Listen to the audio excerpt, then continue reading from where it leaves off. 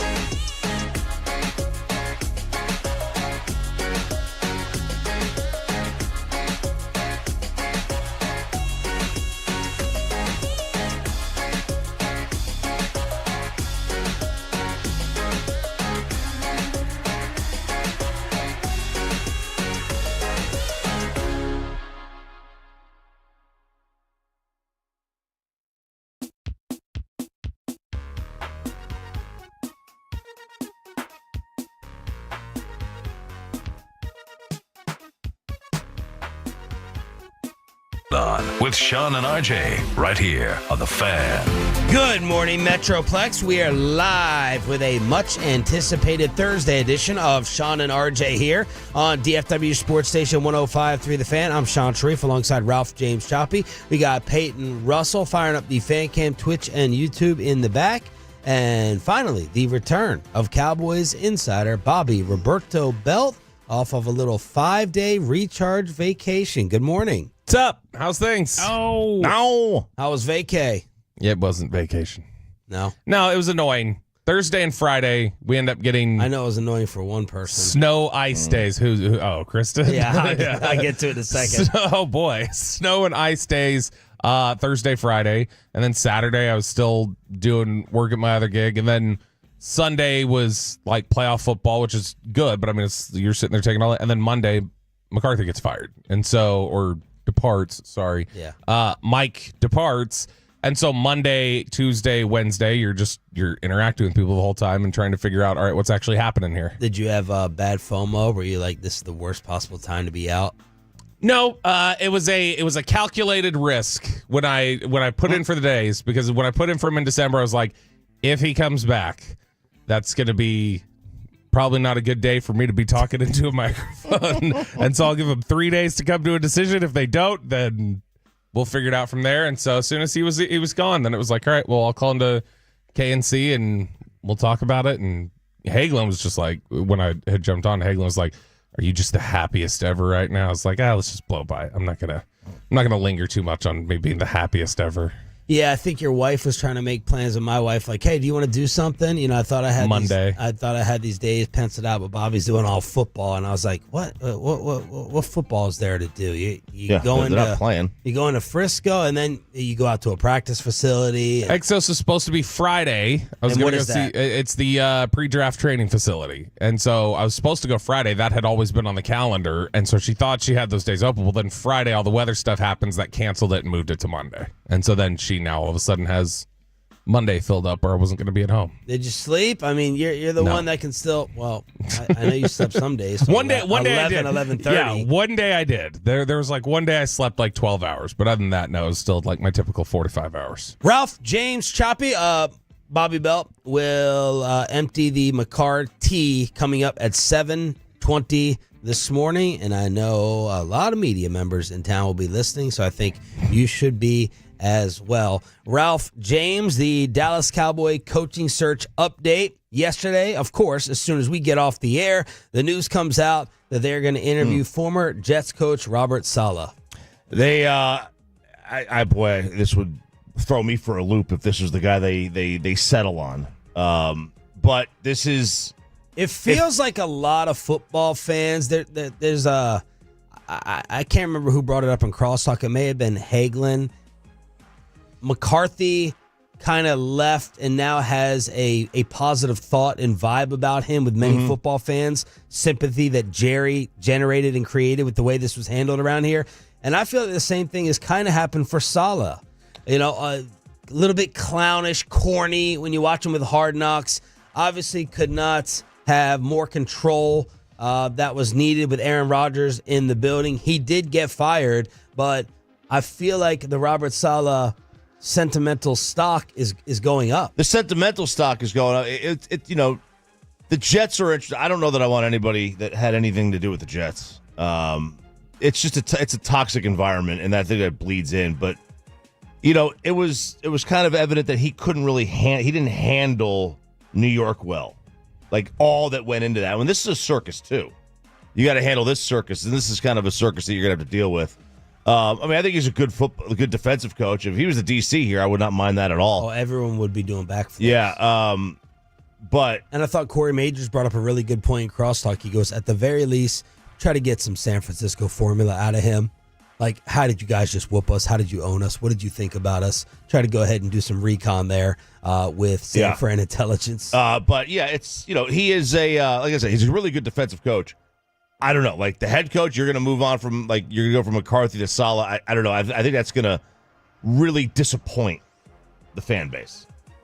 I haven't felt mass disappointment with the initial sentiment. Bob, how do you feel And I would say, I think we haven't, because nobody actually believes this is going to happen. I don't think anybody. I think Sean's right though. Like, I think history is going to be kinder to Saleh's Jets run than they were in the present. Like people are going to look back on it and go, "Man, that seemed like such a mess. Yeah. How did he keep so?" And it seemed like Woody's Jerry. Yeah. Oh, and then you find the Athletic article comes out. Aaron Rodgers, more time to dislike him. Sympathy towards Saleh. Yeah, and it seemed to get worse really quickly when he left. And so it's like, wow, we just kind of thought they were a little dysfunctional. They're a mess. Yeah. And like, how much could he fix or control that? Saleh may have just been keeping them stable enough to look like they were just a little dysfunctional rather than a complete mess. Could also just be that it continued to spiral as soon as he was gone. And there was a lot of different things there where he looked neutered and bad, and like, I mean, the whole way he handled the Aaron Rodgers, was he excused or not excused absence and different things like that. He screwed up some of that, but I think that overall he's considered a positive culture guy, that guys buy into his messaging and doing different things like that. I will say, if he is defensive coordinator, that fits Dallas's MO. So Dallas has, what is it? It's their last their last 4 defensive coordinators, I think they've all been former head coaches. Zimmer, Dan Quinn, Mike Nolan, Rod Marinelli. And so, I mean, that's who they typically like to hire. They like guys, they like previous coaching experience in a lot of ways, but particularly at defensive coordinator, because they often have an offensive head coach and somebody handling that side of the ball. Then it's on the defensive side, they like somebody with a lot of that managerial CEO experience too. But weren't you rolling your eyes a little bit at him early on with the Jets? Yeah, like I said, there's some. Peyton plays the drop still regularly. The 11 little kisses. We're gonna give him 11 little kisses. There's some weird stuff with him in terms of quotes in the media. But also, yeah, if you ain't got no haters, you ain't popping. Give me 11 kisses. Yeah, that's. I haven't heard that. Never mind. I'm out. Never mind. I just changed my mind. I hadn't heard that drop in a while. Now that I've heard the drop, I'm out again. But no, I think it's how much of it was just he was a little weird versus he was in an uncomfortable position in an intense media market, and sometimes you spiral a little bit because he didn't have a poor reputation at all before he got to New York. He was considered a disciplinarian and a culture guy and a really bright defensive mind in San Francisco. So if Saleh happened as DC, we're all thrilled. If it happens as head coach, we're all like, I don't hate it. Yeah, it's like I'm very just kind of apathetic. You know, I mean, I'm more excited about him than if it's Ron Rivera, if it's Doug Peterson. I think he's a better hire than McCarthy. I would say that. We're gonna start early. Yeah, we're gonna start early. You're just gonna lose your credibility on that one. Yeah, well, I mean, we could look. I mean, there, Nick. I mean, unlike other people in town, I will verify some of the things that I say, and so I mean, it's I feel comfortable saying I think he's a better coach, and I think that there's more that he holds together in New York than was held together here in Dallas during McCarthy's time. And then you get the report from Todd Archer that the Cowboys are going to talk to longtime defensive mind Leslie Frazier.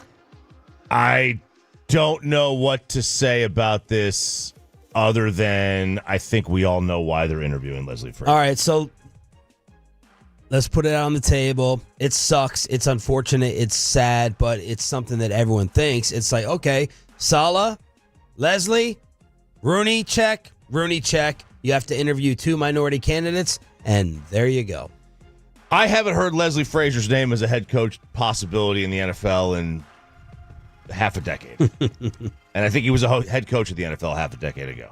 And I still hadn't heard his name as a head coach of Canada. I mean, so there was a image repair piece somebody did in The Athletic, I think, during the year that was like Leslie Frazier's, attempt. Like this has been a push from Leslie Frazier, and he's been making career moves to be back in this position. And there was an article that was out there a couple months ago about him trying to make this push. I think it was the Dallas Morning News who said Frazier was a head coaching candidate in 2010 before the Cowboys hired Jason Garrett. Yes. And Frazier had been, I think he was also in 2007 when they hired Wade. I think he was included in that. But Seahawks assistant defensive mind. Yeah. Here's the thing. And he was former Vikings head coach. Yes. He was also with the Bills at one point, I think. He checks if that's the box they're looking to check, which is an awful, I know people think that that's an awful case of, tokenism or whatever else. If that's the case, then that would mean that Deion's not getting an interview. If they're bringing Leslie Frazier in here for that, that means that Deion's not getting an interview. If they're going to bring Deion in here, then the only other explanation is they're legitimately interested. Okay, hang on. Break that down a little bit more. So Robert Saleh would qualify as a Rooney Rule interview. If they're going to interview Deion would qualify as a And we're not counting the other night as an interview. No, it doesn't count. Does not count. Does not count with the league. Okay, so Saleh, Deion would be your 2. You wouldn't need to then force a third one with Leslie Frazier unless you were actually interested in Leslie Frazier. So now that they've done Frazier and Saleh, if they're just checking Rooney Rule boxes, then they would not. That means they're not going to interview Deion. So if they were going to interview Deion, that would count as check number 2, and Leslie Frazier would not be talked to. So if we end up hearing that they're officially interviewing Aaron Glenn or Deion or one of those guys, then he's a legit and they get candidate. past the 2, that means they're legitimately interested in talking to Leslie Frazier. I mean, he'll be 66 in like 2 months. Like it's there's an age issue with a lot of these coaches. You know, like We advocated for Pete Carroll yesterday. there's an age issue. Yeah, there's an age issue with Pete. Like that's one of the biggest hangups, and there should be. What do you with make of Pete. those Dion dominoes right there? Oh, I think that's pretty accurate, pretty spot on. Now, the thing is like, you know, Dion may have given them kind of a, I don't know if I want to interview thing, or I can't interview anytime soon. I've got X amount of things going on. And then they have to move forward. They have to move forward, and then they can always go back to him. And he can call up and say, all right, look, calendar's freed up. We can do this now. You know, whatever. Why not? So does that make you think right now in your mind Dion's not legit? No, it just makes me think more they're interested in talking to Leslie Frazier for some reason. Even if it's, let's see if we can get him in here for head coach. Similar to what they may be doing with Saleh and what they did with Ron Rivera in 2007, where they're pulling him in here for an interview and it's actually just see could they bring him in here as a defensive coordinator. It could be something like that. But so it makes me think that they've got some sort of legitimate interest in Leslie Frazier being hired here, and they're trying to get him to talk. They're trying to get him in here to talk to him. Because I would think, again, if you're also worried about, well, we're not going to be able to talk to Aaron Glenn for a while or Deion Sanders for a while, I would think you would interview Al Harris at that point again if you're just trying to check a box. You got to do external, right? It can't be an internal candidate. I think it's got to be one external. You can the second one can qualify as long as you've interviewed one that's external. I mean, yeah, like I like from their standpoint, like if they're just trying to check the boxes, just on the off chance that, like you said, maybe they do want Aaron Glenn, maybe they do want Ben Johnson, but they continue through this process and then they find a candidate that just blows them away. And all of a sudden, they're like, all right, you know what? We're not even going to go down the Aaron Glenn road. They're free to do what they want. So, I mean, it does, like, open up the timeline a little bit more, but it's still crappy. Yeah, it makes me feel really bad for Leslie Frazier. Yeah, it's icky. It's icky. It's very icky. Totally icky. I will say I did ask somebody once, I was like, does that... Well, do you guys, is there a, like, is that something that frustrates guys when they feel like they're being interviewed in that setting just as like checking a box? And there's a little bit of that, but I was told that a lot of times guys don't actually mind because all they're worried about is like, there is an importance in just getting your name circulated around the league. Yeah. Even if it's in that context, there's an importance in name recognition and having other teams know that you're interviewing for these positions. I mean, that makes sense. I mean, I hadn't said the name Leslie Frazier in how long? Byron Leftwich. Sure. Anything else you want to touch on, Roberto, that you've missed over the past 5 days in terms of these coaching candidates? Yeah, I think, and we talked about this a little bit the other day. I do think that ultimately where we're heading is somehow, some way, Jason Witten's going to be on this staff. Like I don't think he's going to get the head coaching job. I wouldn't say it's impossible, but I think he's going to be involved somehow, some way on this staff next year. And so either that means the Cowboys are going to say, hey, this is a package deal. He's coming with you, whoever's getting hired here, or they're confident in whoever they're hiring is comfortable with Jason being here already.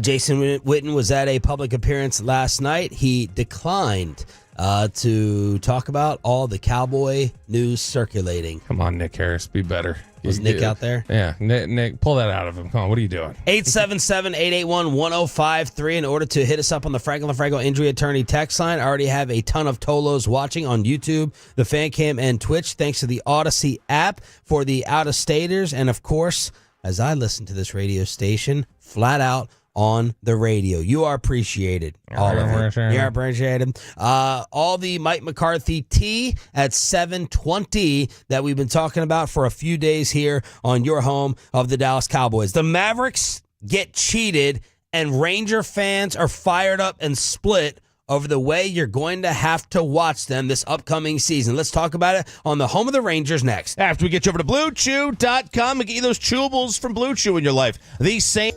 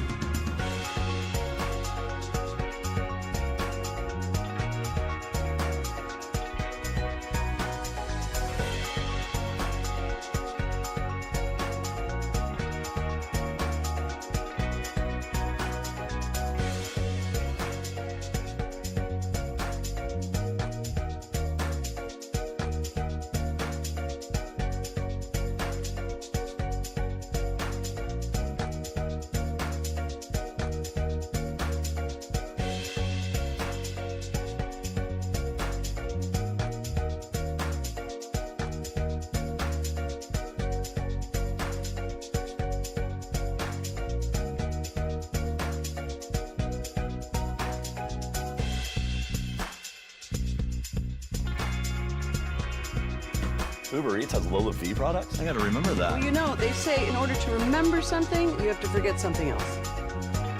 Okay, now that is a very cute haircut. That's like a little shag. I've never seen it before. Well, I mean, of course you have. It's the Rachel. Oh, is that your name? No, I mean like your name. No, I'm Jen. My name's Jen. Right, but I just mean like this is your haircut. But that's hair on your head. I'm not saying this is your hair. Okay, freaking me out a little bit.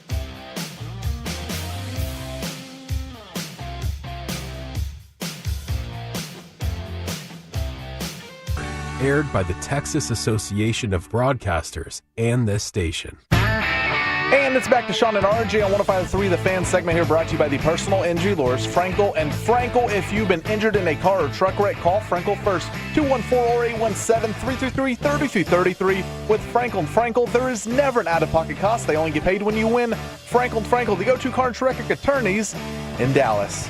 Hawkins pick up this dribble. He's in a bad spot. Turnover!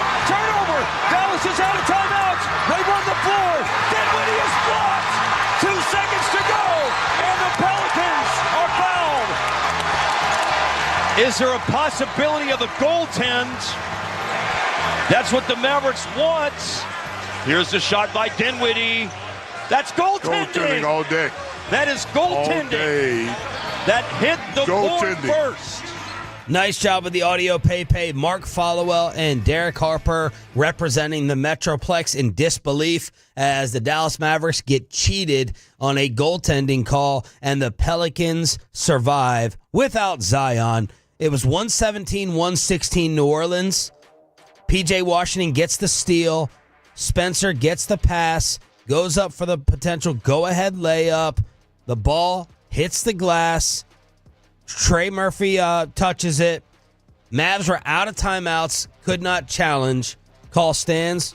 Pelicans win. Yeah, it's. That was a good defensive possession too. To get the ball back in that moment, and it just. Marshall had a good find with Dinwiddie, and that's just a bad luck call. And if they reviewed it, they probably overturned it. I know the ball was I still technically below the rim, which does matter in a goaltend, but.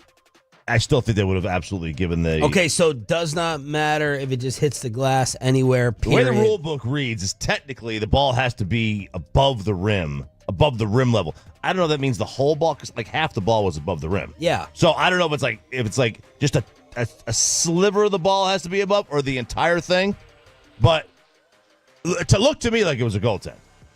Yeah, to me it's goaltending, and as much as it's frustrating and... you already saw people chirping about it yesterday on social media. Najee Marshall, I think, had said something about it on Twitter.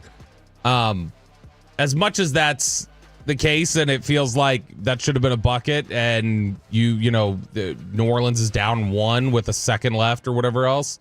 You're up 7-8 with 5.5 minutes to go against an awful Pelicans team without Zion. Finish the damn game. Yeah, it was 7. 105-98 or something. Finish the game. To me, that's the bigger thing. I understand it sucks that you're in that position. Just don't be in that position then. Finish them off. Jason Kidd on the explanation he got from the refs. Yeah, they didn't see it. That's the explanation. They didn't see it. It's tough. I get it. That's their job. They didn't do their job tonight. That's out of my lane. I don't know about the protest or the review, but the league wants to get it right. The referees have a tough job. They clearly did not get that one right. It cost us maybe the game. So whenever the P word comes up, I always roll my eyes because it's completely useless. When's the last time we've had a protest that has been executed and followed through in the world of pro sports? I always roll my eyes. It's never going to happen. It's never going to change. In this instance, though, I would love to see, and I know this appears homerish as the hometown team. In this instance, I would love to see Adam Silver say, no, we're enacting this. We're going to pick up the game. Are they playing again? Yeah, right. Are they? Are they playing again? Let's check the schedule. They have to be. We're not even at the All-Star break yet. We're almost midway through. There's only like 2 games before the halfway point, something like that. And we're going to go ahead and we're going to pick up the game with the Mavericks leading 118-117. We're going to finish that up, and then we're going to throw the ball up at midcourt for Game 2. Let's see. There would be about 5 seconds left. January 29th. Hey, look at that. At New Orleans. Perfect. Same spot. But they really should. Again, when's the last time a protest... Because your buddy, George Brett. Yeah. That would have been the last one. It just comes across so whiny, right? The Little League protests work. When's the last time you've seen one with your kids? Man, there are some tournaments where you have to pay $100 to protest. It's like a protest fee. It's like watching Ranger games. It's yeah, right. It's just a money grab. They don't usually ever work. Calling the field stands. Because instant replay isn't there in Little League. Right. The protests work. Boy, the amount of parents that had, because parents film the game, film everything, and they go to the umpire and they show them. And they're like, "Well, too bad we don't have replay. We don't know how to use it." But Bobby's cameras everywhere. Yeah. Set up tripods like an RJ bedroom. The only time that protests generally work is when there's a misinterpretation of a rule. I don't know if they would count that as a misinterpretation of a rule. So I think they would call that as a missed call. You know what I mean? It's very like the Brett thing. They misinterpreted the rule of where the pine tar could be on the bat. And you're saying you can't do it if it's just a missed call versus a misinterpretation? I don't. I'll use baseball. Baseball's the one I know the most. It has to be misinterpretation of the rule. not a missed call for a protest. I don't know how it is in the other sports, if they even have them offered in the other sports anymore. So I was looking at, there's only a history of this on baseball that I can find right now, which is the history of protested games. The last time it was related to some sort of decision made by umpires in terms of with rules or anything like that was George Brett. Now, there have been 2 games since 40 then. years ago. There have been 2 games since then that were allowed to resume under protest. The most recent one, how long ago do you think the most recent protested game to continue was? 97. 4 years ago. 2014. And that was, there was 86 in 2014 have been the 2 most recent. The Giants or the Cubs were named the winners in August 2014 of a game that was rained out in the middle of the 5th inning. It had technically reached the conclusion. So the Giants protested the game on, hey, that shouldn't have been called because of the rain. Cubs ground crew had difficulty covering the field. That was why it got called so quickly. That shouldn't have been called. And MLB agreed and let them pick the game back up later. Cubs won the game anyway. But I'm trying to find the criteria for NBA protest, and I go to NBA.com, and the picture of the article is Cuban. Of course it is. Of course it is. Yeah, because if you just put into Google, when have protests in sports worked, it all comes up. Like all the articles are Muhammad Ali or actual protests. Yeah. The process of protesting the outcome of an NBA game based on an incorrect ruling or misapplication of the rules does offer a final court of appeal. NBA, it's happened once in the last 40 years. December 19th, 2007, it was the Miami Heat versus the Atlanta Hawks. Just get rid of it. Shaq was incorrectly ruled to have had 6 fouls when he only had 5. The game was resumed on March 8, 2008. No one scored in the 51.9 seconds that were replayed from overtime. Yeah, now that I could see. Yeah. That, right? If they miscounted your fouls and told that you were I could see. A blown call. Like the Dez catch, if that was a blown, you know what I mean? They misinterpreted what a catch was. Now the NFL would never do this. Their they results actually are the got results. the call right per the rule. But if they misinterpreted the rule on what a catch is, then you could theoretically protest. But the NFL doesn't. The last time it happened, period, on a missed foul call, not just a miscounted fouls, was 1982 when they called something on Norm Nixon of the Lakers that was not supposed to be a foul, and they had to replay the game. All right, so the Mavs lose to the Pels on a bad call, and Kyrie Irving, the NBA, it's so bad. All I do throughout the day is get notifications. Brandon Ingram's out. Everybody. Joker out. It's crazy. Right? It's like I had to turn my my notifications off one day. Say, all right, guys, come on, we're done here. Like Kyrie is just not going to play. Embiid has missed like 6 in a row. Yeah. Again, Kyrie played the other day. He's out with the back. And I wonder, like, once you hit Zion played the other day after getting suspended for being late. Out yesterday. Out. So I wonder, like, once you hit, it's crazy the number where you're like below all these postseason awards. Like once you hit the number, you don't qualify. Yeah. How much easier is it to just say, "Yeah, I'm going to skip today"? So it's funny. It'll say something like DNP coach's decision, DNP injury. Do you know what Zion says on the box score last night? Fat. DNP return to competition reconditioning. Reconditioning. That's what it says in the official box scores. Why Zion didn't play. Reconditioning. All right, let's get to a belly. Let's get to the other big local story. We are your home of the Texas Rangers, and we talked about the way for you to watch games this year. PayPay then went inside the press release from the Rangers and Victory Plus and got the exact money amount. The Rangers and Victory Plus announced a streaming partnership for all regional games starting in 2025. It is going to cost you $100 per this package. RJ Choppy, take it away. It is, like you said, the $100 while the Stars and Mavs found free options for the fans to watch. The biggest threat, I believe, to the Yankees in the American League is a healthy Rangers team. Keyword, healthy. Mm-hmm. And you're going to ask your fan base to I assume this is $100 up front. I don't know. I'm sure you could pay per month. I'm sure you can pay per month, but you probably can't cancel.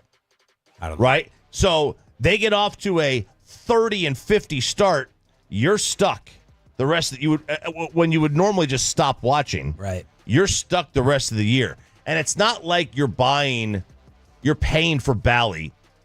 Whatever the cost of Bally per month was baked into your cable, you still also got Mavs and Stars and college gymnastics at 7 a.m. Oak State volleyball. Right? You still got that. Yep. You're getting just this product. And if you have to pay up front, you're paying up front on a risk and a gamble that the team's not 20 games under 500 by the end of June. How big of a turnoff, Bobby? No pun intended. No, I don't. $100 for a year, I wouldn't mind paying, to be honest. Well, you don't mind paying 400% gratuity. That's true. Or to give people shots at the bar that apparently a double shot made them all super hungover the next day. A bunch of lightweights we run around with at the station. Drive home like Bobby. I was perfectly fine. Don't make it sound like I had a problem walking out of there. You were fine. I was reading though, Evan, because I was trying to find out. Okay, is there a monthly option here? I would imagine if there is a monthly option, I would think you could cancel. I would just imagine it's going to be a much higher rate. So it's like, well, you're going to pay $30 a month or something like that, and it's going to be more. But Evan Grant says, for anybody who is saying like this sucks, I don't want to pay $100 a year. Is there any other options? Is there not a streamer? He says this doesn't end the potential that they could end up on a different platform and everything. This is literally the Rangers just trying to, all right, let's find as many options as we can. So them being on Victory Plus is not just like, oh, all right, brush your hands, work done here. We're now on a platform. They would still be looking to try and partner up potentially with another broadcaster. Yeah, because so Bally, that channel, 676 on DirecTV for us, that's now FanDuel TV. Or FanDuel Southwest or whatever. So it's partnered up with FanDuel. Mike drove that channel into the ground, man. Yeah, I really did. Bankrupted them. I mean, could they go on there? I have no idea. It's ideally you want to find another option, but if you find another option, who's going to pay this? Are the Rangers the only team doing this right now?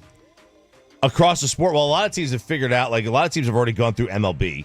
There's a couple teams that have gone through MLB. Some are still trying to figure out their system. And then, of course, a lot of them have their own regional sports networks. I mean, I would have ideally liked them to join forces with Houston. This totally blew up on my Twitter, and it's pretty split with a lot of intensity and passion behind all of the responses. $100 as it stands right now. Pepe, you're the one who found the price for it. What do you think?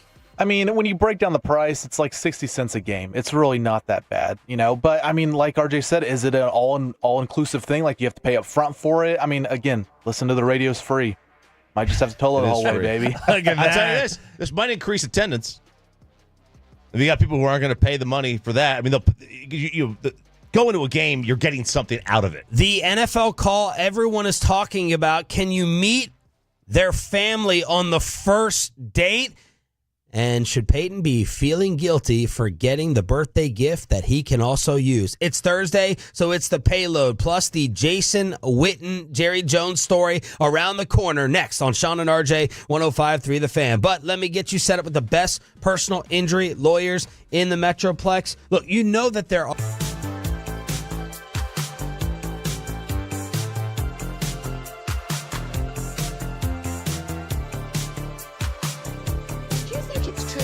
Forget something else to remember that Uber Eats has groceries. No, that's absurd. Hey, remember when you used to be Pepper Lady? Pepper Lady? Wasn't it Cinnamon Sisters?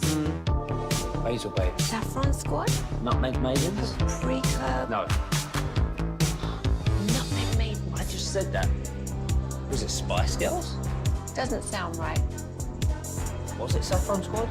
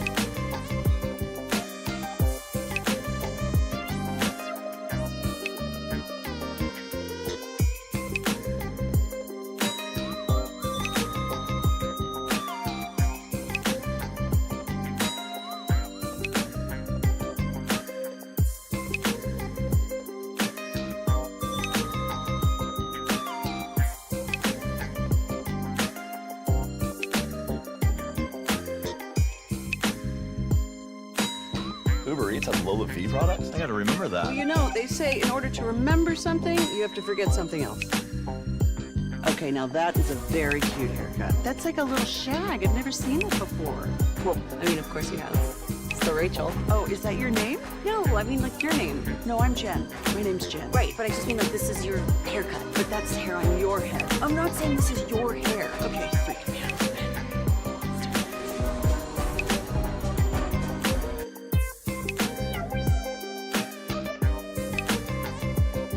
Companions, 105.3 The Fan. And it's back to Sean and RJ on 105.3 The Fan segment here, brought to you by Classic Chevrolet. Classic Chevrolet in Grapevine is the #1 Chevy dealer in the world. More Silverados than anyone else. This is Texas. This is Classic Chevrolet. Together, let's drive, relax, enjoy the difference based on new Chevrolet registrations 2023. Okay, am I hearing this right? The morning show is letting Peyton Russell have his own segment? I just don't get it. We've known Peyton for years. He's horrible on the mic. I mean, gathering the foreigners, this is going to be a train wreck.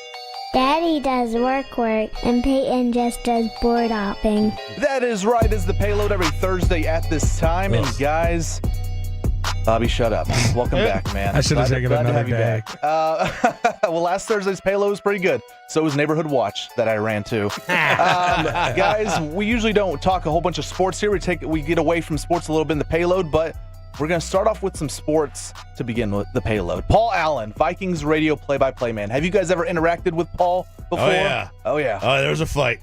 Had a little dispute with him over Stephon Diggs, which we proved to be right on when he was trying to He was fine. Mickey Spagnola and just say everything, it's all flowers and dandelions, everything smells great. Stephon Diggs, boom, goes to Buffalo. But he does have one of the all-time great NFL calls with Adrian Peterson. I loved it when he is loose. Yep. Love Great. it. It is good. Good voice.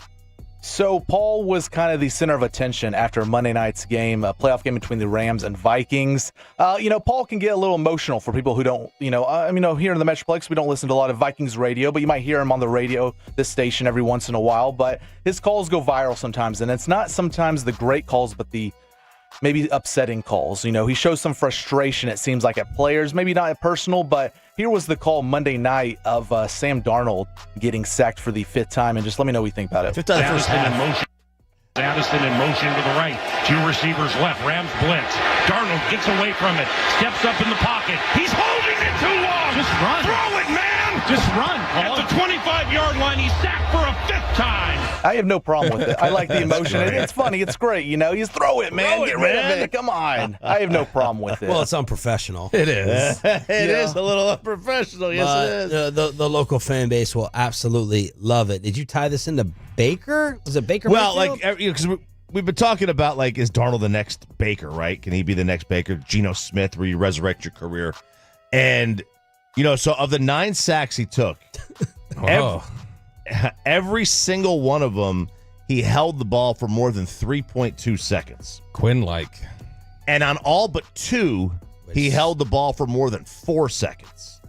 That's not an NFL quarterback right there. You've got to get rid of the ball. It's 1-2 out. If you're not getting rid of that football, and you don't have Detroit's offensive line or Dak's 2016 line, you're screwed, man. You've got to get rid of that football. J.J. McCarthy, baby. Introduce the McCarthy era. So we're going to take his whole season because he held the ball that long and had 9 sacks and forget about all the other games where he had 35 touchdowns and 12 picks. Well, the last game, too. The final 2 games. Yeah. I'm just playing devil's advocate. Yeah, he was 5th in the league in yards. He was 5th in touchdowns. That shows, he was doing a lot of things right. He did a lot of things right. Jordan Addison broke out this year. You got to give Sam Darnold credit for that. Justin Jefferson made me think, don't draft him that high up in fantasy. Justin Jefferson's still balling out. I think what these 2 games did, because they were big-time games. Yeah. Very important. I think what it did is it put you in a situation where you don't give him a 3-year deal. You tag him if you're Minnesota, or well, that was your initial thought. I totally agree. Right. Tag him if you're Minnesota, give McCarthy another year to recover. Or if you're another team, you throw him a 1-year deal bone, a 1-year bone right there. Yeah, I don't know if he accepts a 1-year deal. Can he command more on the open market? Discussion for another day with the Vikings quarterback situation. Let me hear the call one more time. Addison in motion to the right. 2 receivers left. Rams blitz. Darnold gets away from it. Steps up in the pocket. He's holding it too long. Run. Throw it, man. Just run, Paul. At the 25-yard line, he's sacked for a 5th time. So I was going through the Paul Allen archive, and I was like, okay, what other calls does he maybe seem unprofessional at? Extra step. For people that don't know thing? Mr. Allen, this is another call that I absolutely love. It's in the NFC title game, 2009. Brett Favre throwing a meaningless interception here. Favre goes back to pass. He pumps. Now he fires over the middle. Intercepted. I can't believe what I'm seeing right now.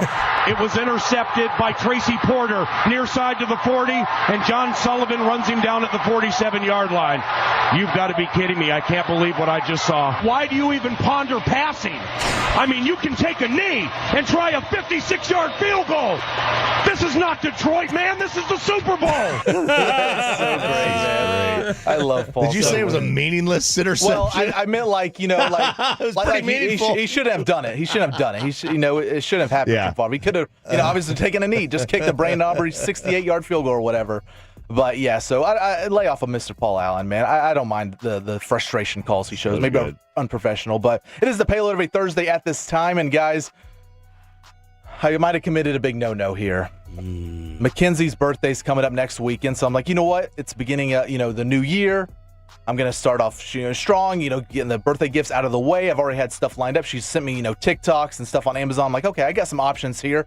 She's not the normal girl that's like, you know what? I don't really care what you give me. It frustrates me when people are like that. When girls are like, oh, I don't care. Just give me whatever. You want I don't something want more anything. specific. Yeah, just give me something. I agree. The element of surprise, it's like, okay, cool. If you want me to be cute with it, then I can you find ruin every something. other surprise. I know, she knew right? she was getting I engaged. ruined the engagement, so I might as well ruin your birthday. Yeah. And so, it can be a stressful time, but it's like, I was going through buying stuff, and I'm just, I'm in the process. I'm in the zone, right? I'm boom, boom, boom. Because I don't want this to drag out 3 or 4 days, right? It's like a 1, maybe 2 day max process. Let me get everything lined up. So everything. So thoughtful. This isn't a Cowboys coaching search. No, let me just go. I'm in the zone. I got boom, boom, bam here. I'm in the mood of spending, so I'm gonna do it now and not wait till later. But after buying these items, I was looking through the cart, the receipts, and I was like, okay, a couple of these things I might be able to use for myself as well. Like she's going to use it the majority of the time, but I was like, I think I'm also going to use it. Yeah. And is that a big no-no? Is it not as thoughtful or as personal if you're buying something that a birthday gift for them that I'm using as well? This is the Al Bundy bowling ball episode. Married with Children. He gets Meg a bowling ball. But were these things on the list she gave you? It was. Well, she because didn't if it's the things that she suggested, you don't then feel you're bad fine. about it. One was. Yeah, but the other ones were like, it was stuff that she had mentioned before, but not really like, ooh, I really want this. Because I feel like if it's something for both of us, I could have just got it any time. And I feel like I'm using the excuse of, well, it's your birthday, let me just get it now and knock out a birthday gift instead of wasting the money, later on. This is like when I got Amanda the Shark vacuum, which she no longer. These things, my gosh, these things die out like people writing blogs. They just don't get used anymore, and she doesn't use it anymore. I'm like, what are you doing? You got your wife a vacuum and you didn't get stabbed? Well, she's Hispanic. It was the Roomba, right? It was the Roomba vacuum. It was kind of the same type of thing. It was the knockoff room. It was a knockoff. The dolphin, the shark, something. I don't know. It depends what it is. Obviously, you can't give away too much right now. Yeah, I'll have to, whenever it's her birthday, it's next weekend, I'll have to show you. So did you get it? I did, yes. I have everything wrapped. I went in. It's over now. My mindset. It's already wrapped. Tags are off. I was in the zone. I can't go back. So get one of the things on her list, and then this one, and then see how it. But she did mention it, so you have an out. See, this is. I've wondered before if I've subconsciously been guilty of this. Like I was just wondering this week. It was not her main present, but I put in her stocking, for instance. I was just trying to find different things to put in there, and I put in there it's like a portable charger. It's like this brick that. You charge up the brick, and then she can carry it with her because she's looking for chargers all the time. She's not really used this thing one time. Well, it's a brick. It sounds like it's not that feasible. No. It's something like it's like the size of your phone or whatever. You carry it and just plug it in, and it'll give you a full charge without having to have a power source. Yeah. And so her phone is always like, oh, it's dying. I need to plug it in or whatever else. I was like, oh, she'll use this. She hasn't used it once. Well, she's using something to charge it for those midnight Facebook messages. But then those lash outs. Then there's something where I'm like, oh, okay, let me go grab. Like I've grabbed it now like 4 times, and I was like, did I grab this because I thought it was useful? Or was I really thinking how much she's getting? Like, I Does can't her figure phone die a lot? Like, my wife will it won't die, but she's always needing a power source. Like, oh, I got to plug this in. It's giant. I got to get this charged. So it's not dead, but she's always saying she needs to get it plugged in. That's how my wife, like, I can't fathom how people go to sleep without their phone plugged in. It drives me insane. Drives me crazy. I'm like, well, how is that not the last thing you do before you go to sleep? You plug in the phone. But so many times hers just unplugged. Wake up 30%, 20%. Payload continuing here on 105.3 The Fan. Did Jerry Jones force Jason Witten on Mike McCarthy? That's coming up at 7. Which, by the way, being with a girl with a January birthday, I mean, it's a trifecta because you got December, you got Christmas, you got birthday January, Valentine's Day is in less than a month. You know, it's like the 3 months. If you observe January 6th, I mean, that's another one. What if somebody, like, stopped dating? What if you chose who you date based upon when the birthday is? Yeah. I could see that. You know? That sounds like a Seinfeld episode. That's a very I Gen can't Z date her. thing. I mean, don't complain. Amanda's is December 21, and then you got December 25. Yeah. Oh, man. So you I'll pray for you, Sean. You hope I got divorced because of that. What? Hers was December 24th. So why did you get divorced? Because it was too close together. Couldn't do it anymore. Makes sense, yeah. Was that all? All right, one last story here, guys. That was not the other. The first date. As awkward as it can be, sometimes it can be, you know, it can make or break depending on how the first date goes. We mainly don't know what's going to happen, what you're going to talk about. It's always a wild card, really. And we have an interesting first date here between a man who met this girl at a gym. Apparently, she's, you know, pretty famous on Instagram or TikTok, social media. But this guy meets a girl and, you know, they start talking it up.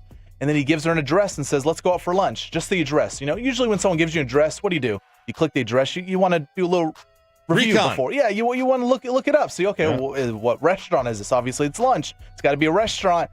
She drives to this place without asking any questions. And not only is it not a restaurant, but it's his mom's house with this guy's whole family there eating lunch with them. The whole family is invited too. Out. Done. This isn't some high. These are older people. These are, you know, late 20s, early 30 people. They're all throwing rolls to each other. Yeah, they're throwing rolls. Great Russell Thanksgiving tradition, Sean. Thank you. But this is a huge red flag on a first date. Yeah, I mean, terrifying. Do you walk out, or are you someone that can be as rude as just saying like you walk in, you walk out, or you're like, let me get the free meal. Yeah. We'll talk about it afterwards. Not the free meal. Just let me not be rude. Oh my God, that would be awful. That would be terrible. How many times does this segment just turn into Peyton exposing himself for being so cheap? Like already here he's talking about like, I got it. Like I can knock out a gift. I don't have to waste money on them during the year. Well, and then just there he's going like, do you stick around for the free meal?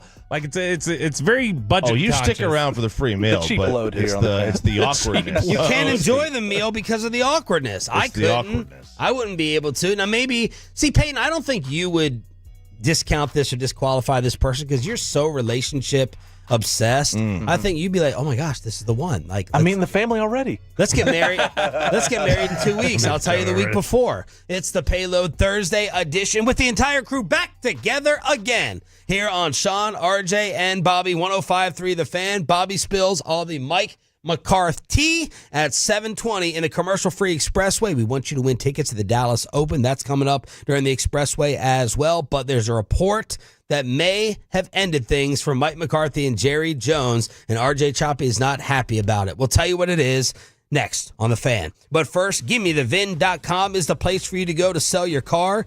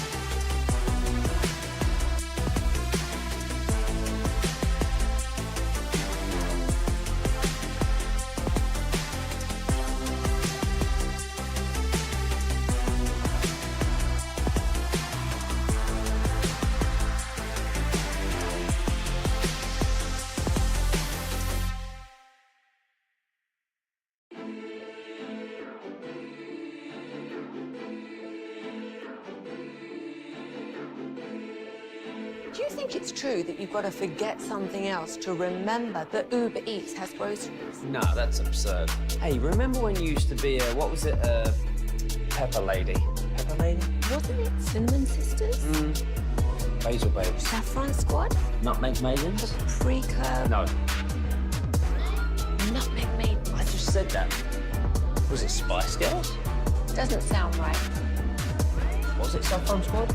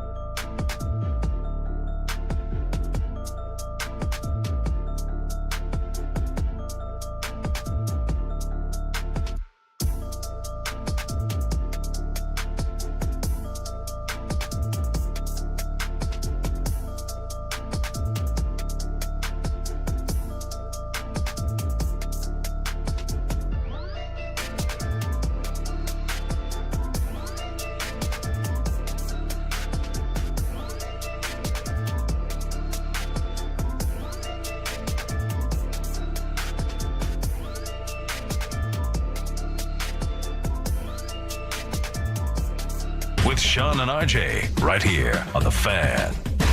We are 20 minutes away from Bobby Belt following through on his promise to spill it all after the departure of Mike McCarthy. 7:20 this morning here on your home of the Dallas Cowboys. I'm Sean Sharif alongside RJ Choppy. Bobby is back as our Cowboys insider, and we got Pay firing up the fan cam, Twitch, and YouTube. And apparently the Chicago Bears fired up the PJ for Mike McCarthy. Yeah, listen, this is from what has been described by Bears insiders. This is like Peyton buying queso for someone on the first date. This is from Courtney Cronin. You know Courtney Cronin. She's a good reporter, yeah. So she said they're conducting an in-person interview with McCarthy. It was yesterday. Their second candidate. They also had Ron Rivera in. They flew him in a private jet, private accommodations, which they say is a departure from team protocol. Pun intended. Right. Aha. Very nice. Something they don't typically do. They don't typically do this. They are like rolling out the red carpet for Mike McCarthy, which, again, if they don't typically do that, it's like either they really want him to be their coach or like they're like, all right. They don't want to come across as cheap. Yeah. Because there was another Bears reporter during the season who was like, y'all think they're going to pay for Ben Johnson? Y'all think they're going to pay $18, $20 million a year? They don't even fly their coaches in. I think someone made Dan Quinn fly coach once, too. I can't remember who it is. Fly coach up there. But, like... Can you imagine being that cheap? Oh, I know. It's crazy. You've got to... Imagine if Mike McCarthy was on your Frontier flight next to Khabib. Next to Khabib. As Dana White said, Khabib shouldn't even know what Frontier Airlines is. Yeah. It was Washington, by the way, that did that to Quinn. Oh, Washington. my God. Yeah. And he ended up there. Wow. And the Bears did it, too. They flew him in coach in 2022. You have any feeling on Mike and the next job? Not anything I've heard. I don't know that I'd get all the best insights from the Mike camp. All right, 7:20. Enough said. Bobby Pelissero. I do say there's people chattering though. Like when obviously you're hearing people talk publicly, it sounds like New Orleans is legit. Cowboy updates. And do you think the Bears? I think the Bears are legit from this standpoint. Like, why it appears they're trying to sell him on them. Like, well, yeah, you know what I mean. Like, it could be that, and it could be a perception thing. Like it's gotten out that they look like they're a second-rate organization. Let's no longer fly coaches in coach for our interviews. That's right. Let's make that a new policy. It'd be a nice policy to have. But my question: did they do that for Rivera? They didn't do that for Ron Rivera. And now maybe they didn't have him in person. Maybe they did a Zoom call with him. I don't know. But, if this is the second interview they've done and this is another in-person interview and they did this only for McCarthy, that would lead me to believe they might be trying to sell him on the. All right, let's get the Cowboy stuff out of the way. CeeDee Lamb and Trayvon Diggs liked the Jordan Schultz post saying that Dion and Jerry have spoken. Why are you smirking? Because I was just thinking, when you got into broadcasting, did you ever anticipate years from now you'd be like, in the headline segment going like, they liked a social media post. Yeah, no. You got to adapt. You do. You got to evolve. Adapt or die. Cowboys. They put him in their top 8 on MySpace. Josina Anderson says the Cowboys have already inquired about multiple head coaching candidates and their schedules. They are further along in this process than it currently feels to the public. We know about Robert Saleh, and then last night, Todd Archer reports Leslie Frazier, the longtime defensive mind. They are interviews. And then Jane Slater came out with a lot yesterday on the NFL Network. She and I've heard someone else say this, Jerry's leading the charge. Jerry's leading the charge on this. What does that mean, Bobby? I think that Jerry is... we've talked about Jerry as being a builder of consensus over the last decade, and that's kind of this early on has felt very much like him taking more of the lead than he has in other things, coaching search or otherwise. You know how he he's kept the card. He's kept the card. He kept the Johnny Manziel card. He gave away. This is him turning that card in and saying, "Look, this is mine. I gave you guys that one. I said at some point I was going to take it back. Yeah. And I was going to do one on my own, and this is it." And then Jane brought up number 82, and it set off RJ Choppy. It's been my understanding that Jerry has talked to Jason in recent weeks, and I do believe that he was part of a plan that Jerry initially had when he was going to bring back Mike McCarthy. I think the plan there was to make him an heir apparent of sorts. Mike McCarthy sort of surprised him by deciding that he wanted to end these conversations, pursue something else. We can call them negotiations, contracts, conversations, whatever you want to call them. Now we'll see if Jason Witten will still be in play here. I just don't know if that would be in a head coach role, but I do believe that he thinks very strongly of Jason Witten and his future as a coach. I just don't know in what capacity that would look like. Look, this is a disgrace. This is the Witten waiting. That's the Witten waiting. I'll put on a T-shirt. That's it. Witten waiting. Witten waiting. I love that. Thank you. And this is look. And I have no problem if Jerry Jones has pinpointed somebody, right? But this entire notion, you think you're going to get any coach worth with any shred of data that isn't begging for a job? You'll get Robert Saleh here to take over, to just look over his shoulder, to be a babysitter for 2 years. You think Dion's going to leave Colorado and come here for 2 years just to let Jason Witten take over? You think John Gruden's going to do the same thing? You think Ben Johnson's going to leave Detroit and take your money and come here and be the head coach only to be undermined? Like, this is when we say Jerry undermines the head coach, this is it. I agree with you. This is the undermine. Like that is his best attribute as a general manager and owner, is he undermines the head coach at such an elite level. If that's true, Bobby, that's really bad. Well, I mean, so here's the only thing that I'll say. There was a time where Kellen Moore was supposed to be the head coach in waiting, and that clearly changed. Like, I think you can have all the best laid plans. It doesn't necessarily guarantee anything. It doesn't matter. The fact that that's your intent to start off is awful. Even if it does, so that doesn't stop McCarthy or someone from looking over their shoulder till the time when Kellen eventually leaves. You know what I mean? It doesn't erase the time span of discomfort and jealousy and second guessing. Sure, I think even if it doesn't end up that Kellen's the head coach, even if Witten's brought in here, right, and Jason doesn't become the head coach in 2 or 3 years, that doesn't erase the damage. I think, and I think it's fair to glean from what Jane's saying and from some things here. Like, I think that was probably partially a factor too for Mike wanting to be done. Was like being done with this is like, no, I don't. In addition to all these other things here, you're also not going to have my head coach in waiting sitting here who, like we mentioned the other day, has a damn mural of him painted over the practice facility to where when you walk out, it's like, oh, there's my assistant coach who's standing over my shoulder, both literally and figuratively. And so I think that if they were to do that, if he's coming on staff, which I anticipate he's coming on staff, I think they probably have an understanding of some of their targets and their comfort level with Jason Witten being on staff. Do you believe, I'm not trying to have you like discount Jane's report, what extent do you believe it? Like, do you think that Jerry said to Mike, hey, I want Witten on staff? Yeah. Because I don't know if like, he did we said, take it to the second step? I don't think he spells it out that clearly, but I think absolutely it was told to Mike, if you're coming back, he's on staff. I don't know. Do you think you would get, like, do you think that this, now, let's just say this was a coveted job. Does this reduce your candidate pool? Like, is a high, yeah, of course it does, right? Like a highly touted. The fact that this is out there now, like everyone's going to be side-eyeing Jason Witten. I would. For sure. What I mean, what's he here to do? I guess it just depends in terms of take over. But I know, but I'm saying if you're talking about reducing the candidate pool, like, is he being brought on as the tight ends coach? Okay, well, clearly they're not going to fire you and hire the tight ends coach. Is he brought on to be the offensive coordinator? Is he run game coordinator? So I think it matters to like the candidates out there. Like, all right, he could be on. What is he doing here? Are we giving him training wheels to learn how to be a coach?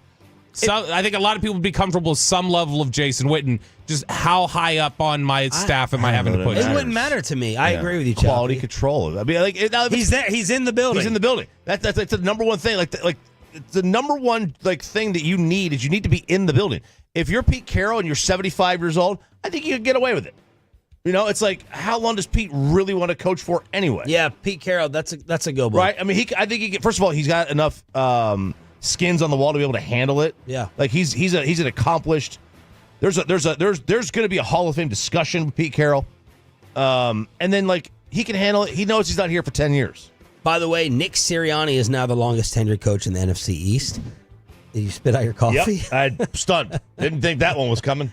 And then the Giants get rid of a name that I recognized yesterday in Jerome Henderson. Jerome Henderson, a guy who was on staff here in Dallas, and a guy who they were actually frustrated that they lost. Dan Quinn hired him away in 2016 off of their staff, and they tried to work to keep him here. But Jerome Henderson had been with the Giants for the last 5 years as their passing game coordinator, their secondary coach. And he gets let go, and you may look at that and go, okay, big deal. What does that matter? Well, he's somebody who does have a good relationship with Matt Eberflus, and they work closely together here, and they were considered the two kind of young guns. They were thought of as, if we're going to lose Rod Marinelli in the future or whatever, that's the succession plan. It might be Jerome Henderson or Matt Eberflus as our defensive coordinator in the future. So with Matt Eberflus, I think being a name that they'll probably consider a defensive coordinator, not like a slam dunk he gets here, but I think he's probably somebody they'll consider and talk to. Then I think Jerome Henderson is somebody to watch that would potentially end up on a staff with Eberflus. So you mentioned that Sirianni is the dean of coaches in the NFC East. Sean McVay is the longest tenured coach in the NFC. He's the second youngest coach in the NFL. Oh my God! Only Mike McDonald. Orioles, baby. Have we heard anything about Al Harris, Brian Schottenheimer? I wouldn't be surprised if. So Harris is. I'm going to be interested to see.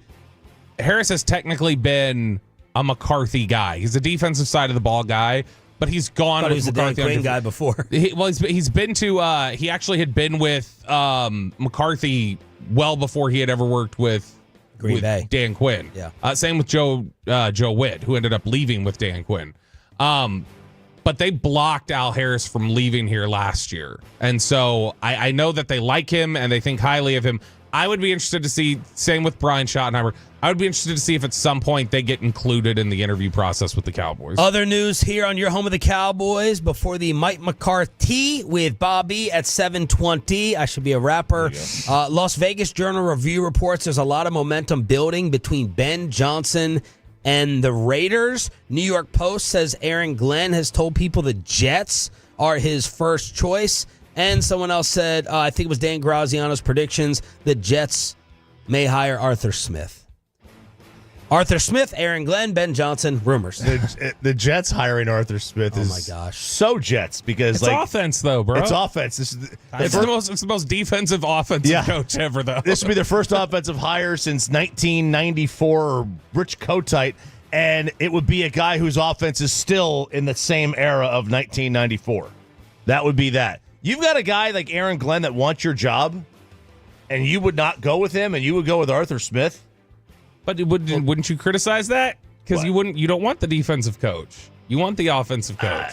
Look, I think Aaron Glenn is a little different. I know I get what you're saying. I do want an offensive coach, but I also want and I know Aaron's not a CEO, but I think Aaron would take a role of a CEO. How has Dan Campbell poisoned his assistants' minds, though, that they're two of the top candidates, and they go, boy, those Raiders and Jets jobs, how enticing do those look? I want those. I get Glenn, right? He's a Jet. He played there. People are laughing at Ben Johnson right now. Like, are you crazy? Are you nuts? Are you nuts, man? Maybe Rappaport was onto something. What? That maybe he's not just going to be the best coach of all time. Well, he won't without a quarterback, but maybe he's been seduced by Tom.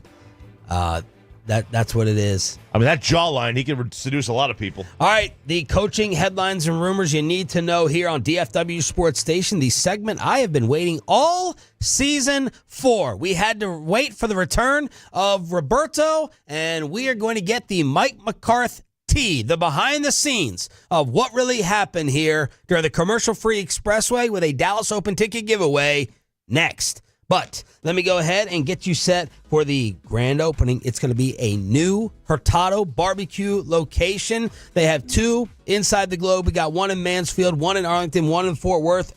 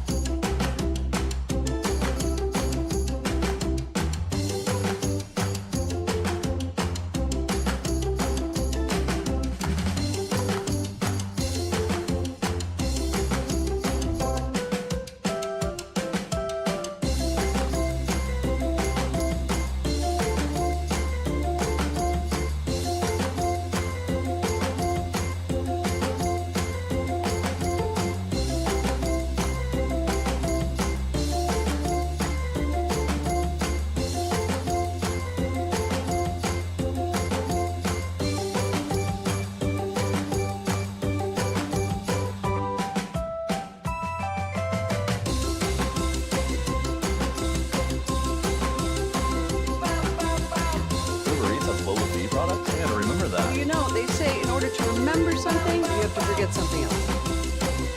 Okay, now that is a very cute haircut. That's like a little shag. I've never seen it before. Well, I mean, of course, yeah. It's the Rachel. Oh, is that your name? No, I mean, like your name. No, I'm Jen. My name's Jen. Right, but I just mean like this is your haircut, but that's hair on your hair. I'm not saying this is your hair. Okay, freaking me out a little bit.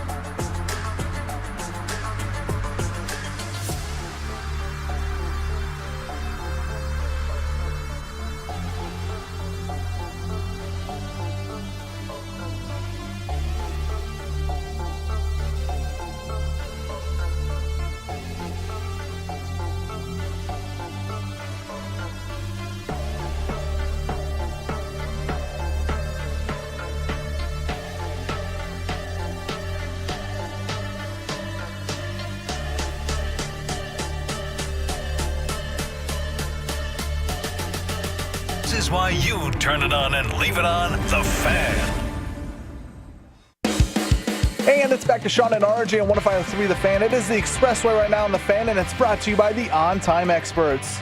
Here we go. Sean Sharif, RJ Choppy, the return of Cowboys insider Bobby Roberto Belt. This is the commercial-free Expressway. We got Pepe firing up the Fan Cam, Twitch, and YouTube. However you are listening, whether it's the radio, the Odyssey app, you are appreciated. Okay.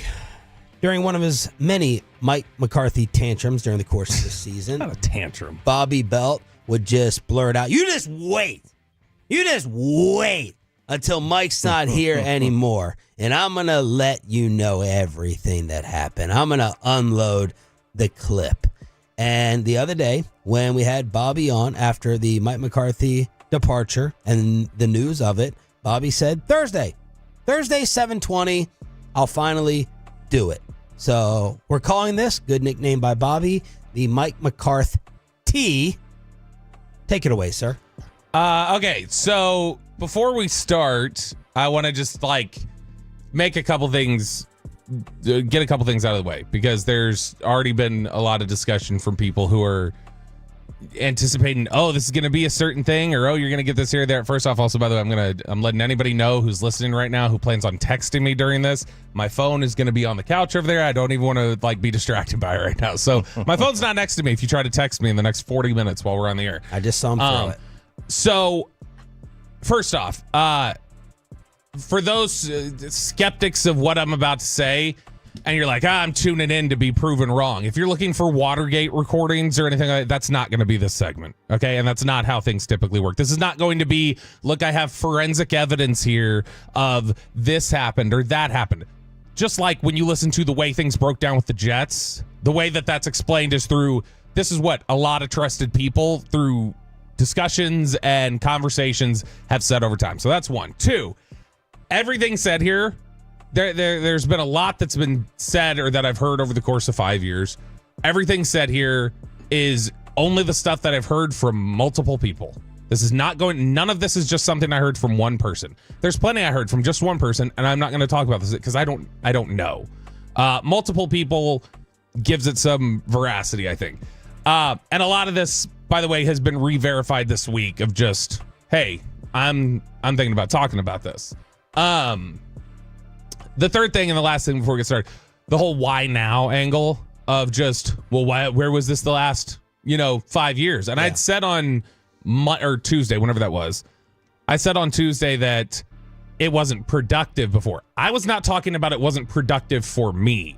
I'm talking about these people who will talk to you about things, whether they're venting or they want to let you know things. Yeah. At whatever level they're at, they're saying it's not productive while we're sitting here trying to win to talk about these things. I don't necessarily want you to talk about it. I'm just talking to you about it right now. And they're not going to talk to you anymore. Right. And so it's more just a, hey, I want to vent about this, or, oh, this is what's going on, just so you have some context as to what's happening here. But I don't want you to just go spewing that anywhere. Yeah. And not while we're trying to win something. Eventually, there will be a time to talk about it, but I don't want you to talk about it until that time arrives. My favorite response to that thought and notion, and I've tweeted a couple morons over the past few days, and they go, I don't get it. My favorite line is, you're right, you don't get it. Yeah, it's the same Jerry, Steven, why don't you cuss them out, people? You don't get it. That Choppy's making T-shirts about Witten.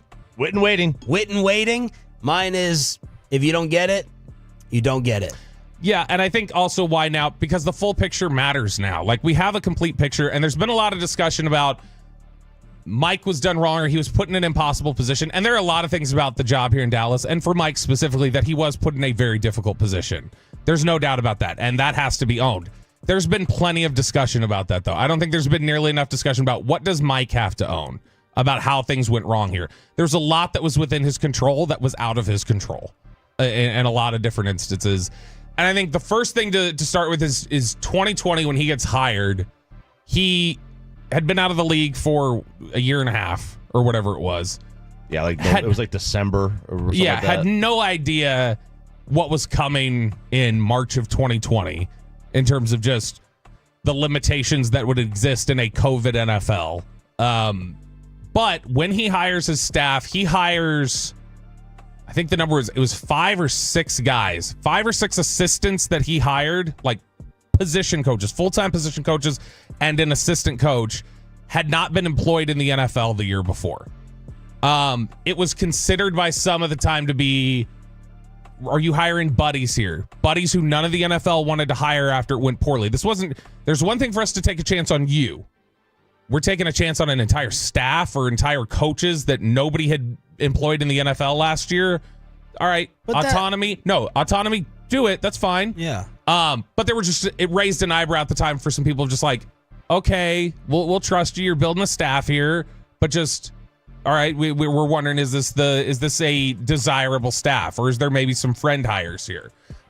Even the guys who were employed the year before, Mike Nolan was brought in here as the defensive coordinator. There's a lot of discussion from people at the Saints who were telling people at the time, we're not exactly sad to see Mike Nolan leave as our linebackers coach. But a lot of coaching is a buddy system. Sure. There's you know what I mean? Bill Belichick is hiring his buddies. There's no doubt about it. Yeah, who's the guy that's hiring as the special team? Mike Pryfer? Not rejecting that idea at all. Just setting up why certain decisions were taken out of his hand at some point. Okay. It was a lot of coaches who people just wondered, are these the right guys for the job? Whatever, fine. Do things your way. As much as it was like, well, Mike decided for continuity to retain Kellen Moore. Yes and no. Well, I mean, a lot of that was, there was heavy influence of like, we really think you should keep Kellen Moore. In that process, Doug Nussmeier gets bumped up to quarterback's coach with Kellen, or the previous year had been bumped up to quarterback's coach, and he gets retained as part of that because just continuity's sake, the relationship that exists with Dak. They run into problems really quickly. The COVID era had been, you consistently would hear Mike and other people talk about, like, I was really only here for 4 years, or really this is year 4 here because year 1 didn't really count. Yeah. It was tough for a lot of people to just accept that because it's like, well, it's also year 1 for Ron Rivera and things have gotten better in Washington this year. Or, oh, this has worked out. Why is this Zoom era, Microsoft Teams meeting era so difficult for you guys specifically? And I think it raised questions of, obviously there were challenges that existed, but were these challenges that existed amplified by the fact that you hired a bunch of coaches that people wondered if they should have been in the NFL anymore anyway? And did you make the right calls there and the right decisions? So August, they roll around into training camp, their weird modified training camp, and there's early tension between, I think, Kellen and Mike, because Mike has his own ideas about what he wants to do. Philosophically, they're not the same guy at all. They're not the same coach. And I think Mike had said previously he was never going to give up offensive play calling again. So coming in here doing that was not an evolution of just, I've changed my mind again. He just wasn't getting play calling at the time, but he still wanted to influence it. And he still wanted to. We had that discussion when we said, if he comes back, is he going to have play calling? And if he has play calling, how much are they going to trust that he's going to keep his hands off of it? Because I think that was a tension point for Kellen Moore to feel like, dude, you need to give me some space to do the things that we want to do here. All right. I know philosophically you don't agree with some things, but you need to give me autonomy. And so I think that created some natural tension where Kellen didn't always feel like he had the autonomy that he needed to have. And real quick, I do think this is one of the problems here. Like, when you're bringing in, you can't just, like, when we did this show, Sean and I met like 2 days prior to doing the show. Mm-hmm. And it worked, but I mean, not at first. Like, at first, it was like it was like the first. I remember the first show. It was very like, it was awkward. Like, we didn't know how to play off each other yet. Yeah. That is one problem here. Like, they want to force somebody on the coach. Yeah. And make it work out of thin air. It just doesn't happen. I agree. I don't blame Mike for being like, yeah, you're the coordinator, but I'm not going to just blindly give you all the power. I'm the head coach. Right. But the ultimate authority in terms of just what gets done here is going to be the general manager. And so if the general manager has somebody in charge of play calling, well, Mike, you're overstepping bounds now. You're overstepping directives at this point. And you understood the terms of it when you got here. You wanted to get here understanding terms. I will say, by the way, as much as it's been laughed off or pushed off, the whole, I didn't watch every play of the 2019 season that was made there. There were a couple people that with the Cowboys that didn't sit well with. Not like clearly. Well, that's your fault for believing it. Not everyone laughed it off. Not believing it. It's they felt a little bit like, understand it's a joke. You're kind of making a mockery of this though on your very first time talking to people. We don't love that, and so I think that didn't necessarily set a great tone. September rolls around.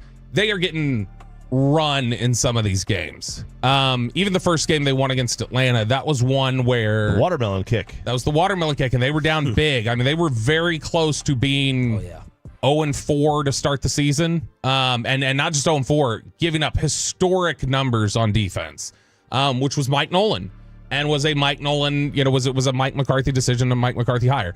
You started hearing about some instability, specifically after Dak went down. Because when Dak went down with the injury, that's when Jane's report comes out in October that says 2 separate players tell her coaching staff's bad. Just, it's not good. And there were some issues keeping everybody under control, especially once Dak was out and rehabbing, because Dak is such an important figure in the locker room and helping settle everything. It felt like there was a little bit of control issues. There were a lot of issues with Everson Griffin at the time. There were a lot of issues with Aldon Smith at the time. Those were sincere problems that they felt like there was a void of just like, where's the leadership here? Who's really in charge? Who's running things? And it got to the point that, we're not going to play the clip, but I'll say it. There was the very famous Hayden Hurst clip with Dak Prescott, where he approaches him after the game, mic'd up, and he says, hey, I respect what you said about mental health, blah, blah, blah. Yeah. Not blah, blah, blah, but you know what I'm saying. The very cut before that, the Atlanta Falcons unintentionally left on the editing room floor. In fact, we will play it. I don't care because I don't want people to think I'm just making up this cut. The Falcons accidentally left on the editing room floor or didn't leave on the editing room floor Brandon Carr, a former teammate of Hayden Hurst, going up and talking to him afterwards, where Brandon Carr, as you will hear in this clip, and it's a little difficult here, so I'm going to tell you what he says in advance, where he's catching up with Hayden Hurst, and he says, the coaches are S. Play it, Peyton. This is clip 1. What's up, boy? So good to see you, man. Likewise. How you doing? I'm trying to hang in there. I'm like the coaches. I love it, man. Have a good time, bro. Good to see you, man. And they couldn't, the Falcons editors, they didn't hear what was said. They heard S word, but there was, I don't know. Okay, well, we got to bleep that. I'm not sure what else was said. It was something, though, as soon as attention was brought to that, people kind of circled back. That disappeared from the Falcons website. I don't think that mic'd up segment exists on the Falcons website anymore. You can find it on YouTube repurposed, but it doesn't exist there anymore. So clearly there was some discontent in the locker room with the way the coaching staff was being handled. All of that leads to also that you've got the issue in November when Andy Dalton gets knocked down in Washington. And nobody replies to John Bostic and what he did. There's some sense from people in the Cowboys, I think, that that's a leadership issue. That's young players out there, but you guys have clearly, this coaching staff has not set the right tone or culture or anything else. A lot of these, I think, can be explained ways. First year, lack of communication, things like that. But it sets the tone for then they get into 2021, and I think a lot of people at the Cowboys felt like, all right, Mike, we did it your way with some of these staff hires. Some of this is going to be our recommendation now because this didn't work out the way it needed to. The Cowboys brass really pushes for Dan Quinn, not Mike McCarthy. That's a hire that Mike McCarthy, to be clear, gets along with Dan Quinn, likes Dan Quinn. Those are all true things. Doesn't dislike Dan Quinn at all. Dan Quinn was a figure that, like when we talk about the Jason Witten thing here, Dan Quinn was a big figure hanging over Mike McCarthy's shoulder for 3 years. Yeah. That was not media narrative. That was a very real thing that Mike McCarthy... Remember when McCarthy called the Rich Eisen show? Yeah. But that was really bad by Jerry. Jerry was like acting Senior like Bowl. Dan Quinn could just take over the job. Yeah, and that was Senior Bowl, I think the year after. It was after his first year here, where he said, yeah, Dan would be a great coach of the Dallas Cowboys. But that's something where the Cowboys said, look, your defensive coordinator, Buddy Hire, that the Saints were apparently happy letting leave as their linebackers coach, that didn't work out. So you're taking on Dan Quinn. I don't care if that's uncomfortable for you. We're trying to win games here. And that's what's going to happen. And so I think that became I know that became a tension issue that Mike expressed to people, where he would say that he was hearing all that noise and that was distracting for him, and that he didn't like necessarily having somebody of Dan Quinn's prominence who could easily take over his job being oversold. I think that existed with Zimmer. I think when Zimmer got hired here, I don't know how much Mike loved that idea. Where that Zimmer was not his call. No, and you can hear Zimmer in some of the interviews this offseason. Do you know who Mike wanted? No, well, I don't know. Did they go to DC? I don't think that he. I think that there's somebody on staff he probably could have elevated. That I don't know. I can't say with certainty who he would have wanted. Because it sounds like him and Zim get along now. Yeah, again, I don't think he has any personal issues with these guys. Yeah. I think it's more just what they represent to his own job. Sure. Well, that created a tension point when coupled with Kellen Moore. There's two of his coordinators now that essentially run both sides of the ball. He's a CEO, just kind of supposed to oversee culture. And he's, honestly, a lot of people feel like too distracted to oversee culture. He's too distracted by his assistant coaches to effectively oversee what's happening with the culture here. And he's too hyper aware of what's being discussed. He has people in his circle that will report back to him on what's being said in the media and what the speculation is and what those things that exist. And that's not a healthy place to be. Now, you can make the argument, as I'm sure a lot of people would, well, that's the front office's fault for putting him in that unhealthy position. Regardless of that, he agreed to the terms of the deal, understanding that's what the offensive coordinator position was. And then the other stuff he was given autonomy over, he really didn't handle very well in terms of making those coaching hires. But isn't all this further the discussion that the organization is not going to be able to get the coach that we want because they operate in this way where they're like, no, you're taking this, you're taking that. It's the same thing. It's the same thing with Witten. Same thing with Garrett, with Wade Phillips. Why would you want to coach here? I mean, it's the Dallas Cowboys. Like, at the end of the day, you can say whatever you want. It is still the Dallas Cowboys. And I know you're asking these questions that are fun debate topics. The reality is it's the Dallas Cowboys. People want to coach here, regardless of what the terms are oftentimes. I mean, most coaches want to coach here. There are big-name coaches now who there's chatter about how they think. It's like the Sean Payton thing. Sean Payton knew how things operated here. Yeah. Sean Payton wants to run things all his way, knows he would not be able to do that in Dallas, and still wanted to be here. Because it's the Dallas Cowboys and it matters. There's an aura that exists here. The Quinn issue became something where there's just this natural tension that exists to the point where Dan Quinn had intimated people. It was my understanding, had intimated to people after a year or two, was just like, should I go? Like this feels uncomfortable for everybody. Should I just go? But I think he liked being here in Dallas. I think he liked working with Mike McCarthy on stuff outside of just that unusual factor. Now, over the course of that season, the 21 season, Mike McCarthy really sours on Amari Cooper. And I think he felt like Amari Cooper was probably in fact, definitely, he felt like Amari Cooper was one of the bad apples who was spoiling the locker room for him. That he felt like Cooper and a couple other players who I've heard names, but not consistently enough to comfortably say. I've heard consistently Cooper was one that he thought was spoiling the locker for him. In what regard? What way? Because we just hear, free thinker. There's the COVID aspect. It was practicing. And Mike McCarthy was very frustrated that he would never practice. That was something that irritated him, that he'd show up for game day, but he wouldn't practice necessarily because of bumps and bruises and different things like that. The Cooper thing, it wasn't like there was, hey, I've caught you talking about this, or I've heard you talking about this. He just knew that he had natural tension with Amari, as a lot of people did, because Amari's a really smart guy and it's like, you need to explain the logic to me of everything. Yes. And a lot of people view that as defiance. And it caused him issues with Sanjay Law, the old receivers coach, that way. Sanjay Law. And that was a tense point. In fact, in 2019, when he played those 3 snaps against the Jets and went out, that was a big problem for the Cowboys, where they were like, your relationship with your receivers coach can't be so bad that there's a lack of communication to even tell us how hurt you are or to how much this is bugging you. That's a problem, which they're right. That they couldn't get to that point. But Mike McCarthy, I think, always felt like Amari Cooper was part of things that would leak out about people being upset. And so because that a lot of times there wasn't anything that definitively pointed that. It was an assumption. He just assumed that was one of the people that was really stirring things up for him. And that feedback, that critical feedback of Amari Cooper to the front office about his practice habits, about other, how much does he care, that carried over to, I think, the front office. And that influenced their opinions on him to where when they traded Amari Cooper, there were a lot of people in the locker room who felt like this is Mike. This is Mike, not necessarily pulling the trigger, but Mike is the one who was in their ear that led to them doing this. And it caused some frustration for a lot of guys.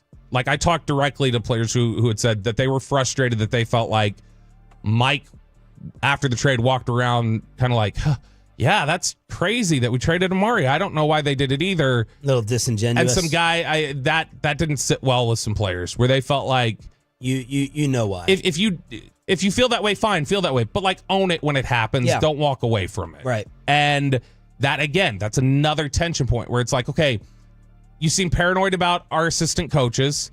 You seem paranoid about guys in the locker room. Are we totally focused on football here? Are we totally locked in? And that's where, when you start asking questions, did you get the most out of these 12-5 teams? And it's a worthwhile question to say, does Mike McCarthy get credit for being able to oversee something that, even with those ebbs and flows and those waves, still won 12 games? Is that a credit to him? Or then you ask the other side of that question, or does that mean they were limited to 12-win team? Could they have been better? Does that explain some of the flat performances? Does that explain why there were times as a group they looked like they didn't show up? Were they totally locked in all the time? And I think that when you look at after that 21 season ended, where they went 12-5, they had the big time disappointment at the end of the year with San Francisco. That was the Dak scramble game where they were at home and just got handled. That offseason, there started to be more growing tension between staff, player, those sort of things. They draft Tyler Smith that year, and that is something that Joe Philbin, the offensive line coach, never wanted. Joe Philbin's not a Tyler Smith fan. You said that repeatedly. Didn't trust him.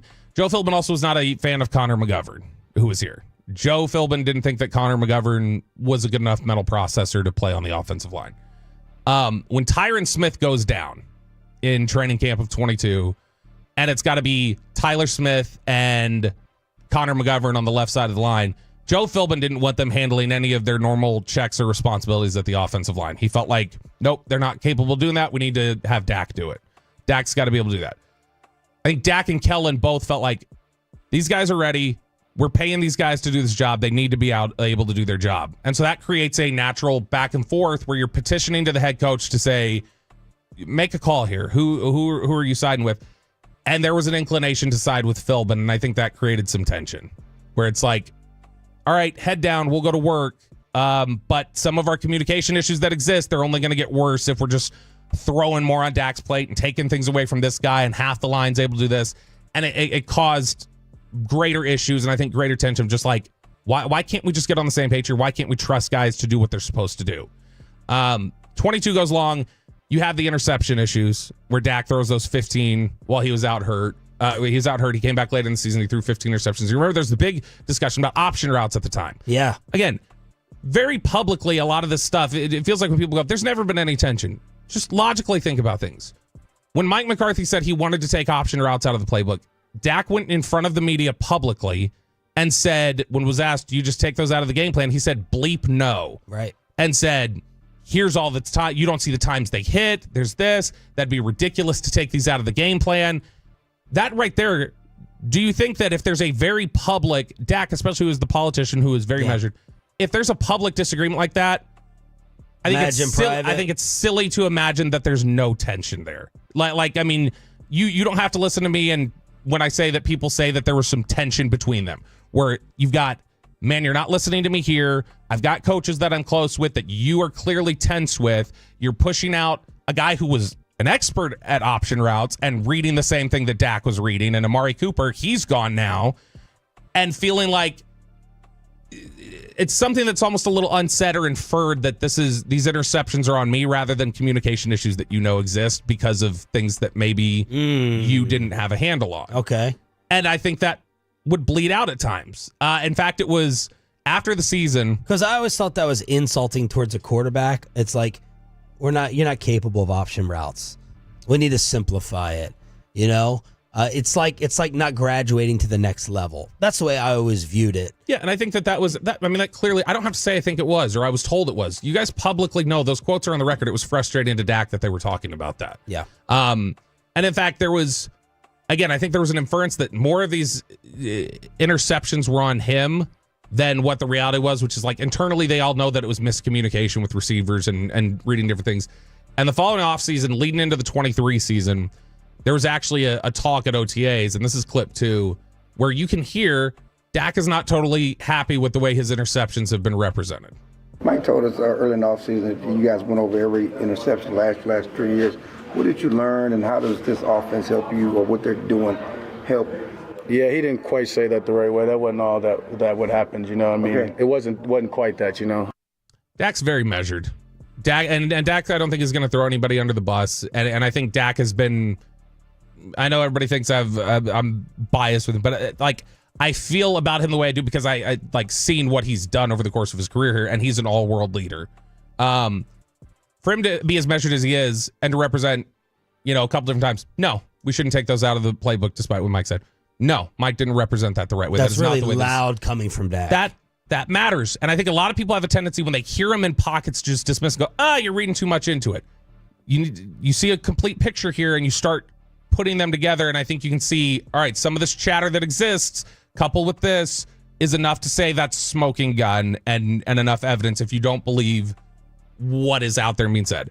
After the 22 season, the Cowboys move on from Mike, or the Cowboys don't move on from Mike McCarthy. There's been some misinformation there. People have said consistently Kellen Moore was fired, that Mike decided to go out his own way. That is not the case. Kellen Moore left. 100% it was Kellen Moore. Kellen Moore wanted out.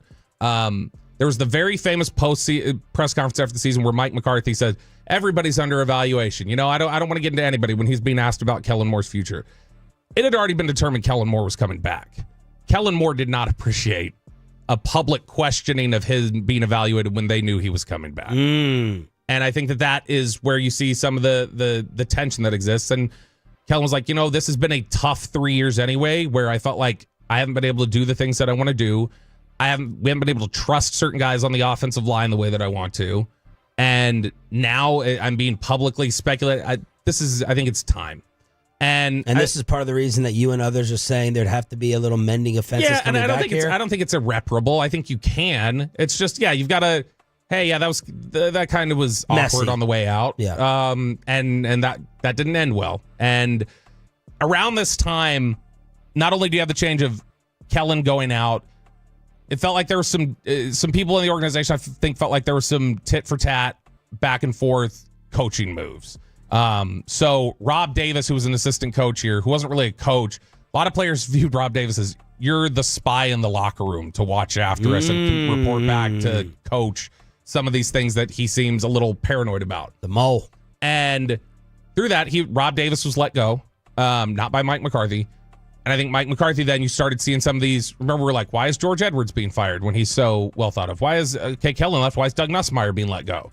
It felt like there was a little bit of, all right, you let my guy go, I'm letting this guy go. And it became a little petty. And I think that's what then leads to, you get to 2023 and you enter that season and there's already a lot of tension that exists because of the way things ended with a couple different coaches and the way things have gone with personnel. And then when you go forward with the offense the way you did and the struggles they had the first 5 weeks of the season, and we've talked about it, we've inferred it, we've talked about it before. After the San Francisco game, there was a lot of pushback from players on the offense, Dak, CD, others, of just like, these concepts aren't working. These things that we're doing aren't working. And again, there are two ways to view it. A lot of people want to give Mike McCarthy credit, I think, for saying, I'm going to hands off, trust to you guys. I'm going to do it. All right, fine. I'm going to trust you guys. And I think, by the way, I want to be clear because this is something that got mixed up. By the end of 23 and then definitely by the end of 24, Dak and Mike McCarthy were on great terms. Just like Aaron Rodgers and Mike McCarthy seem to be on great terms now. They were not always. It's the same sort of thing. And that's a relevant part of the story too. Why were there struggles along the way? Why did they feel like they underperformed in big moments at times? I think chemistry can explain some of this, where you go, all right, there were clearly some tension points here that had they been smoothed over earlier, had there not been some insecurities about other coaches or about what a player might have been doing, or those insecurities not existing, you maybe don't come out so flat against San Francisco in that 21 game. Maybe you don't have these flat performances at random points during the season. You don't have the poor communication because those things would have been ironed out. But they have the pushback. Dak really takes command of the offense after the bye week last year and was in a lot of control. Babe has talked a little bit, and I don't want to speak for Babe and say Babe said, but I think if you've heard Babe talk about this, you can hear Babe talking about, I think that there was he called it on the air with us, a come to Mike meeting. Yeah. Where, there was a point to air things out a little bit and just say, let's clear some things up. In fact, I think there was an interesting cut, and I'm not saying this is definitely connected, but I just think this is an interesting cut. This is clip 3, Peyton. This was after the San Francisco game this year, where CD seemed pretty frustrated. And I want you to listen to this with the context of there was pushback in 23 about the offense after the San Francisco game, and then listen to this clip from CD earlier this year. Last year we talked about this after the San Francisco game, and you had maybe the best stretch of your career. How do you look back at that and maybe channel that into similar?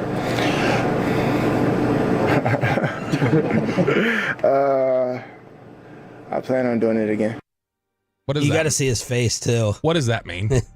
Realistically, let's say somebody thinks I'm making all of this up, which I think there's been enough inference from other people that clearly there was pushback, and you can see on tape offense changed. Let's say that you don't believe that, though. Then what does that answer mean? What does a chuckle and a log, I plan on doing it again, what does that mean? Yeah. I think realistically you can connect those dots. So by 24, when he turned over trust to the offense finally in 23 to the players, and players felt like, all right, we've got trust here. I think relationships were built, fences were mended, relationships got stronger. And that's where when people say, all these public comments. Yes, these public comments after a year and a half of trust kind of being rebuilt. But there's 3.5 to 4 years here where Mike owns a big hand of things falling short because there wasn't trust, there wasn't good communication, and a lot of times people felt like this fell back on Mike. Again, there are more specifics that can probably be out there that people wouldn't feel comfortable getting into or whatever else. And like I said, at the end of the day, if you want just the final note on it, the final note is they did trust each other and they did like each other, and everybody. You talking about Dak? Dak, Mike, players in general. I think players pretty much universally liked Mike at the end. But to say there was no tension along the way is not accurate. And specifically to say, all right, they could have made nice in 24 or had great relationships with each other.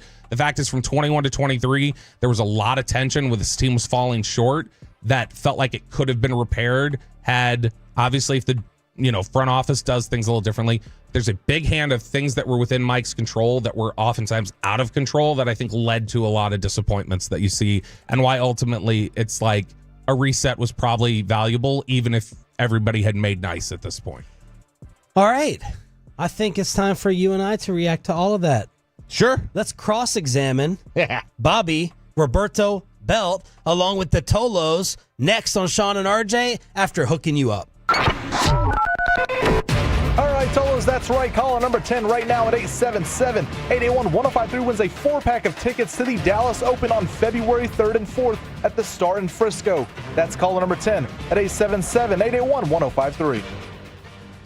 But we first get you over to QC Kinetics. We get you healthy and we keep you healthy, boys and girls. You've been dealing with joint pain, knees, hips, back, shoulders, elbows, ankles, wherever it may be. QC Kinetics has got you covered.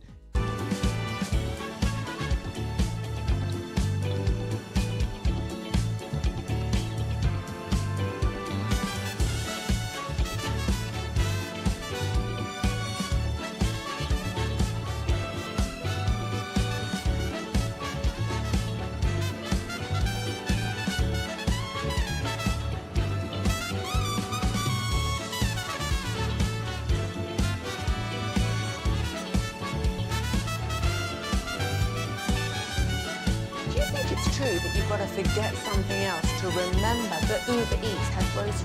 No, that's absurd. Hey, remember when you used to be what was it, Pepper Lady? Pepper Lady? Wasn't it Cinnamon Sisters? Basil Babes. Saffron Squad? Nutmeg Maidens? Paprika? No. Nutmeg Maidens. I just said that. Was it Spice Girls? Doesn't sound right. Was it Saffron Squad?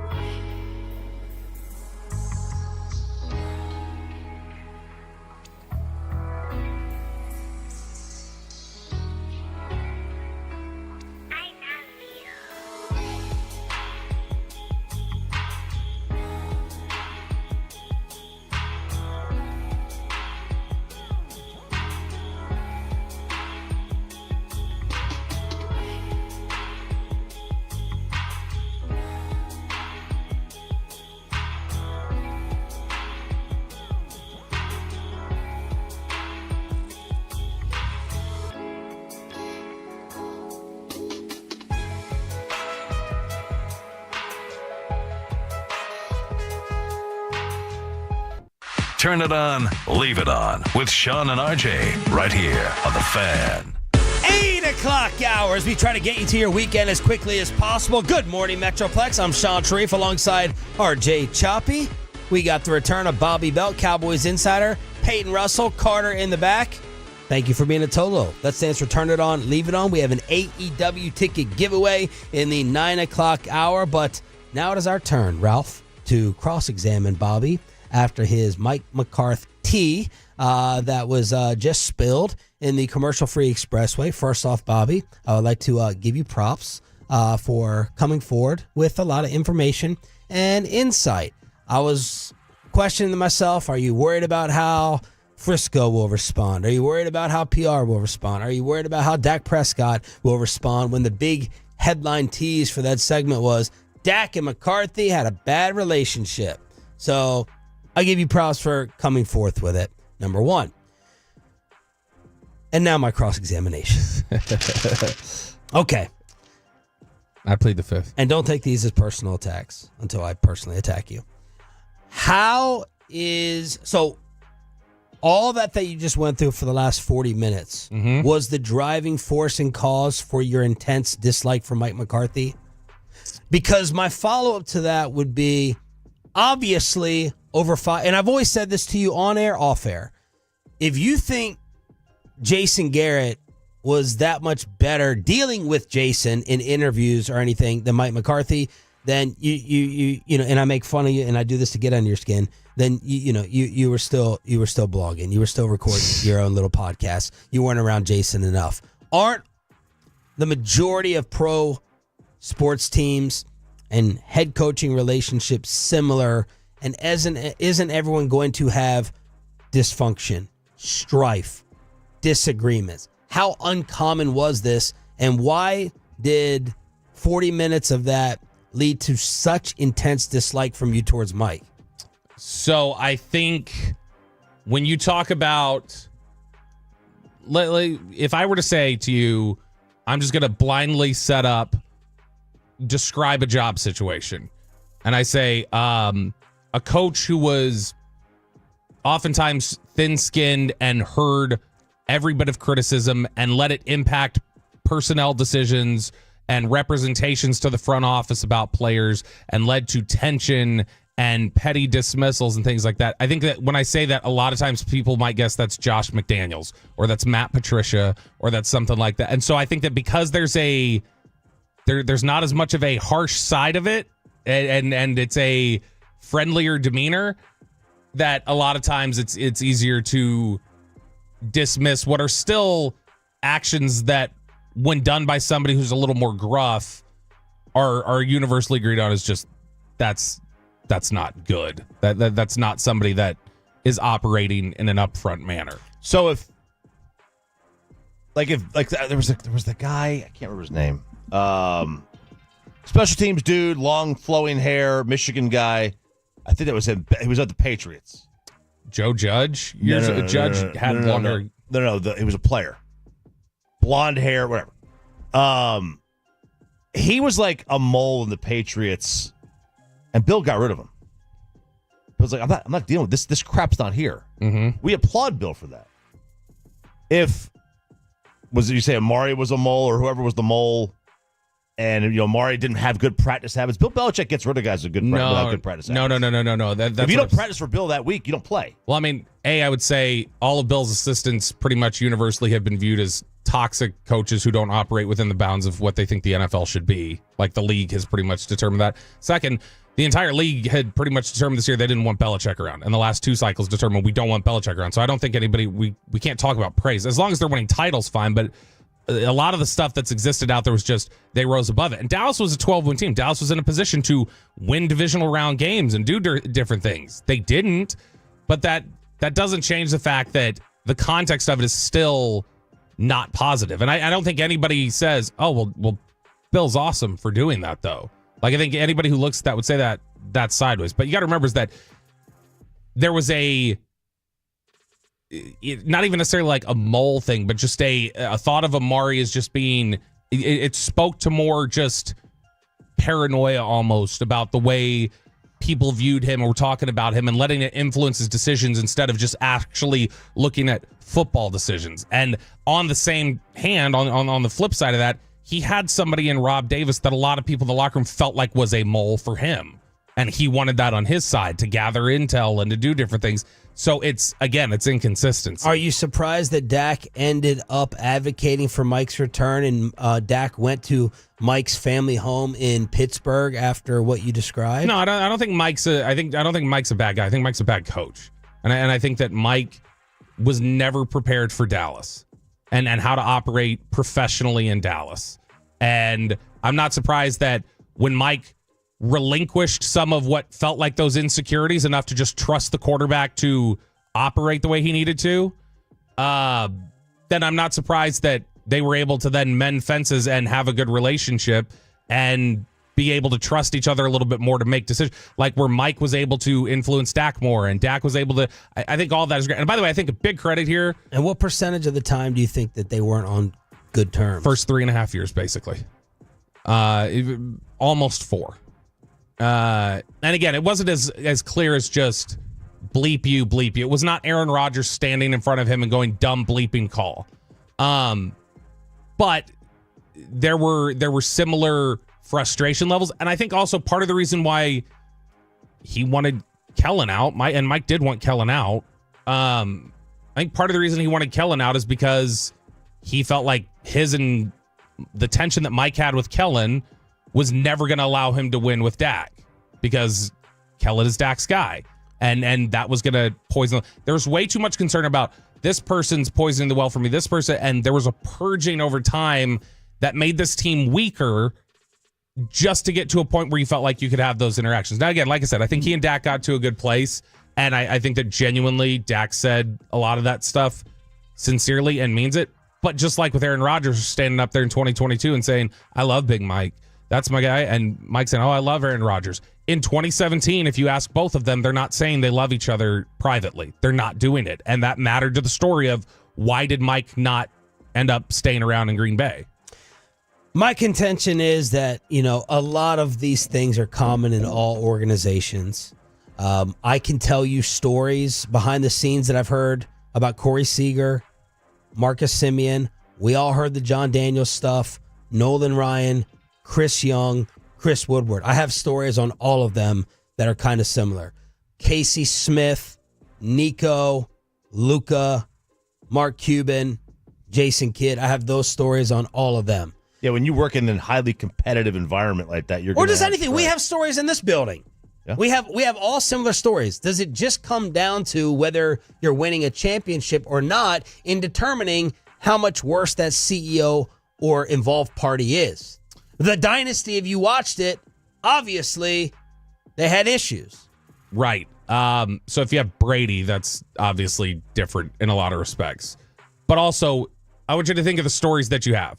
And what I would say back is, why indict Mike so much when he doesn't have Luka, Brady, Rodgers to cover up what everyone does and deals with? That's why I say, I think there's a thought from a lot of people, and you can have a disagreement over this. There are people who would say it's impressive that they get to 12 wins. That's a credit to Mike that they get to 12 wins with the dysfunction, whether he caused it or not.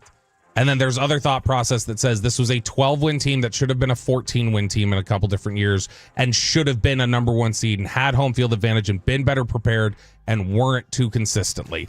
There's a little bit of that exists. But I'll say this, the stories that you talk about that you think are similar, I would say as you just reflect on them in your head right now, probably without having to say what they are, as you reflect on them, when you're talking about the leaders and decision makers, a lot of those guys are not here anymore.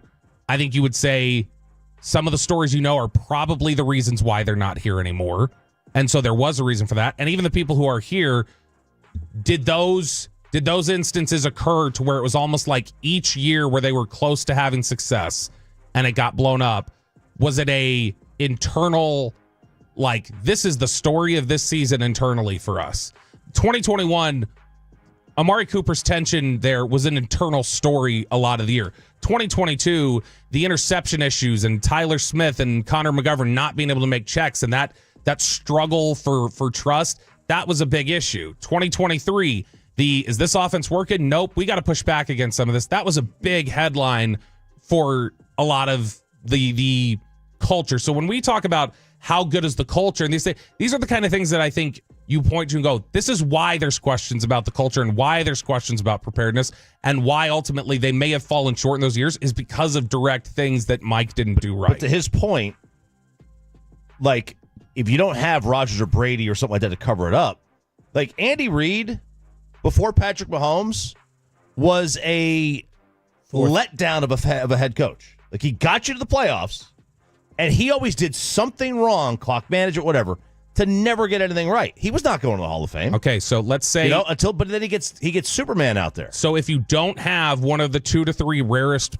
people on earth, and you're generation, once in a generation, twice in a generation type of guys, then as you're evaluating the process, you go, okay, well, I need to control what is in my control. And yeah, all right, Brady can be, but if you don't have Brady, you know what? Belichick probably does get fired for those things earlier than he did. As soon as he didn't have Brady, he got fired pretty quick for it because it was, okay, this is toxic. People, we need somebody who can elevate this. This is somebody holding us back when we don't have Brady. This is somebody holding us back when we don't have Mahomes. If you don't have those, and nobody's, and that's not a slight at all. Saying Dak's not Brady or Mahomes. There's a Brady and there's a Mahomes. That's it. If you have a top 5 quarterback or a top 6 quarterback or top 10, whatever else you want to say, you're looking for where's every advantage I can get to make this operate to where we can win. Here's my big final bow on it. And it would not be the return of Bobby if we didn't have some type of little tussle. It may happen right here. I completely agree that Mike McCarthy needed to be changed out. Choppy was the bigger Mike McCarthy supporter in the room. I don't believe that Mike was tough enough on them. He didn't fix the penalties, the culture, the sharpness. I never saw a true coaching advantage with him the way that I believe the Dallas Cowboys head coach should have. My opinion on you is Please say it with your chest. Is that many instances behind the scenes of McCarthy having rabbit ears and being too oversensitive in the position that he's in. In many ways, stories we never heard about Jason behind the scenes, and you could not let go of that personal disgust for Mike's rabbit ears and oversensitivity. I'm not saying that I disagree with you in terms of like the coaching and what was missing, but I think that's something that you cannot get that venom out of your veins and bloodstream. My opinion. And look, here's the thing. It's not a secret. Maybe it's a secret to people listening. Like maybe listeners assumed it or didn't know it. I can with 100% certainty tell you Mike McCarthy knew everything that I thought about him, and I know everything Mike McCarthy thought about me. And I know Mike McCarthy didn't like me. That's fine. Like it didn't. I was calling for him to be fired for 3 years. I wouldn't expect him to like me. Bobby's got a conscience. Yeah, Bobby's got a conscience. That was not just a joke. There, and Mike did a tremendous job of hiding that on here with us for whenever you join the show. Yeah. He did a great job. He was a pro with it, and I feel like when people say there's a lot of people I think oh that's cowardly. We have an understanding of what we think of each other. We're doing an interview. We're professionally going to do it. But you have to admit that a lot of this is there's context to a lot of this, and it's all based on where your bias comes. I like Mike. So yeah, you do. I would look at things from a different. You don't like Mike. Like I want to make it clear, I don't like Mike because of these things, though. It's not like I don't like Mike, so I view these things negatively. I just want to put us into a bizarro world here. Derek Holland is a White House reporter. And next week, he is asked to do a 4-year recap of the Biden administration. How do you think that's going to go? Yeah. Negative. Right? Right? I mean, that's the point. Like, I get where you're coming from, but do your sources like Mike? If your sources didn't like Mike... Okay, yes. Like, they did. All right. So here's the thing I want to say, though. But you see what I'm saying? Take me out of it, Chop. Do you think those are acceptable things to have in a culture and a head coach? If those things are true, I think take me out of it in opinion. I think that the Tyler Smith, Joe Philbin stuff. Why would I not trust what my coach says over what my quarterback says? Like, why would I not coach and your offensive coordinator who is above the assistant coach? Okay, but the assistant coach has been in the league for 50 years, who has seen everything. Like, but you have to. This is the first time you've leaned on 50 years as being an argument in favor. Well, of the I'm just saying, like, why he's a position coach? Why would I not? Why do I have a position coach in play if I don't trust what he is saying. If he says he's with that guy more than any other coach on the offense, why would I not trust his assessment of it? Right, just like why wouldn't he trust Mike Nolan? Why wouldn't he trust? No. Hold on. Chop, you said something. I'm replying to you now. Mike Nolan, Jim Tom Sula, Joe Philbin, others that exist across the board. There is when you talk about the bias that like I have and how that would potentially influence it. You want to talk about a bias that Joe Philbin had against Tyler Smith. Joe Philbin from day one did not like Tyler Smith. He didn't like him, didn't want him out there. That's a bias to then report back he can't handle it. I don't care what he's shown us in training camp. I don't care how he's growing. He can't handle it. That's a bias. Connor McGovern was not his pick. That's a bias. He would have never had Connor McGovern. He was already on the roster. You're right. So those exist for those guys. We'll take a little Cowboy break. Appreciate it once again, Bob, coming through with all the information that you shared. The Dallas Mavericks get cheated. Quinn Ewers makes his decision, and we got more filthy fallout from the Eagle fan who got found. Next on Sean and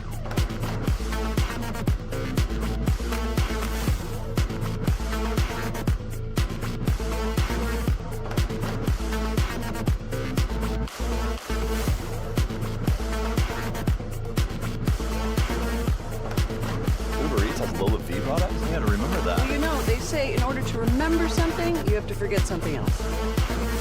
Okay, now that is a very cute haircut. That's like a little shag. I've never seen it before. Well, I mean, of course you have.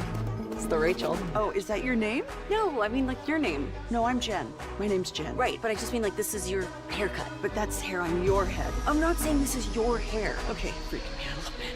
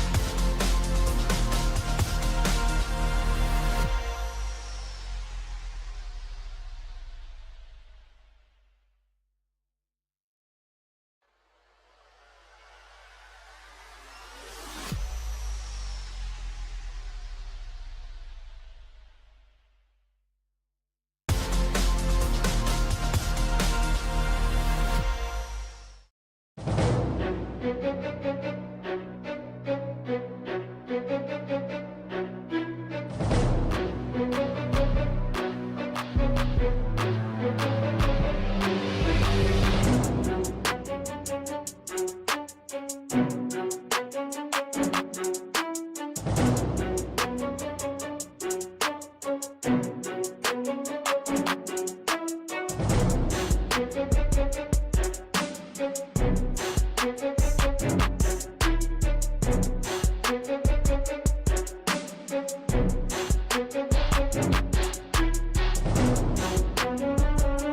you think it's true that you've got to forget something else to remember that Uber Eats has groceries?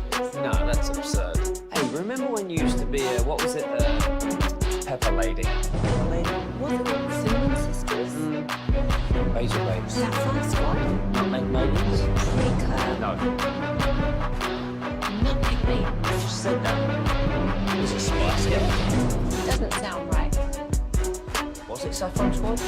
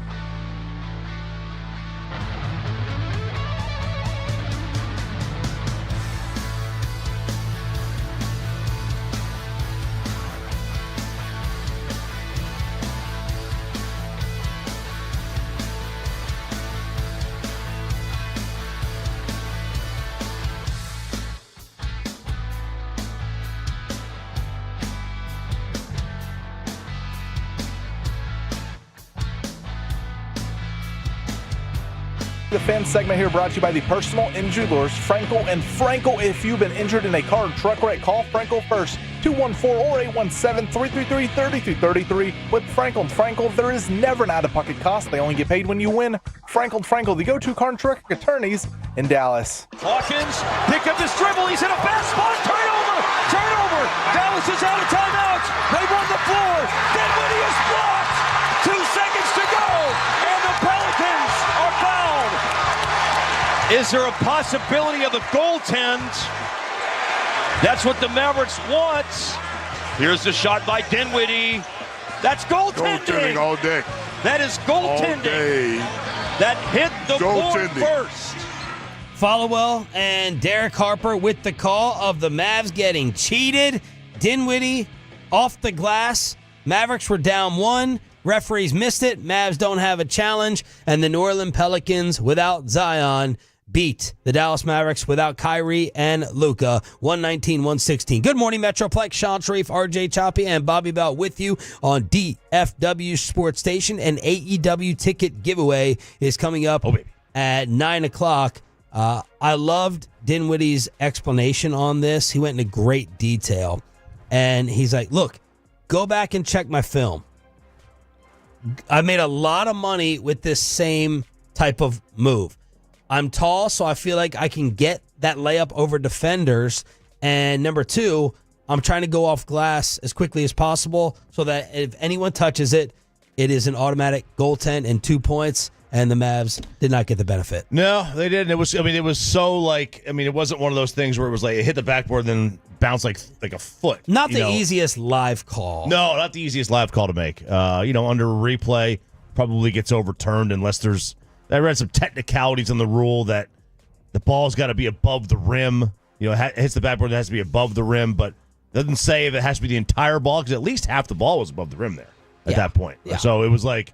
It's one of those, at least half the ball was. So probably gets overturned, but you got to have your challenges. Yeah, let's beat a 9-win New Orleans team by more than just hoping for a bucket and a call at the end. I get it's a bad call, and it should have. Is that what they have, 9 wins? They did. They're 10 wins now because they beat you. But they're a bad New Orleans team. I understand you didn't have Luka, you didn't have Kyrie, but that's a bad New Orleans team without Zion Williamson, and Daniel Gafford is eating in this game. To me, it just finished the game off. You're up 7 or 8 with 5 minutes to go. Just finish it. Did you see the jaw dunk that did not count against Wemby? Mm-mm. Oh, my God. Go to my Twitter account, 1053SS. Someone said, was Jaw's dunk on Wemby the greatest didn't count dunk in NBA history? Now, at the end was probably a little bit more of a throw-in, I don't know where everyone stands on counting dunks when the hand does not touch the rim. I don't count them. You don't count them? Nope. Okay. So the what was the Dwight Howard one years ago? He threw in. Yeah. Well, there was like Blake Griffin seemed like he did this like every week. Richard Jefferson had a dunk here in Dallas that didn't count. That was really. I got to find that one, but I would lean on not counting this as well. Although I love that Ja's going back to the hole again after the Mavericks game, and he's like, "No, I'm not trying to dunk anymore. I'm trying to stay healthy." I'm like, "Dude, you might be the most exciting dunker in the entire league."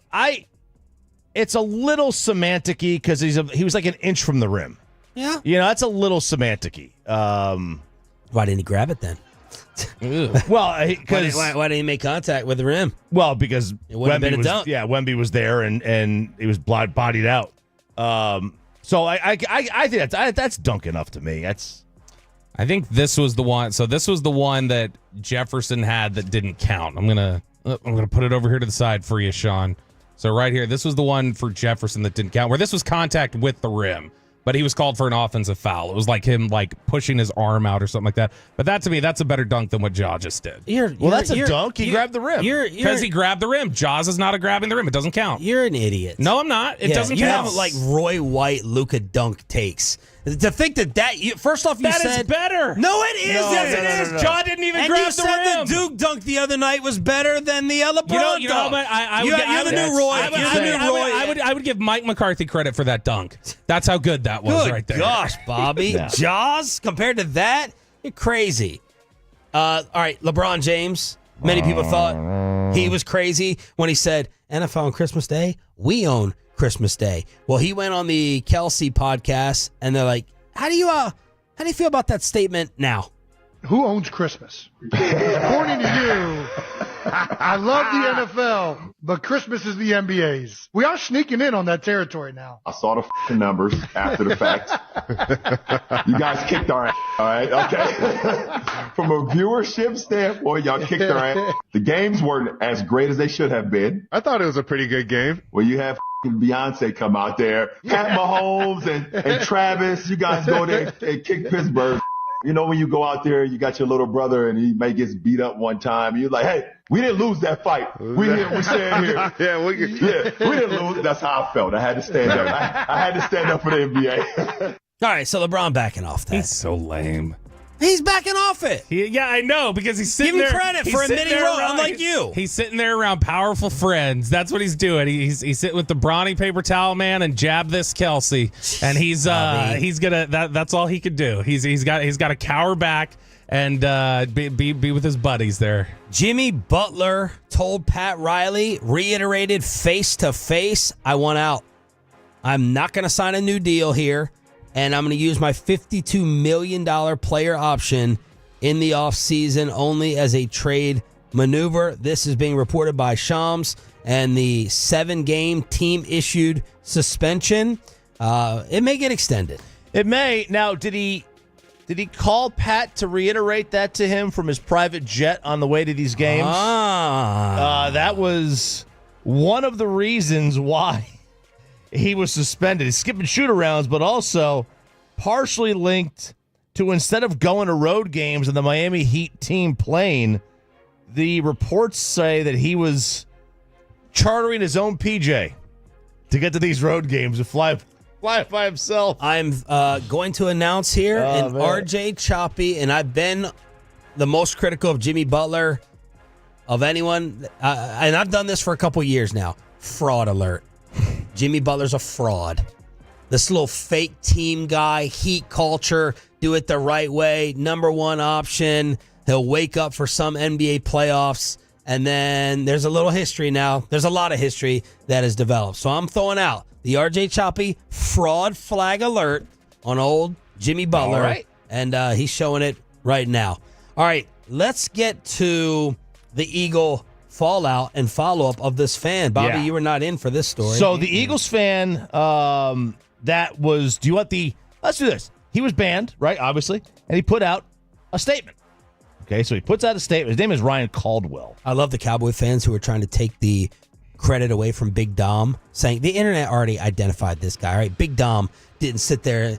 the way they're painting it is Big Dom looked at the picture and he's like, I might know where that guy works. Yeah, he put it into Google. I could target this guy. Let me go into my Intel system. Yeah.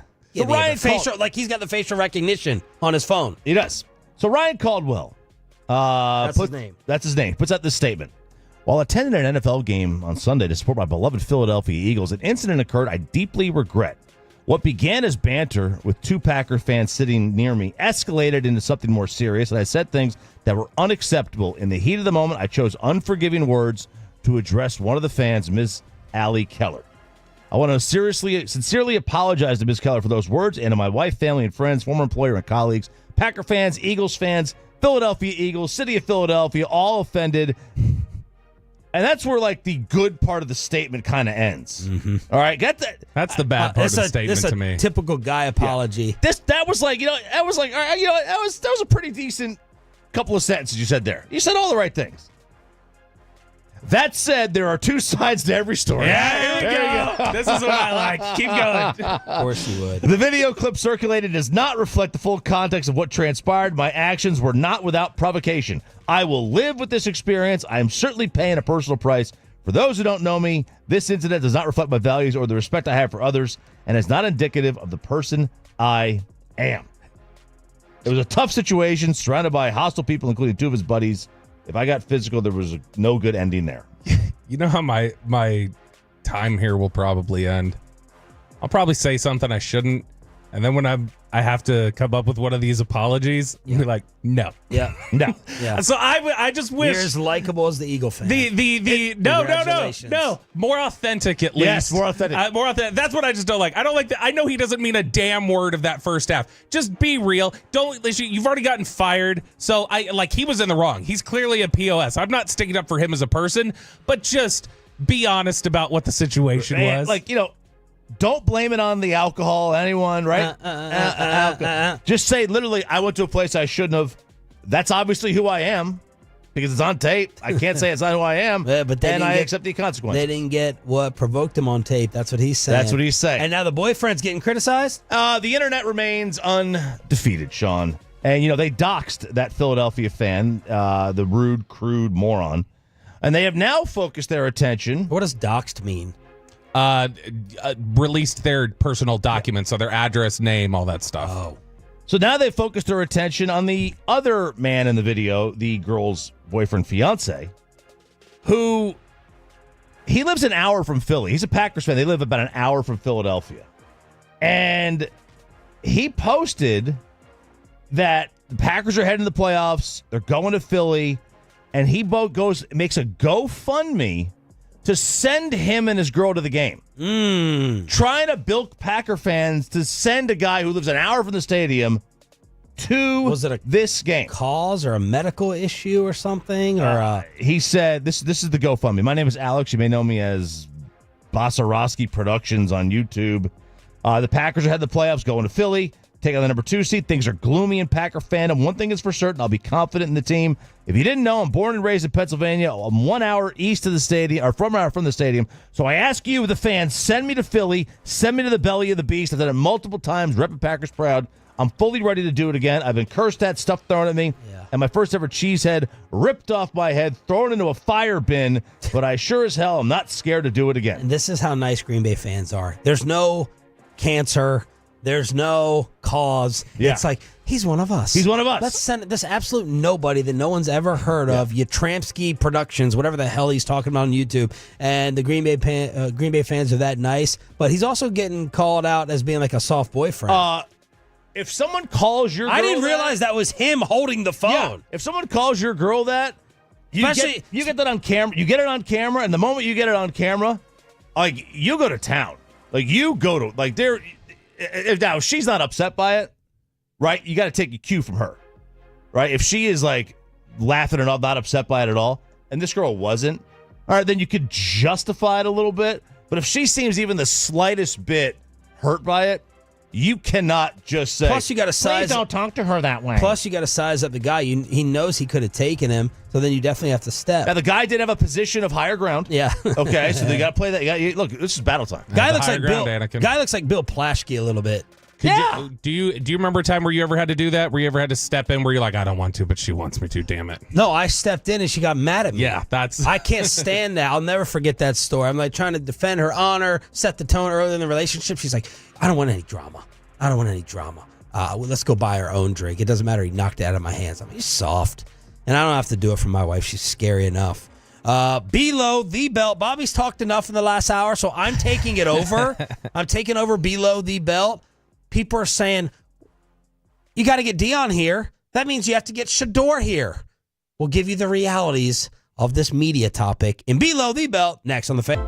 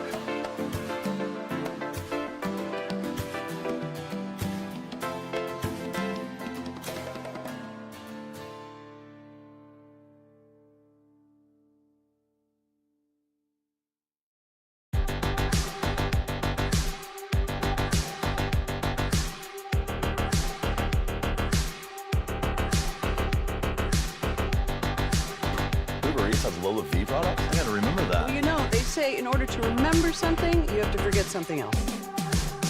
Okay, now that is a very cute haircut. That's like a little shag. I've never seen it before. Well, I mean, of course you have. It's the Rachel. Oh, is that your name? No, I mean, like your name. No, I'm Jen. My name's Jen. Right, but I just mean like this is your haircut. But that's hair on your head. I'm not saying this is your hair. Okay.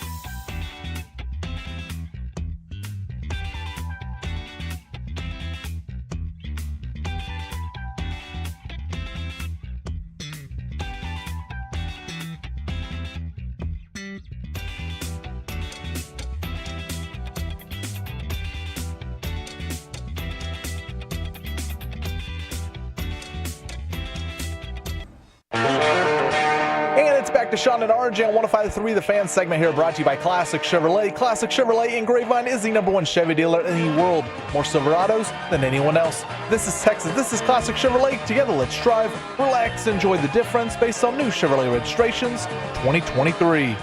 The great Bobby Belt. Bobby Belt is an idiot. Don't make me take off my belt. Don't make me No, take out no, my belt. we're not. Over to you, Bobby. No, Bobby has talked enough today. In his return as Cowboys insider, this is Sean and RJ for a reason. So I am going to take over below the belt on the home of the Cowboys. Choppy with a college football kegger at 9 and an AEW ticket giveaway. This is a subject that we have to cover out of responsibility. All the Deion Sanders talk and hype must mean the Cowboys will then figure out a way to get Shador to replace Dak. Now, Shador was at the Maverick game the other day, sitting in the Joneses seats. Very, very interesting. But before we get to trading Dak and replacing him with Deion's kid, Bobby, you texted me yesterday in the middle of the show that the Deion thing may have a little more legs than you thought. Yeah, I think there's more. There's more of an openness to it among people I talk to who think it could happen than they had previously lent credence to. But the longer it's gone on and the more they've just gotten a sense of things, then they're like, yeah, this is. I still don't think it's going to happen, but it's got more life than I initially thought. I thought this was just. It's kind of like the. You remember they reached a point where we went, Belichick UNC interview. This is silly, and then they reached a point where it's like, well, I mean, I guess maybe there's something to it, and it's like, oh no, this is happening. So it's at the there is something to it stage, but I haven't reached the this is happening stage like we did with Belichick at UNC yet. I hate to do this because the only person who loves Cowboy hype more than me is apparently Mike Greenberg. He can't even stand up on national television. By the way, everyone on ESPN, it's just an outright, no doubt assertion and thought that Deion, he's the perfect coach. He's the answer. Like, no one has brought up, Deion hasn't won huge games at Colorado, and Deion has never coached in the pros. Like, no one on ESPN that I can find is questioning Deion as the answer for the Dallas Cowboys, and I find that pretty hilarious. I think some people are scared of Deion too. Well, like scared of being on his bad side? Yeah, scared of like saying something about him, and then maybe because Deion will retaliate, or maybe they just do believe in the culture that much. But there's no one. It's just like a foregone conclusion. Deion's the answer. There's no questioning of Deion being able to. My number one question is, would Deion be able to reach NFL players? Would his style work? I texted 3 former NFL players yesterday. All right. And it was just like porridge. Peyton, what's the porridge reference? You've mentioned before. I have no idea. Oh, my God. The 3 little bears no or you can't know piggies, that. whatever it is. So what? One of them said absolutely, one of them went, and one of them said no. One of them said hell no. 2 receivers and a running back. One said hell no. Another receiver said, I think so. And the running back goes, I don't know. And that's why this Deion topic is so perfect. Would Deion's style be able to work on NFL players? That's my number one question. I think his style would work. It's fine. I think his style. I think he could relate to players fairly easily. The issue is so Deion had, in his 2 years at Colorado, has beaten 1 ranked team, and that was the first game he ever coached. It was against TCU, who was a preseason ranked team and wound up losing like 4 or 5 games that year. So they weren't very good. He hasn't had to beat any really good teams. That doesn't matter. He still he's going to have two kids picked in the top 5 this year. That's on him. He has done maybe. Could be on Pilar too. I mean, it could be part on Pilar. She got some genes. Yeah, but so I don't know who's. I don't know. Are they both from Pilar? Are all the kids? I don't know. I like what you said. I thought it was a funny quote. So, boy, I still can't stop thinking of that show. Deion running around there on I watched scooter. It. That little scooter he used to have. I'm a reality whore. Yeah. I watched it. So, I think Deion is fine for the NFL. I do think he's better for college. I want him to stay in college because I think he's really good, and I think kids need a father figure type as their head coach in college to turn them into young men. I think he'd be much better for the college game. I agree from that standpoint. What do you think, Bobby? Him calling people out his very loud public, tactics, would that work on NFL guys? I mean, people thought that's why Harbaugh had to go back to college. Not because of calling people, but just in general, the way he operates. They're like, that's a college style. It wears on people when you're dealing with professionals. A lot of people thought Jimmy was going to wear on people here in Dallas the longer he was around, because it's like, you're going to wear on people who are professionals. Dion, I think, how much does the NIL era player change over the course of the next 15 years? Like, does an NIL era player is that a different mental makeup than the one that we've been dealing with for the past 15 years? Because if that's the case, then you're going to see college coaches start to transition into this, where it's like, oh, you were with them through this development and you know how to handle this. Can I get your permission, without using names, of giving the opinion of two very, very, very high people up in the Cowboys organization and what their opinion of Dion is? Sure, yeah, and without saying to anybody. I won't say anyone. Yeah. All right, this is my report. I'm stealing from Bobby. Below the belt, Sean Sharif segment today. Two super, super high up people in the Cowboys organization, not fans of Deion Sanders. Now, do you think that's still the case? They have not been. Let me recorrect it. They have not been fans of Deion. I mean, two really important people. There's probably there's only three important people in the organization. Look, I mean, there's not a no. I mean, like there you could. It's broad in that, but I think if you there are people you could absolutely, I think, say, all right, head down, let's work. Like kind of just go, all right, move forward. And I think most everybody's willing to give it a. Hey, if he wants a good slate here for us to move forward, then let's do that. We can work hand in hand and give it all a go. Now let me destroy the ultimate dream out there, the fantasy. And I hate to do it. I love hype. But it's ridiculous and it's not possible. Adam Schefter on McAfee combined with Spotrac and all the cat people out there on social media on the reality of the Cowboys trying to get Shador. I've spoken with Deion about that. And yes, in a perfect world, that's what he would like, to coach his son. If he were to take this job, that's not happening. We could cut out all the fancy football nonsense. The Dallas Cowboys cannot trade Dak Prescott and his contract to the Tennessee Titans for the number one pick. Do you think the Titans want to take on all that money of the highest paid player in football and it's not practical. It's not realistic. If Deion Sanders were to take this job, he's taking it on its own merits. And he is giving up the idea for now that he's going to coach his son. $104 million, dead cap, full no trade. It's not happening. Deion Sanders is not coaching Shador Sanders next year on the Cowboys. Yeah. Now, look, it's possible for the standpoint that the Cowboys trade up to one without trading Dak. You're trading picks up to one. And then you play Dak year one. You have Shador 5 years, right? You got a 5-year deal. After next year, Dak's contract has more. You can't move on from him after next year. You got 2 years. You're locked in minimum. Well, like this year's like $150 million or something like that. Yeah, but I mean, you can't. It's not financially tenable. Post June 1, it's like $40 million, right? $60 million. You can't not to bracket on. When it looks like a single number as bracketed on 2 years and not having him here, it's not financially sustainable. They can't do it. They're going to have to go 2 more years with him. Now, did Denver not just show that you can eat a ton of money? Denver's contract with Russell Wilson's not structured the same way at all as Dak's. Denver's had what was their dead money? Denver had many more, like in terms of the way their contract was structured, in terms of they did not have a CD already under contract. They did not have a Micah Parsons coming up. They didn't have a Diggs already under contract, Tyler Smith coming up. They didn't have all this stuff in place that they could move around. Russ has, oh man. For next year, Russ still counts $32 million of dead money under the cap. Yeah. So it was over $80 million.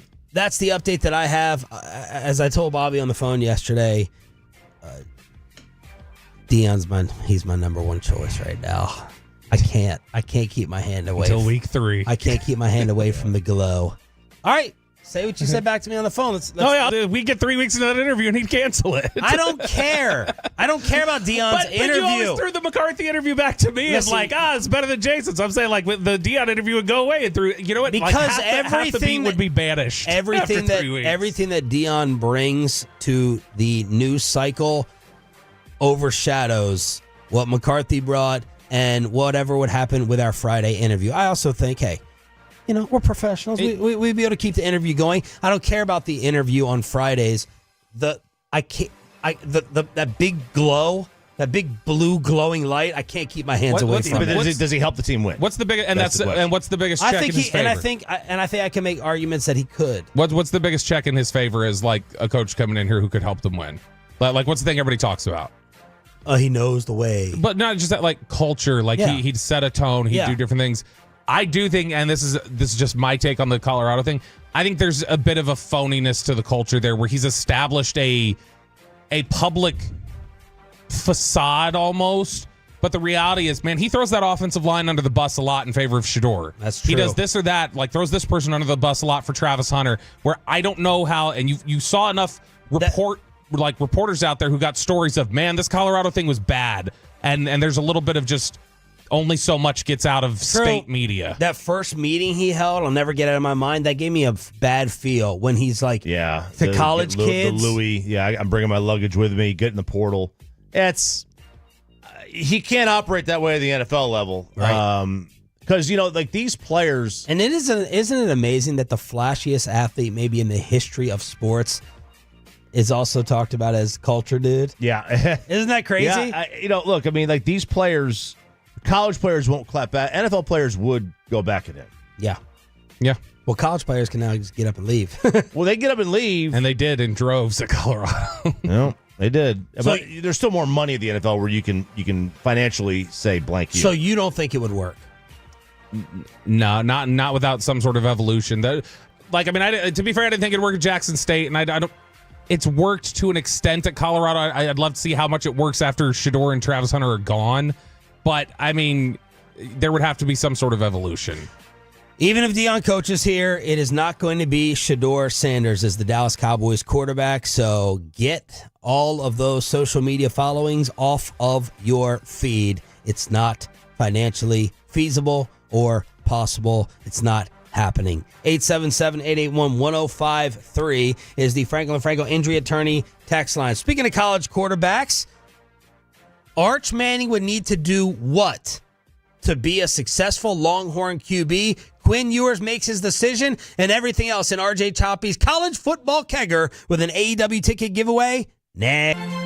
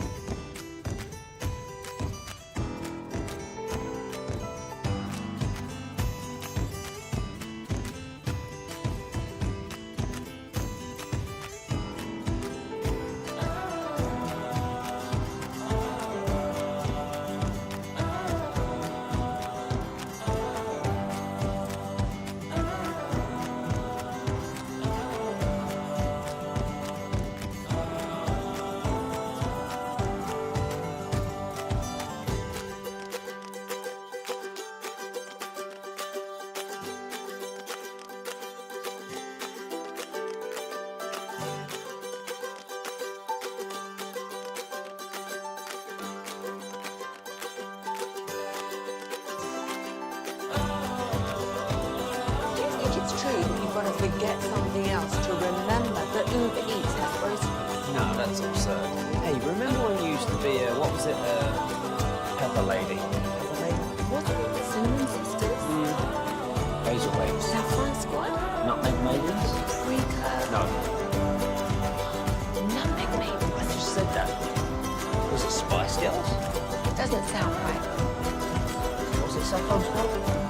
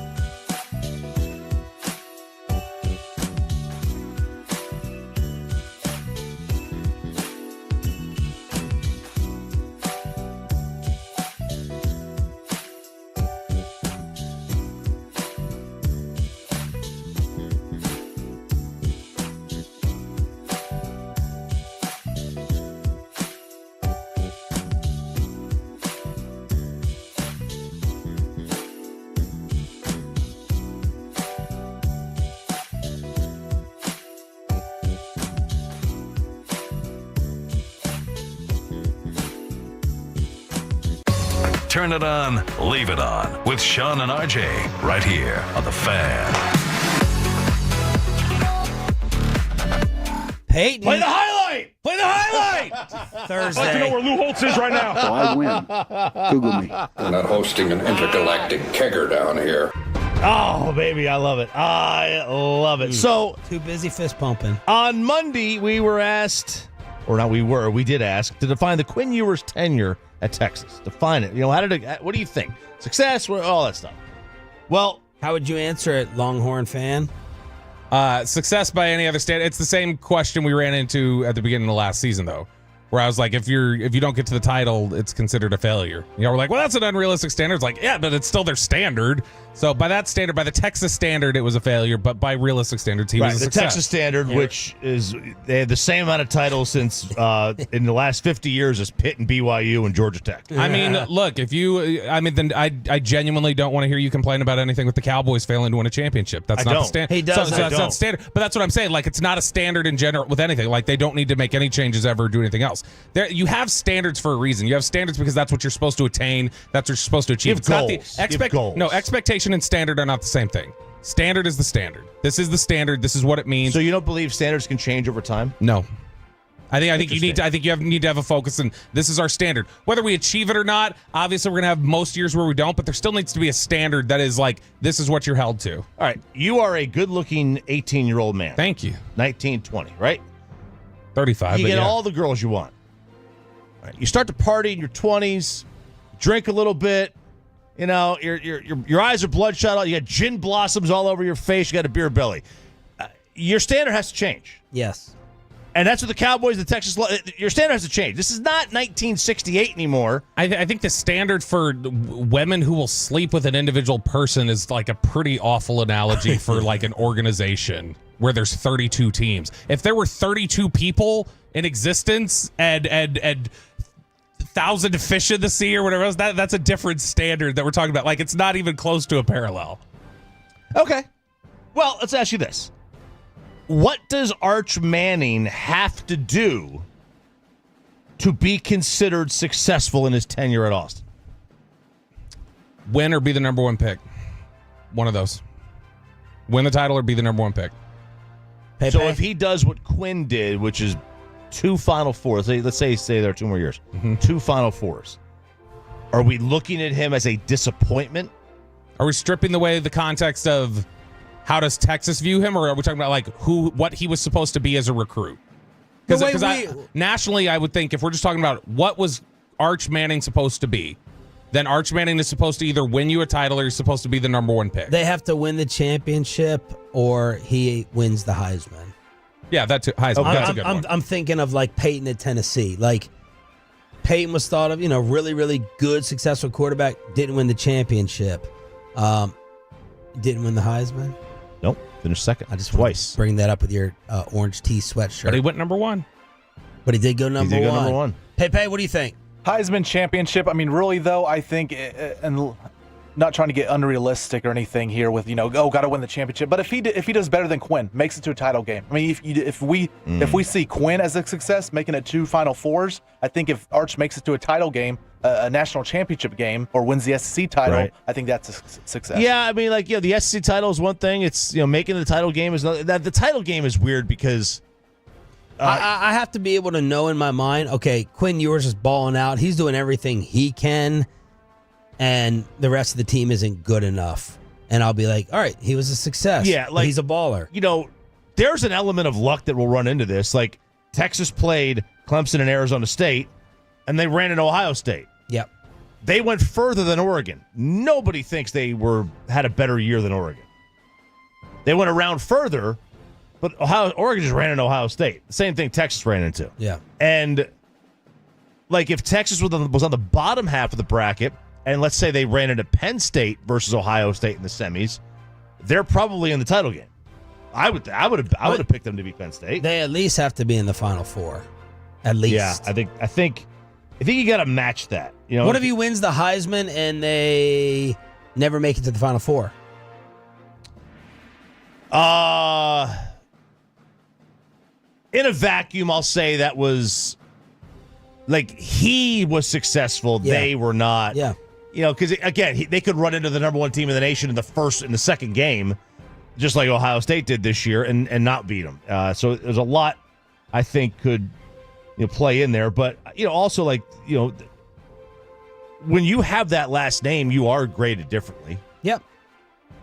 You know what I mean? And I think yours is graded differently and unfairly because of the hype. Well, I mean, yeah, because that is the thing. When you are supposed to be you are the number one recruit. You are get to Ohio State a year early, be the first player that was like $1 million NIL player, and then people are sitting there going why can't you get rid of the effing ball? Throw the ball. Like you're holding this team back.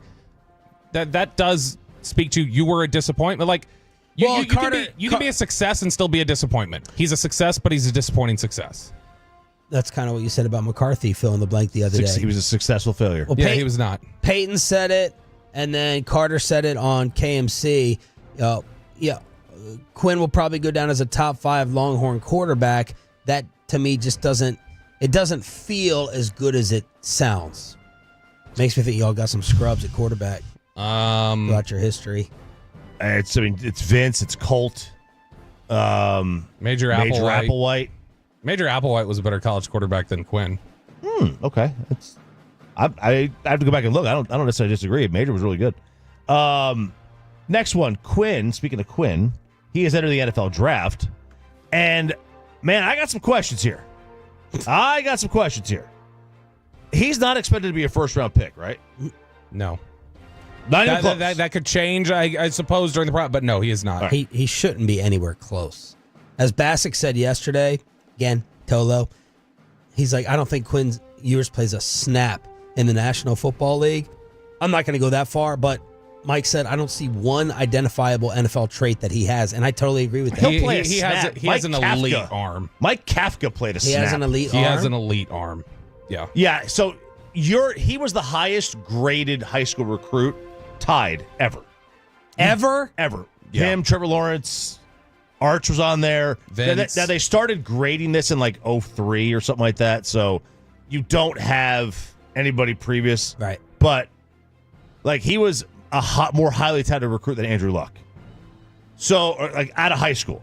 Wow. So he has elite skills somewhere. Like they're there. The arm. Yeah.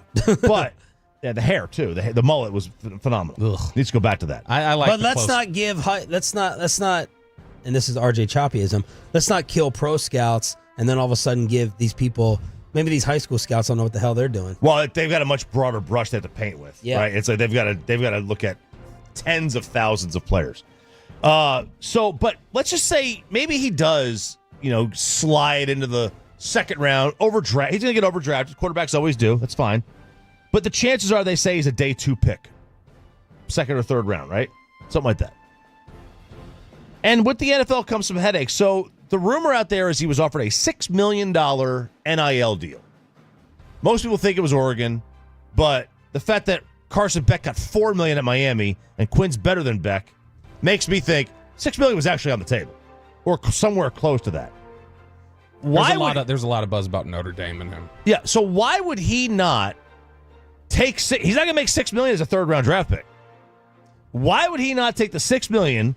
You're guaranteed to play. You ain't getting cut from college football when you're making that kind of money in the NIL. Right. You go to the pros, all bets are off, man. Why would he not take the $6 million and maybe you have a great year and you go pro and you go into the second or the first round? Because most like financial advisors and different things like that say unless you are just going to bottom out and like be on day 3 sometimes like a lot of them view it as like a financially illiterate decision where it's a thing where it says you are going to get a large signing bonus, not as large as necessarily the NIL deal is, but you're going to get a large signing bonus and you're entering your earning potential at the NFL a year earlier. Any year that you're delaying things, if you've got a top 3 round pick where you can enter extension time a year earlier, you're just delaying maximizing your money. What round is he projected?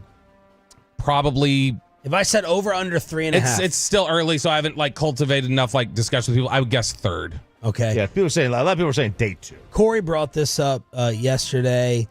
First off, he has probably an overinflated belief, as we all do of ourselves. So he's not like Corey. No. So Quinn's not like, hey, I'm gonna be glued to a bench. All right. But Corey brought up, you got to go somewhere also and start completely over. Like you were the big man on campus at the University of Texas. It doesn't get much more godly than that. And then you go somewhere else and start all over. It's probably going to be a step down status wise and then starting over. Mm-hmm. So I thought those are interesting points. They also bring, even though NIL is oftentimes orchestrated by the university or the collectives that are there or whatever else, a lot of times, and this is what they've been getting advice on, is a lot of times those branding partnershis will carry over when you get to the NFL. So you're going to lose every single last bit of that NIL money. I would not touch Quinn in the first 3 rounds. Wouldn't touch him. There's a couple advisors who I know agree with you. Talented talent people. First 3 rounds, I mean, the thing is with quarterbacks, you just take a shot, right? It's just, it's just you're taking a shot. Not in the first 3. For me. As if it wasn't proven before, the P is undefeated. Yeah, it is. It has never lost. Never lost. It is LeVar Ball. It has never lost. Word is that Georgia wanted Carson Beck to return. Yeah. Alabama wanted Carson Beck to replace Jalen Milroe. And he chose to go to Miami to be with his girlfriend. And I can't say I blame him, but if you ever thought that you could defeat that, you cannot. It has never been defeated. Got the New York shooter apparently at a McDonald's. The New York shooter. Luigi? Luigi? Oh. Right? Wasn't Luigi supposedly flirting over a hash brown? Yeah, Yes, he he pulled was. down that mask just to go, hey, girl. And she goes, hey, cops. Yeah. Now maybe he's like it's $4 million. That's a lot of money. I don't know what Georgia was offered. I know they wanted him back. That's the reports. Bama wanted him. Those are mega programs. They're going to give him a ton of cash too. He would have a better team around him, most likely at Georgia, but maybe weaker competition to play against if you're at Miami and you can improve your draft stock. But if they wanted him, that is an undefeated item. I thought you were setting up LiAngelo with the LeVar Ball reference. Well, we could do that. So Jello is the third Ball brother. Now, obviously, there's LaMelo and Lonzo, and they're in the NBA. What? Just how much does it suck if you are the second boy and you get referred to as the third brother? It just sucks. Like you're the second oldest, and then it's like you're the third though. Baby brothers, he's really the second one. Those are the two. Jello has signed a pretty awesome record deal with Def Jam. $13 million, 8 of it guaranteed. Have you heard this song? No. This is like all over the place. My kids listen to this song all the time. It's called Tweaker by LiAngelo Ball. It's got a great hook to it. I might swerve in that corner, whoa. Hold on tight, cause I tweaking this telling go. And I heard that she wanna show. Really? So a lot of the players, like in the locker room, have this behind Let me hear it. Give a story rope. You wanna tweak it up with me, and I'ma show you how they go. Like the money in my pockets blow. They having combos about me. Don't know. I like it. Yeah, it's a good song. So you saw like Amon Ross saying Brown hat blast this. Players in the Bulls locker room blast this behind. Like it's all over the place in these locker rooms after games, and pretty cool. He got an $8 million guaranteed deal, guaranteed record deal off this thing. Wow, it's pretty awesome. History will be and has been already been kinder to LeVar Ball. Man, he's Mount Rushmore of dads. In terms of God, choppy. Like he in terms of just like doing his best to try and craft a way for his kids to get attention and money. Make a better basketball dad than LeBron. Make a better. He's created more of a career for LiAngelo than Bronny. LiAngelo's the second or third one. He's the second oldest. He's the one who didn't get He went to Australia for a minute. Yeah. Because the one that's the best is on the Hornets. Yeah, that's LaMelo. That's the baby. He's the loose mouth cannon. I mean, he says some crazy stuff. Yeah.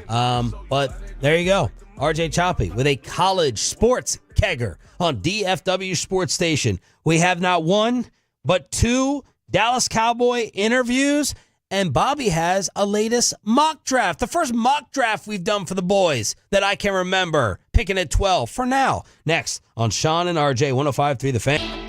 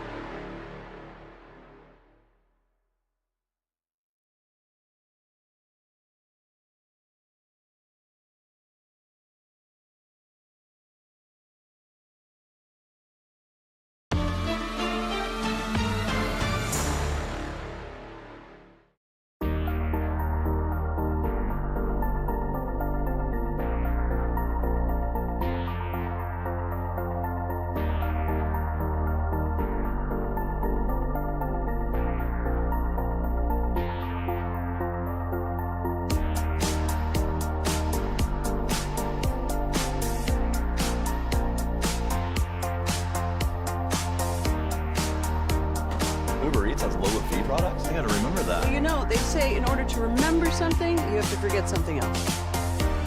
Okay, now that is a very cute haircut. That's like a little shag. I've never seen it before. Well, I mean, of course you have. It's the Rachel. Oh, is that your name? No, I mean, like your name. No, I'm Jen. My name's Jen. Right, but I just mean like this is your haircut. But that's hair on your head. I'm not saying this is your hair. Okay.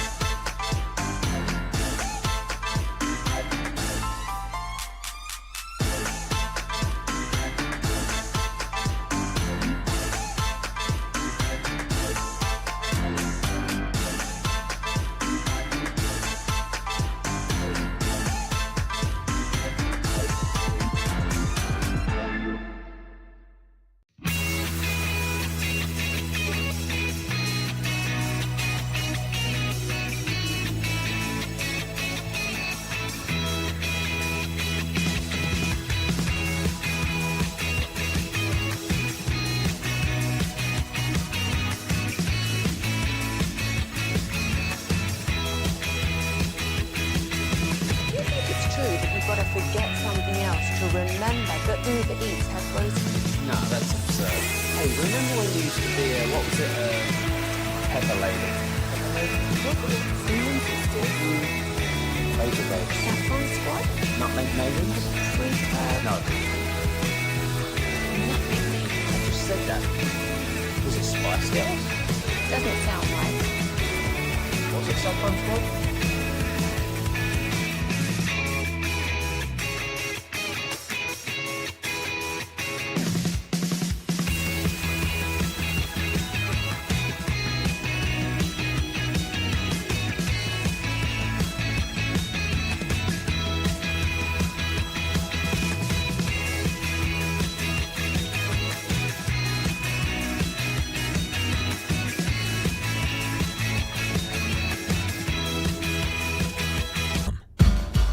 And it's back to Sean and RJ on 105.3 The Fan segment here, brought to you by Cars for Kids. Donate today at carsforkids.org, and also brought to you by the personal injury lawyers, Frankel and Frankel. If you've been injured in a car or truck wreck, call Frankel first, 214 or 817-333-3333. With Frankel and Frankel, there is never an out-of-pocket cost. They only get paid when you win. Frankel and Frankel, the go-to car and truck attorneys in Dallas. All right, Tolos, that's right. Caller number 10 right now at 877-881-1053 wins a 4-pack of tickets to see AEW on July 12th at Globe Life Field. That's caller number 10 at 877-881-1053. Thank you for turning it on and leaving it on. That's why we have 2 giveaways per show. 1, 7 o'clock Expressway, and now the 9 o'clock hour here on Sean, RJ, and Bobby. If you missed the Mike McCarthy that Bobby spilled during the 720 Expressway, of course, we're going to have it at 105throughthefan.com. It's available on Rewind. But just to summarize, Chopper, do you want to summarize it, or would you like me to? You go ahead. Okay. You know what, Bobby? You should actually do it. Take a minute to summarize the top 3 bullet points. I've wrote down Kellen Moore, Dan Quinn, Amari Cooper, Dak Prescott. McCarthy made bad coaching hires in 2020 that then into 2021 led to them selecting Dan Quinn for him. Dan Quinn and Kellen Moore's time here served as a distraction for Mike McCarthy because he was always concerned about his job.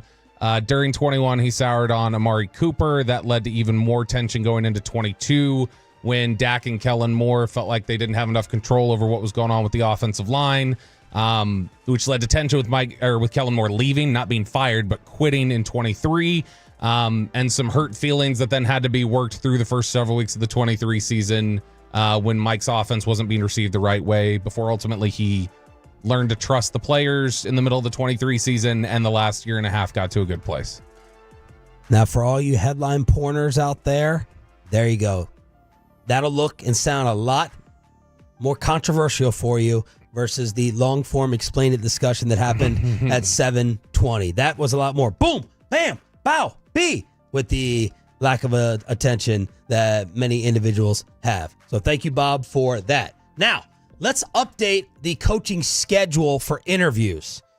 We have Robert Saleh that came out yesterday right after our show, and Leslie Frazier. When are those interviews supposed to happen? Saleh is supposed to be Saturday, and then the report is Frazier is going to be Monday. So this seems a little methodical. It'll be a little bit of a slow play. And I mean, if they're waiting on interviewing, Kellen Moore or Aaron Glenn or any of these people, then I guess they'll be sitting around for a little bit potentially. We'll be on the bus at the combine.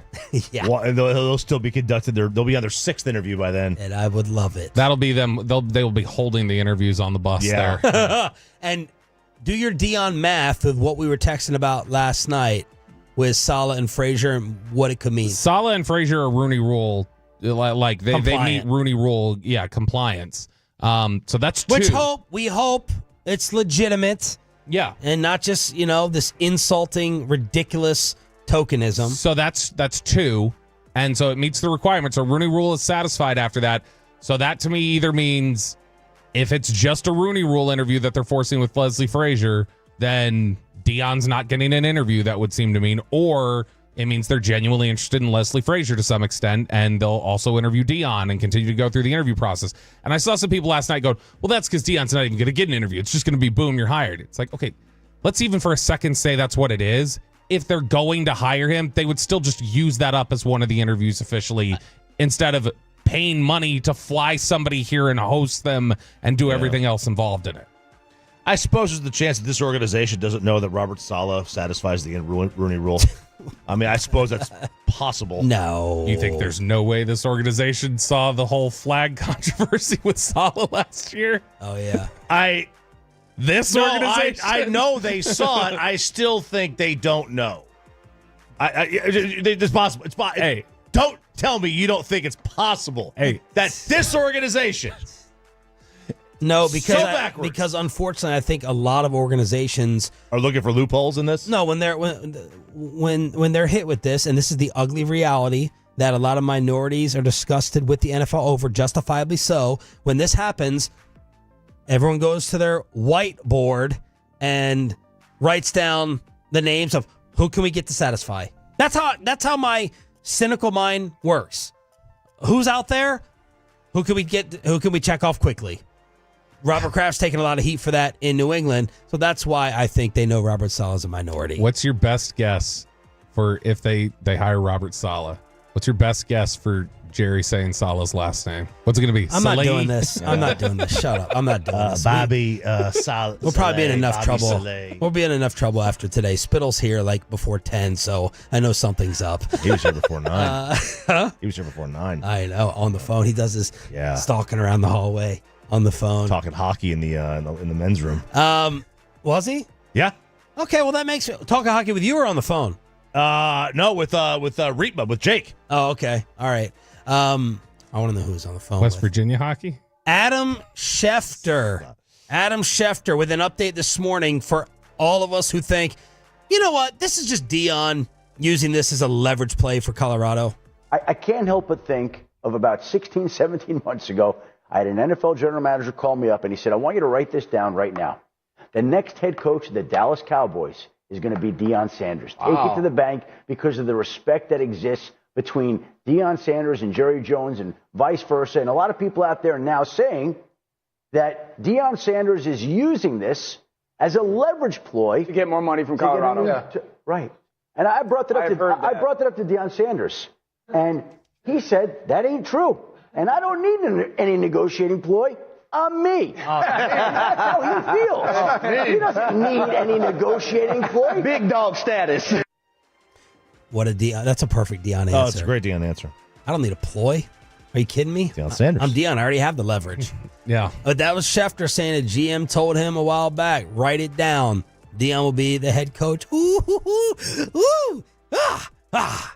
If this happens, But and I know it's all speculation. So 1 month from now, who do you think is the head coach here? Do you think it's Deion? Letting all the Vegas boards and you get in my head that it's Kellen Moore. Chop. It's Kellen Moore. I still think it's probably Kellen Moore. I think the chances of it being Deion are better than I thought 3 days ago, but I still think it's Kellen Moore. Okay. Let's get to another hyped name. John Gruden is working for Barstool, and he is resuscitating his quarterback camp. Amazing. It's great content. Revolutionary. It's fantastic. The quarterback camp stuff was revolutionary, and it was amazing television when he's salivating over Andrew Luck as the perfect man that God put on earth. Well, yesterday they sat down with some other prospects. Barstool released some of the footage. Do you want this as the head coach of America's team? We got to get what? Got to get quicker. Every day, you got to get quicker. Tom Brady wasn't fast, but he was mentally quick as man. The alligator ain't quick, he ain't going to eat. You see, that's an analogy. You know what I mean, Brett? I'm just putting the boat in the water trying to get you guys excited about coming in here. Boy, this offensive line is really struggling. They're blocking a running play. Why shift the eye right close 93 ISO? Move! Right? A lot of quarterbacks get hit right in the face like me. Boom! You got me? LOMM. It stands for large, open, moving mouth. Flip right double, X jet. 36 counter naked waggle at 7, X quarter on 1. Ready, f***ing break. 180. Set up. Good. Slow it down now a little bit. 180. When it's hot. Good. Very nice. So, hey, let's go trips right. 76 zap X out. On the quick. Ready, break. 180. When it's hot. Very nice. Very nice. Get me to move. Set up. 180. 180. Set up. Nice. You lay in your bed at night, you work on your snap count. Say it several times before you go to sleep. You're a good-looking guy, man. I wish I was you. I'd be at Clearwater Beach every day with a rope chain. I sit in meetings and I just observe now because they don't let me say anything. But I go into some of these meetings and they're just bull. You know, guys are having a good time and they're talking about nothing. You guys with me? When we come in here, we're freaking rolling. All right. It's so easy when you hear him in those settings. It's so easy to see why players do like him. Yeah, and he's too wild. He's way too wild. He's too wild. But you get why people are always. You do get why people are just like, I'll go to bat for him no matter what. That's not the guy I know. He loves football. He loves me. Get it. Totally this is like, okay, so we have lost this from sports. We've lost characters. Raleigh Massimino. We had Lee Elia, Earl Weaver. We had great Lombardi was a character. We had great characters. Yeah. Dion.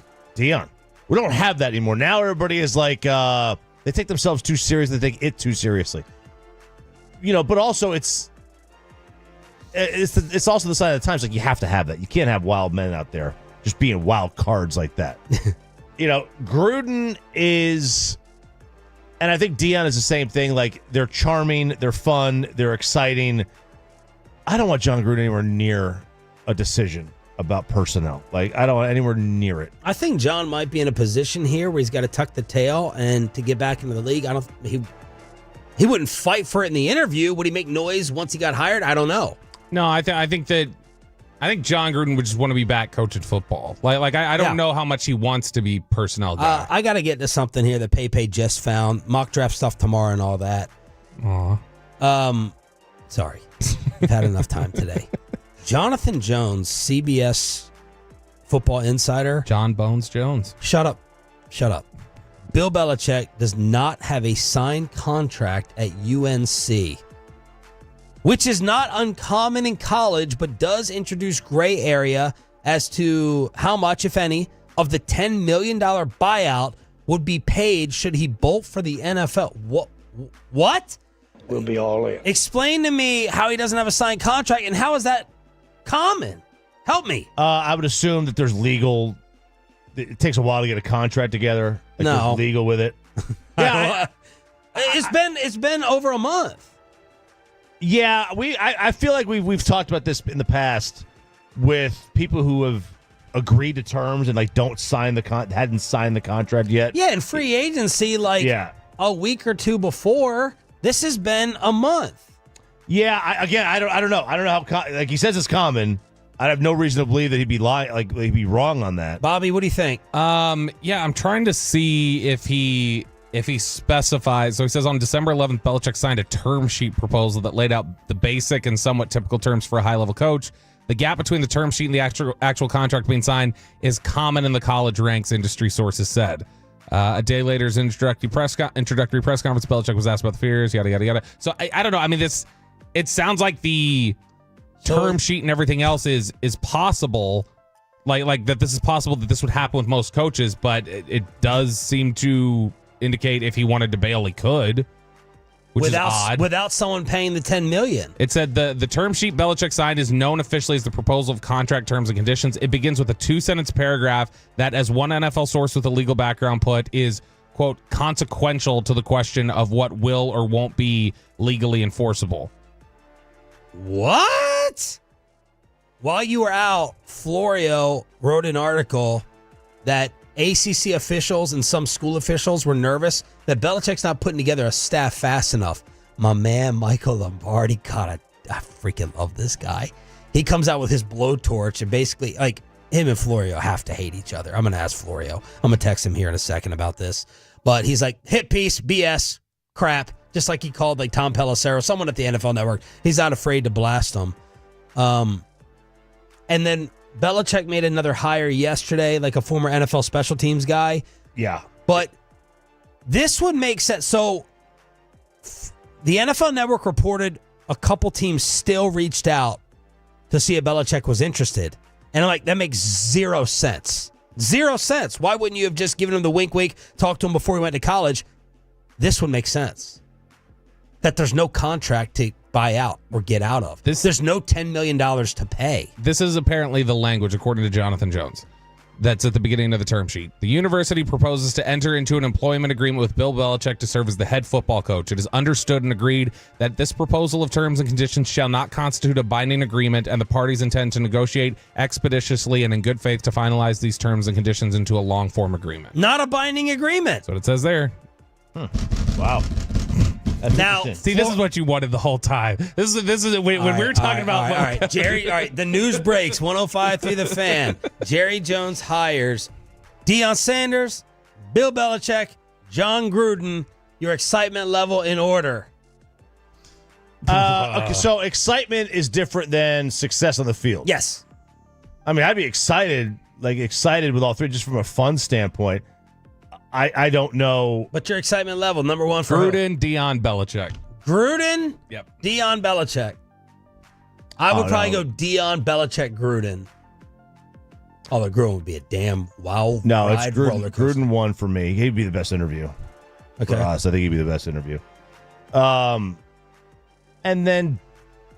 Come on, John. We got a segment. Then Will Chambers. Then Bill. I think then Bill. Let's crosstalk with a KMC masterpiece next. Coming up in the next G-Bag Nation, we talk with...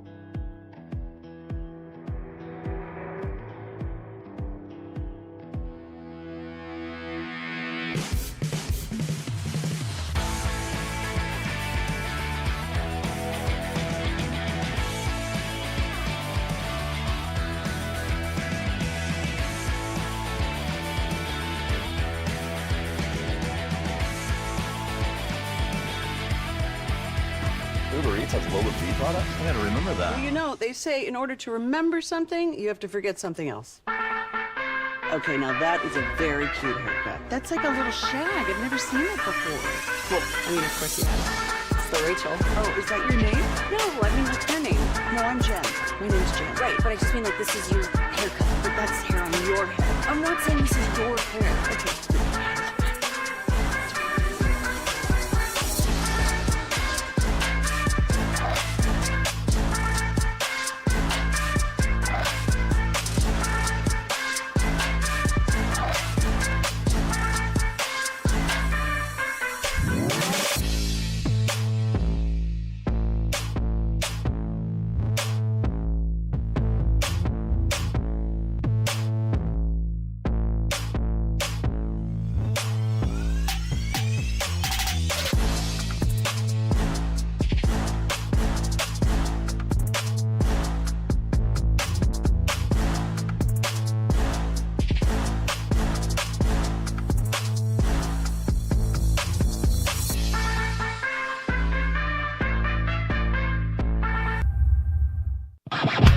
And it's back to Sean and RJ right here on 105.3 The Fan segment here, brought to you by Classic Chevrolet. Classic Chevrolet in Grapevine is the #1 Chevy dealer in the world, more Silverados than anyone else. This is Texas. This is Classic Chevrolet. Together, let's drive, relax, enjoy the difference based on new Chevrolet registrations 2023. Hawkins, pick up this dribble. He's in a bad spot. Turnover. Dallas is out of timeouts. They run the floor. Dinwiddie is blocked. 2 seconds to go, and the Pelicans are fouled. Is there a possibility of a goaltend? That's what the Mavericks want. Here's the shot by Dinwiddie. That's goaltending. Goaltending all day. That is goaltending. All day. That hit the board Goaltending. first. Mike, did you ever play in a baseball game where a protest was actually exercised or you thought it was going to happen? Because I'm like, just get protests out of sports.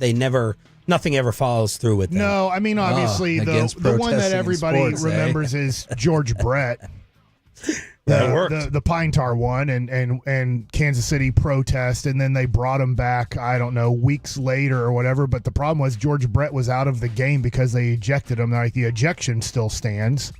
So I don't get replay. We'll go over this at 10:20ish. Don't have it. Why do we have replay? Let's just go to opening day. I'll rag on baseball. So a dude swings the bat, it hits the bat, and they're like, we can't replay that.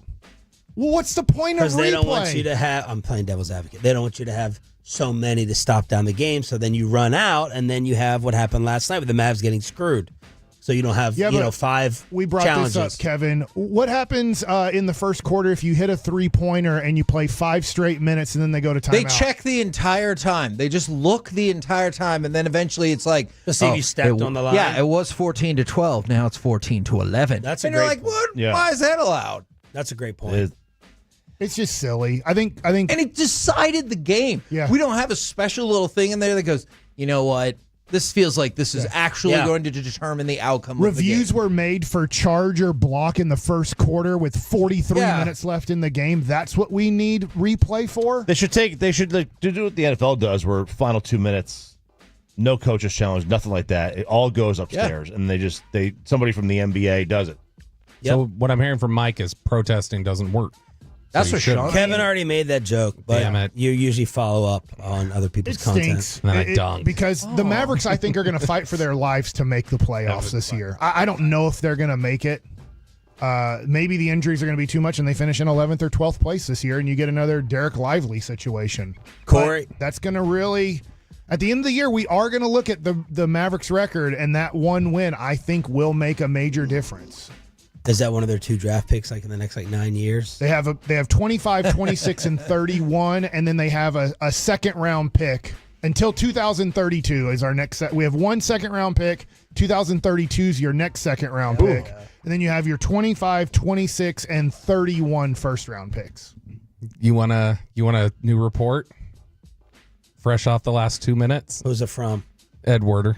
Oh, my God. Belichick's coming to Dallas. And that makes you. Regarding Deion Sanders, I'm being told that he would almost certainly accept if Jerry Jones offers to make him the next Cowboys head coach, that those around him are encouraging him to pursue it, and that Jones is enamored with the idea. Hold my hand. Read it one more time. Okay. Regarding Deion Sanders, let me do two hands so it feels like one.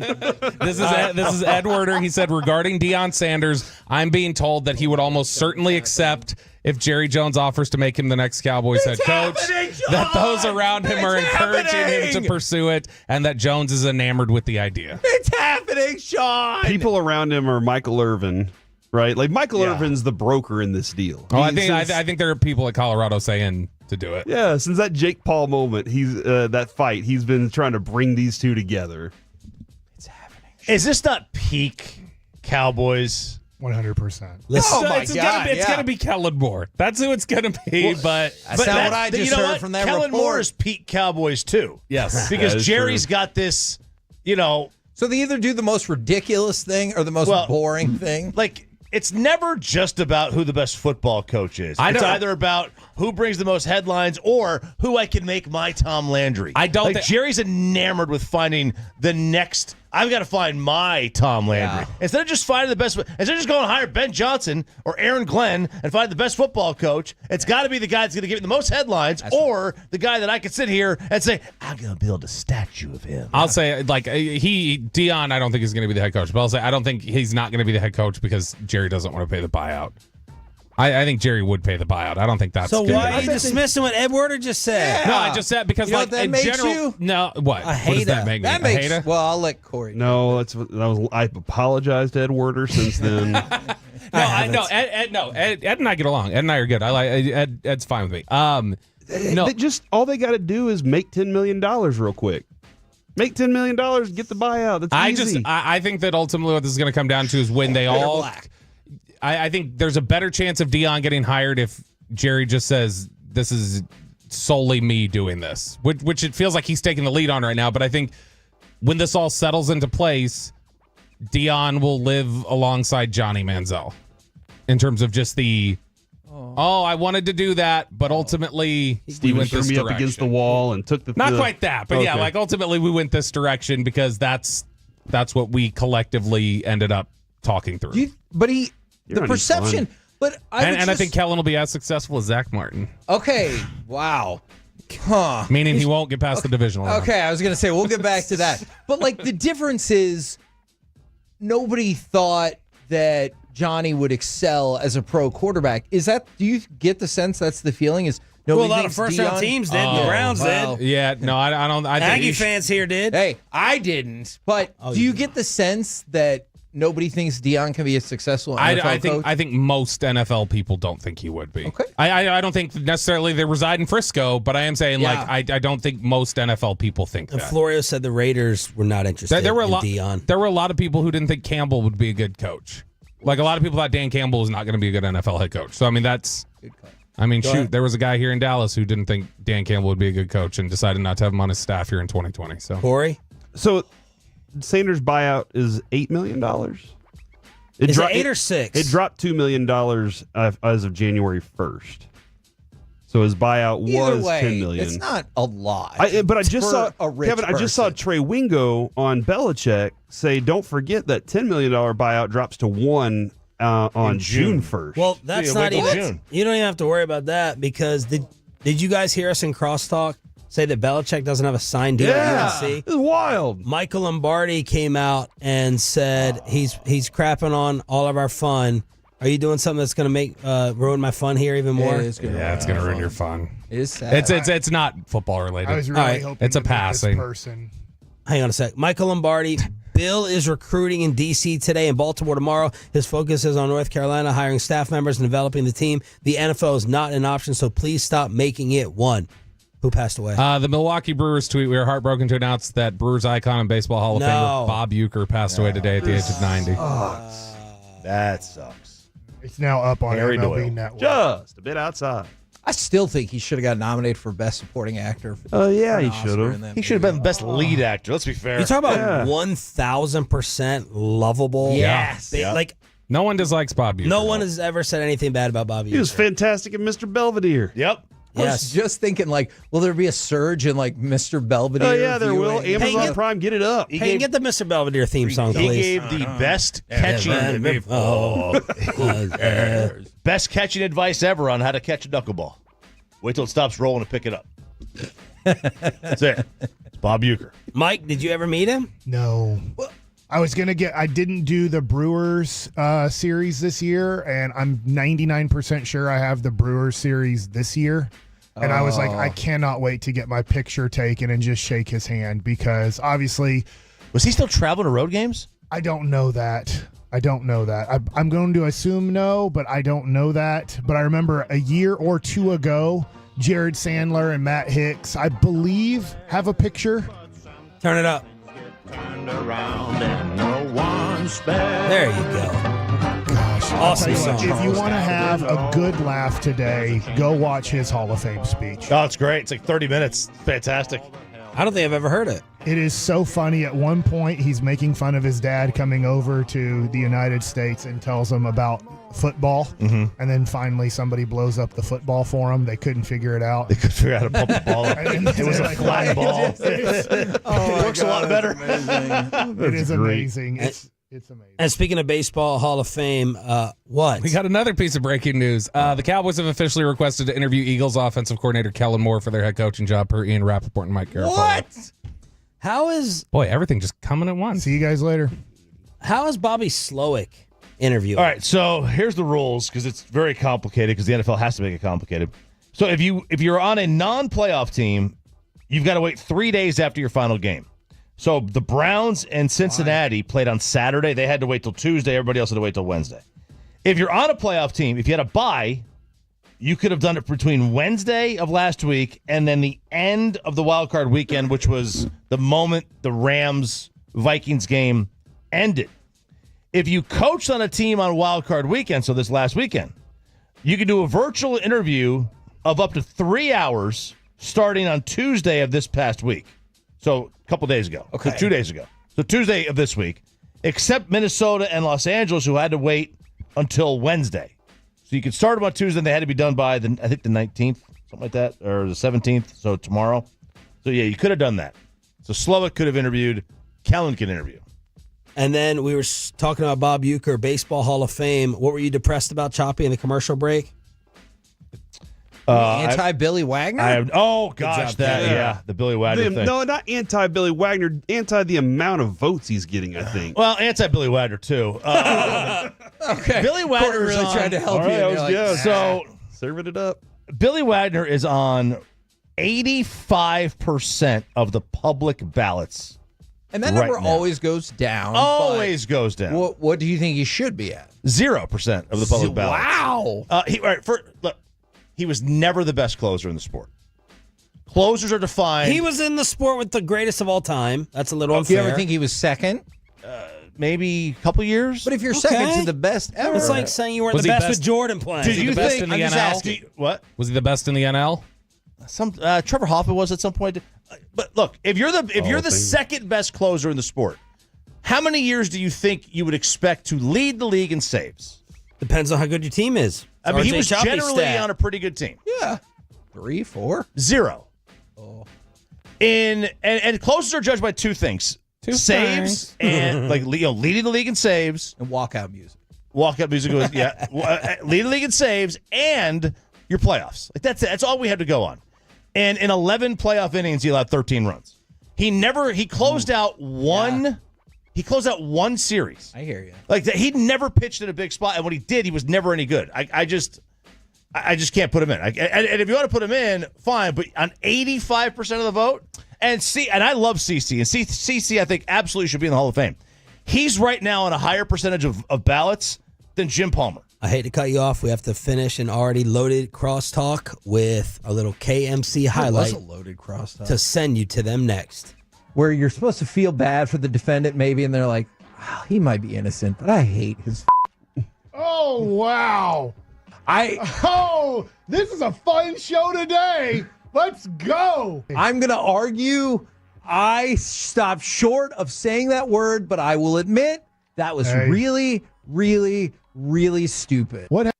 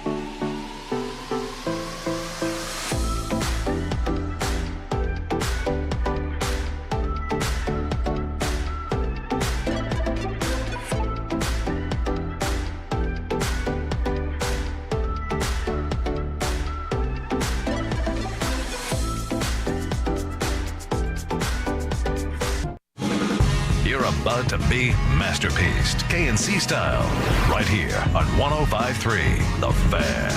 KNC masterpiece right here on 105.3 The Fan. Believe it or not, yes, they did, in fact, allow me to come back today. I very much appreciate you guys allowing that as well. But you have no say in it. You got me, Kevin Hageland, Corey Majors, the famous Mike Bassick, the famouser Alec Medford, and we were going to talk some football to kick things off. We'll get to the sad Mavericks game in just a little bit, but I can't remember who said it in crosstalk because we were just going over. I think it might have been Sean. It feels like one of the most universally beloved people in any avenue, let alone just sports. Bob Uecker has passed away, and it's a big deal because instantaneously we were all trying to look up and find audio of his WWE Hall of Fame speech is really funny and all kinds of different stuff. This is one of the few people I can think of that just everybody loves, and everybody loves for different things. When everyone was quoting the just a bit outside, the thing I think that's even funnier with that line is he follows up with Vaughn tried to paint the corner and missed. And I like the way he elaborated on his absurd call because he's you're not at the game. You don't know what actually happened. He was the perfect announcer for that movie. He was the perfect announcer for that because he had the natural ability to be funny. And he also knew the game so well that he could have probably, I would love to know, he may have done a bunch of that stuff just off the cuff because that's what he knew so well. He knew the game. It stinks because I think for most of us, you just mentioned the movie Major League. Sure.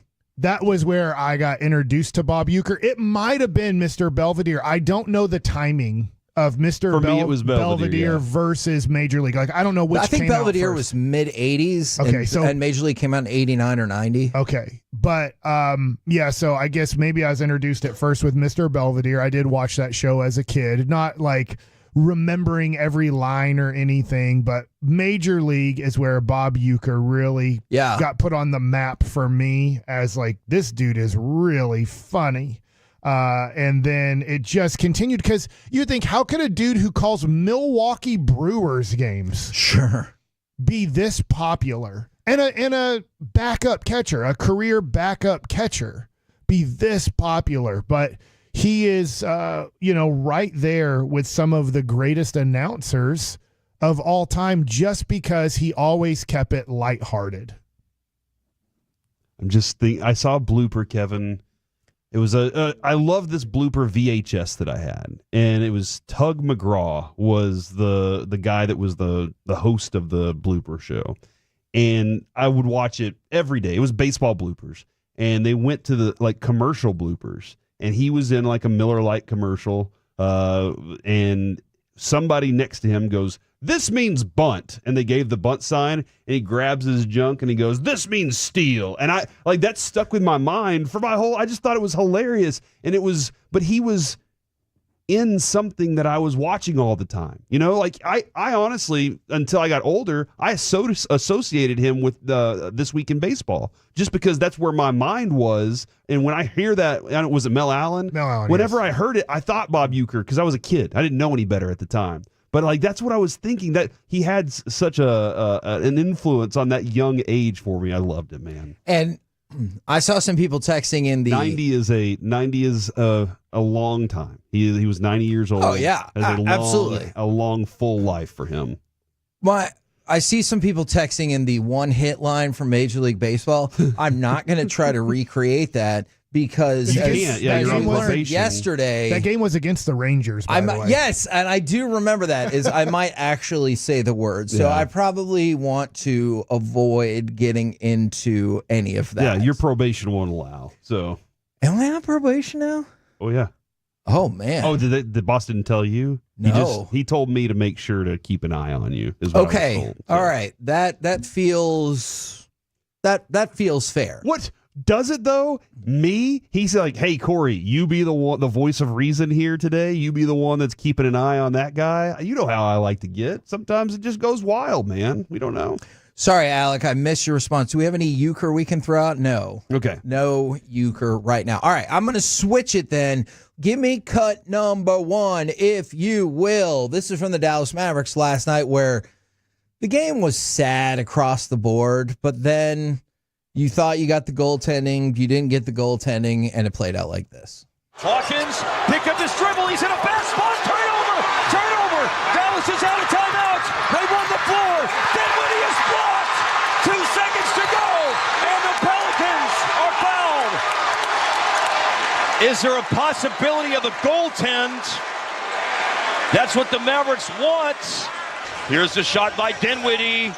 That's goaltending! Goaltending all day. That is goaltending! All day.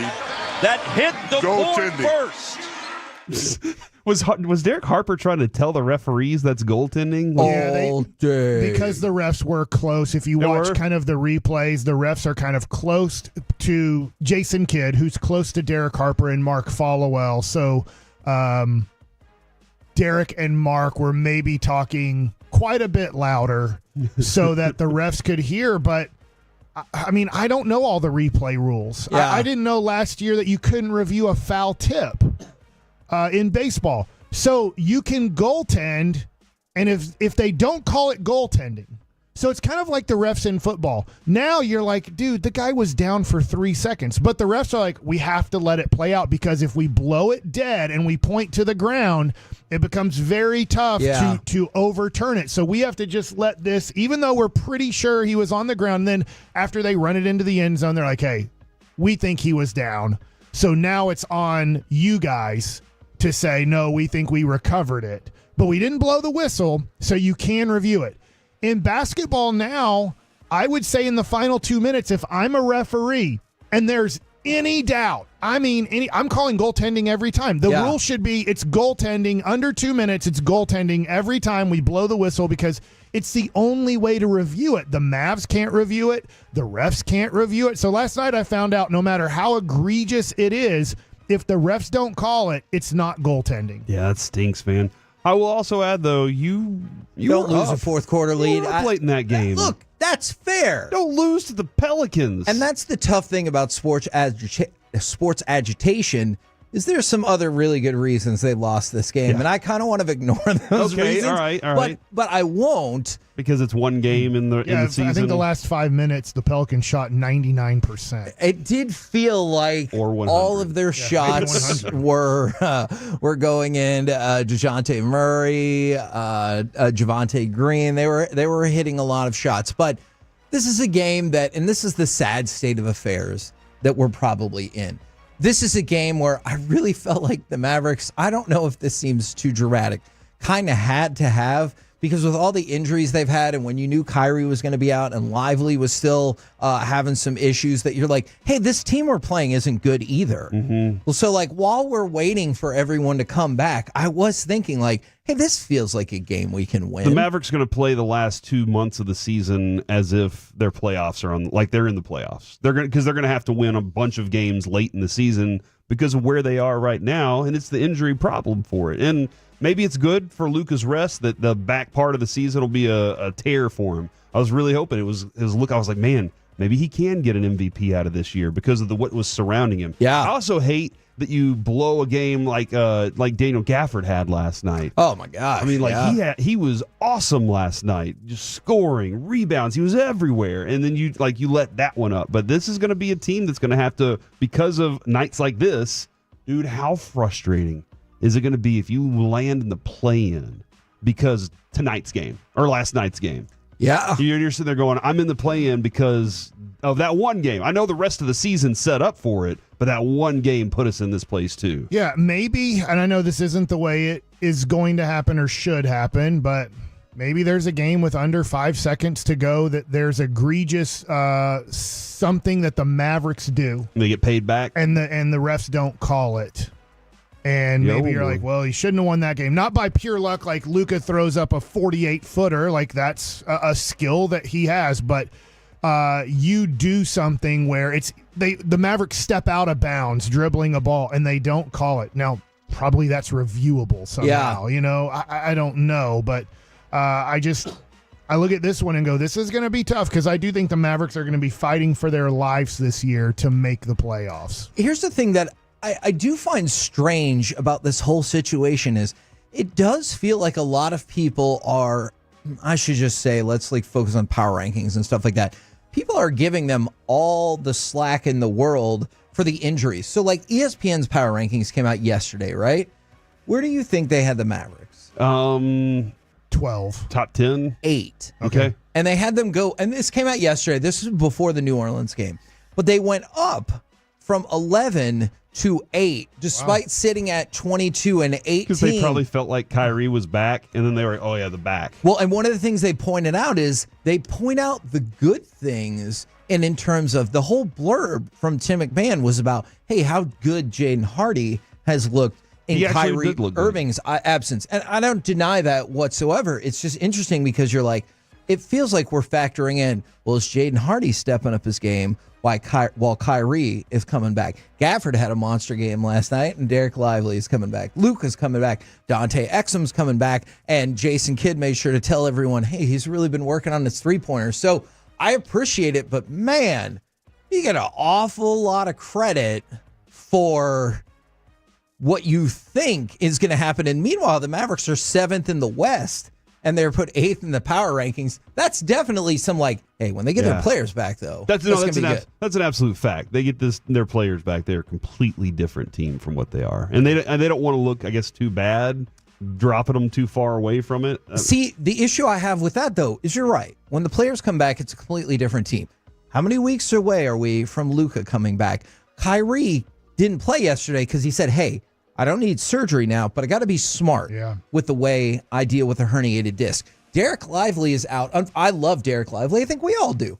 But he has already shown that he will miss some games, especially early in his career. And we haven't seen Dante Exum all season. So I get it when the Mavericks get their players back. But then you kind of think, all right, and Luka is back for how consistent of a basis? And if he is back, good to go, then you're still navigating Kyrie. You're probably still navigating some stuff with Derek Lively. Like, unfortunately, this might just be something that you deal with like all year. Are you saying wash the season? Is that what you're suggesting right now? No. Like he's ready to quit. I'm not ready to quit the season. I'm not ready to quit either, but if we get into the 2023 situation with 5 or 10 games to go, I would rather, I just think it's impossible to come out of, let's say, the 9-10 spot and make a run in the playoffs. Maybe it is best at that point to put yourself in another position where you do have your pick and you have the 10th overall pick and you use that as a major asset, because I think the Mavericks have a chance to win a championship in the next 3 years. I think it's tough to look past 3 years, but I think in the next 3 years they have a strong chance to win a championship. And this year is just becoming, there's plenty of time. That's why I'm not giving up. But this is just frustrating. This is becoming one of those years where you're just looking at Kyrie's back, Luka's calf, Derek Lively's childish body that just can't handle the NBA yet on a consistent basis. PJ Washington has had injuries. Dante Exum has been out. Not that Dante Exum's a difference maker, but just start looking at it and going, son of a gun, it's just going to be one of those horrible years for a great team. I'm afraid of that as well. We're the KNC Masterpiece right here on 105.3 The Fan. Coming up next, I was looking at a list. I want to see where y'all feel about this. We're not totally that. Right. Do you really feel like the Cowboys were the second best team to miss the playoffs? Plus, an MMA all-time great, that look on Corey's face, an MMA all-time great has inspired the question, what do you just not want to pay a lot of money for? We'll do it next right here on The Fan.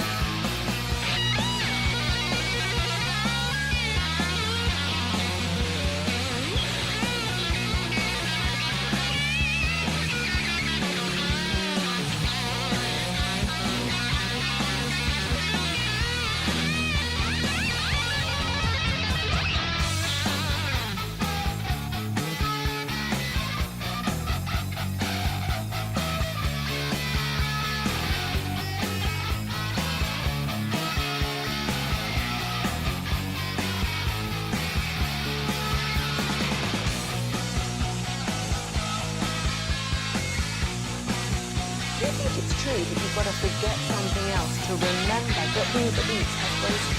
No, that's absurd. Hey, remember when you used to be what was it? Pepper lady.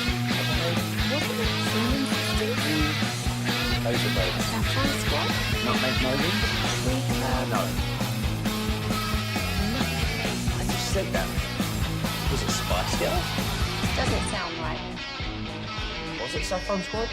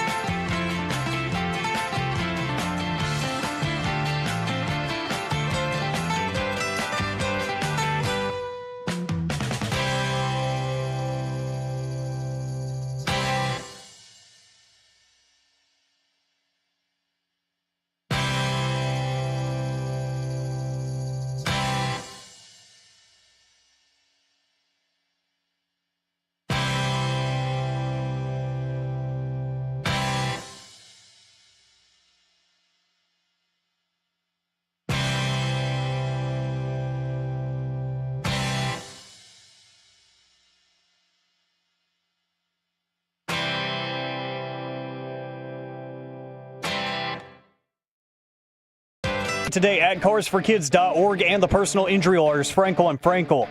If you've been injured in a car or truck wreck, call Frankel first, 214 or 817-333-3333. With Frankel and Frankel, there is never an out-of-pocket cost. They only get paid when you win. Frankel and Frankel, the go-to car and truck wreck attorneys in Dallas. KNC Masterpiece right here on 105.3 The Fan. We're going to get to something in just a minute where what is something that you just really don't want to go all out and pay all of the money for? I also have a Cowboys question for you. Or maybe it's a little bit of money. You just refuse to pay the nickel for it. Actually, that might be true. And I got some Cowboys question for you. But, Corey, do you have an important announcement that we need to know about? Mike, I know you're tired of having to drive to Plano to get your groceries from HEB. Oh, they have one in Plano? Yeah. And Frisco. They're like right next to each other. It's real weird. Mm-hmm.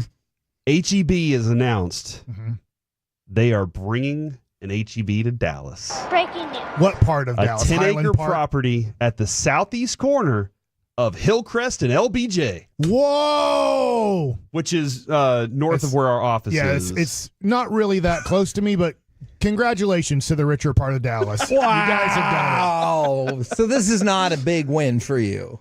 I'm not going that far. Okay. I know where that is. That's kind of near North Park Mall. No, actually, it's further. I mean, it's further east. not. It's like what? Probably 3 to 5 miles away from North Park Mall. Yeah. Like that would be the best way to describe where it's at. So that is good. That means there is one closer. Mm-hmm.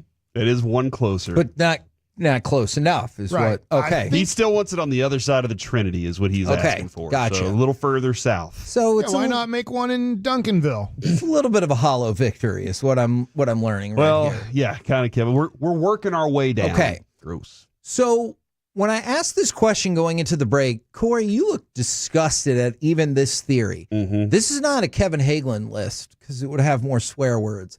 This is an athletic list ranking the 18 teams that missed the playoffs. Okay.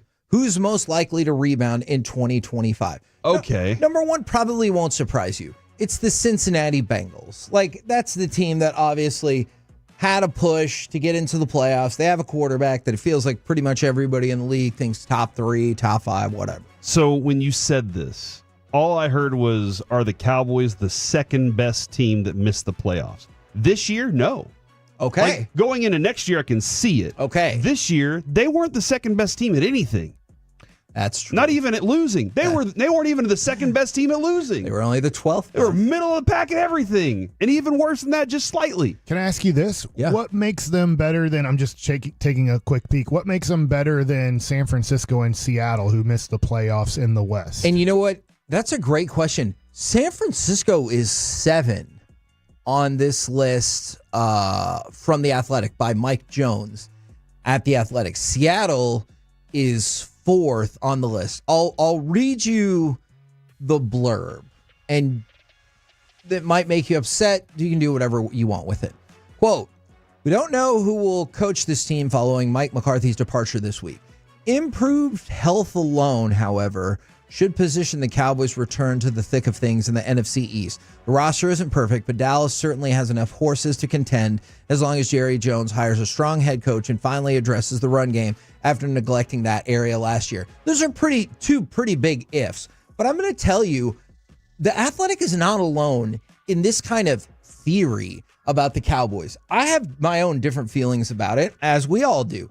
But I remember the Fox Sports article from earlier this week was like why the Cowboys job was the number one job, even ahead of the Patriots, even ahead of the Bears. Because they said, you have elite quarterback play in Dak Prescott. And so there are a lot of people on the national level who think this is an elite roster, who think Dak Prescott is an elite quarterback. I don't happen to agree that this is an elite roster or that Dak is an elite quarterback. But there are other people out there who feel that way. I know you're talking about the Cowboys. I just looked this up quick because I was wondering what it was. In Joe Burrow's career, from when he's been drafted. Now, they were a horrible team. They were the worst team in the NFL, and they were really bad his rookie year. In the first 2 weeks of the season, he's quarterbacked 10 games, week 1 and week 2. What is Joe Burrow's record? It's awful, right? In the 10 games. So you take week 1 and week 2, because this is the reason they missed the playoffs 3 and this year. 7. It's bad. That's a horrible record. They're 1-9 in his career. He's won 1 game in his life in the NFL in week 1 or week 2. That's bad. Crazy. It's not good. They're always this way. So next year, I'm not saying that you should gamble or bet. There's a good chance if you bet your house on the Cincinnati Bengals losing week 1 and week 2, you have a great chance of them losing week 1 or week 2. They are 1-9 with Joe Burrow, and that's why they're always in this hole. Yeah. And that's why you're like, gosh, they could have made some noise if they would have made the playoffs. Well, I don't know what you guys are doing in training camp or preparing for week 1. Yeah, that's a good question. It is miserable. So that's my Cincinnati Bengals. Next year, they will be 0-2 to start the year. I got a question about the elite conversation. Yeah. Can we go a little further down that hole? How many players on this team would you consider elite? Lamb? Yep. Yes. Unless you're Adam, I have a very low IQ Pac-Man Jones. Micah? Yeah. Yes. You do consider Yes. even Oh, with all absolutely. the things that frustrate Look, you. and they are frustrating. Okay. But I think he's an elite football player. And that a lot of times it gets lost. But what about this? Yeah, no, there are frustrations. I agree. But, my list ends right there. I think just to let you know. mine does too. You use the word elite, not good Oh, yeah. or above average. Because it Elite, used to be there's Zach two. Martin. We're not Right. there. Tyler Smith is Great. not there yet. Tyler? I think that's a little early for that, Yeah. but he's on that On line. the way. Really good is Tyler? Yes. Okay. Tyler's Dak is really good. I agree. Dak's with that. good. Actually, I'm going to go back to good now. He was really good this year, going into this year. But after this injury, I'm dropping him down to good. Can I take a step back? Actually, I want to add. I'm okay with that. I want to add one more person to the elite category, and you might think this is ridiculous. I get what you're Cavante Turpin is elite. Oh, Like, for his job. for his- Well, it's like if we're gonna do that, then I thought you were gonna go Brandon Aubrey. Brandon Aubrey, I think, and I'm Cavante not- Turpin are elite. get rid of those. Okay. I just wanted to throw that out there. And I say to be get rid of fair. those because, okay, that's great. I hear They're ya. special for a reason. The rest of it, though, the part that's taking up the majority of the playing time on the field, you have about 4 guys in your core that you're like, I feel really good about them. That other teams have more than that. They might have 2 in the elite category, but the rest of it, they have really good. The really good teams have really good players across the board. Cowboys are losing 22 in this offseason, in addition to now they got to find other things, and they weren't that good in the first place. I think 2 things that have hurt the Cowboys since we're doing this is DeMarcus Lawrence didn't play in his status of being very good, not elite, but like very good, because he won't even be considered as a Hall of Fame candidate. It's over for him. Like now, and I don't even know if he's going to be a Cowboy next year. That's what we don't know about. And then Dak Prescott went from being one of the, let's say, top 8 quarterbacks, just to be conservative. I can see where you can put him second in VP voting, is he is now average to below average when I look at quarterbacks in the NFL. Like at best case scenario for me, I can put him at 12 going into next year. And look, I love this guy. Overshown. From that 806, you can't say overshown. There's a good, His elite talent. He does, but there's a good chance you'll be through 3 years of his NFL caree and he'll have played 13 games. Yeah, so that's what I'm saying about like Not elite 13 talent elite on this games. roster is not existent right now. CeeDee Lamb and Micah are about it, and that's a lot to carry for those 2 guys. You're going to need a lot more. You're going to the roster has to elevate. And can I tell you one other thing that you need? And like we'd have to do a deeper dive on every team to like compare and contrast. I feel like you need an elite player that doesn't get paid elite money. Yes. I don't think it has to be the quarterback, but like DeMarvion Overshown, let's just say that he could have been that player that, you know, like you look at the second half of his season this year. Holy moly, you were like, this is looking like it could be really great. Then I could see going into next year where you're like, man, I think Micah could be elite. I think Overshown together could be elite, and Overshown doesn't make elite money. That's the issue. The 2 that you immediately think of, one already gets elite money, and the other is about to get elite money. And then you have the quarterback that you don't think is elite that makes the most elite money in all of the NFL. And so that's problematic with your roster construction. That's not Dak's fault. That's the front office's fault. Yep. There's a lot of work to do, and especially in this offseason too. All right, so we're going to switch gears entirely. We didn't really get a chance to talk about it earlier in the week, but retired MMA fighter Khabib Nurmagomedov, who just beat Conor McGregor into oblivion, he got kicked off. I thought it was in Alaska, but apparently it's a Frontier airline flight because he was in one of the exit rows. And if you ever sat in an exit row, like the person comes up to you and is like, hey, can you help? Will you help if all the S goes down? And you're like, thumbs up, yes, whatever. Like they need you to say something. So all the video circulating was with Khabib talking with gate agents after he got taken off the plane saying, hey, I speak English. Like, it's not that I didn't understand you. I speak English. Frontier put out a statement and they're like steadfast in, he was asked on the plane, can you help out? And he just didn't respond at all. So when Frontier put out their statement a couple days ago, they're like, look, that put him in non-compliance with the FAA requirements. And like, that's the crux of the story. But Corey, you want to take it in a different direction because of something Dana White said, right? Yeah, and you love Dana White. Y'all are like besties. He thinks that Khabib shouldn't even be on Frontier. It all about Umar's corner man Habib being kicked off a Frontier airline flight. What the is he doing on Frontier Airlines? Yeah, that was my question. This kid's got more money than anybody, but that's how humble he is. He's flying on that piece of shit airline. Yeah, I don't know what you have to do to get kicked off Frontier Airlines, but listen, Habib doesn't fight anymore because he's got loads of money. Yeah, I got to teach Habib how to charter a plane. Habib shouldn't even know what the Frontier Airlines is, just like most people don't. That sounds like Kevin yesterday. Yeah, it was Kevin. Dana Don't White, do like a who knows side the by difference side. at this point. But that he's like, hey, he has all this money. Why is he skimping on an airline? Get a PJ, get a personal jet or private jet. Can Kevin. I tell you something? I did not know. I don't think I've ever flown on Frontier. I don't think I knew.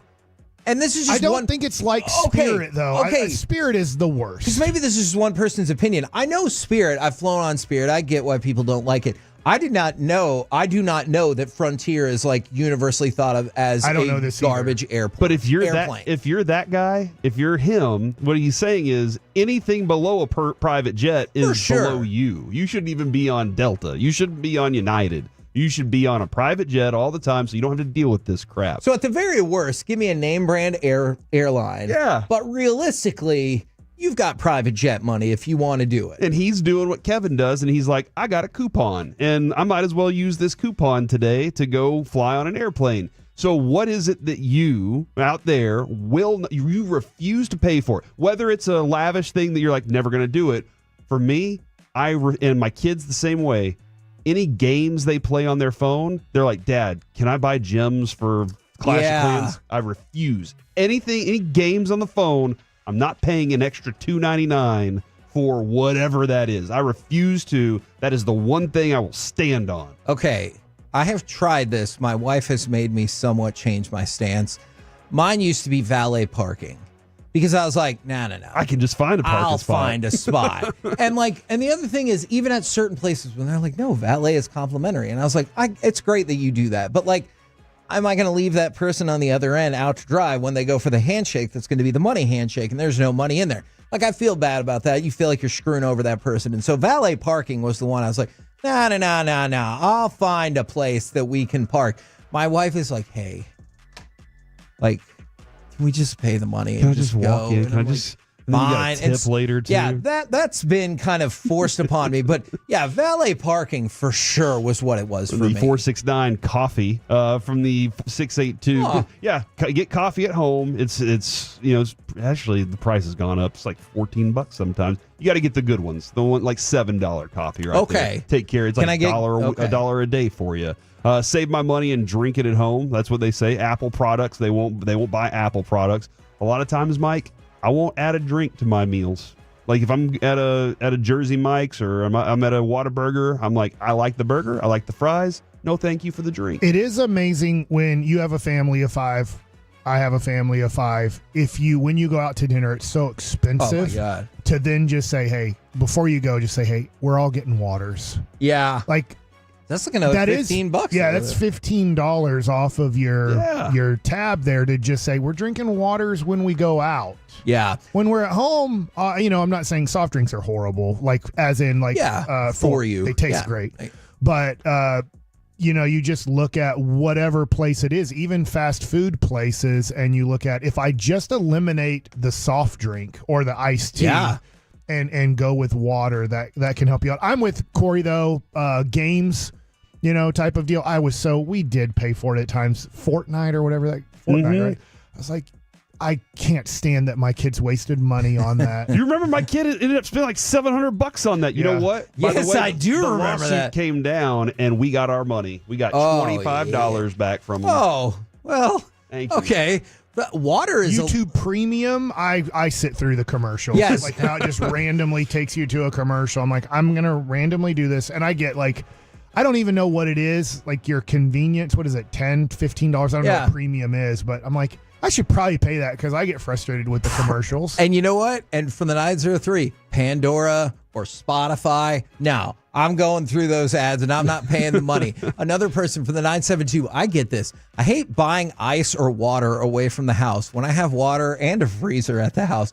And like, that is the thing. We have had to buy ice so many times because it doesn't matter what the occasion is. When we're going over to my in-laws, especially if we go to their lake house, you need to bring multiple bags of ice. It's like there's a heat wave and there's 68 people that are going to be there every single time. We have to get bags of ice. And I'm like, who all's coming over again? Everybody. And it's like Everybody. the neighbors. Yeah, everybody Okay. that's 200 degrees outside. Yeah, and so I definitely get water. I definitely get ice because even I do the smart water bottles for convenience, but I'll just refill it with tap water. And I'm like, it's all the same. I just like the size of this bottle. It's perfect for like on the go and everything like that. Shut up. You're You can get tap water from my house now. Without Okay. lead? No With more or lead? Without lead? Without lead. Look at that. And it's soft water now. Okay. It costs a bunch of money, but I got It is soft. Well, son of a gun. What happened From now? the 682, how Kevin met his wife, wouldn't upgrade to Tinder Gold. All right, this is a true story. We met on Bumble, and I realized the workaround on Bumble, if you didn't want to go the premium route, was you only find out when you match with the same people. And so there's all these people who want to message you, but the messages aren't coming through because you haven't matched. So I realized if you just swiped whatever the good way is, I want to say right, on every single person, then you get all those matches. And then Jess told me that was mean because I was probably hurting girls' feelings who were like, oh my God, we matched. I'm so excited. And I was like, nope.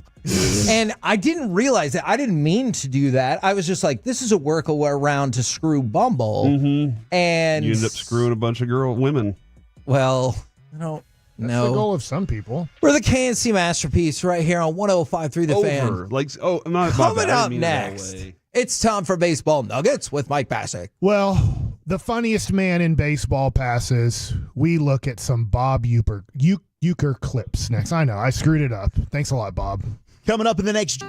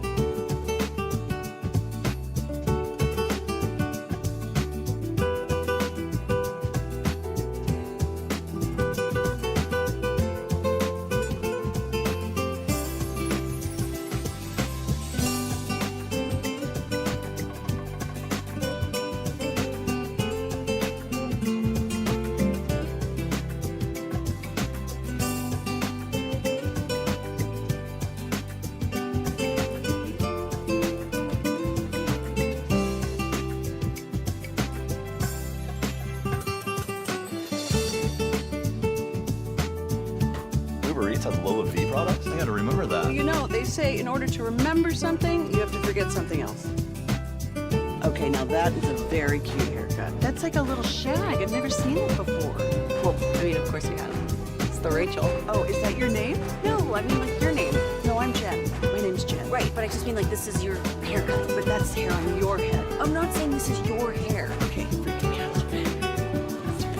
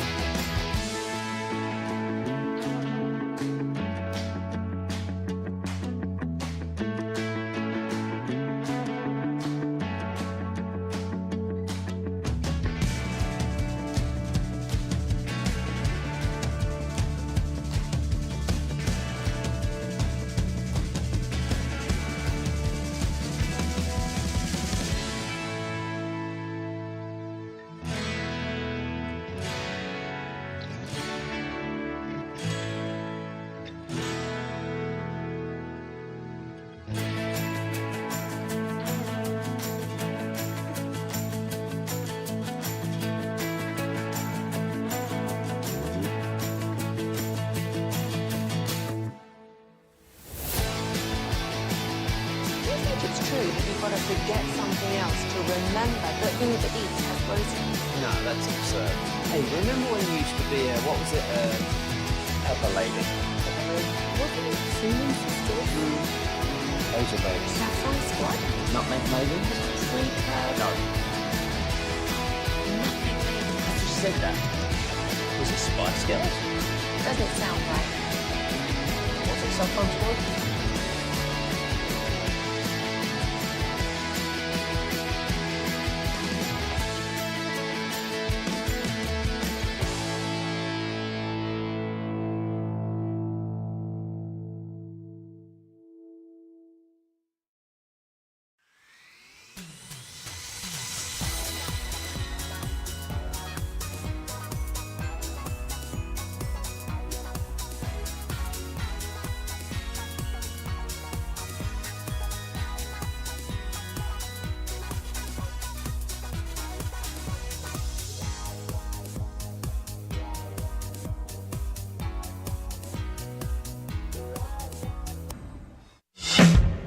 This segment is brought to you by Classic Chevrolet in Grapevine. They're the #1 Chevy dealer in the world, more Silverados than anyone else. This is Texas, this is Classic Chevrolet. Together let's drive, based on new Chevy registrations 2023. Brewers down to their final out now up to Christian Yelich.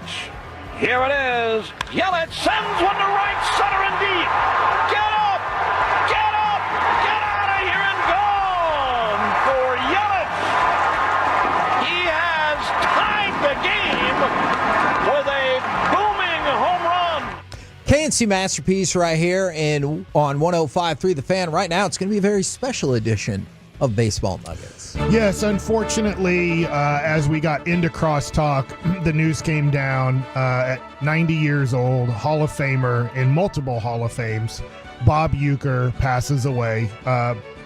I guess I'm not going to say most known, but he was the Milwaukee Brewers radio announcer forever. Yeah. I'll just say kind of Eric Nadel-like. You always know you're a big deal when you might be most known for multiple things. Yeah. You're like, oh, you did good. So we have cuts here to just, I mean, I know that we have fun and everything at 12:40 at times where I say take a load off, but this is just going to be a relaxing, fun Bob Uecker clip where we're going to just go clip after clip and maybe just talk about Can we play memory. Can we play one that I think is my favorite that I don't think gets talked about enough just because it happened in the wrestling world? I want to say this was WrestleMania 4, and it's Bob Uecker with Andre the Giant.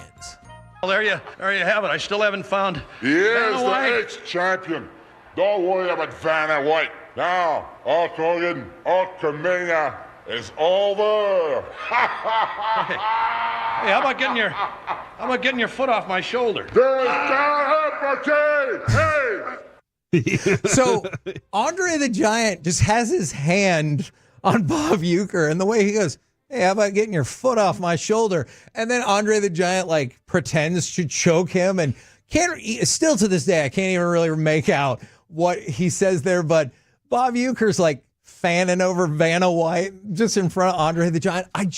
I love it, and like he just shows up. You know they didn't have any of that stuff planned, right? Like that just happened. His comedy during live broadcast, during, Hall of Fame speeches, obviously you can plan out. And let's go to his Hall of Fame speech. I obviously haven't watched all of his WWE one in 2010. Yes. I have watched multiple times, 2003, I believe it is, for the Major League Baseball Hall of Fame. But let's just listen to his take on getting into professional baseball with the Braves. I was not always a great player. I think people always, well, you can talk the way you do because you were always a great ball player. Well, I wasn't.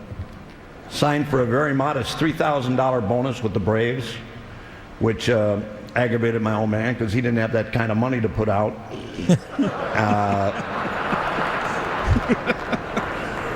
But the Braves took it.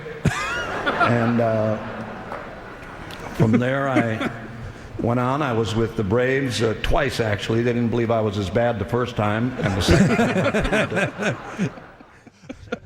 Like, that's tremendous. Yeah. And, like, even though that had nothing to do with any of his time in wrestling, you heard the crowd. They're like, tremendous. Yeah, and those are all wrestlers just enjoying his comedy. Now, the thing that he's probably most known for is Major League.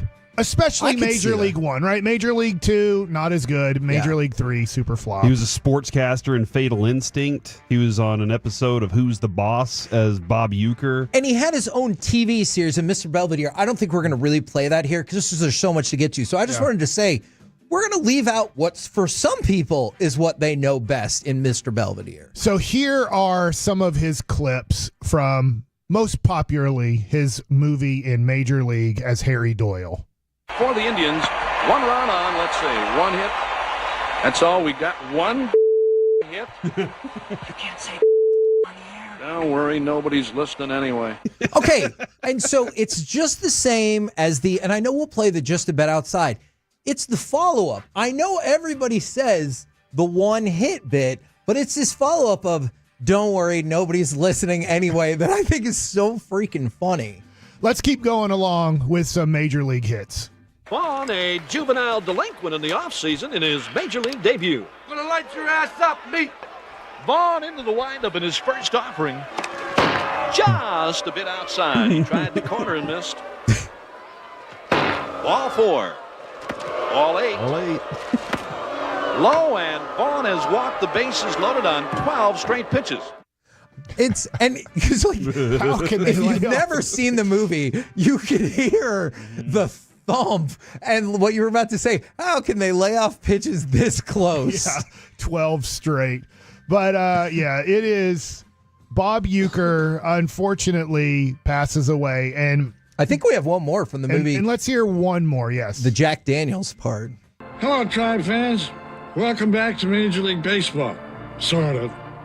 Paid attendance today is 1,412. Some of them were driven away by that little 10-run first inning the Red Sox put up. Take over, Monty. I'm in the bag. There's another one that so reminds me of you, Mike, is yesterday when you go, you know what? Screw the number. Is Bob Uecker goes, the post game is brought to you by Christ, I can't find it. The hell with it. So, like, that's what I thought yesterday when you were doing your read. I was like, he just went full Uecker there. Yeah, you know what? Maybe without obviously knowing that health-wise Bob Uecker wasn't doing great. I Bob Ueckered my men's tea clinic commercial yesterday. But we lose a great one. Was 90? Yes, 90. I mean, that's a long-lived life. He seemed to enjoy life.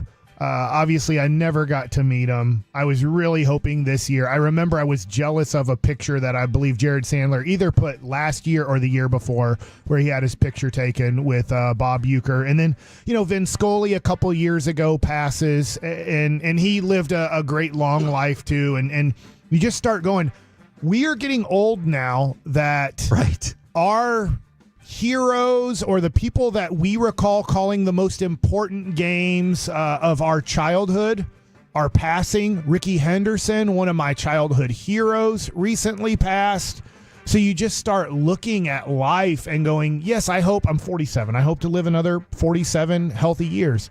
But you realize that when people are passing along that are, whether they're, I know, Corey, whether it's a grandparent or whether it's a childhood hero of yours that was a player that you idolized and look up to, you just kind of realize that, okay, life's getting a lot shorter. There's not more of life, like more life to live than what we have lived. We are probably on, golf term, the back nine now. Yeah. Starting in 1971, he appeared on Johnny Carson's show approximately 100 times. Wow. And one of the best lines that he threw out there was, sporting goods companies would pay me not to endorse their companies. not to endorse their products. I will tell like that you, sense And the of beer humor. commercials. as we head on Front to row. our next segment, I think that, Corey, you bring up something that we should say. Go to YouTube, type in Bob Uecker, whether it's on the Johnny Carson show, whether it's his Baseball Hall of Fame speech. He has the guys crying, laughing Yes. in the back, whether it's George Brett, Don Sutton. I mean, guys are crying, laughing. How funny his Hall of Fame speech is. The WWE speech, which I'll be honest, if I have time tonight, I'm probably going to watch the It is WWE really good. speech because I've never seen that 2010 Hall of Fame induction, but there's plenty of things. If you have time today, go to YouTube, type in Bob Uecker, and just have a laugh for a guy that brought so many fond memories and laughs to us. Yeah, take a load off.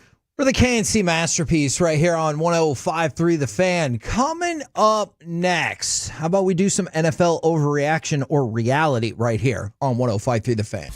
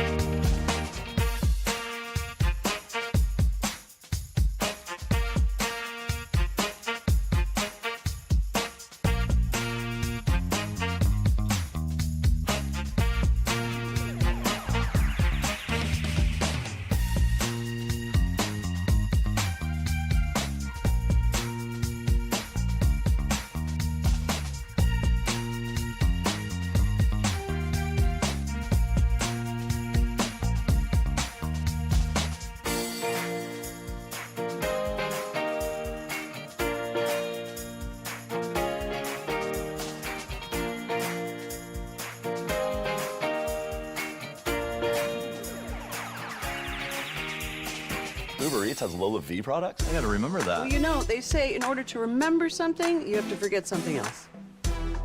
Okay, now that is a very cute haircut. That's like a little shag. I've never seen it before. Well, I mean, of course you have. It's the Rachel. Oh, is that your name? No, I mean like your name. No, I'm Jen.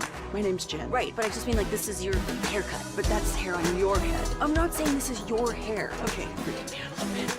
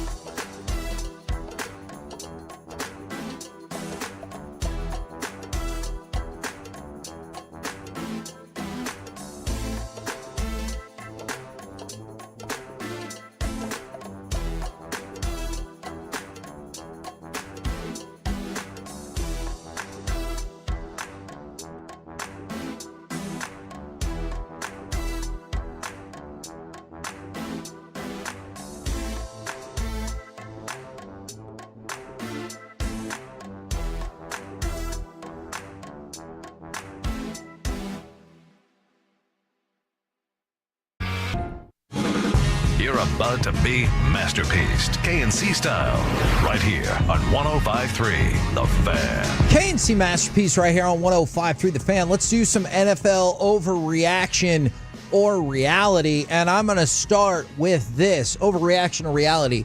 Despite being thumped in the playoffs, you believe the Broncos have a bright future. I'll admit the Broncos were way better this year than I thought they would be. That's reality, and if you hear Sean Payton talk about it, he says they found a guy that can truly lead them in Bo Nix. They completely believe in him, and the GM said that's their only goal now is to win their division. Like they are completely think they can overcome the Chiefs at this point, year 2 of Bo Nix adding to what they have as a team. Really stout defense. That's what they relied on a lot this year, but Bo Nix helped carry that thing offensively. And their running game wasn't as effective as I thought it would be. Sure. Devontae Williams just hasn't turned out to be what you expected. Jaleel McLaughlin was not that great. Austin Estime was new to the process of it all. And so I'm interested to see, because Sean Payton, once he got Alvin Kamara and Mark Ingram together, that combination was elite. It was great. So can he add to their running game? Cortland Sutton probably getting paid a nice amount of money this offseason. Yeah. And that's a good combination that I was telling you before the season to keep an eye out for. Sutton did me well this year in fantasy football. I don't want to say their future's not bright. Yeah.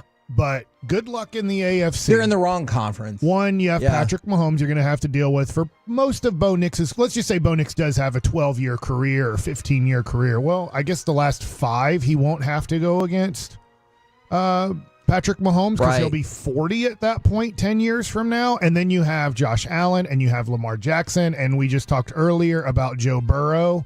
If they could just eliminate the first 2 weeks of the season, they would be really good. There's so many good quarterbacks in the AFC.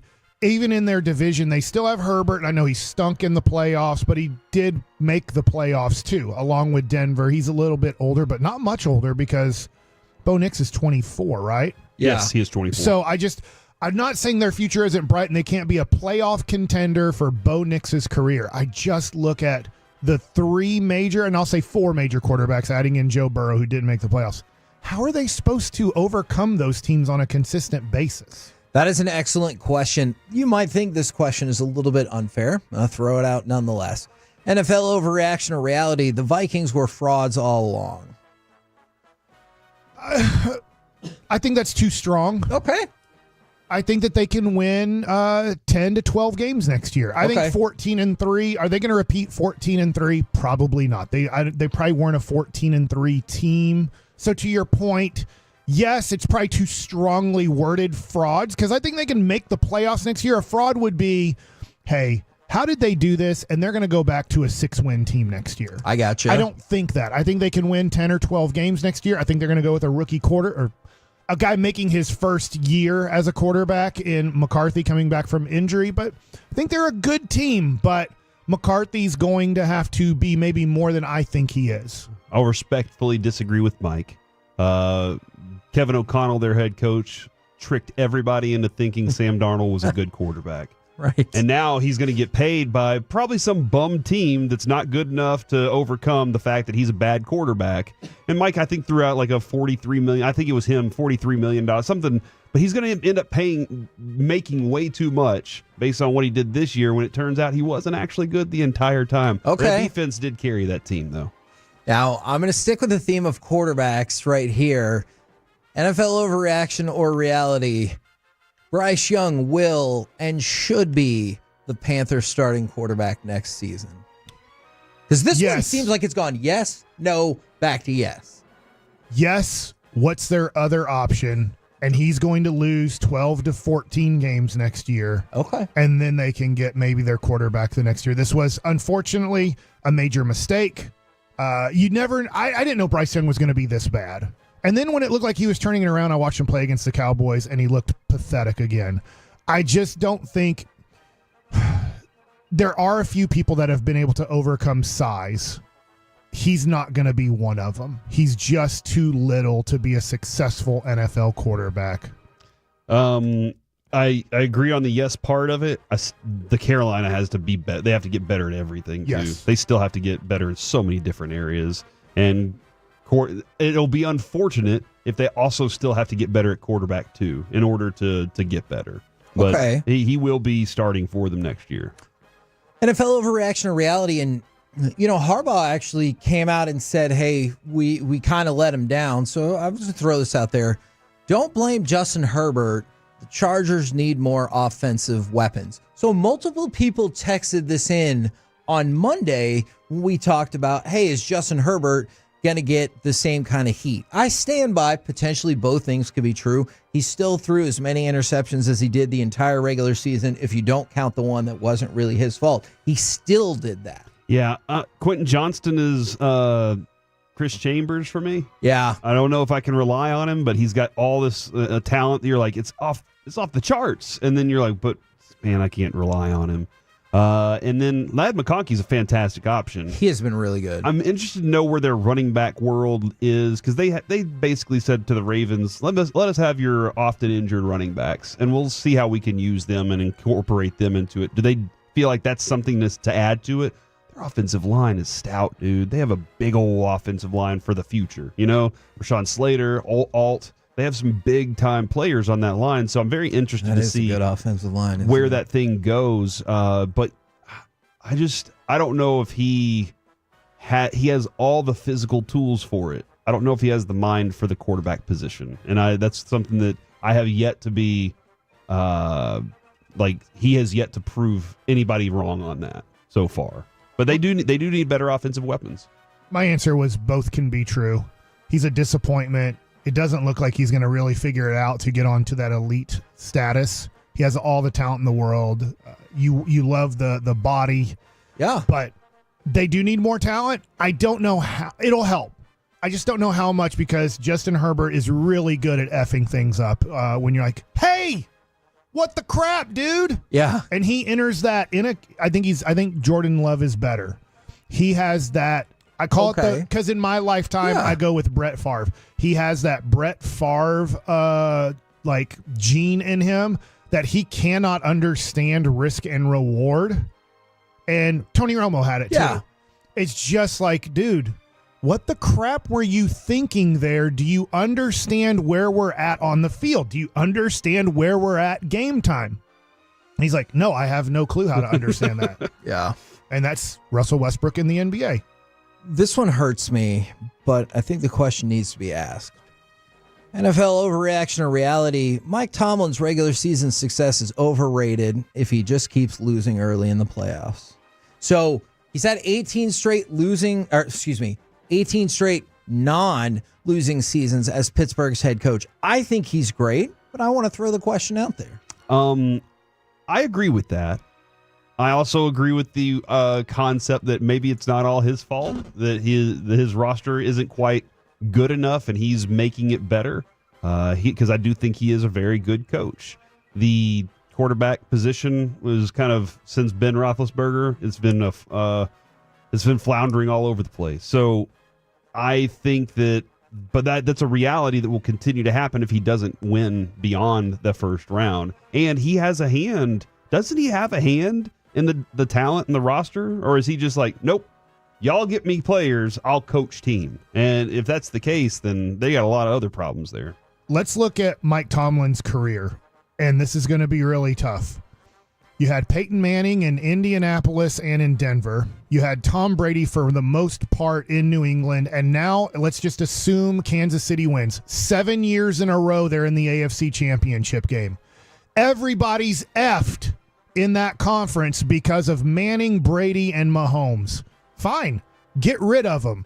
How are you going to overcome Patrick Mahomes? I'll throw in Josh Allen, Lamar Jackson, and Joe Burrow again. I think Cincinnati's a horse-ass organization for the most part, so I think Burrow is carrying a really bad organization. Baltimore's not a bad organization. I don't think Buffalo's a bad organization, and Kansas City is the elite organization right now. So, fine. Throw Mike Tomlin under the bus. But there's going to be a lot of coaches, not just in Pittsburgh, over the next 5 years that they're going to be like, what's your deal? Yeah. And if you've been doing it as long as Mike Tomlin's doing it, how come you can't beat Tom Brady and Bill Belichick and the Patriots? How come you can't beat Peyton Manning when he was still in his prime in Denver or ending his prime in Indianapolis? How come you can't beat Kansas City? How come you can't, in your division, win it more easily with Joe Burrow and Lamar Jackson in it? Well, F you, as Kevin would say. Wow, Kevin. Damn it. Wow. All right. This is going to kind of feed into that. I'm not saying this would happen, but I'm fascinated if it did. NFL overreaction or reality. A playoff win this weekend will erase all of the concerns about C.J. Stroud. Because we talked about it. Yeah. He really exploded on the scene as a rookie. He's struggled tremendously this year. We've talked about his poor offensive line. But it feels like if the Texans were to beat the Chiefs and he had a good game, then all of a sudden you're like, never mind. They were in Houston. They were ready to dump their offensive coordinator. Yes. Like they were ready to move on from Bobby Slowick at one point, and now they're like, oh, he's a genius again. So that included with the offensive line problems. I never had a question about Stroud's ability. But watching them and watching the panic that has to happen because the offensive line was my deal. So yes, win the game, and it actually bumps him up a little more for me. The Texans overall, though, I was down on because they weren't doing what they were supposed to. But it seems like they've. Well, you know what? We can talk to Reggie about that at some point. Maybe in New Orleans we'll pick him up and say, "Hey, man, what do you want to talk about it?" So I'm not saying this is going to happen, Mike, but it does feel like this would wash away a lot of concerns. 100%. This is the most unfair thing about sports. Too bad. Reggie, is one of the people that says, this isn't fair. Well, too bad. That's the way it is. If you win in the playoffs, it doesn't matter how crappy whatever the regular season was. Ask Eli Manning and eventually when he gets into the Hall of Fame. Ask Patrick Mahomes. I believe we were at a diamond shop after the Super Bowl against San Francisco. Patrick Mahomes was effing pathetic. We like using that word now on the show, right? He was pathetic for 3/4 of his first ever Super Bowl. Yeah. Pathetic. But what did he do in the fourth quarter? He played great in the fourth quarter. And we just eliminate, I know I'm bringing it up, but we eliminate, he was really bad for 3/4. Because all that it matters in the playoffs is that you win and advance, and your legacy is based off of that. And that only. Yeah. There are very few people, maybe Dan Marino, can get around not having playoff success. To me, that might be the only quarterback in the history of football that can get around having very little playoff success. And even the thing I'll still argue with that, and you're right, is he made it to a Super Bowl and 3 AFC championship games. So even then, I would argue like his lack of playoff success did have plenty of weekends when they were still in the mix. But and even your playoff success doesn't always guarantee that people are going to look at you as a renowned quarterback. That is true. Eli Manning had some playoff success. Troy Aikman had Super Bowl success, and people are like, I think those people are remarkably misguided. We will get to that later in the show. And this is another non-playoff one. NFL overreaction or reality. The Jets aren't going to make the playoffs for another 5 years. So they haven't made it since 2010. I just decided to throw off 5 for no particular reason. But like Jerry's listening right now. I guarantee you he's going to use that one next year. That's probably could be the Jets. But like they were going to bring in Aaron Rodgers. Holy crap, last year, then he got hurt. But if he wouldn't have got hurt, man, we got the roster. All right, so now he's back. We got the roster. We got the head coach. Well, it was the head coach who sucked all along. Well, then you fire the head coach, and you're like, oh, hey, it turns out the head coach might have actually made this thing better than we thought it was. This is the QB. And now he's going to come to the Cowboys and maybe become the defensive coordinator, even though he wants to be the head coach. We'll talk about that in a little bit as well. But I'm just going to say it. 5 years. The Jets haven't been in the playoffs in 14 years. I say another 5 years. Dude, they have been in quarterback purgatory. And I'm trying to go back and look when the last time was that they weren't. Because Sanchez, Pennington, he's still quarterback purgatory. Yeah. Favre. Brett True, Favre in 2008 was the last time they weren't in. Because think Sanchez, Smith, Fitzpatrick, McCown, Darnold, Wilson, Aaron Rodgers, unfortunately, in the twilight of his career, not as good as he used to be anymore. They've been a quarterback away almost all that time, too. And that's how being a fan and being like, why can't we just find that one guy? Yeah. Everything else is pretty good. Everything else was actually really good. Their defensive rank was really good. And they just couldn't do it without a quarterback. It's important.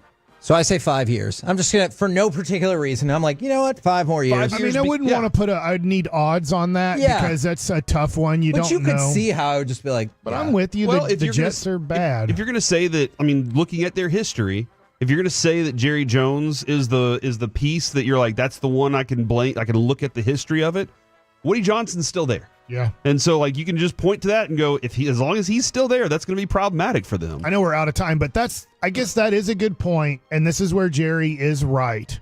He's not the worst. In fact, he's probably not close to the worst, but he's not close to the best either, and that's the issue. We're the KNC Masterpiece right here on 105.3 The Fan. Coming up next, it's time for AM on the FM. We got the question of the day, plus more Joe Mazzulla audio gold next on The Fan.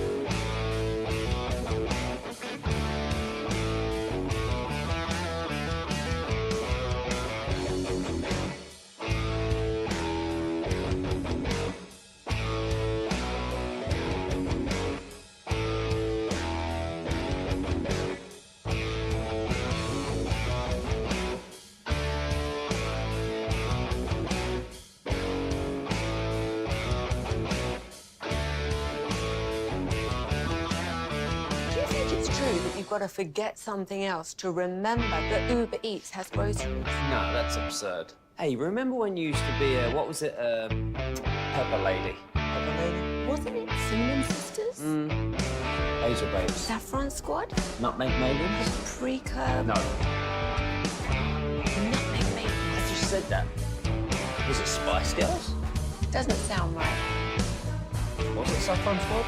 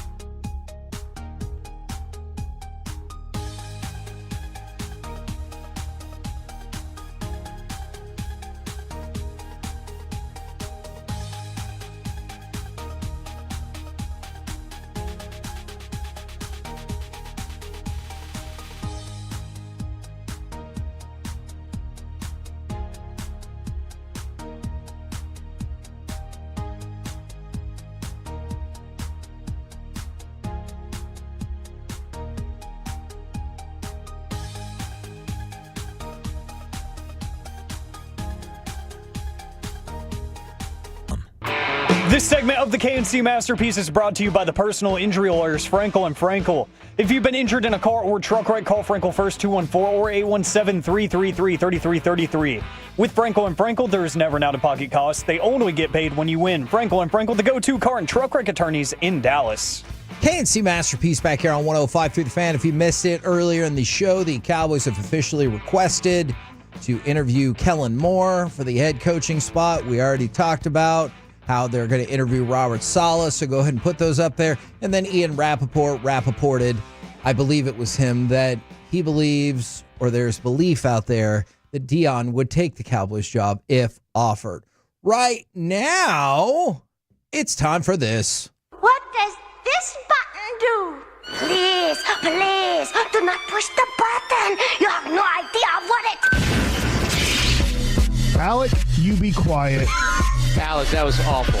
1 for Alec, 0 for Peyton. Don't you dare touch that dial. Kevin Hageland is now the one person that has permission to push the button because sometimes he says things that require it. It's time for AM on the FM, 877-881-1053 to answer today's question of the day, plus something we didn't get to on Tuesday, Joe Mazzulla, with more post-game audio gold that just... This time, it straight up doesn't make any sense. So we'll get to that here in just a second, but the question of the day needs a little context from Kevin and Corey. I'm going to set it up like this. Back when y'all first started doing the radio thing, you had a conversation with Eric Nadel. Mm-hmm. And what was the one thing he told you? Don't say F. So we found out that Kevin does not listen to advice. So the question of the day today, based off of yesterday's shenanigans and all the reels that were put out on social media, is what's the best piece of advice you've gotten that's really stuck with you? 877-881-1053, Twitch and YouTube want to hear from you as well. And I was thinking about that on the drive in, and you know, you get the pleasure of meeting a lot of cool people in this business and stuff, but one actually happened during a Rangers pregame show. It was an away game, so Jared Sandler was in studio with me. And we were just kind of chatting, and he was kind of picking my brain. I was still new here, maybe a year into the job. And he was like, what do you want to do? And I kind of like laid out my vision of how this career thing is going to go. And he was like, biggest piece of advice I can give you, don't be afraid to be uncomfortable.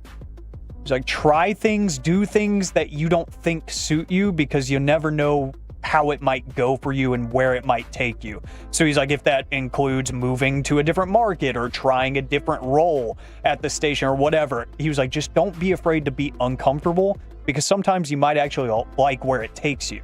And that stuck with me because like a year into the job, I was maybe 19 years old. And I was like, well, you know, all I know how to do right now is just kind of push buttons.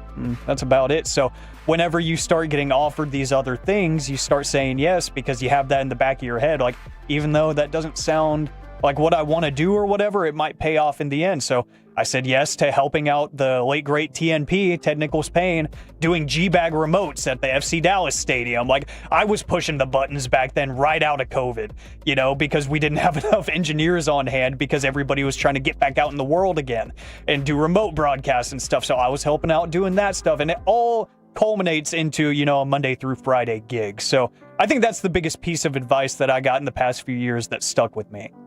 Buy a plunger before you need a plunger. That's one. Okay. Always stuck with me. My grandpa. That does sound like a grandpa phrase. Because think about it. When you need a plunger, you're like, where is it? And then you're like, crap, I don't have a plunger. I got to go to the store. I just have it available. I'll be very honest. Take a load off is a fantastic piece. I'm not lying about this. Because, Kevin, how often, like, I was telling my sister the other day, a lot of times I feel like I'm in the middle of a hurricane. Yeah. Everything around me is chaos, but I'm very calm about a lot of it, and I just kind of observe it until I figure out what I'm doing. But everything else is chaos around me. And take a load off. As you see me, I'm very... I don't get too bent out of shape about a lot of things. Sometimes I do. But take a load off is definitely a real good mantra to live by whenever you're upset about something. And I know this is the exaggerated version of this, but this sticks with me a whole lot. Remember when you're seeking revenge to dig 2 graves. And so, like, I know that's the extreme version of that, but I think about that a lot. If there's like something that I perceive as an injustice, whether it's to me or just in general, is that the way to go about it is not to always like, I'm going to destroy this person. Like, it can be as simple as I can go have a conversation with this person or whatever. And so that's helped me later in life. I didn't always feel that way, and I had to grow up and get to that point. Always treat a gun as if it's loaded. That's a good idea. Like, dead serious. My dad taught me that very early on in life. Don't point it at anybody. And then I had a friend point a gun at me one day, and I was like, what are you doing? And he was like, why are you freaking out? I was like, he's like, it's not loaded. How many times does that become a problem? So stop. Don't do it. Don't do that. I know this is self-serving, but it did get texted in from the 940. The literal best advice I was ever given is, hey, turn on 105.3 The Fan and listen to the KNC Masterpiece. Back then, Colby Saff was still with the show, and I haven't turned it off yet. Love even it. With me. All right. Yeah, even with Thanks. Mike. I didn't really like this advice, but it makes a lot of sense. If you don't like it, play better. It really does make a lot of sense. If you don't like that T.O. took out a Sharpie and autographed a football in the middle of the game, don't let him in the end zone. If you don't like that Barry Bonds cranked a home run off of you, don't throw that son of a gun a strike again. I'm sorry, I know I already gave one, but I'm seeing people send these in as well. And I really like this one. I think I've heard CM Punk say this before. Don't listen to criticism from people you wouldn't go to for advice. Yeah. I really like that. I was watching the CM Punk last night as I was heading to bed. I watched the start of Raw from Monday on Netflix, and he was punking it up out there with his... What'd you think? It was fine. I thought they were going to wrestle or fight, and then McIntyre was like, Roman Reigns is our problem, you morons! So that's what I got out of it. He's been doing a really good job. So I like that as well because, and sometimes you, especially with this job, I'm sure there's lots of jobs like this, you ignore the positive things that people say and let the one or two like really negative things eat at you. And you're like, I don't care what that person, like I care because you want to like listen to the audience, but like I'm not going to go seek that person out for advice. So I don't have to give extra weight to their criticism. You want to hear some advice I took but then didn't take? My dad told me around 17 or 18 years old, try all the drugs you want. Just do it after your baseball career's over. Yeah. I haven't tried all the drugs. Because you're like, I've enjoyed life. Yeah. But you haven't tried all the drugs. Yeah. There are drugs you want to try? He's told us it's microdosing mushrooms. Yeah, he wants but microdosing like under in a hospital. under medical doctor supervision. Which probably isn't going to happen. But yeah, I didn't do drugs while I played. I guess one time with Ricky Henderson. But yeah, I mean, so I took that advice.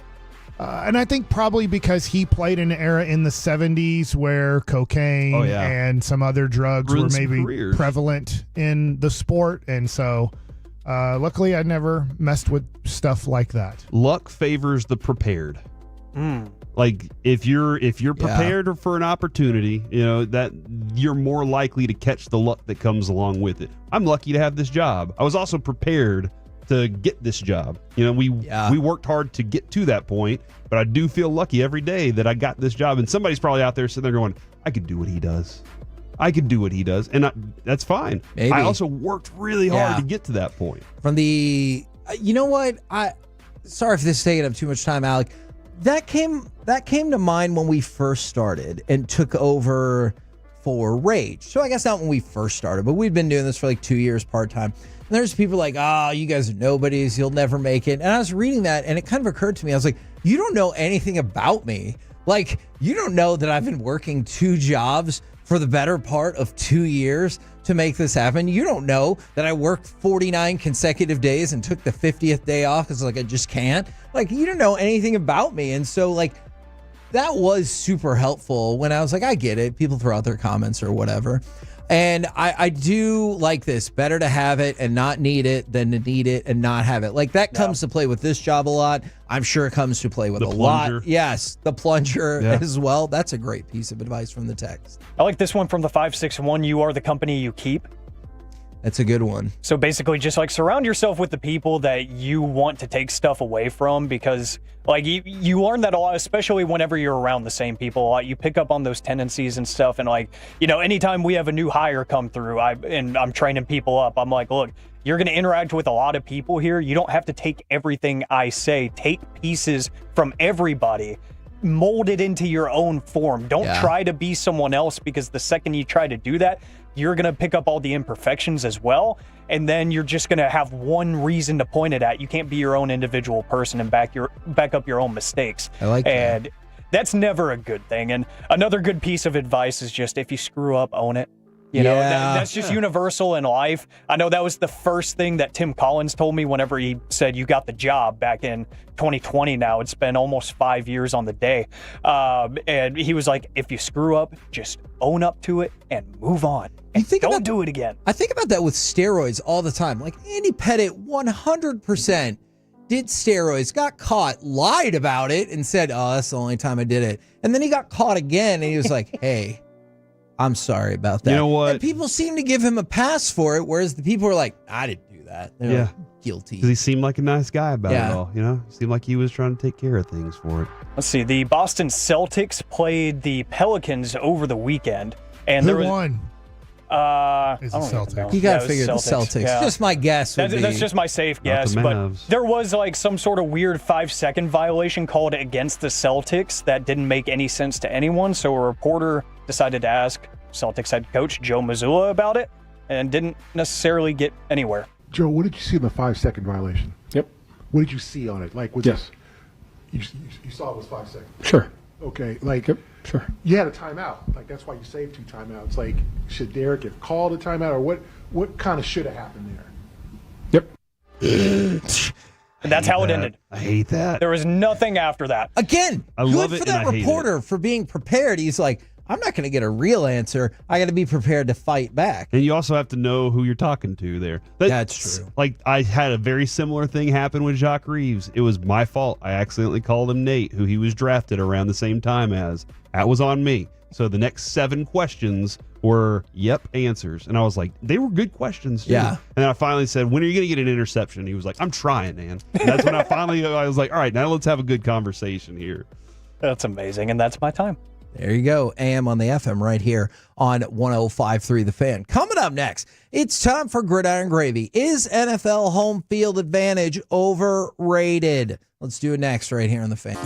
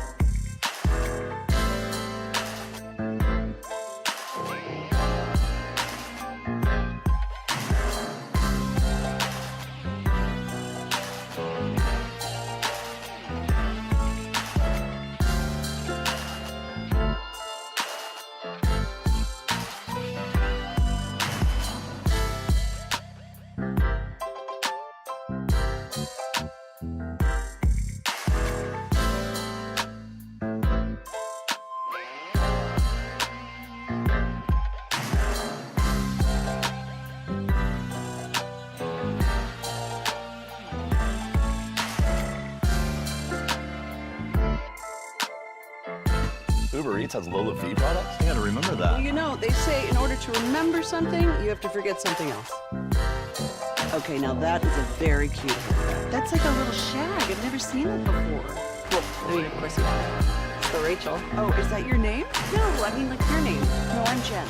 My name's Jen. Right, but I just mean like this is your haircut. But that's hair on your hair. I'm not saying this is your hair. Okay.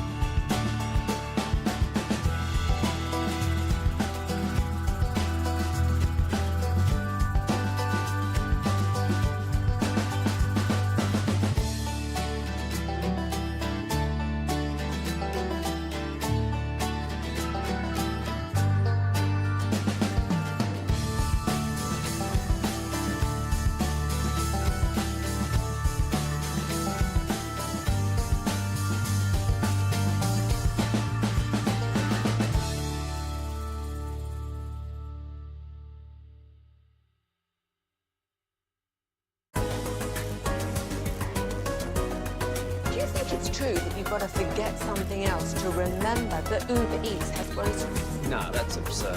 Hey, remember when you used to be what was it, Pepper Lady? Pepper Lady? Wasn't it Cinnamon Sisters? Basil Babes. Saffron Squad? Nutmeg Maidens? Pre-curb? No. Nutmeg Maidens. I just said that. Was it Spice Girls? Doesn't sound right.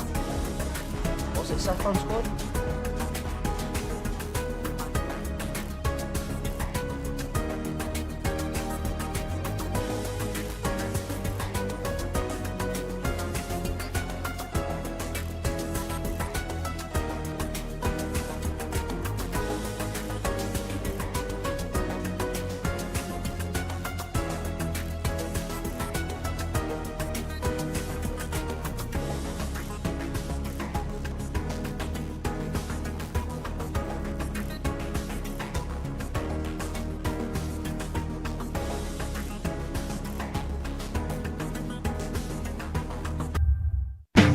This segment is brought to you by Classic Chevrolet in Grapevine. They're the #1 Chevy dealer in the world, more Silverados than anyone else. This is Texas. This is Classic Chevrolet. Together, let's drive. Based on new Chevy registrations, 2023.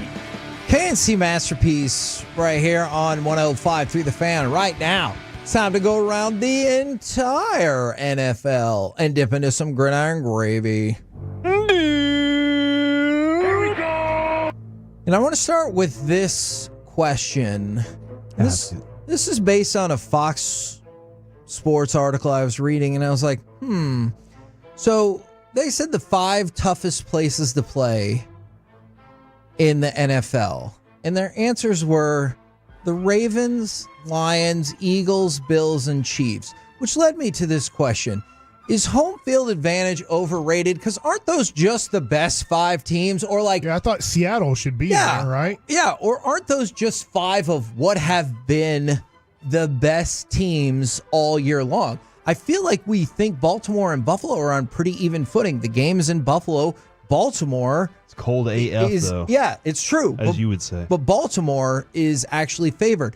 Sometimes I wonder if home field is overrated just because, well, yeah, the home team won because they had the better seed and probably the better team to begin with. And that's why they go through the playoffs so frequently. That makes a little bit of sense. I think, and I don't know how they judge this. Did they go to these games and sit there and go, man, this crowd is this is a terrible crowd, man. Ooh, that's a good question. This environment is I will awful. ask Eric Williams how he made these determinations. Like was it the sub 13 degree game that Kansas City had? That was a home field advantage. I could definitely see Miami that. could not There's play in no that. way. I agree with that. Not that Miami would have won otherwise, but as soon as you heard that, you're like, okay, well, that all those though, Mike, all of them are cold environments.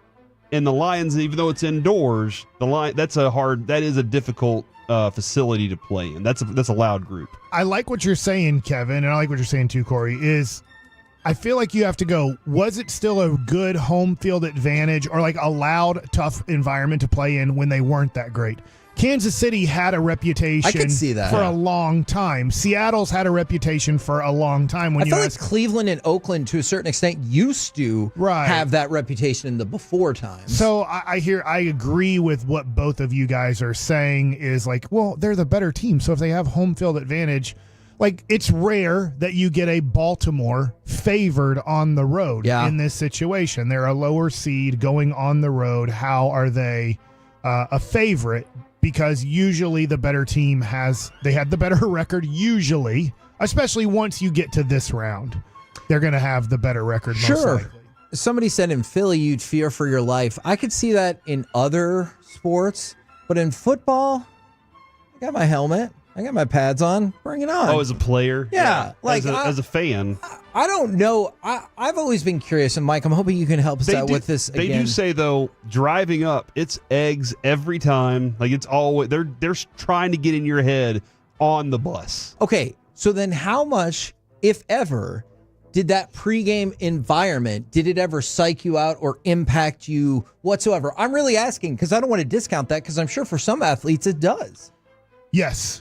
Okay. I think you can see mistakes made at times because of the pressure of the moment. And I was just talking to the Bishop Lynch parents. We had like our parents meeting, and I said, man, I said, I don't want to ever like yell at the other team. Like, Texas A&M. I love what they do. That is college, and it's kind of professional now. Like going ball for ball. Like, I don't want to do that to the other kid on the mound. But man, if one of our kids hits a double, especially if it's like 4th, 5th inning, we need to just keep cheering for our team. Like, let's not golf clap it and sit down. And I told him, I said, when you're on the mound, and I'll give a place that's probably not considered a home field advantage in baseball. The Angels. Now, they had just come off of winning a world championship, so it's 2003. They're the 2002 champs.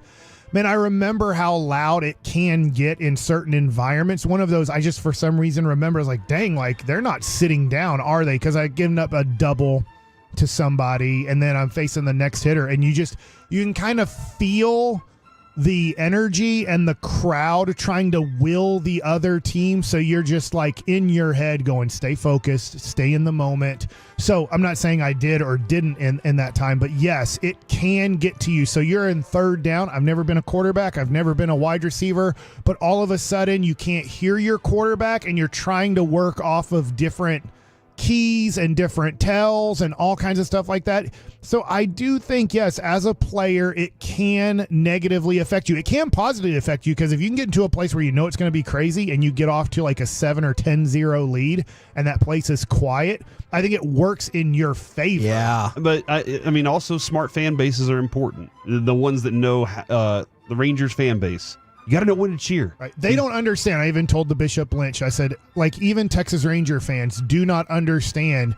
If you hit a double in the 7th inning in a tie game or a close game, you just stay on your feet and you cheer for the next guy to somehow get on base and knock him in. Other environments are like that. And it's like, I'm not ragging Ranger fans. It's just that they don't know any better. They've probably never been to another major league game in another town. Yeah. So they don't know some of the places where, no, it is a raucous environment the later you get into the game, especially if a guy hits a double and then you feel like if we can get this run home, we have a good chance of winning or changing the momentum of this game. And so that's something that I wish Ranger fans would understand more. You also, Kevin, refer to the documentary episode of The Simpsons whenever Daryl Strawberry's out in the outfield and he starts crying because Lisa and Bart are ragging him so hard. Tears comes down. It's very emotional.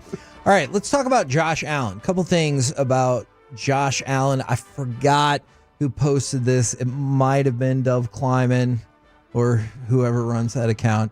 That Josh Allen is the only quarterback in NFL history to be named first or second team All-Pro in the last 15 years without having an All-Pro teammate. So I guess I should have left the NFL history Not part a off and just said teammate? in the last 15 years without having a single All-Pro teammate. So whenever people are like, well, no quarterback can do it by themselves, I'm with you on that, but it does feel like Josh Allen is like, all right, I'm gonna give it a shot. He makes everybody around him better. Now, I asked Mike this in the break, and I want to get your answer again, Mike, but I want to go to you first, then Corey. Come to me. Regardless of how the game plays out, whoever loses Buffalo, Baltimore, that will go down as a bullet point on that losing quarterback's resume forever. Yes. Because it's that matchup. It's just like the Buffalo-Kansas City game. Yes. Because Josh Allen lost, that is a bullet point on his resume right now. Well, I mean, like, we all look at it and go, that could have been a turning point for both of those guys' careers. 13-second game. Yeah. So I absolutely think that it's going to be used as the example of which one of them was better. Because both of them are in line with each other. Yeah. And it's going to be, well, which one was better? And then there's going to be the breakdown of, well, the team. Look, man, both of them have an opportunity head-to-head this time. Is that the way you feel as well, Mike? Yeah, like I said, this will be a bullet point, especially if they don't ever overcome and win a Super Bowl. Yeah.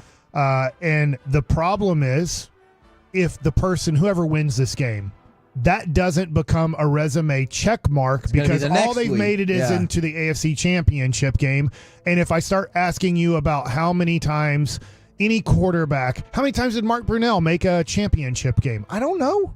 Well, I just know that he's like, he was a solid quarterback in his time, but how many times did this guy make AFC or NFC championship game? We really don't care. We have to kind of look it up. How many times did they play in a Super Bowl, and how many times did they win a Super Bowl? We know the answer. If you know football, you're going to know the answer of almost every quarterback in your lifetime on how many times they made the Super Bowl and how many times they won. So it's a negative mark on whoever loses, but it doesn't mean it's a positive mark on whoever wins. When I was thinking about building your all-time great resume, if for some reason the Chiefs and Patrick Mahomes aren't there, you have to win. I used to think that about the big three in tennis. If you ever made it to a major final and you weren't playing one of those other three, you might not get that shot again. again. You had to win that game. When the Celtics or Lakers didn't play each other in the finals in the 80s, I was like, you have to win that series. I realize, obviously, they did not always, but you might not get the shot again. To your point, and I'm drawing a blank, who was the head coach of the 1980 U.S. Hockey Olympic team?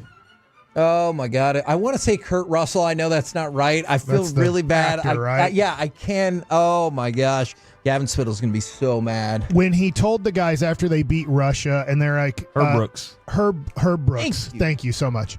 He tells the guys as they're getting ready for the gold medal game, if you don't win this one, you'll take it to your effing grave. And I think that would be, to your point, if Josh Allen, Lamar Jackson, whoever wins the game, if Houston were to upset Kansas City... and they're going into that game, if you don't beat the Houston Texans, you're taking this one to your effing grave. Yes. Absolutely. You want to be on your deathbed thinking about this failure today? Or do you want to be on your deathbed bragging about how badass What do you think Derek Holland's going to think about when he's on his deathbed? Oh, my gosh. His amazing... The 2011... Yeah. I was going to say, it was the one time... World Series game that he pitched was awesome. I hope he's not, but there's a chance he is. It was the one time that Roger Federer made it to the French Open final and he didn't have to play Nadal. I was like, you better win, dude, because you've played him, 5 times in a row, and he mows you down every time. You're playing, didn't matter. You better win. And he did. Mm-hmm. And guess what? Never won a French Open again because, obviously, the exact same thing. By the way, speaking of Josh Allen, Lamar Jackson, so they're going to run away with this, although Patrick Mahomes is not that far behind either. Most playoff rushing yards by a quarterback. As it stands right now, the most all-time is Josh Allen at 609. The second most all-time is Lamar Jackson at 602. So, awesome. this, and Patrick Mahomes, by the way, is 524. And so he's not far off either. He's played more games than them. But it feels like Josh Allen and Lamar Jackson may well trade this record back and forth, 4 times throughout their career. If Philadelphia keeps making the playoffs, Jalen Hurts is going to start racking up these type of yards too. And then it just goes to, totally another topic. So do you see where the NFL is going? Not that you have to have a running quarterback, because Patrick Mahomes wasn't considered a running quarterback out of college. How in the world is Quinn Ewers going to be successful in this league? And that's a great point, because you know who they broke the record of? Steve Young. So we're talking about a generation ago that this was happening. And now you see it. Here's the top 5 that aren't Steve Young.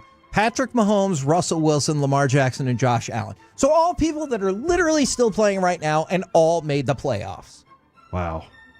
By the way, Derrick Henry, did you drop his? About to hit the 1,000-yard marker. I think there's only 8. We might just get to him tomorrow. My bad. When I ask if Derrick Henry is on his way to becoming the greatest running back in the history of the postseason. But coming up next, we're going to totally change it up. Let's go back to baseball. Got some early Rangers thoughts and predictions for 2025. Do you think these are possible or way too optimistic? Next on The Fan.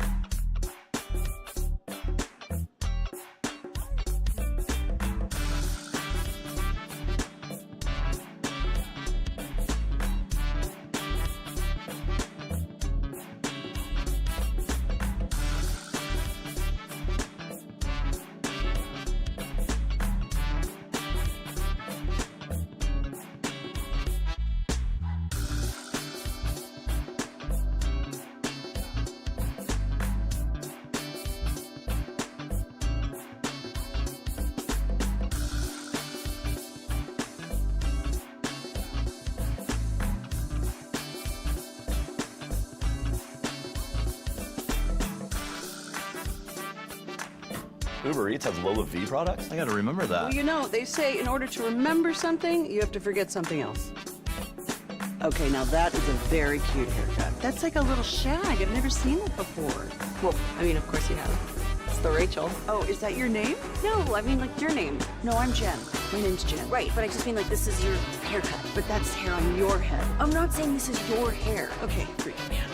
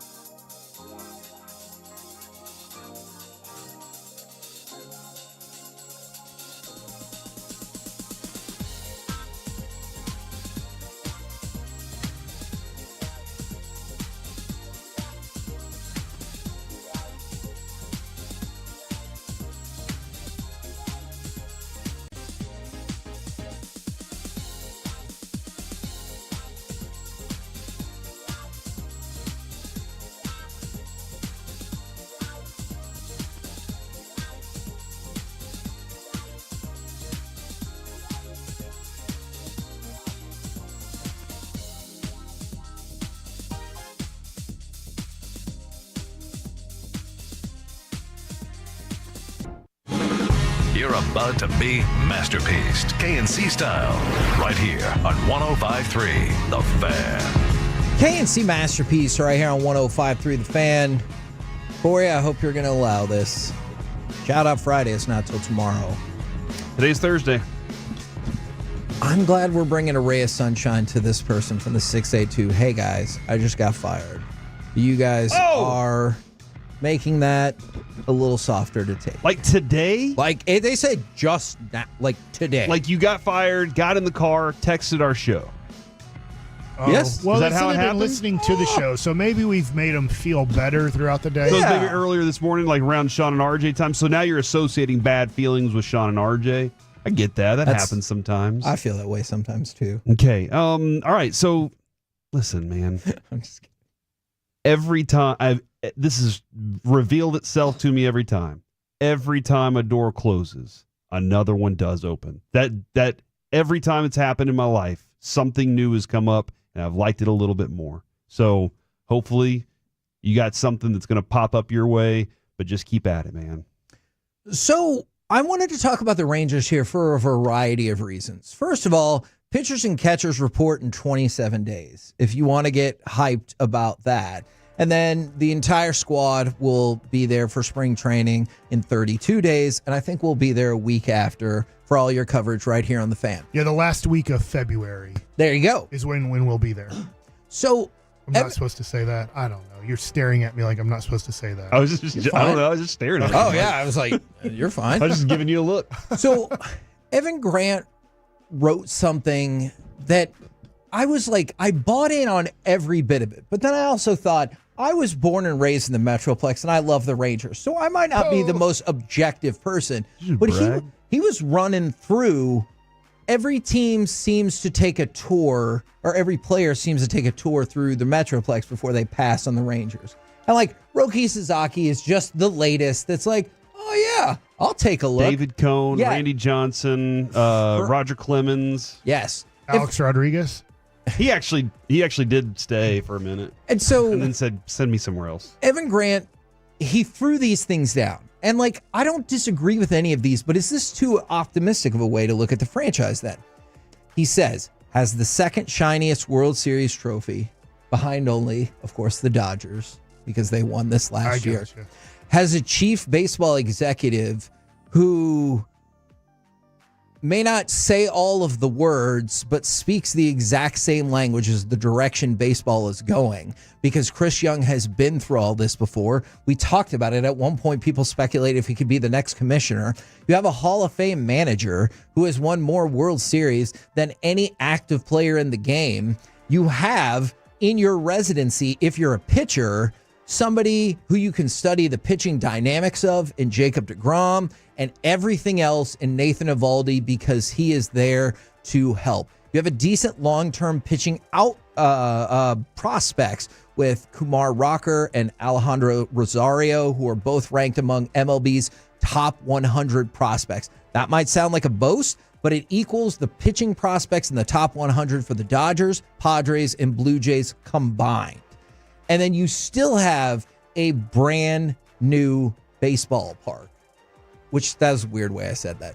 So my point was, these all seem like really positive things. And then I see odds to make the playoffs next year.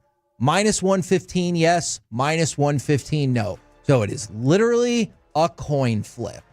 And I wonder, all those things are true, but the Rangers still feel like they're down the list in terms of destination places. Yes. Now, Sasaki is just a choose where you want to play. There's really not much of a financial benefit, yes or no. But I hear you. But recently we have had Eovaldi say yes twice. DeGrom say yes. Seager say yes. Simeon say yes. I'm trying to think of Jock Peterson just said yes, and I get Jock's not a superstar. He's a two-time All-Star, but I think now if the Rangers are offering the most money or they're tied for the most money, I think they might win these now. Okay. If that makes sense. But I don't know when the next time Ray Davis is going to say, screw it, let's go get, I don't know who the next super big free agent's going to be. I'm sorry, my mind's going blank on next year. Vladimir Guerrero Jr. Right. I believe he's a free agent after this year. I don't know if the Rangers are going to say, with Vladdy, we had his father, let's go in, and obviously Vladdy Jr. was here for a second in his life.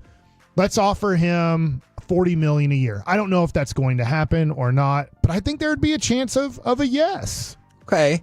But I hear you. I hear what you're saying. Recently, though, I don't know. A lot of people are saying yes to us. Okay, and that line of thinking is somewhat, I feel like, reflected in an ESPN article. We didn't do it last week, but it was essentially like the temperature for every MLB team, like in terms of have they been heating up and everything like that. As you can probably guess, the Dodgers are number 1. But number 8 on that list was, again, the Texas Rangers. And I realized last year it was a terrible, horrible, no good, very bad year. But it does feel like there are other people who are like, hey, you win a championship, there's nowhere to go down. But some people who still think they can bounce back up this year. The stadium has to have something to do with that too now.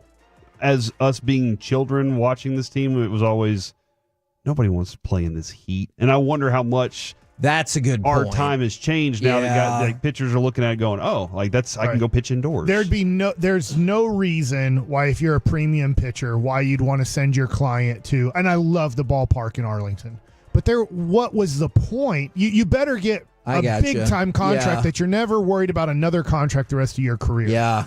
Kevin Millwood did choose here. Not like he was big time, but he was a nice pitcher at the time. But I get it, man. You better sign a contract where at the end of this, we know that we are not going to be looked upon favorably for the rest of your career, because it's going to be close to impossible to put up good whip, ERA type of numbers. Maybe you get the wins and losses because your offense is killing it while you're there. But now you don't have to worry about that. You're going to be pitching at home in a fair ballpark. Yeah.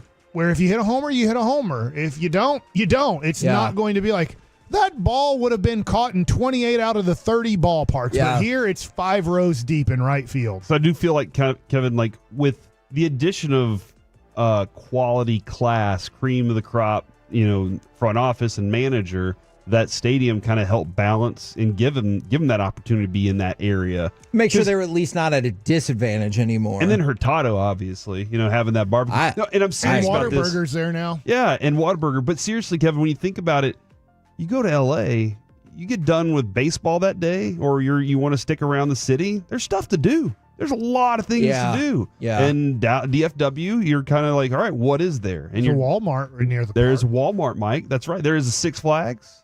Yeah, they go ride roller coasters. Hurricane Harbor. There's no question if things go the way some Texans and some politicians want it to go, there will soon be a destination-style casino out in that general area as well. I know we're still talking about years away, but make no mistake, behind the scenes, those people are trying to make that happen. You just imagine, though, that like they're walking Juan Soto around the stadium and they're showing him all these things, and he's like, yeah, but when are we going to get to go on the Superman over there? Like, do I get to ride the Joker? Is that for free? Yeah, let's go right now. The only teammate I ever knew who went to Six Flags before a game, and not like right before the game, but it's like, screw it, I'm waking up at 10 a.m. and going and riding some rides, was Jeremy Burnitz. Really? Yeah, on the Mets. We came here in 2003, and he woke up and he went over to Six Flags and rode like the roller coasters at 10 a.m. Did he? Okay.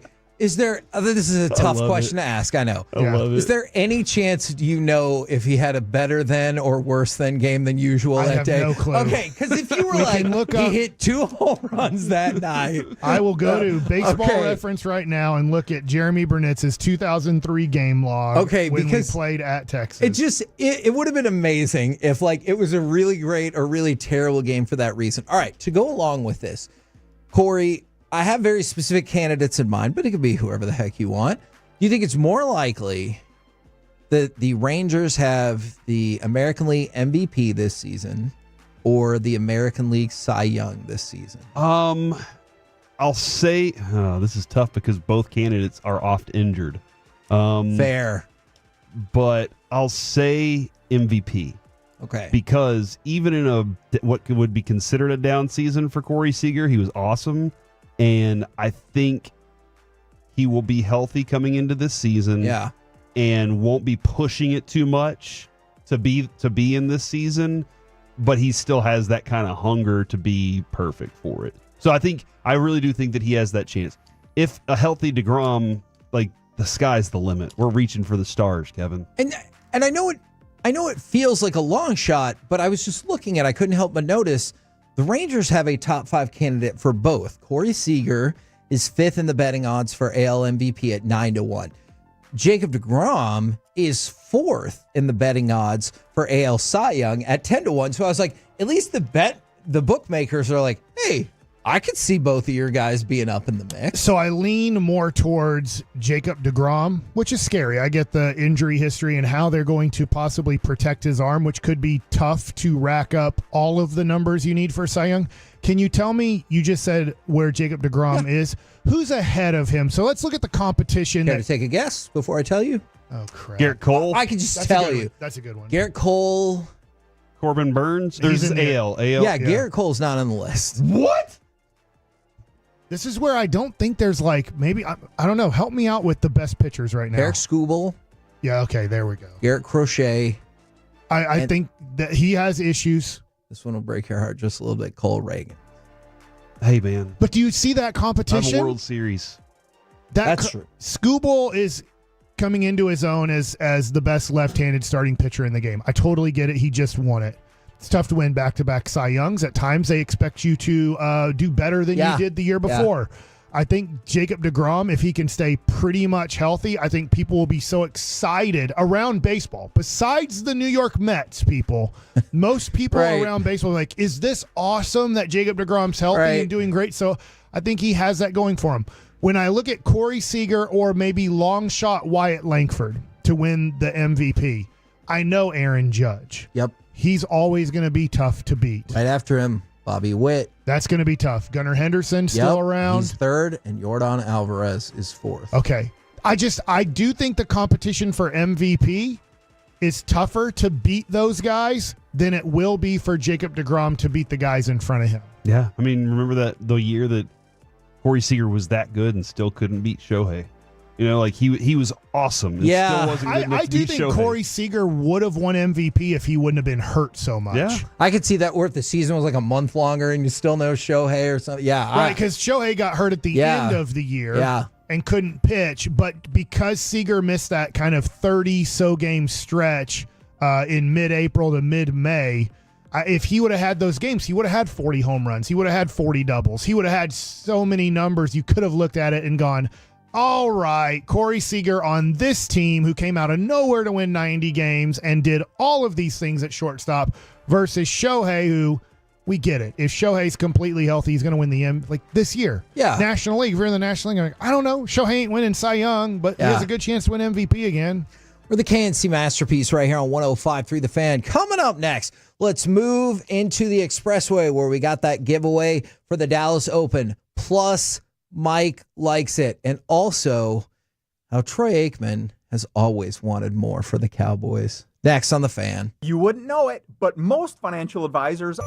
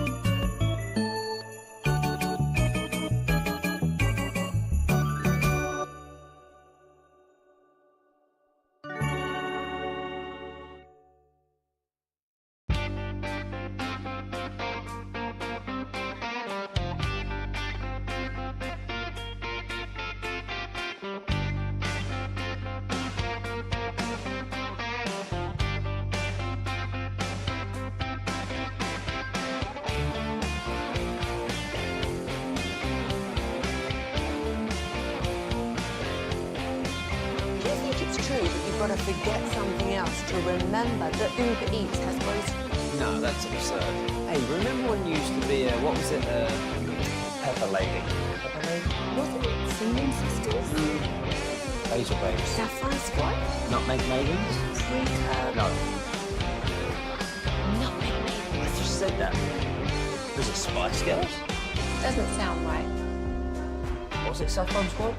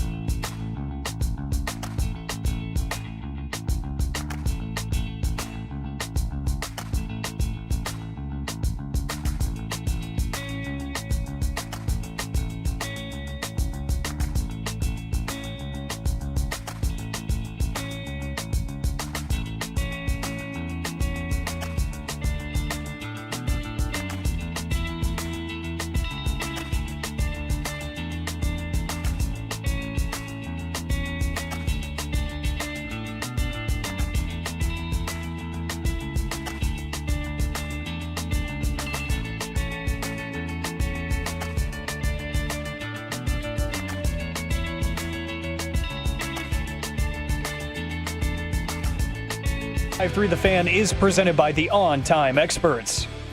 KNC Masterpiece back here on 105.3 The Fan. Remember, in this segment, we will have our 4-pack of ticket giveaway for the Dallas Open. We also got Mike Likes It. We also have the Mike McCarthy exit survey results. You guys voted.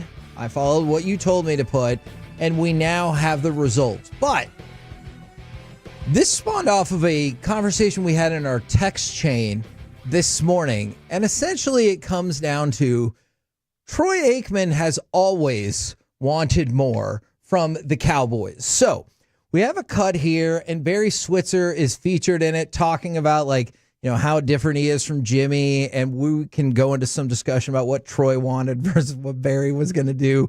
And we'll probably stop and start this quote, this clip. This goes back a while, and this goes back to Troy's playing days, where even when he was there, after they had won Super Bowls, he was like, this isn't good enough anymore. So go ahead and start me off on cut number 6.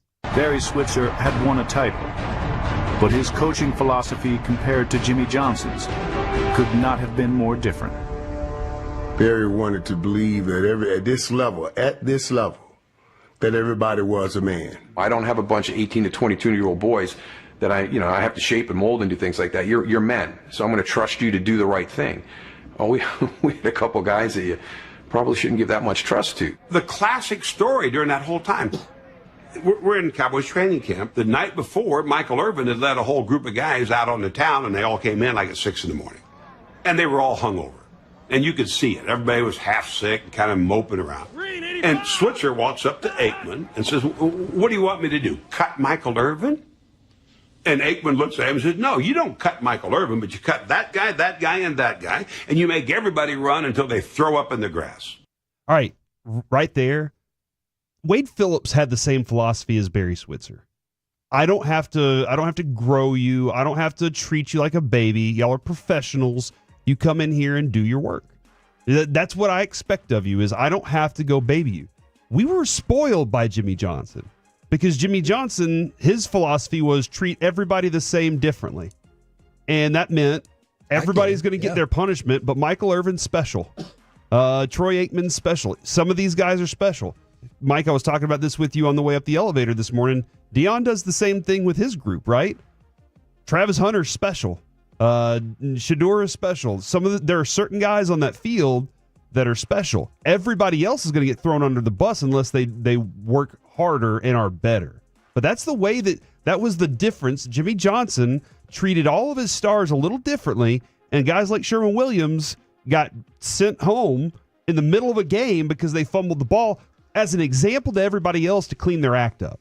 And so and Barry Switzer didn't believe in that. So do we have more of that? Yes. I want to actually play literally what happened? Yes, after that. What advice did Barry take? His quarterback's advice or Barry's advice? And Switzer says, well, I'm not going to do that. About 10 minutes in, he blows his whistle and says, boys, you're not really into it today. Let's call it a day. And Aikman was livid. Troy, I'll never forget one time he said, we need some harder, more physical practices. Now, Barry winked and said, the only one I've ever heard say that's a quarterback. What I found was that the Barry Switzer that I played for at Oklahoma was not the Barry Switzer that I played for with the Dallas Cowboys. At Oklahoma, there was a great deal of pressure on him when I got there in 1984. So I played for a guy that was very intense. I said, Coach, let me ask you, I said, if you look back, when you were 30 years old coaching at Oklahoma, I bet you worked your tail off. And I bet now you didn't go about it the same way. And he agreed. He said, there's no question. I said, well, I'm that 30-year-old guy now. I'm not winding down the years and saying, okay, well, I'm only going to coach another year or two. I didn't even expect to get this job. This is important to me. I think Troy didn't pause it right there. So outside of Troy just wanting the most, you know what I also heard in there is Jerry Jones giving the excuse for why they didn't have the harder practice. Like, you hear it specifically. He goes, with a wink, it's always the quarterback asking for the harder practice. Like, I get he's having a good time, but he's also like, hey, come on. This is why we didn't do the harder practice. And this didn't just happen last week. Like, this is a long time ago. So if you're just, Troy has been this way and Jerry has been this way for a really, really long time. Whenever guys are coming in hungover and Troy's telling them, run them until they throw up, so that they don't want to do that again. So that they don't desire to come. I don't want to throw up like that again. That wasn't fun. And also, I saw 2 or 3 other dudes get cut because they were. So I'm cleaning my act up at least for the rest of this season. You send a message to 90% of the team. There's only 10% of the team that are Troy and Michael. Or sure. Look at the Rangers, Corey Seager, Marcus Semien. Not that they have those issues, but there's a whole bunch here. One, the coaches that I were with that had the philosophy of Barry Switzer, they would say it this way, which is a much better way to do it, because Barry just showed that he was going to be a wussy with a capital P when it came to coaching in the NFL. You guys are men. I'm going to treat you as men as long as you act like men. As soon as you act like kids, I'm going to treat you like kids. At that point, he had to now become the coach that had kids on his team, not men on his team. That's just one specific example of back then in 1994, 1995. But what I get from this is, I sent this, guys, to you this morning, is Jerry has been this way ever since Jimmy and him broke up. So it's 30 years of Jerry seeing the world of football like this. Yeah. We had Babe in. He hated having Bill Parcells because Bill did see it as Jimmy Johnson, and he can't stand it that way. He wants it to be a country club. He wants it to be we don't need to practice. We hear that Mike McCarthy, obviously we knew that Mike McCarthy didn't really have practices on Fridays. It's a country club environment, country club atmosphere. I hope that we still win. And I'm not blaming all of this on Mike McCarthy at all. In fact, I think he deserves a lot smaller of the pie of losses over the last 5 years. But this is who Jerry Jones is. Jerry is a country club party animal guy, and he wants it to be this way. And Michael supports him tremendously because Michael Irving could do all. Michael's a major problem on where this all went. Even though he's a Hall of Famer and one of the best wide receivers in Cowboys history, Michael's actually a major problem for the last 30 years. Deion Sanders is actually a major problem for the last 30 years because he started jumping over. He never played for Jimmy Johnson. He started jumping over everybody going to Jerry, and then the stars realized, oh, the coach actually means absolutely nothing here. And unfortunately for my favorite quarterback of all time, one of my favorite players of all time, Troy Aikman, Troy Aikman's career was ruined by Jerry Jones. He should have gone to 5 Super Bowls, probably won 4. I'm not saying that he should have gone to every year. Like, I'm not saying he should have been Magic Johnson of the 80s and in the NBA. But Jerry ruined Troy Aikman's career. And if you watch this, it's Troy Aikman has issues with Barry Sanders. I don't know if we have this as a cut or not. Switzer? But what did I say? Sanders. Sorry, yeah, Barry Switzer. Is Troy's second half of his career was just destroyed by Jerry Jones. Let's go to cut number 7, where I think you'll get that. As great as the first part of my career was, the back half of my career was every bit as frustrating. Once Jimmy left, I felt like we were kind of hanging on. We weren't as good in 94 as we had been in 93. 95, we won the Super Bowl, but we weren't as good of a football team in 95 as we had been in 94. And it continued. And just think about it. And he was like, 94 was worse than 93. And he was like, hey, somehow we won the Super Bowl in 95. That team was even worse than the team that didn't win the Super Bowl in 94. I think also, Mike, one of the things I've heard you mention many, many times is the very end of that video is Troy griping about having to be the one. Yeah. When Jimmy was there, he says it was good cop, bad cop. Jimmy was the bad cop. I got to look like the good guy that everybody respected and loved, while also being demanding of the guys. Yeah. But Jimmy was the one that would jump down their throat while I would go, hey, chill out just a little bit. But I still had the respect of the group because they knew I was fighting with and for them. So this is the part where I hate doing this. Is what I'm sorry. Go ahead. Which is that's the thing that Dak, I think, has done really well. Those parts of I'm fighting with and for you, and those guys do believe that part of it. They just don't have that other part that's demanding excellence out of all of them. I love what you just said in that, because Jerry does not demand excellence in this organization. I didn't argue with that. He's just subservient. He just says, I just need you to know that this is the brand and be part of the brand that I have created, that I've nurtured, that, look, there's the worst thing in the world and the best thing in the world was for Dallas Cowboys football is that Jerry bought the team. It was so great to start off. I get maybe not to exact start off, but the first 6 years you win 3 Super Bowls. But he has totally destroyed this organization and does not care at all to get it back into its winning ways. So this is where Cowboy fans, it doesn't matter if you hire Dion or Jason Witten or Kellen Moore. This is me speaking my opinion. Jerry is going to screw this up, and his goal is to screw it up. It's really weird, but his goal is to make the Cowboys financially secure beyond belief. Does not give 2 S's about what happens on the football field. He lies to you about how much he cares, but we can see in his actions how little he cares. And I thought bringing this up from NFL Films, just to show you Cowboy fans that maybe weren't around for this, just listening to Daryl Johnston, listening to Michael Irvin, listening to Troy Aikman. In 1994, Jerry decided winning is over in this organization.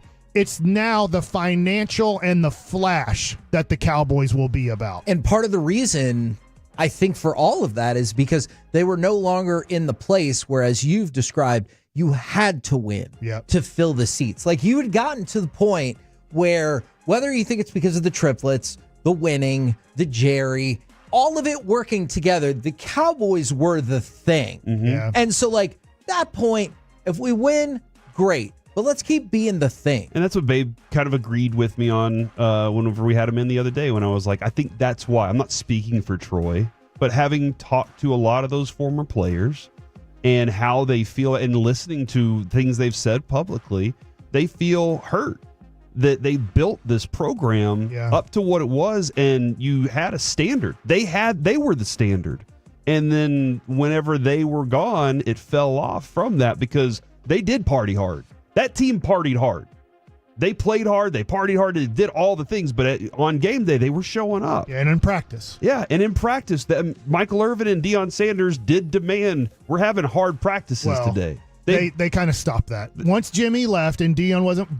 Deion would just say, I don't want to practice this day. And then go up to Jerry, and Jerry would say, yeah, no practice. Yeah, nobody was there to stop that from happening. But that was, I think that's what has frustrated longtime Cowboy fans and former players that are hurt that I did this and you've let it become this. This is what makes me sad and mad and angry and all the things as a family that was a lifelong Cowboys fan family, the Bassick family, is that when I know you're I won't say intentionally trying to lose, when I know you're not trying to win, I can't stand it. I don't understand why Jerry doesn't demand excellence out of his football team. He demands it from the cheerleaders. He demands it from the business partners. He demands it from the business people in his organization, the financial people. The one place where he doesn't demand excellence and is okay with losing and doesn't even care if they lose is the football team. That's the weirdest thing to me, that Jerry can demand so many things from the Dallas Cowboys. The one thing that he doesn't demand or really care about is the winning on the field. It's that line, was it Tex Schramm that told him before he bought the team, everything about it is blast except for having to play the football games. Yeah. Like everything else that surrounds it is wonderful. Yeah. But you got to play the games on Sunday, and that could break your heart. And it breaks fans' hearts because we want more. I think you're going to see that reflected specifically in one of these questions for the exit survey from Mike McCarthy getting fired. Well, I got it. Not fired, but he isn't brought back. Look, he wanted the job, and he's not the coach anymore. You could say he quit. You could say he got fired. Either way. He won't be here. So the first question I asked you guys was parting ways with Mike McCarthy the right decision? You said yes. The votes came in. 66% yes, 34% no. So 2/3 of the fan base say, yeah, That's the way to go. Do you feel like McCarthy was similar to Wade and Barry Switzer in that he was like, you guys are men and I don't have to babysit you? Yes. But it also felt like he was also constantly having to fight some of the things that Jerry was putting on him. And what I was going to say is, I actually think his bigger problem was the owner is a man and he shouldn't have to babysit him. And he found himself in a position where he kind of did have to. Yeah, fair. Do you approve of the way Jerry Jones handled the decision? 100% got 2.5% of the vote. Somewhere in between got 18.8%. Not at all. 78.7% of the people. So even a group of people who were like, yes, you should have moved on without didn't like him. the way it was They're done. like, I don't like the way you did this. I bet every one of them has a different thing that they didn't like too. That is fair. But timing, how long you waited, how you did it, how they did. Yeah. And that leads to this. And this is the most damning part of the entire survey. And I realize we'll just move on to the next day. We'll move on to the next news cycle, or at least the Cowboys will. We talk about this quite a bit. Your three options. The decision has me feeling like A, franchise is lost, no reason for hope. B, not sure what to think, hoping for the best. And C, the Cowboys are moving in the right direction. 6% of people said the Cowboys are moving in the right direction. 6%. And those are probably the business partners of Jerry Jones. And they might be. 40%, not sure what to think, hoping for the best. And for a lot of us, that's where I was. I've talked about this many times. I love the Cowboys not because of Jerry Jones. I love the Cowboys, well, partially because where I was born, but also because of my mom. My mom got me watching football, and I watch football with her. Just like I watch football with Brandon growing up, still do to this day. We have Noah watch football. Like, I love the Cowboys because this is where I was born, and that's part of the fabric of me, not because of Jerry Jones. And then the franchise is lost. No reason for hope. 54%. So 40% say not sure what to think, hoping for the best. 54%. Franchise is lost. No reason for hope. Right direction? 6%. That means 94% of the people that answer this question said, I'm hoping for the best or all is lost. Before this season, Mike, I think a lot more people were in that boat, but the number was a lot lower. And this season specifically forced them into a larger portion of that. I think, I don't know this, I don't think it's going to be as bad as the Dave Campo years. I don't. Okay. I think we're about to get close to that, though. It was 7-10 this year. I think they're going to struggle to be above 500. I hope I'm wrong, by the way. I just think there could be about a 2 to 4 year run here where it's going to be, they got to get their finances right. There's just no way to get out of. Maybe we can sneak into the wild card is, I think, going to be the next 3-year goal. Can I tell you something? This is what bothers me the most about this. And we have asked Jerry and Steven about this before. The thing that bothers me the most about what you just said is in that 3 to 4 years, I think the number one concern is going to be, how do we make sure people keep caring? Not how do we fast track back to winning? And I hate it. I hate it. So, like, I'll go to other, I always forget. I'm so sorry. Who's the, we're getting to Mavs talk here in a second anyways, but who's the owner of the Mavs again? I'm sorry. The Adelson family? Adelson family. I don't care if they care or not about winning in a way. I don't need them to be Ross Perot Jr., where they're like, we're not paying 40 cents to get a good player. But I know that Nico's very competitive and is trying everything he can to win. I know that Michael Finley, who's helping him out, I believe the same. And I believe Jason Kidd. I do believe that group. I don't care how much the owner cares. I just need that person or that family to spend the money when Nico believes it's necessary to win. I don't care how much Ray Davis cares or not to win. I know how much Chris Young cares about winning. I know how much Bruce Bochy cares about winning. And you could throw in Ross Finstermaker into that category if you want to. But I know how much Skip Schumacher cares about winning. He quit the Marlins managerial job to be like, F you guys, I'm not doing this anymore. And then took a job with the Rangers front office. as maybe the manager in waiting, and also just to learn how things are done in the Rangers organization because they just won a championship. We'll see if the Rangers can win or not. And I'm sorry, I can't speak too much about the Stars.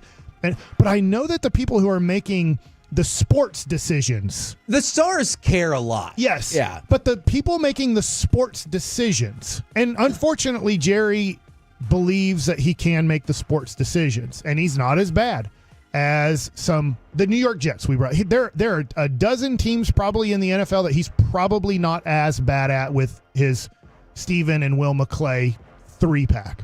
But he is really bad at it. Like, I want people who don't sleep at night when they lose. I agree. I want people that think they're going to kill themselves if they keep losing and not winning the championship. Not that they would ever do it. I want to make that clear. Not that they would ever do it.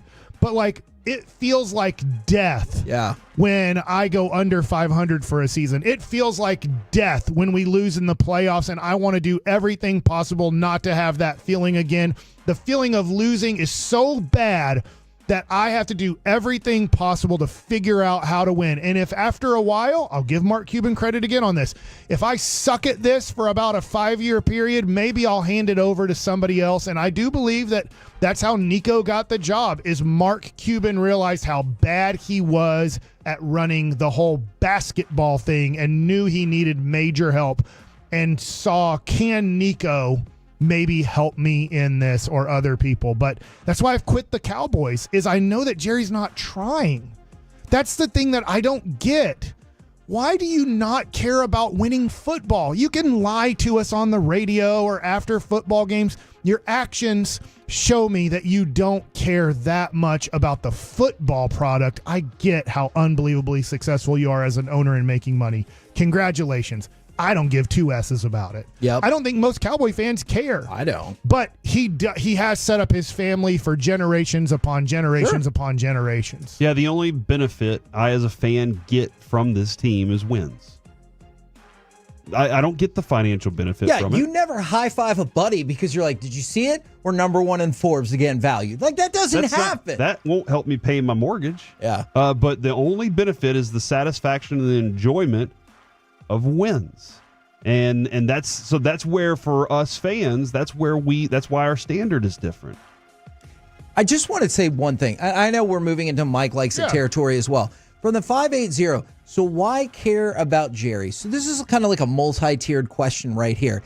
And I know people will bring this up next. Then why talk about the Cowboys so much? Because it's maddening, exciting, frustrating, whatever the hell it is. They move the needle more than anything. Look, if we did this show in the United States of America. Yes, exactly. If we did this show and people were like, meh, for Cowboys talk. We're about to get to a meh team. Yeah, but every time we talked about the Stars, people were like, hell yeah, I call them lose a peg too. And like going against your opponents. And that is what spiked the ratings, whether it's television ratings, radio ratings, whatever. Then that's what we would go to. You get the Cowboys so much. And you hear them say we take 17 straight national televised Cowboys games, is because they move the needle even with all the garbage that comes with it. And so when people want more Stars, more Mavericks, more Rangers, we do all of that. And we probably do that more than any other show. But then you still see people like, I'm out. I'm here for the Cowboys. And you're like, that's a tough balance. Yeah, you can kind of watch it on the YouTube. You can see the numbers. Yes, you can. So let's get in. Not the Twitch. They're always there. Let's get into Mike Likes It and a meh team that just played for the championship. Yeah. Help me out here. YouTube, I'm going to pull up Twitch. I'm going to get on my computer. I am getting on Twitch as it looks like the general is here doing a commercial on Twitch. Not Gavin Dawson, that one that hangs out with Shaquille O'Neal. Oh, insurance guy. Just for the record, I assumed you meant Gavin Dawson, not the little insurance guy. So the Mavericks played last night. Unfortunate, they got a goaltending call against them that most likely would have won the game. They would have had to play defense for 3 seconds and try to not have New Orleans make a basket, which seemed impossible in the fourth quarter. But I am struggling with this. YouTube, please text in right now. Please stop talking about whatever you random people are talking about. And Twitch, text in right now. What's your, on a scale of 1 to 10, this kind of goes into Mike Ask All the Football Questions, but I'm now asking this about the Mavs because I am struggling with this. What's your interest level right now with the defending Western Conference champion Dallas Mavericks, who just lost in the NBA Finals to the Celtics? I am struggling really tough to get interested in this Dallas Mavericks season. We're past Christmas. I get on Christmas Day, Luka got hurt. That hurt. Kyrie and Luka and Derek Lively didn't play last night. It was my anniversary. I had zero interest in watching that game. I did watch the 12-minute recap this morning on YouTube. I knew that they lost last night. But I'm just like, why am I struggling so much on a scale of 1 to 10? My interest level in the Mavs this season is probably a 4 right now, and I'm surprised it's that low at this point. We're hitting the halfway point. Yeah, we're like literally at the halfway point. And I think part of the reason is with all the injuries, you lose hope that they can win. The difference, and that's a byproduct of the season and how long it is as well. And I'm not here to say shorten the season. That's never going to happen. Right. But in football, when you have injuries, you're like, hey, we're probably going to lose. But if we could just win this one game and get to the other side. But with the Mavericks, when Kyrie was out, it's like, hey, we're probably going to lose. With Luka, and he's still going to be out until, who knows, maybe February. Now you look down the schedule. Hey, if we can just compete in these 8 games, and that's the structure that you have to look at after you've already been dealing with not good basketball for the better part of a month. My interest, I know Dawson hopped on and was like, oh man, I love watching Jaden Hardy grow. I love watching Najee. I love that in spurts. I'm perfectly fine with that on an occasional night whenever you have to have something like that happen. I'm okay with it. But I do tune in specifically to see Luka and see Kai and see them having a blast lobbing to Derek Lively and Daniel Gafford. And then the occasional amazing defensive play from PJ and then a wide open 3 from either him or Clay. Those are the things that excite us as fans because that's when this team's elite. So I think the chaos of what was going to be their TV situation leading right up to the moment the season started kept you in touch with it all off season. And then when it happened, you were like, sweet, I can watch them for free.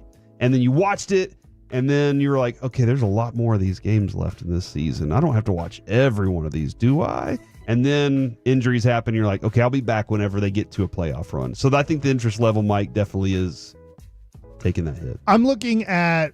I've been looking as you guys have been talking. Texas Size Rip on Twitch says 6, I guess. Green something or other 2001 says 5 at best. I'm looking at YouTube and people are somewhere between kind of 4 and 7. I will say 7 has been the highest number that I've seen so far. But it kind of stinks because it goes into our Cowboys talk. I don't want to talk about every freaking coach that they're possibly interviewing that we're going to hear nothing about how the interview went. But it seems to be way more interesting than the Mavericks playing the New Orleans Pelicans. This is what Kevin was talking about earlier. Whenever Rafa Nadal and those guys aren't there, it's your time to shine. And it's the Mavericks' time to shine. The Rangers did it. The Rangers were like, hold on, everybody else around us isn't doing this. Let's go win a World Series. This is their time to shine right now. In a way, and look, I have bias. Everybody, like every human being has bias. I guess Jesus didn't. But besides that, we all have bias. Maybe I'm more biased to baseball right now, but I feel like I'm more interested in the Rangers kicking off Fan Fest and getting closer and closer to spring training than I am in the Mavericks right now. And I would say 9 out of 10 years, that's never the case because I love the Mavericks. I love watching them for the most part. Like there are times during the Mark Cuban takeover fiasco that I'm like, I can't watch this crap that you're putting out, Mark. Dwight Powell and Maxi Kleber starting is making me throw up every night. So I'm not going to keep throwing up. Nobody likes that. But I'm now like, hey, this is a championship contending team. They just made it to the championship. And I'm just struggling to be engaged in these games. And it's like frustrating to me about me. Yeah. What is wrong with you, Mike? And then I'm asking, is this the audience right now? That's why I'm asking YouTube and Twitch. At least I can kind of see, or maybe the fan text. I can kind of see, like, Is it just me, Mike? It's just you. The Mavericks made the finals. I love the Mavs. I'm watching these things and that things, and it's just you. For some reason, the where you're at in your life is just kind of pushed you away from this. And even then, here's the danger of, and Corey, you told me something about the restaurant business that I actually think is like oddly related to this. People will text in, and I appreciate that very much. And there's a lot of people where I'm like, I'm Tolo no matter what. But it's the people that aren't responding because they turned it off. They just went away. And it's something you said about the restaurant once is like, it's not the bad review. It's the person that has a bad experience and they just never come back. And so that's what I'm worried about is even if people are like, oh, I'm all here for the Mavs, is how many people are not there and not responding because they're like, no, I heard you say Mavs and I was out. Because if you give the people in the restaurant, if you go to the manager and say, hey, I had a bad experience, 9 times out of 10, they're going to do everything they can to make sure you come back to have a better experience. 9 times out of 10, maybe 10 times out of 10. And more likely, they're going to be handing you some sort of thing.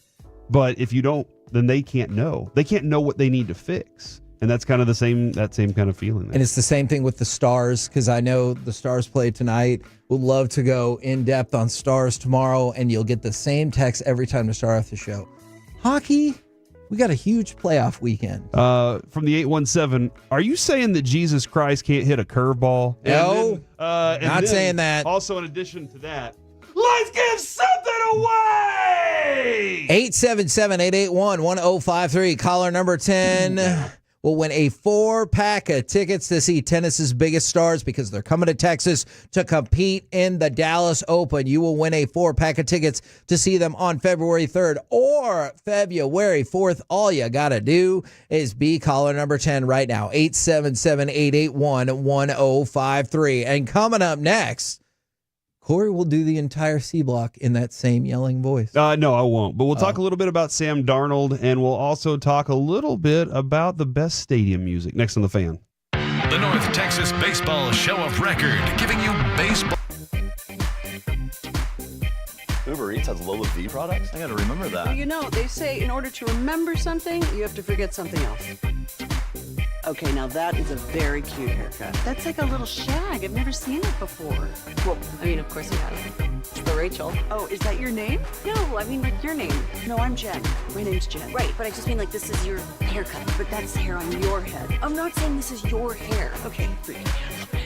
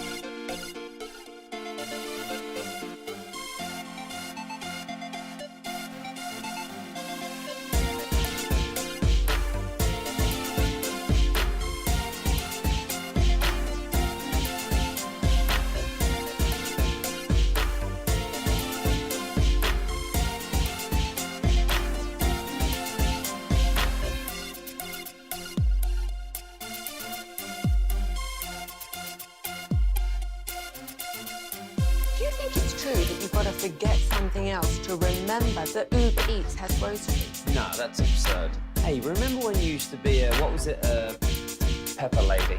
Pepper Lady? Wasn't it Cinnamon Sisters?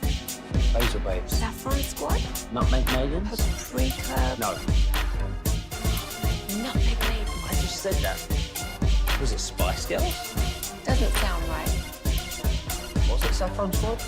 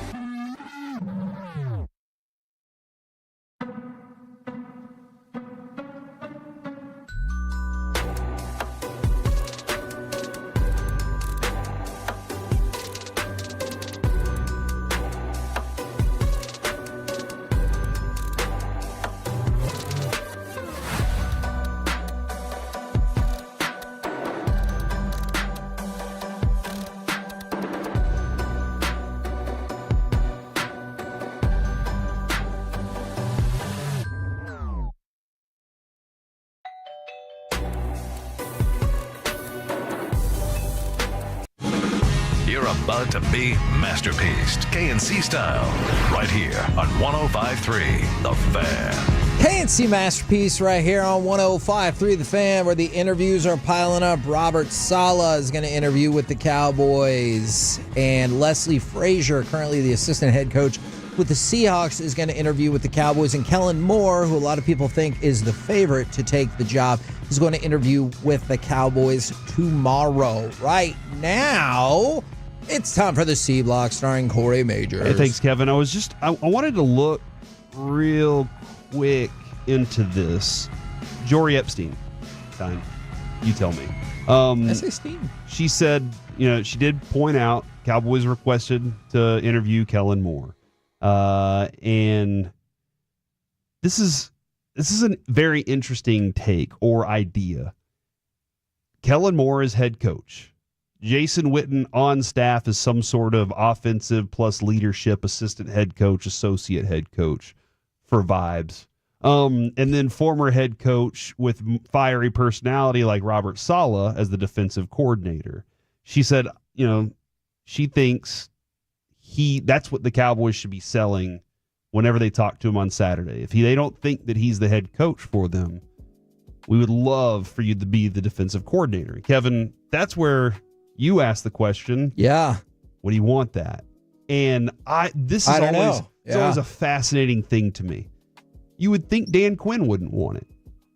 That's fair. But Dan Quinn was like, no, I need to go reset. I need to have that year to learn a little bit again, maybe learn from what my failures were, and then go be a head coach again. And maybe solid. We knew what he was as a defensive coordinator under Shanahan. He was really good. Really, like that team hit. They played hard. And then he goes to the Jets, and that's a chaos place.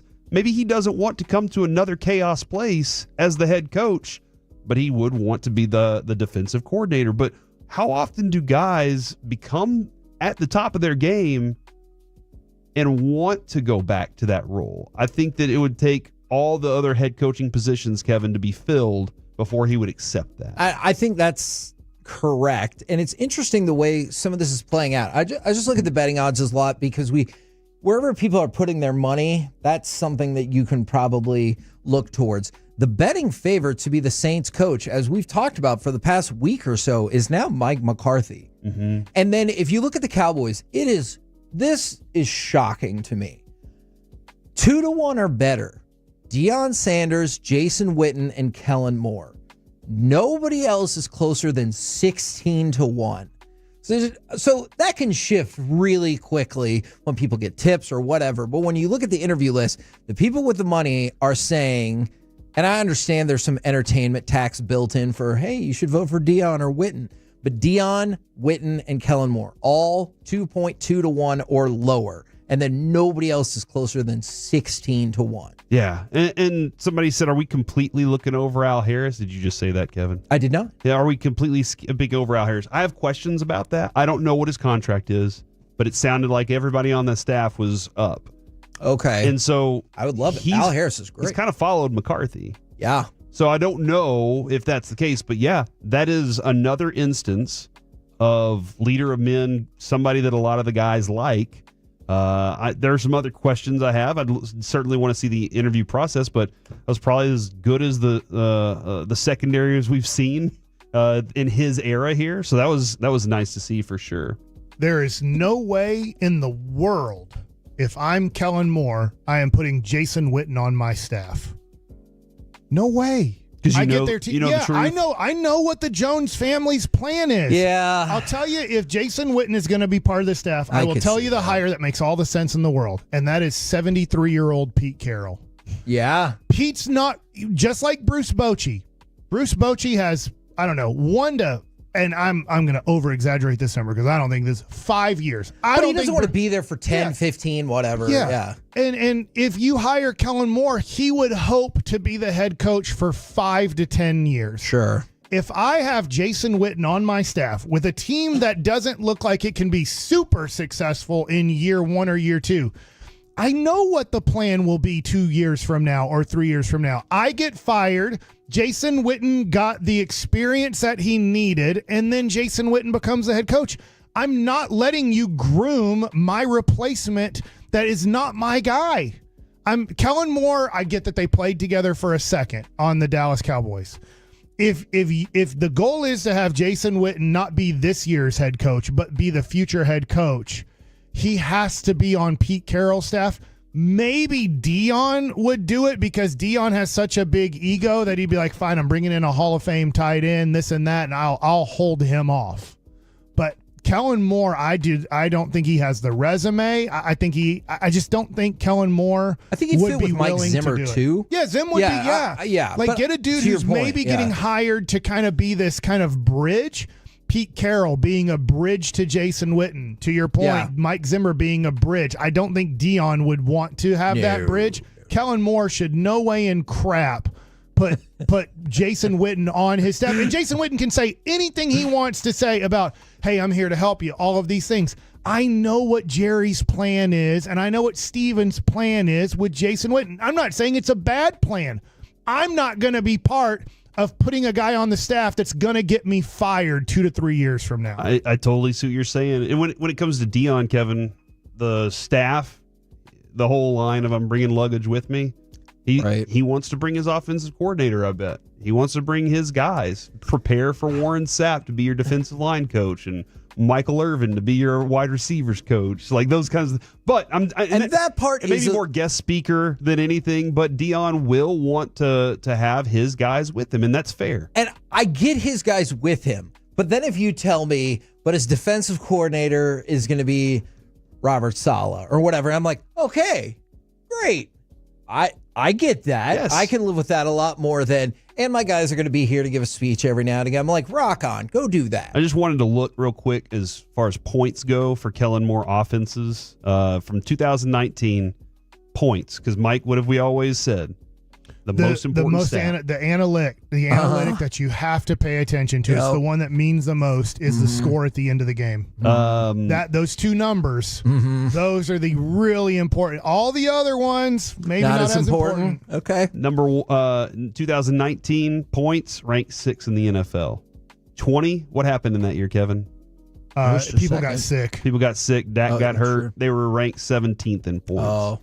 The next year, number 1. The next year, number 4. Then he goes to the Chargers, 21. This year, number 7. Oh. He knows how to get points scored.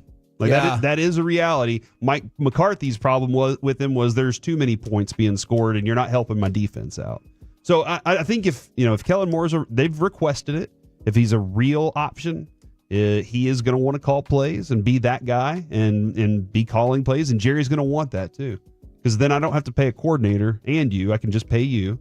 And that would be the thing, be an offensive coordinator. But I don't know how Kellen Moore is as an inspirational head coach. What does he do? Yeah, what does he do to take it to the next place? That discussion about Wade Phillips and Barry Switzer, y'all are men. I don't have to go out. But whenever things get tough, everybody's looking to somebody for direction. Yeah. You have to be that guy. And so you got to know that I can trust that guy is going to get us out of this hole whenever we're in that place. So again, offensively, if you're looking to redo that again, offense can work there. All right, so I did see this from, let's go to cut 5 here. This is Josh Allen talking about what he's hoping for this weekend.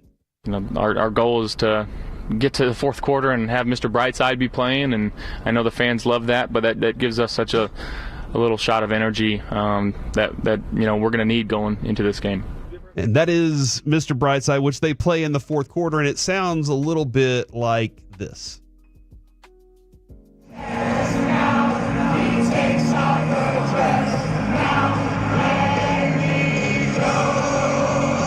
There's a whole stadium full of people singing the same song, and we get this with the Stars. We get this with some things. Everybody just singing, having a good time. I always love when you're at the Stars game. Is it Friends in Low Places? And I know, Mike, you're like, yeah. What are we doing here? I just felt like in moments, I felt like this is playoffs. This is this point. Yeah. I get it. I'm not a Stars, like I go to the Stars game. I just felt like, not right now. It doesn't feel right. I do like the idea that a song has ended and everybody kept going with it. Everybody just kept singing it because it was so, it was something that being part of a crowd of 100,000 people singing the same song is fun. Like that's just, it's a reality. You go to a concert, you're probably singing along with whoever it is that's playing the show up there. But that got me thinking. So they do Mr. Brightside. That's what that sounds like. And I wanted to know what y'all's favorite stadium song. Which one is it when you're in the arena, you're getting going? Because we know, here are the ones that I think we hear the most. Don't say, can I throw it? You have one of the cuts that I think it is for me. Okay. It's cut number 11. It feels impossible not to get excited when this song comes on. This is Wisconsin, right? Yeah. Wisconsin does this. They all jump around. They get going. They have a crazy time. And everybody knows it's time at Wisconsin to do this. And I'm not going to lie, I saw a video, and this feels like it might speak to Wisconsin just a little bit. I don't know how I came across this video, but it was on YouTube, and it was songs that white people get turned to. Oh, my gosh. And that was one of the songs, and I was like, I watched the video. I thought it was pretty spot on. As a white person, I can tell you, I did get fired up about those songs. I know. Well, I mean, it is true. This has taken over, and it's at every single stadium. Cut 13, it's at every single stadium now as part of something. And I know Jack White recently talked about it. Like, how cool is it that when we came up with that song, it was just a cool song for us. Yeah. But now almost every stadium you look at, they're using this. What a great bass line. Climb song in my spin class. I can see that. What's climb song mean? Heavy, so we're not going to go fast, but we're going to be climbing up a mountain. So you're a lot of pressure on the bike where it's kind of like to the beat. 1, 2, 1, 2. And everybody now, and what happens is, and everybody's doing it. The Ravens, you can hear it at their stadium. I'm starting to hear it all at every place, and I'm like, okay, maybe it's a little too much. Find something original for yourself. Like Seth freaking Rollins. But you have done something special. You've gotten to a different level. That song will be forever remembered because everybody attaches it to something like that. Just like... Wait, can I tell you one? Yeah. For me, and it's nostalgia. It doesn't happen anymore. It's Reunion Arena shout when the Mavericks have gone on a run, because Kevin McCarthy would say, "Your Dallas Mavericks and their fans." And I miss that, Sean Heath. You might want to do that on 80s night and stuff. That is, I will tell you this. There is no song I love hearing at a public venue more than this. Whether it's a stadium, whether it's an arena, whether it's a wedding. Kevin, you go to all the weddings. Almost all the weddings, if they have this, everybody's on the dance floor having a good time. We actually, at my friend's wedding, we were dancing so hard to this, the speakers came unplugged in the middle of the song because the room was shaking so much. If you could get any remnants... Also, a tree caught on fire from fireworks that night. Oh, if you can get any remnants of the people that played this, anybody, one person, you need to have this be your information on the airplane before the movie, because people take that so seriously when it's like, just a little bit softer now, just a little bit softer. Like, everybody follows that. And if somebody doesn't, people are like, hey, it's a little bit softer now. And so they take this so seriously. And I can already feel myself getting excited because he's going to get to the louder now. Yeah, exactly. Dude, yeah, that actually, that song right there can give you chills right down the back of the neck. Also, I think these two are just traditional. I know Crazy Train at a key time in every fourth quarter, you'll hear Crazy Train. It's around a kickoff. You're going to hear Crazy Train. But let's go cut 9 first on this one. You definitely are going to hear this at some point. Yeah, because it's the guitar build-up, and then everybody can get in on the stomping for Thunder. Especially when you went to Richland College and you were a Thunder Duck. Oh, that makes sense. And one of our guys at the newspaper rewrote the song to Thunder Duck instead of Thunderstruck. So he rewrote it completely. God, it was pretty good. This was to start the game when I was in AA against the Trenton Thunder. Yeah, and see, plenty of stadiums you'll hear this. And get you fired up. I thought it was very cool. It didn't get me fired. I was playing against them, but I was like, this is a really cool start to a game. And then the last one, cut 10 here. This is one, they had one great album, but this song will live forever.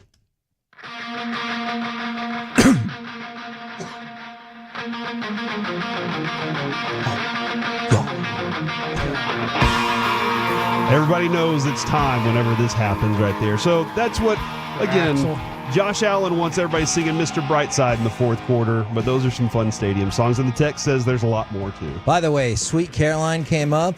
That is another song that was featured on that YouTube video that I told you about. So I could see that. Was that album was Appetite for Destruction? That was a monster. And then what? I don't know. They partied too hard. They existed. Like the Cowboys. Yeah. We're the KNC Masterpiece right here on 105.3 The Fan. Coming up next, let's talk to NFL staff writer for The Athletic, Ted Wynn, right here on The Fan.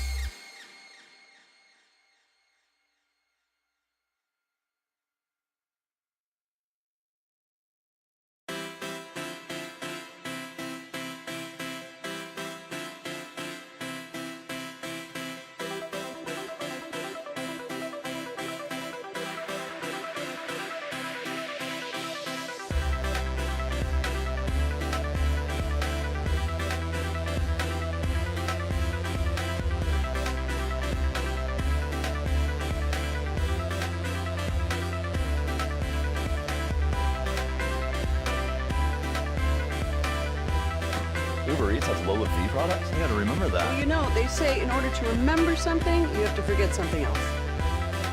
Okay, now that is a very cute haircut. That's like a little shag. I've never seen it before. Well, I mean, of course you haven't. It's the Rachel. Oh, is that your name? No, I mean like your name. No, I'm Jen. My name's Jen. Right, but I just mean like this is your haircut. But that's hair on your head. I'm not saying this is your hair. Okay.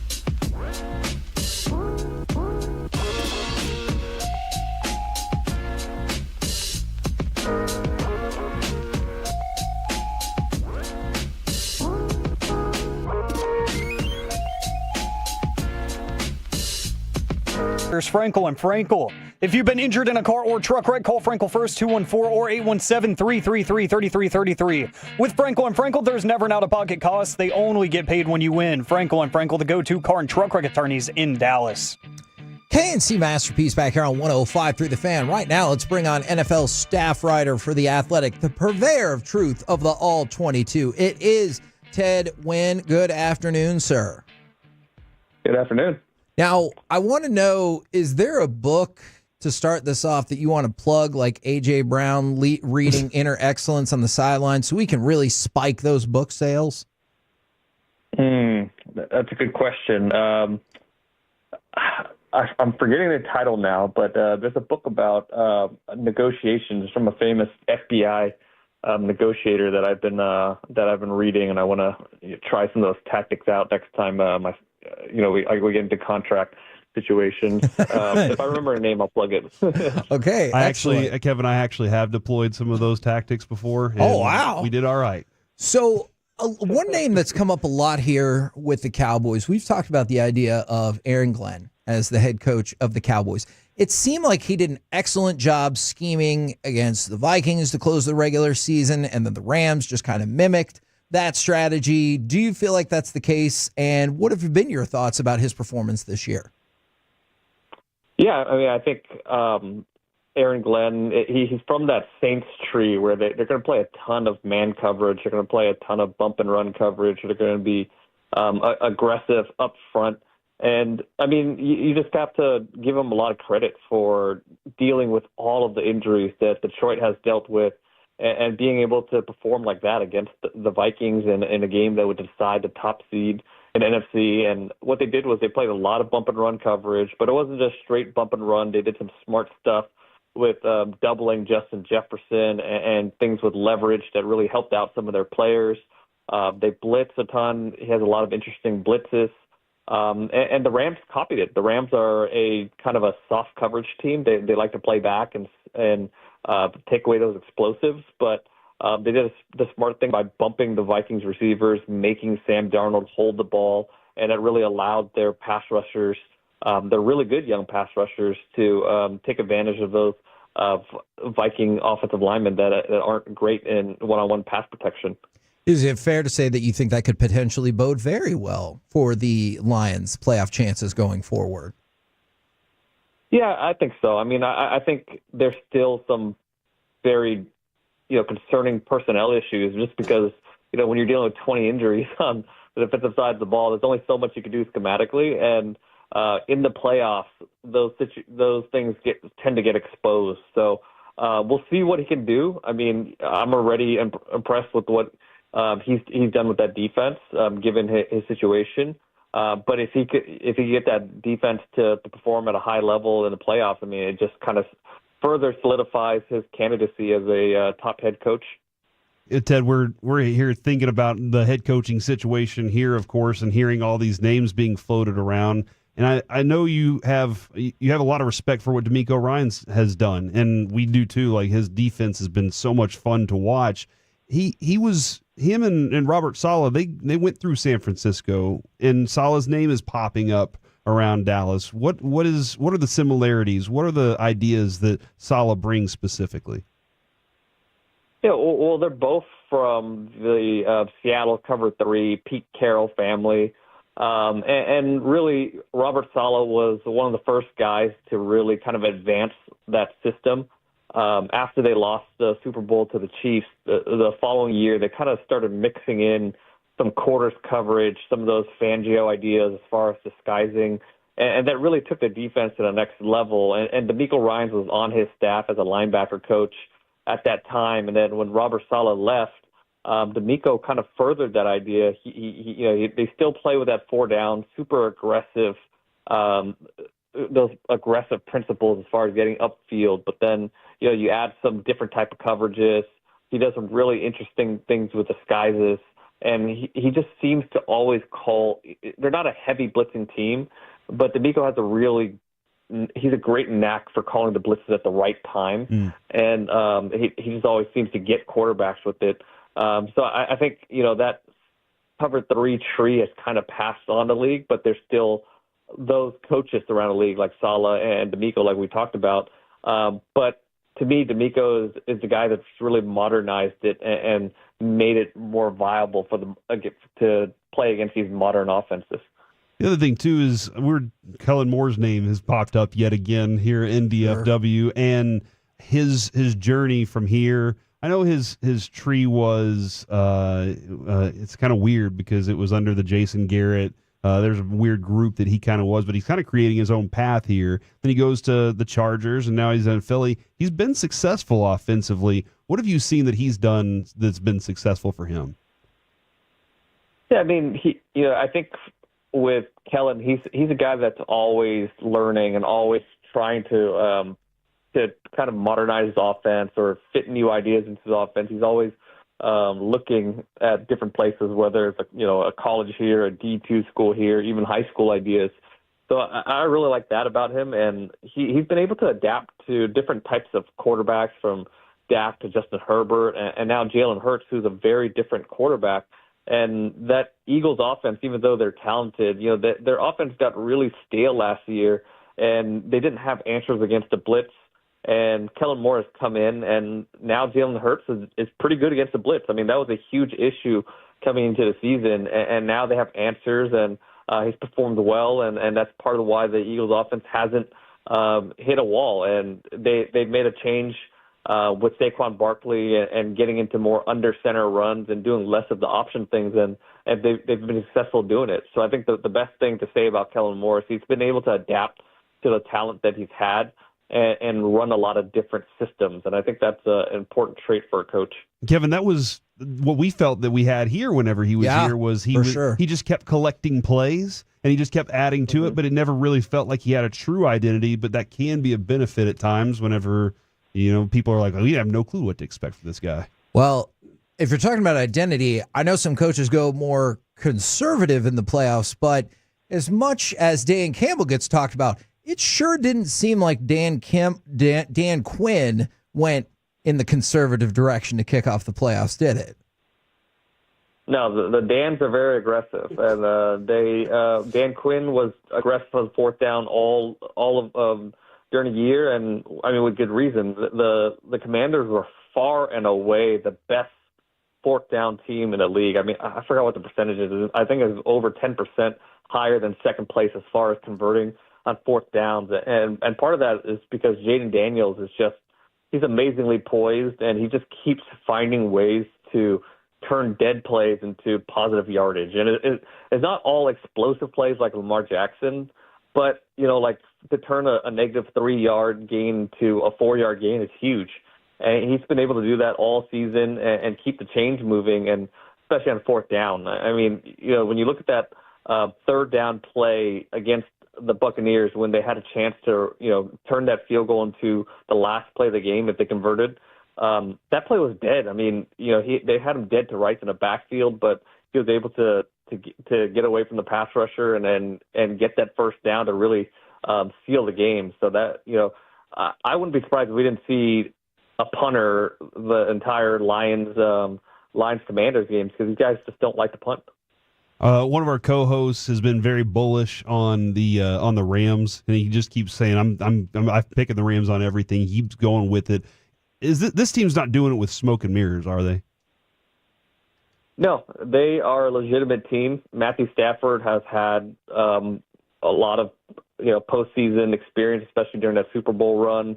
Sean McVay has postseason experience. This offense is as healthy as it's been all season. I mean, we know about Puka missing all that time and finally coming back, but they've had a bunch of offensive line issues all season too. But now their offensive line is healthy. As long as they can protect Matthew Stafford, this offense is going to be one of the more explosive offenses in the postseason. My concern with them is defensively, and they've played much better defensively, especially as some of those young guys got some maturity, but they still are very weak against the run. So if a team could run the ball on them and avoid those third down passing situations when they really shine, that defense is going to have a tough time. And they're going to be playing the Eagles, and the Eagles, as we know, have one of the best rushing attacks in NFL. So that's something that is concerning. So this is a good Rams team, but I feel like this matchup against this Eagles team is not a good one for them. Talking with 10 Wade right here on 105.3 The Fan from The Athletic. I know it's easy to get excited about any of these divisional round games, but by far and away the one that intrigues me the most is the Bills and the Ravens. What's your feel for the pulse going into that game? It's fun. Oh, man, this is a game where I've gone back and forth on who I think is going to win the game. I mean, you have two legitimate MVP candidates. I think the Buffalo defense really struggles against the run. They're a smaller defense, and the Ravens almost ran for 300 yards against them in Week 4. And the Bills' defense is healthier, especially with Matt Milano back, but he hasn't quite looked like his all-pro form coming back from the injury. But again, this is a light front, and this is a very strong, physical Ravens offense. But Dave Flowers, who is probably going to miss the game, that's a big deal because they don't have a receiver like him that could take the top off of defenses. So without him, everything gets a little bit more compressed. But that doesn't matter if you can't stop Derrick Henry and Lamar Jackson on the ground. So I have questions with that. But on the other side of the ball, Josh Allen is playing really well in that Week 4 matchup. They really struggled to get the ball deep. But at that time, Keon Coleman wasn't quite as developed as he is now. They didn't have Amari Cooper. So you could still beat this Ravens secondary deep, as we saw against Pittsburgh. They've gotten a lot better since Kyle Hamilton moved to free safety. But if you could find a way to isolate Brandon Stevens, one of their outside corners, on one-on-ones, that's where you get them deep. And obviously Josh Allen and his legs are going to make a huge difference in the game. I have a feeling this is a game where you run Josh Allen 10-plus times. Wow. Now, Ted, your phone rings, and on the other end of it, it's Jerry Jones, and he says, "Ted, I've been thinking about getting this Deion Sanders as my head coach. Are you telling him yes, no? What's your approach with that?" I mean, I get the appeal of Deion Sanders because he's so charismatic, and you're hoping that you kind of get this Dan Campbell thing where you get the buy-in. He's a leader of men and all those things, but like, if you just remove the name Deion Sanders and you just looked at his college resume, like, does that scream like a guy that should be, the top of the list of NFL candidacy? I mean, he brought back Colorado, and he deserves a ton of credit for that. But he's had one 9-4 season, 9-4 season there. It's not like they have sustained success, and that's a legitimate program out of nowhere. And I always have hesitancy when it comes to college to pro coaching. It just feels like a different game. And I understand Deion understands the NFL game. He played it. But I just don't know if the resume is there. It just seems more of like a marketing move. Like, if you make this hire, you're going to be in the news. I mean, the Cowboys are already always in the news cycle. Uh-huh. But, I mean, this kind of guarantees that they're going to be at the top of the list, every week. But it just doesn't seem like a move where you look at it on paper and it makes sense to me. So you gave us all the football information, and then perhaps people should go buy the book, Never Split the Difference. Never Split the Difference, right? There you go. Yes. That's the book. Thank you very much for the time, for the information. We really appreciate it. No problem. Thanks for having me on. There you go. Ted Wynn from The Athletic. Book Dude, recommender and knower of all things football. The 214. This dude really knows football. I bet his Madden team is really good. And dude, seriously, give him a follow. He is phenomenal. The stuff he puts on Twitter is fantastic. It's well informed. Lots of good video to go along with his points. Look, here's an example of what I'm talking about here. Really good stuff there. We're the KNC Masterpiece right here on 105.3 The Fan. Coming up next, let's chit-chat with those fellas from the G-Bag Nation. Next right here on The Fan.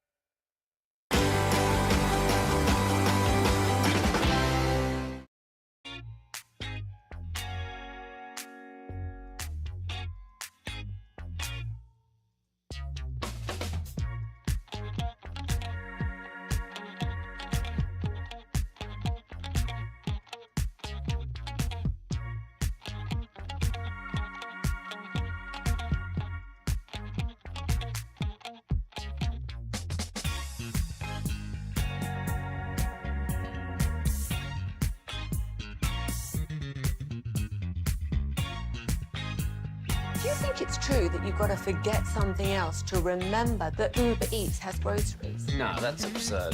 Hey, remember when you used to be Pepper Lady? Pepper Lady?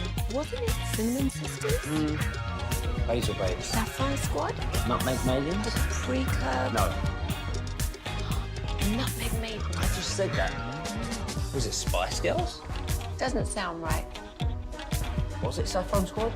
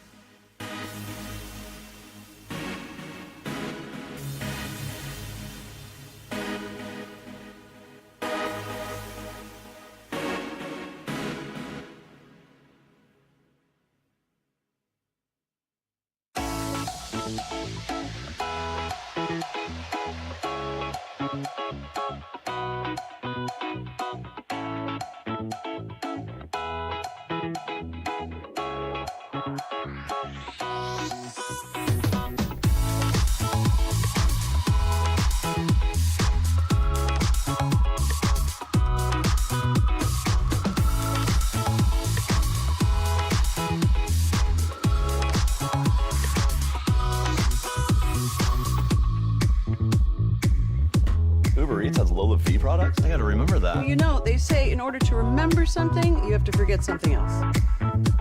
Okay, now that is a very cute haircut. That's like a little shag. I've never seen it before. Well, I mean, of course you have. It's the Rachel. Oh, is that your name? No, I mean like your name. No, I'm Jen. My name's Jen. Right, but I just mean like this is your haircut. But that's hair on your head. I'm not saying this is your hair. Okay, freak me out a little bit.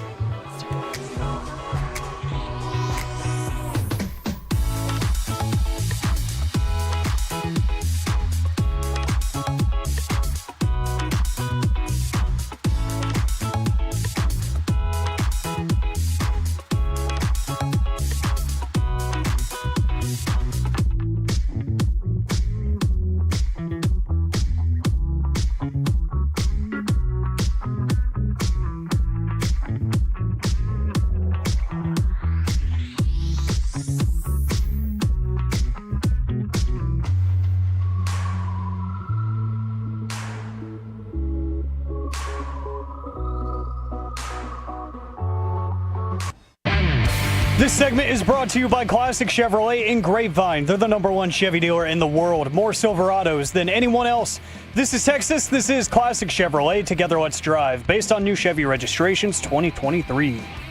KNC Masterpiece back here on 105.3 The Fan right now. Courtesy of D&M Leasing. It's time for our chit chat with those fellas from the G-Bag Nation. Gentlemen, how is you today? Awesome, Heggie. How are you? I'm doing great. How many segments of your show today are devoted to Lerner Tien defeating Daniil Medvedev at the Australian Open? Most of them? Yeah, we'll get a mention in there. Sure, at some point. Maybe in the crosstalk with KMC. Okay. Is that the lady that was blowing kisses? No, that's Guy. Sorry? The tennis player, not the person blowing kisses. Thought we banned that. I can't speak. That is very clever. Whose kisses? I have nothing to say about that. Did you guys torture yourself with the awfulness that is Mavs Pelicans last night, or did you decide to move on with your life and do anything in the world that would be more productive? I didn't get home before it was over. So I didn't have to be, I guess, tortured by it. But when I saw the highlight package first with the final score, I was humiliated for the team, you know, and then to see how it all went down there at the end, I was angered by the modern state of replay in the league. So we didn't get a chance to hit this. Let me go to cut number 2. Jason Kidd, did you get an explanation, or what was the explanation the refs told you when they totally screwed that up? Yeah, they didn't see it. That's the explanation. They didn't see it. It's tough. I get it. Like that's their job. They didn't do their job tonight. There any recourse for the Mavs protest? That's out of my lane. I don't know about the protest or the review, but the league wants to get it right. The referees have a tough job. They clearly did not get that one right. It cost us maybe the game. I mean, it feels like it definitely cost them the game. Like maybe the Pelicans could have thrown up the last second shot or whatever, but that definitely cost them a game at the time when the Mavericks desperately need any win they can get. Yeah, and that was about as must-win as it can get because without Lively and Luka, I think they're in big trouble here. Kyrie touch and go, but this is, I don't see that strong of a path to victory without Lively's rim protection and rebounding. So to have yesterday's taken away from you, it does hurt, quite a bit as now you're trending towards 500 in the not too distant future. Maybe by the end of next week, losers of 8 of 10. I don't know how many games you could look at and think that you have a good chance of winning right now. Obviously, Gafford bounced back in a big way. You get 3 guys awesome over yesterday. 20 and you can't win the game. Yeah. That's just horrible. I don't know what you do. I could see how the officials missed that call. I'm sure they wanted to get it right. It was close enough that it would require replay to correct. But if you're going to replay a bunch of stuff throughout the game and you don't replay that, I just think you should do away with it altogether. I'm with you. And then the other thing too is I think in the NFL you'll watch. The guy will be down for 3 seconds and somebody will rip the ball out and they're like, F it. Don't blow the whistle just in case. The refs know. It's not a fumble, but we have to let it play out because there's been too many examples in the past of crap, we blew the whistle and now there's nothing we can do about it. I would say in the final 2 minutes, anything that's questionable, any block shot, unless it's like directly out of the hand, every block shot is we blow the whistle. It was goaltending, or we think it was goaltending, we have to review it, because that's what you have to do in these situations. Now, if they're saying, well, if we don't blow the whistle, it's not reviewable, you now as a ref are trained in the final 2 minutes of every game, if there's a block shot, no matter how silly it is that it's not goaltending, we blow the whistle and say, look, we're going to call it goaltending so we can go look at it. Yeah, and I feel like the NBA is already over replayed. I agree. Friday night Texas, Ohio State at times felt like it was over replayed, and it makes the game a lot less enjoyable. So if you don't want to go to that, which is what we would need to do to have it fair, then the other fair thing is just to put the human element back in there, because I thought it was a better product. I'm with you. Yeah. In all sports. Yep. Like opening day for the Rangers, I said, I'm not going to make fun of baseball. A dude swings the bat. We have instant replay. He foul tips the ball, and foul tips aren't reviewable. What? No. We can do was he safe or out? Did his belly come off of the base as his hand hit the base? His forearm was on the base for 1/10 of a second. His belly came off the base, and then his hip hit the base. Well, he's out because for that 1/10 of a second, he wasn't touching the base. Game over. Yeah. Wait, he swung the whole bat. Did he hit the ball? Can't review that. Yeah. It's really stupid on how things can and can't be reviewed. So I'm with you. Let's go back to humans are playing. Humans are reffing. Let's just let the humans figure it out. We could computerize it, put sensors all over the basketball, all over the rim, all over the backboard. So these things that are happening in real time, the computer is going to be much, much better, and the cameras will be much, much better. I think that's where we have to go. If you want fairness and objective, reality coming from your officiating, it's going to have to be cameras and computers making decisions over split seconds that humans are incapable of doing. Otherwise, please just get rid of this farce, Hagee. Ooh, I like the word farce. Now, this morning... You like the other F word. That did not happen today, but fair. Yes, we got news in the crosstalk that, one of the few universally beloved people, it's hard to find people that everyone's like, he's the best, she's the best. Bob Uecker passed away at the age of 90.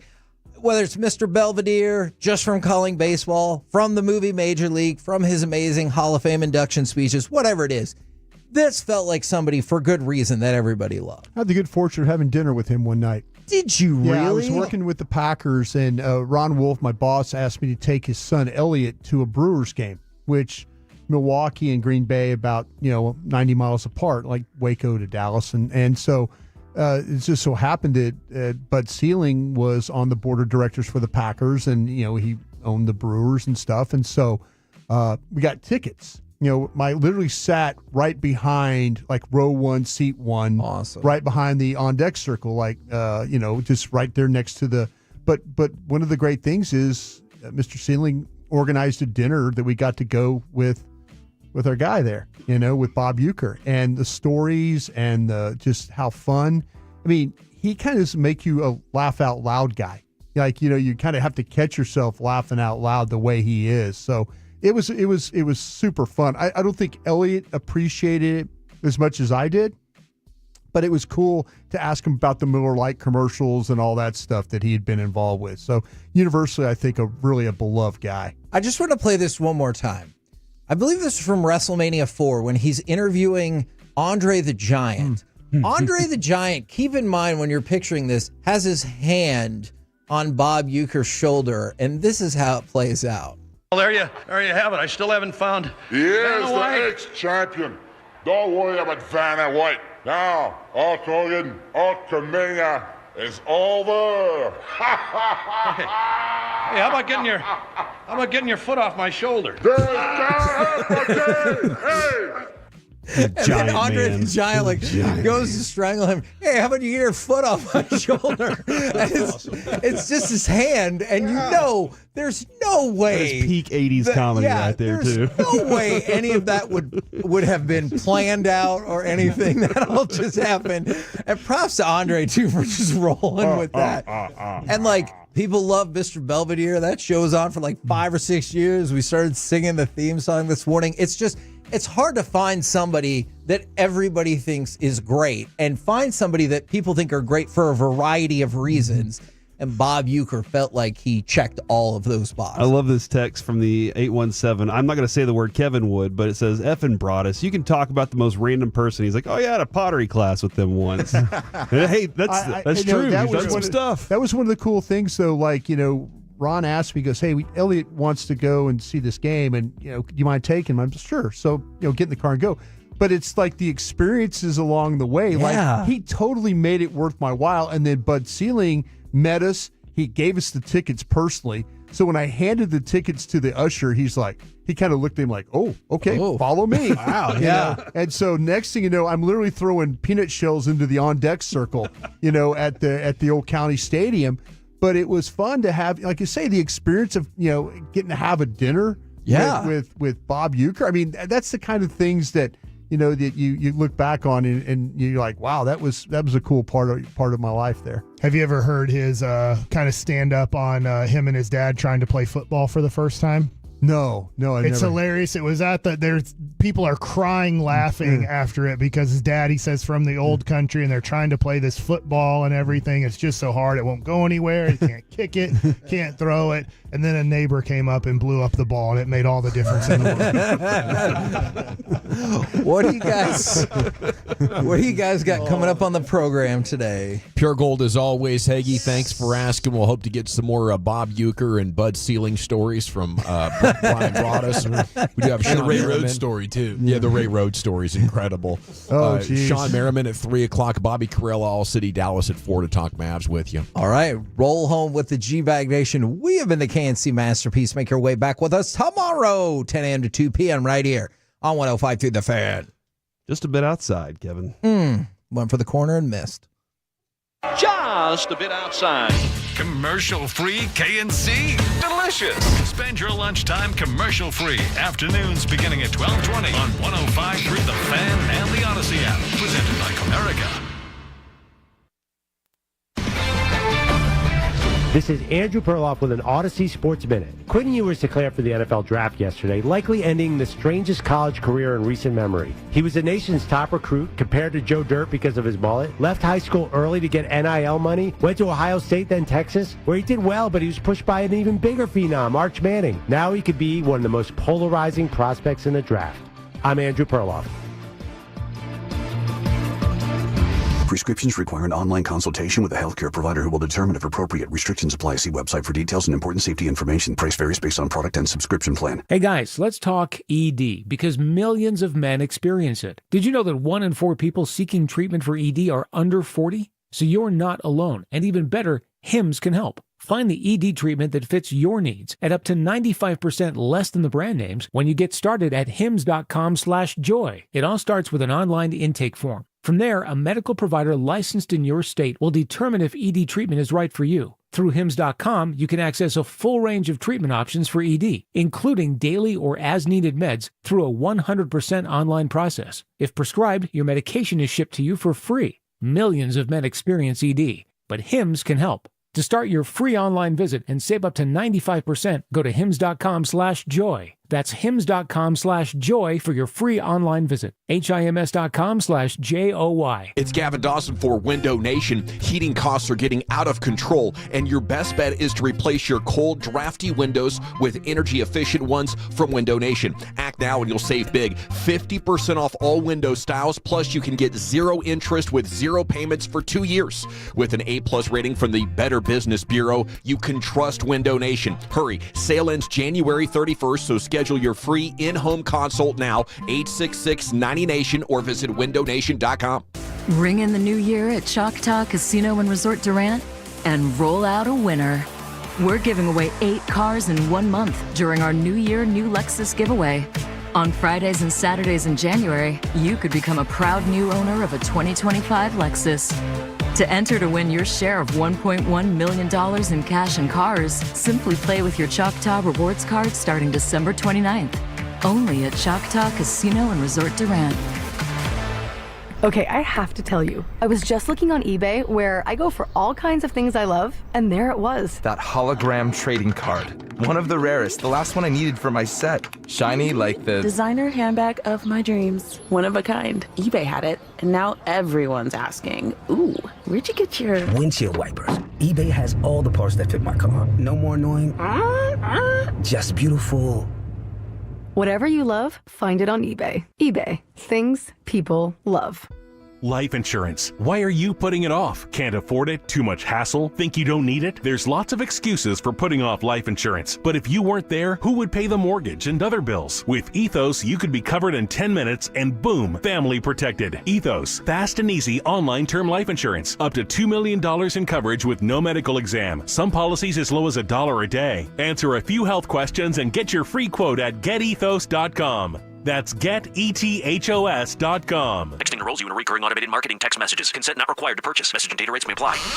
Leaving for the gym so early? I'm ready to go. Since you started taking Nugenix Total T, you've been acting like when we met in our 20s. I feel like myself again. Lower testosterone after turning 40 slowed me down. Nugenix Total T has been a game changer for me. What is it about Nugenix Total T that's different? It's a key ingredient called Tesnor. It boosts free and total testosterone to help you get back the drive and energy from your youth. Total T is backed by 5 clinical studies. I've seen the huge difference it's made for you in the gym, at work, and in the bedroom. I'm so glad I sent them a text for my complimentary bottle. Text PRIDE to 321321 right now for your complimentary bottle of Nugenix Total T. Nugenix is the #1 selling testosterone boosting brand at GNC and Walmart. Do it now and we'll also send you a bottle of Nugenix Thermo X, our newest, most powerful fat burner ever. Absolutely free. Text PRIDE to 321321. That's PRIDE to 321321. Hit the ground running in 2025. Get back to being you with Men's T Clinic, your total wellness optimization team. Men's T Clinic has you covered with all natural regenerative therapies for joint health and more. No meds, no surgery, just lasting real results. It's time to move again with Men's T Clinic. Total wellness optimization. Texas founded by men for men. 5 DFW locations, flexible hours, and affordable plans. Call 972-GO Men's T today or visit mensteclinic.com.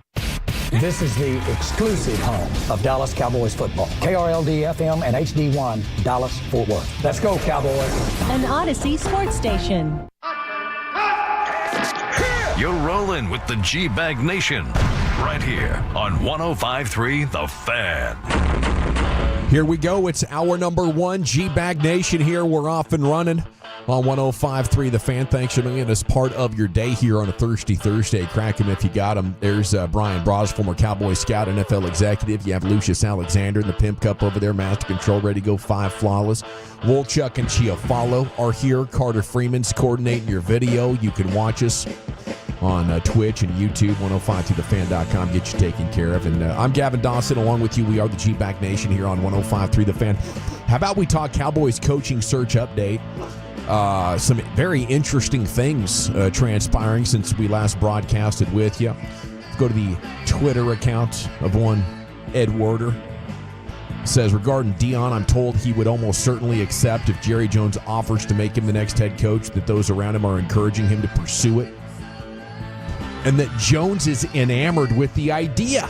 Yeah. Maybe this is realistic. Maybe this could happen. So that's exciting. Because it presents the idea that maybe Jerry Jones is a big fan of this. I wonder how that would play elsewhere in the building, and how legitimate it becomes if Jerry's like, hey, I want to do this. We remember when he wanted Johnny Manziel, ended up with Zach Martin. Yeah. Would Jerry want to take more of an ownership of this one and drive it home if he's getting dissenting opinions, as one Stephen Jones did when Dion was the best cornerback in the game, maybe the game's ever seen? Maybe he feels like, hey, you were wrong back then, Steve. I'm going to put you in your place again. We're taking Deion Sanders down from Colorado. Wouldn't that be a hell of a story? I love the idea of him still thinking that drafting Johnny Manziel would have been better than Zach Martin. Oh, man. That's great. Yeah, I don't know what do you think, Broadus? Is Stephen Jones on board with the Deion Sanders? Wasn't he the one, which makes it funny that years ago he was the one that was begging Dad not to make the Deion move? Yeah. Well, they have to satisfy the Rooney Rule here. So it's not like you think like, wait, I'm hiring a black coach. no, you still have to satisfy the rules. So that's still going to be something they still have to in play. Robert Saleh, Leslie Frazier, that's going to be taken care of. And then now we'll see with the Kellen Moore possibility, where does Deion Sanders fall on the dance card here? If Jerry is legitimately thinking about this, then, we'll see here probably in the next week or so. But the order appears to be with the Saleh, Frazier, then Kellen Moore, then whatever happens after that. But yeah, if I believe that this was going to be one of these situations where maybe that was Deion was trying to squeeze Colorado out of more money. And there's a lot of people around the league that do believe that's exactly the case. But then you talk to like Ed Werder, and Ed Werder says, no, that Colorado is one of these, Colorado's doing everything they can to make sure that whatever Coach Sanders needs, Coach Sanders gets. I mean, going to get Deion is one of the Jerry moves that, when he first took over, you would easily associate with him. So maybe it's not that far-fetched. No. Right? This is a great way to keep your team very visible and relevant while you go through this rebuild over 100%. The next 1 to 2 years. Especially Jane saying that he's on a little bit of a solo mission here. So maybe that means like, hey, you guys can have a disagreement. I don't know how Will would feel about it. I do think that's part of the Cowboys with drafting. They like to get input from the coach. So maybe that would excite Will McClay. Like, hey, here's Deion. I can work well with him. He was just in college. He played against a lot of these guys, coached some of them. Hey, maybe that could give us some insight, and then we can have a hell of a draft. Maybe that could help. Maybe that. I don't know if Steven would be against it. Sounds like Jerry. This would be the most Jerry Jones move out of everything, would it not? I mean, to me, like the entertainment factor, you're 100% right. Yeah. Even if the team is not very good, and I think we're all expecting maybe even more regression and the unknown with Dak. I mean, this is going to be fun. Jerry could even take a big step back and let Deion just promote the hell out of the brand and, multiply your social media presence 100-fold. I think there's a tremendous amount of benefit here for Jerry, and you might also end up getting a hell of a coach at the same time, So if I'm looking at it and I'm Jerry, I'm like, I don't know who's going to be a great head coach. We can take guys that have won a Super Bowl somewhere else, but nobody's ever won a Super Bowl in 2 different spots. We can take the next hot coordinator, but those aren't working out that well. It's about a 50-50 proposition. Nobody really wants Kellen Moore. How about we get Deion, make this the epicenter of the NFL coverage even more?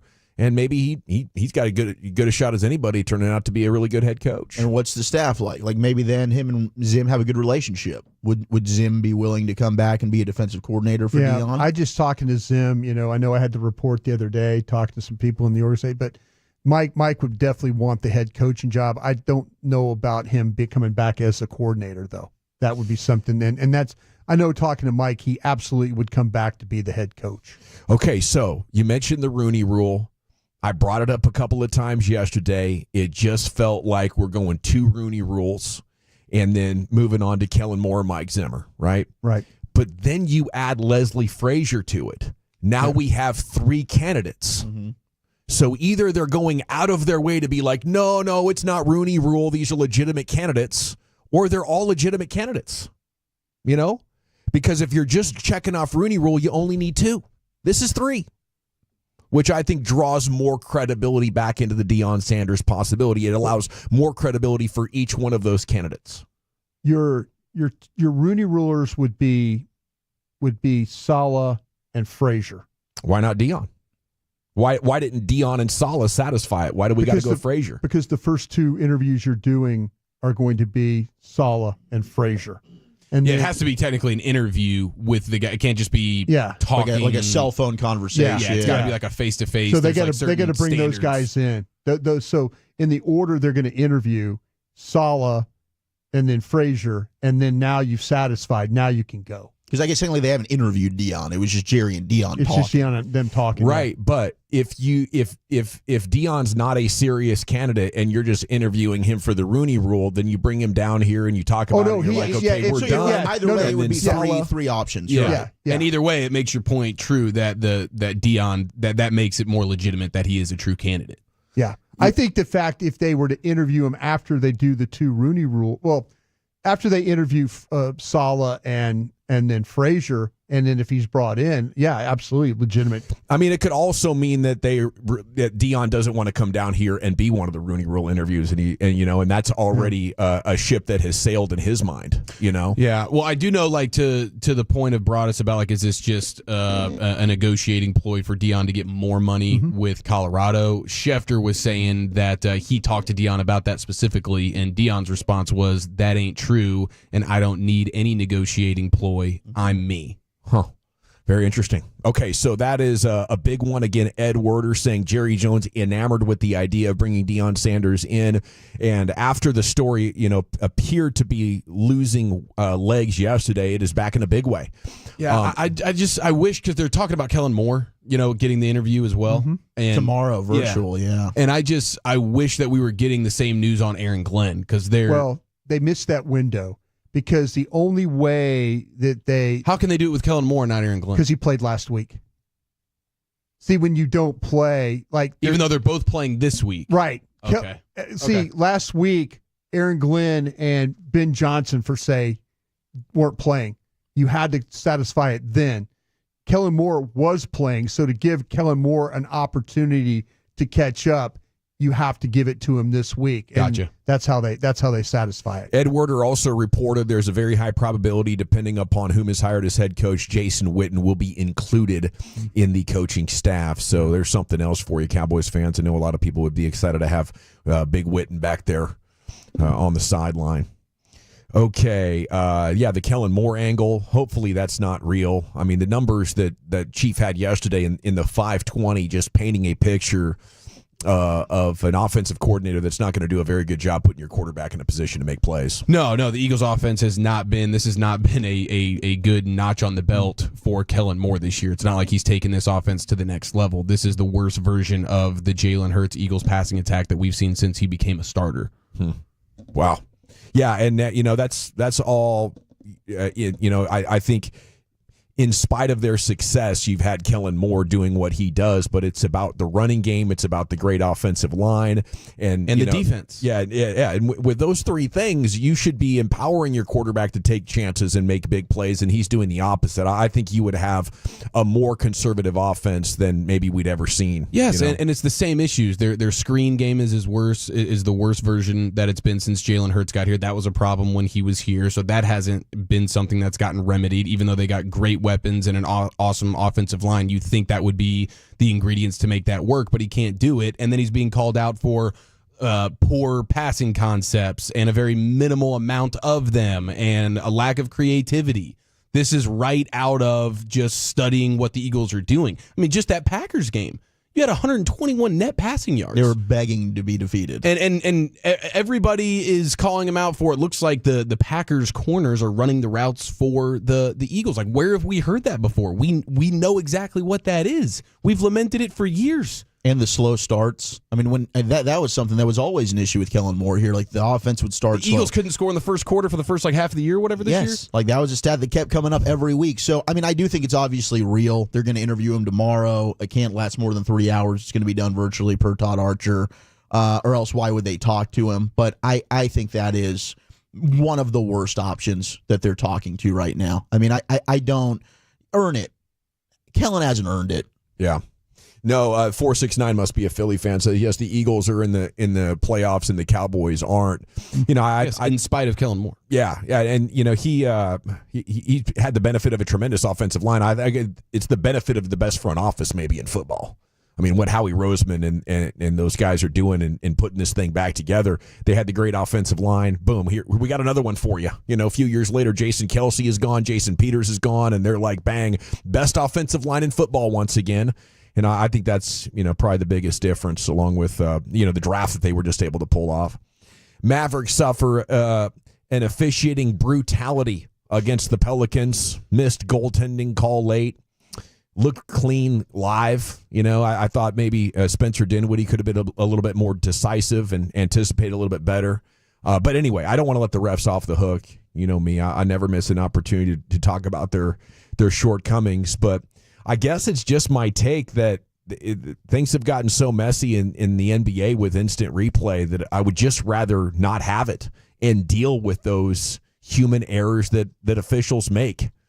So you could have just a little bit better finality to it. The thing with basketball, the ball gets deflected so much and moves so quickly in tight spaces with so many arms and bodies in the way of your view. It can be really difficult to tell even like who touched a ball last before it went out of bounds because the ball's moving so fast it blurs across your screen and the hands a blur.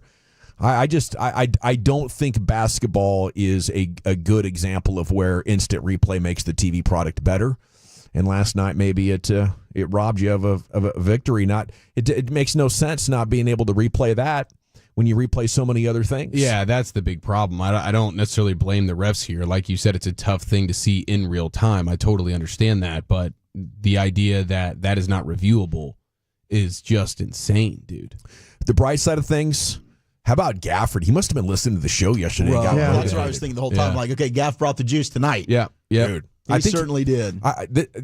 He's good at the bounce back game. This is not the first time where he struggled. He owned it afterwards, and then he showed up and was like the absolute best version of himself the next day. 12 of 13 from the floor, 27 and 12. Guy was unbelievable. It was Daniel Chamberlain last night. Hardy had 21. Dinwiddie was frustrating at times, but had 20. So they have tonight off and then have to take on the Oklahoma City Thunder tomorrow. A defeat would put them at 22 and 20. The schedule doesn't lighten up much. Nope. This team is probably going to be below 500 when they get Luka and Lively back. Do we have an update on Lively's ankle? I haven't seen anything not seen yet. one yet. We'll probably have to wait for an injury report tomorrow. Okay, Hollywood actors Ryan Reynolds, Rob McElhenney, and Eva Longoria among the investors in a group that has acquired Colombian top division soccer squad El Equidad out of Bogota, Colombia. Third team they've bought an ownership group in. This is the Wrexham Group. Okay. They also bought Mexico's Necaxa last year. My bad on the pronunciation. Okay. Necaxa. It's like the Oaxaca cheese. Yes. There's an X in there. It throws you off. They made a splash in football buying Wrexham in 2021. Since then, Wrexham promoted twice, and they're in the running to do so again, sitting third in League One behind Tom Brady's Birmingham City. Oh, look at this. Look at this rivalry brewing here. Yeah, we're throwing around American cash around international soccer now, and you got American versus American there in the top three in League One, and RIP to Bob Uecker passing on at 90. I mostly remember him for his hilarious cameos in movies and the Miller Lite commercial, but a legendary career as an announcer since 71 for the Brewers, and had a 5 or 6 year career in the big leagues. A lot of people don't know, hit 14 bombskis. Okay, here we go, Nation. G-Bag of the Day coming up at 2:30. A little sports hodgepodge next, Chief. Where are we going? Yes, nothing but some great American news to bring you next here in the Nation.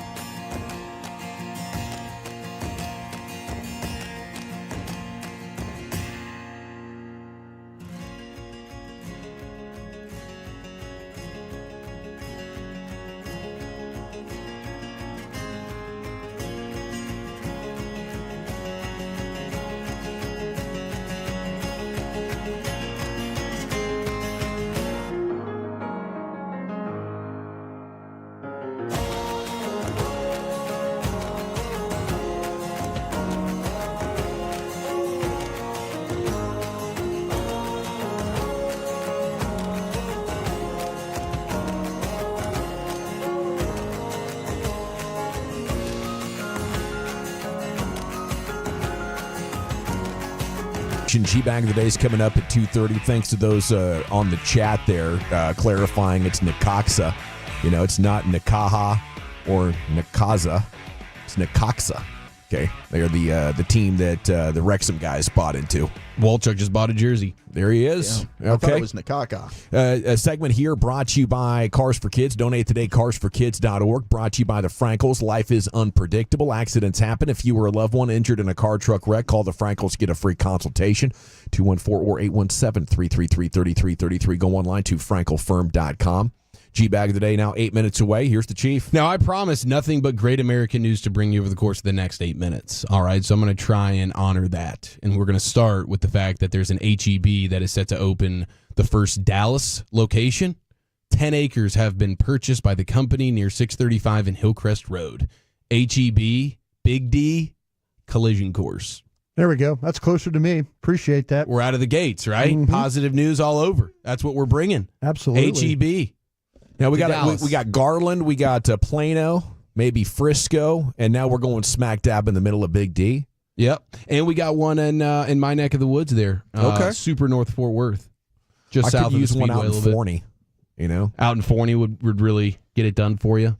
Well, yeah. Nonetheless, it's exciting news, man. I've been using a Target mostly as my grocery store, and I'm not complaining, but it does leave a little something to be desired in the form of fresh and artisan type goods. Mm-hmm. Yeah, understood. I hear you. So that's great. And then we have the FDA. Shout out to RFK. Ban the use of red dye number 3, which is used in thousands of food products and is made from petroleum. Hello. Ooh, it's been linked to cancer, and they knew it about 3.5 decades ago. They just let it ride. Yeah, they were. I mean, I guess it's been banned from cosmetic use. Yeah, for quite some time, but of course, we've been allowed to consume it inside our bodies. You can't pat it onto your face or whatever. From a makeup standpoint, Walchuk, I know it's been bugging you for a while, it really has. But you have been allowed to woof it down with some of your favorite meals. Is it like huffing? Yeah, Fruit Loops will never be the same. No, I don't know if this just really changes the look of things. I don't know how much flavor it's really actually changing. Yeah. But the look of things, like maybe you order some strawberry milkshake and it doesn't necessarily look like a strawberry milkshake anymore, but it should still taste the same. Okay. From my understanding. Maybe put some actual strawberries in there, Yeah, I mean, outside the box. So that's great news. And then how about Broadus loved this one. He ran into the studio and couldn't wait to share that those Zyn nicotine pouches he likes so much.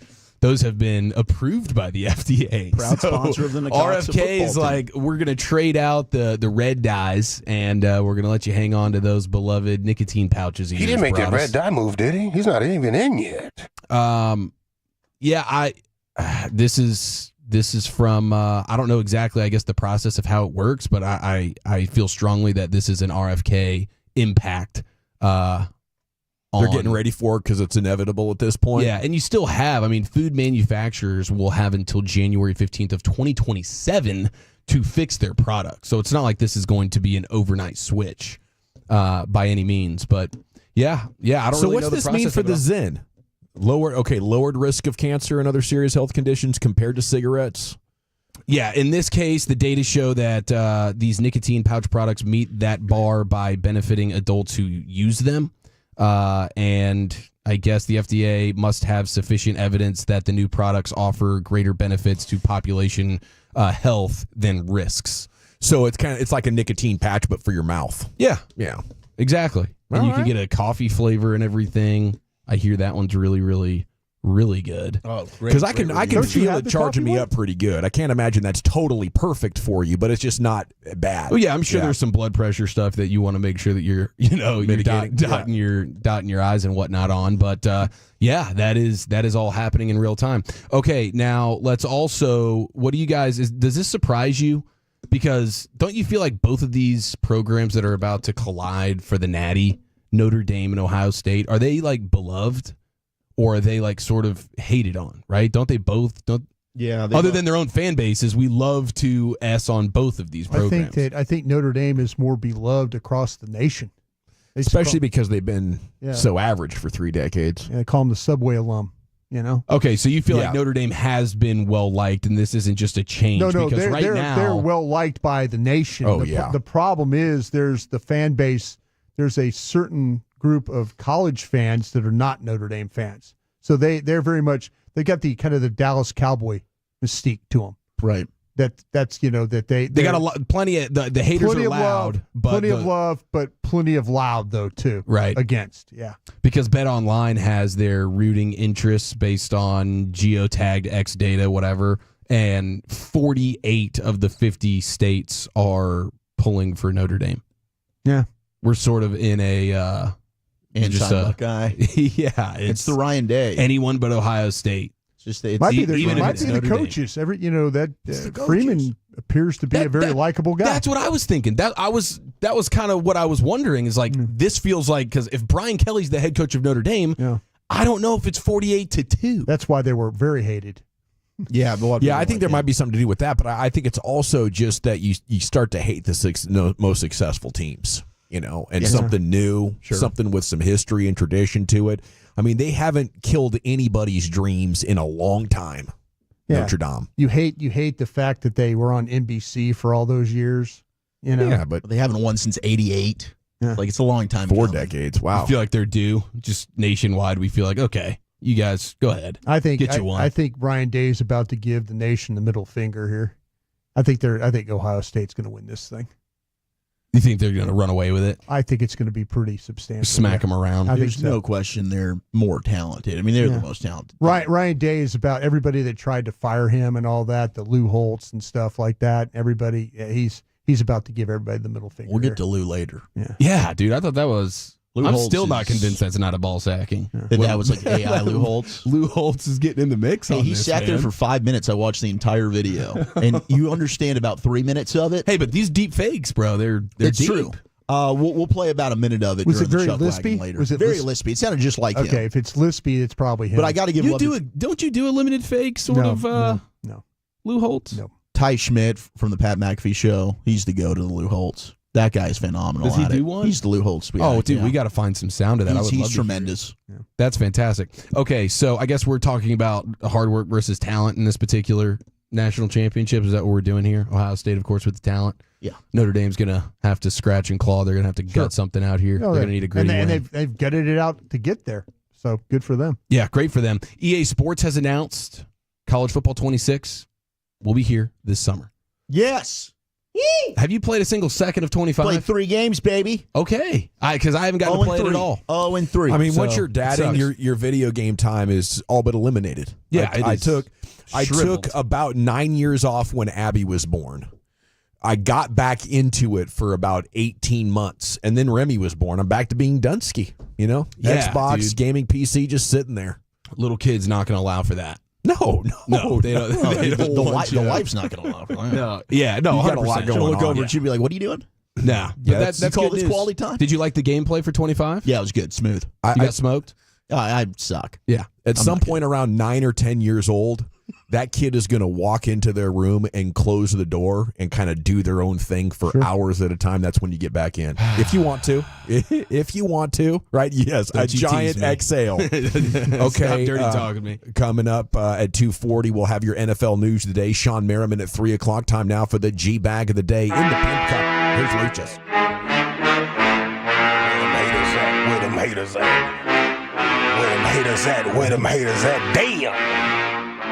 Hey, shout out to the CBD American Shaman guy that dropped off that box. Yes. Oh, my Eric, gosh. you're the man. And salute. he's got his store in McKinney. And he said he put up the G-Bag Nation, Pure Gold as always, and the Whataburger flag. And every day somebody comes in there's like, Tolo, bro. He's the greatest Eric of all time. The greatest Eric of all Eric time. with a K. Hey, man, see what's going on?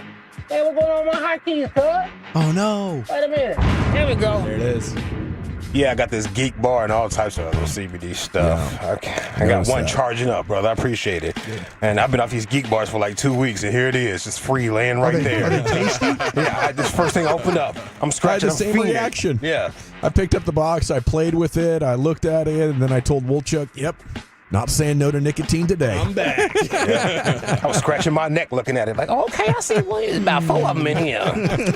All right, this has been the most requested audio I've had ever in G-Back of the day. Audio from every application I have, every social media page I have. This is in the DMs, or I'm being tagged in it. AI Jerry is our winner. Was this day 2? Yeah. Yeah, day two. All right, day 2. Yeah, AI Jerry right here on why he moved on from Coach McCarthy. I fired Mike McCarthy because he looks like a pork chop. And I hate that big-ass play call sheet he holds during games. We all know it's a Perkins menu. I'm not even sure we need a coach. Hell, maybe we already have a coach in mind. Maybe he's sitting right in front of you, half drunk on Johnny Walker Blue with only an Egg McMuffin in his belly and a pocket full of Dinger pills. Maybe he's 82 years old and needs his ass wiped from time to time, depending on how much Salisbury steak he's ate. Look, I'm going to do things my way, and my way is terrible. But if you don't like it, then tough, said the kitty, but the milk kept coming. Listen, I'm never going to die, motherfuckers. I drink 8 ounces of hog's blood every day, and I'm a vampire feeding off mass disappointment. So learn how to accept meaningless primetime games forever. What I'm looking for in our next head coach is someone that values analytics, and also someone that lets me take he and his wife to a Hojo's and sit in the cuck chair. Well, sure, Jerry. That is amazing. Now, to come up with AI Jerry, does somebody have to write that script for the AI to produce, or is there like a little bit of mix of both? Because there was some bars in there, bro. I know. We were wondering about that. I feel like that's like maybe some buzzwords get thrown in, and then they go to work from there. Goes to work. There's 2 different ways you could do it. Some of the new AI, which they call AGI, which is artificial general intelligence, could be more autonomous and kind of workshop something like that on their own. But that would be really high level AI engineer man right now. So my guess would be they have a voice replicator and a script, if I had to bet. But it could be either. Hey, if you wrote that script, please stand up. Hilarious. Please stand up. You need to be on Saturday Night Live, bro, or like start your own Saturday Night Live. Yeah. You can write for some of the roasts. Yeah, for sure. All right, let's get this popping off real quick on a, what is this, a Thursday? Thirsty Thursday? Thursday. Yesterday, on a hump day, a butt naked Wednesday, we go to KMC Masterpiece. Kevin was cussing and all. Yeah. He did. Oh, okay. Well, he was telling a story about how he wanted to be a lawyer when he was younger. And he got some advice from a real lawyer. Now, the advice from a real lawyer is real keen advice. He knew what he was looking at when he was talking to Kevin. Yeah. One of them pulled me to the side and said, is this really what you want to do with your life? Like, do you really want to be a lawyer? And I said, yeah, I think I really do want to be a lawyer. And he goes, all right, I think if you work really hard, you could do it. But don't ever become a defense attorney because you're just not a naturally sympathetic person. I know. And be a prosecutor. I thought that was a great bit of advice where you're supposed to feel bad for the defendant maybe, and they're like, oh, he might be innocent, but I hate his. Oh, wow. This is a fun show today. Let's go. Freaking guts. Okay, I pushed the button too. He's talking about but I'm gonna argue I stopped short. You want to be on the Pac-Man of Jones saying podcast. that word. That was like 3 of the 4 words he got out, or letters to that word he got out. We're sure. Well, if you got the 3rd letter, it might It's as well done. be the 4th. You said it. Yeah. He said a slang version of it. Yeah. He's like, I just only got to the C, I promise. Come on. Yeah, that's what you telling us. was silent. Didn't say the K. And that's obvious when you hear it. Seriously, come on. Yeah, that's wild, bro. Sure, that's what I got. I like that. That's funny, Kevin. And the lawyer, he was so keen. He knew what he was looking at. He was like, hey, man, seriously, you just don't have a heart, okay? How do you know? You know this lawyer? You just don't have a heart, bro. All right, let's see here. Coach Prime. Coach Prime tweeted that he wanted that blazer that Greg Anthony had on the other night during the Mavs game. So Greg Anthony, it was a snazzy little blazer, too. Greg Anthony took it off and gave it to Shador, which was courtside. during the game. Yeah. And the man was doing play-by-play of this giveaway. Shout out to this dude. Powell is bleeding, and apparently Jared is now taking your jacket. I think he's going to give it to Shador to get his dad. He's giving it to Shador. Shador is very perplexed. Jared is now explaining to him, your dad tweeted that he's going to want that jacket. Jared is saying, take the jacket. Shador said, for real? He said, yes. This is your jacket now. Okay, I got you. Yeah, serious? Yes. Thank you. That happened. Yeah, all right. Shador now is looking at it like, seriously? I got to now bring this around? Can you hold it until after the game? Where's the coat closet? That was great play-by-play of it, that too. Was great play-by-play of. He even did like lip reading and everything in this play-by-play. Yeah, yeah. And they got a selfie afterwards. Yeah, I think Greg Anthony was a big deal at UNLV right around the same time Deion was at Miami. There's some crossover. That's an all-time. That's an all-time clout move right there. Oh, big like time. You can just fire off a tweet and get work done. It's amazing. And giving your jacket away is pretty cloudy too. You know, you can have that. You like that? Oh, Go ahead. I got plenty more of that. Yeah, I in my hooked up closet. Prime last night on TV. Might have saw it. Prime probably shot him over some of his sunglasses or something. Said, a little thank you. I said, man, I got mannequins in my closet, brother. My closet look like Dillard's right now. Well, the problem with giving Deion a jacket though, isn't he on record about how he's a one-time use guy? I don't know. Is he? Is he one of those? Is he just pop tags and that's it? I know, like when he used to be on NFL Network and stuff, they would always kind of be like, yeah, like Deion's new look. You've never seen Deion in this before. So it's like you're giving that away. You're Greg. You're thinking I could get years of work out of this jacket. For sure. Prime might only give you a couple hours. Maybe he'll shoot it back to you when he's done. There you go. Return favorite autograph. But it's tailored to his body now. It's got his sweat stains in the pits. All right, last one. Yesterday was a church day. I pray you got your blessings. Shout out to my Reverend Dr. Pastor Freddie Haynes. We have a worship ministry right here struggling with a new song. The verse, and there's also going to be a new chorus, which sounds something like this. Glory to God. Whoop, that's not like glory to God. It's not it either. Nope. Is that right? No glory. It's not right. No glory. There it is. There we go. Janessa has it for us. Oh, there you go, Janessa. Glory to. What are we doing here? Yeah. You know what we're going to do real quick here? Just turn to the person and welcome them really quickly like we've just started together today. Just kidding. Just kidding. You're in the wrong key. Oh. Play a D. I love it when church guys get impatient up there. Yeah. What are we doing here? They didn't want to listen to Janessa. I think Janessa was on the right key. She was, yes. Yeah, they must have felt threatened by Janessa's talent. Is it Jerry Jones, our one-time champ? Is it KMC Masterpiece? Hagee on advice from a lawyer? Is it Coach Prime with Greg Anthony's jacket? Worship ministry struggling with the new song? I'm going to go with Jerry and the Hojo. Yeah, you and me both. Lucius. Yeah, man, that is really good. Vulture. The champ. Right. Coach Prime.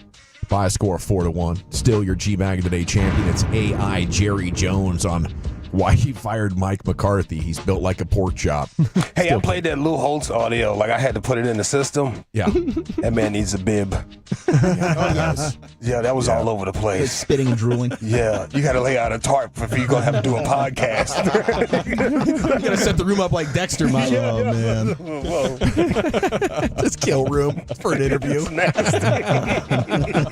You can't black like that room, I'm telling you. We got Sean Merriman coming up at 3 o'clock.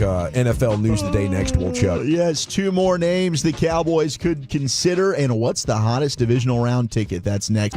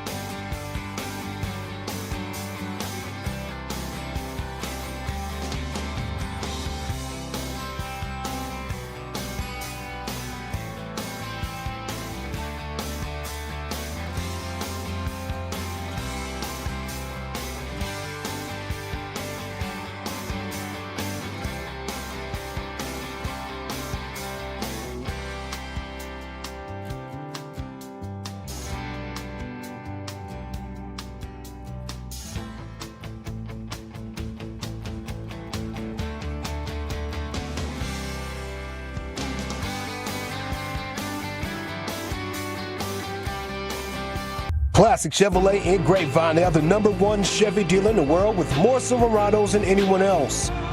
Go see them today and visit ClassicChevrolet.com. This is Texas. This is Classic Chevrolet. Together, let's drive, relax, and enjoy the difference.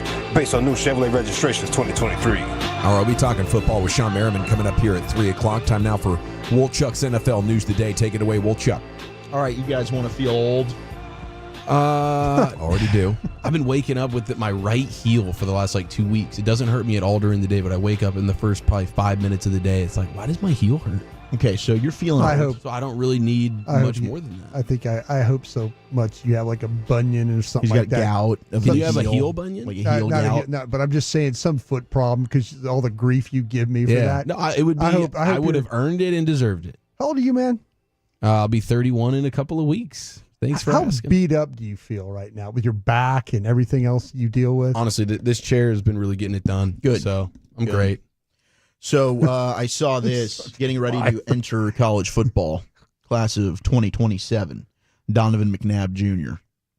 Oh, wow. Class of 2026, Devin Fitzgerald. Wait, is McNabb Jr. a quarterback? Is he a giant-ass quarterback? Wide receiver, 5'11", 160. Okay. Not Devin giant Fitzgerald, or quarterback. wide receiver, 6'2", 185. Bastian Vandenbosch. Kyle Vandenbosch, yeah. Or, dude, he used to wear the red-colored contacts or whatever and looked like a possessed demon out there hounding quarterbacks. Yeah. Kyle Vandenbosch. Incredible. Kyle Vandenbosch, I loved. Underrated. How big is his son? 6'1", 190, class of 2026 linebacker. All right. And then Dalen Sharper. That is Darren Sharper's son. 6'3", 200, wide receiver. Jeez. So already a lot of players that we watched growing up, their kids are now up, and I think Antonio Cromartie Jr. has also committed to Florida State recently. So this is just every year this is going to start happening. So just get ready for that. All right, let's get to Cowboys news. If you did miss it, Cowboys scheduled to speak with Kellen Moore tomorrow. It's going to be a virtual interview. Can't last more than 3 hours according to NFL league rules. Now, I saw our friend Jory Epstein, Yahoo Sports. She put out a video yesterday. 2 other names that we hadn't necessarily. We brought up one of them, kind of kicked it around. But on the Washington staff that she says maybe you should keep an eye out for. But I think there are 2 other people in the Washington building who have been factors in what the Commanders have done with Jaden Daniels. And I think both of them will be on the Cowboys call list. They'll have to decide whether they want to interview, and they'll also have to wait until after this week to do that. But I would say the first is Anthony Lynn, and the second one is Brian Johnson. Brian Johnson, I've heard from multiple people, has been a factor in terms of Jaden Daniels' development.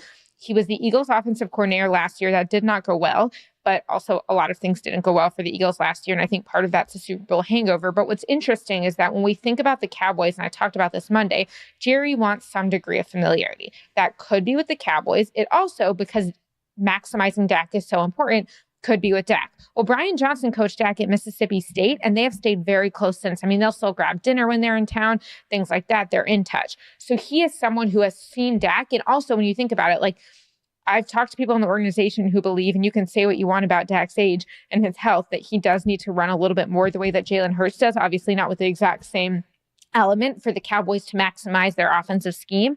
Well, when did he most do that? In college at Mississippi State. Who was the coach in the building then? Brian Johnson.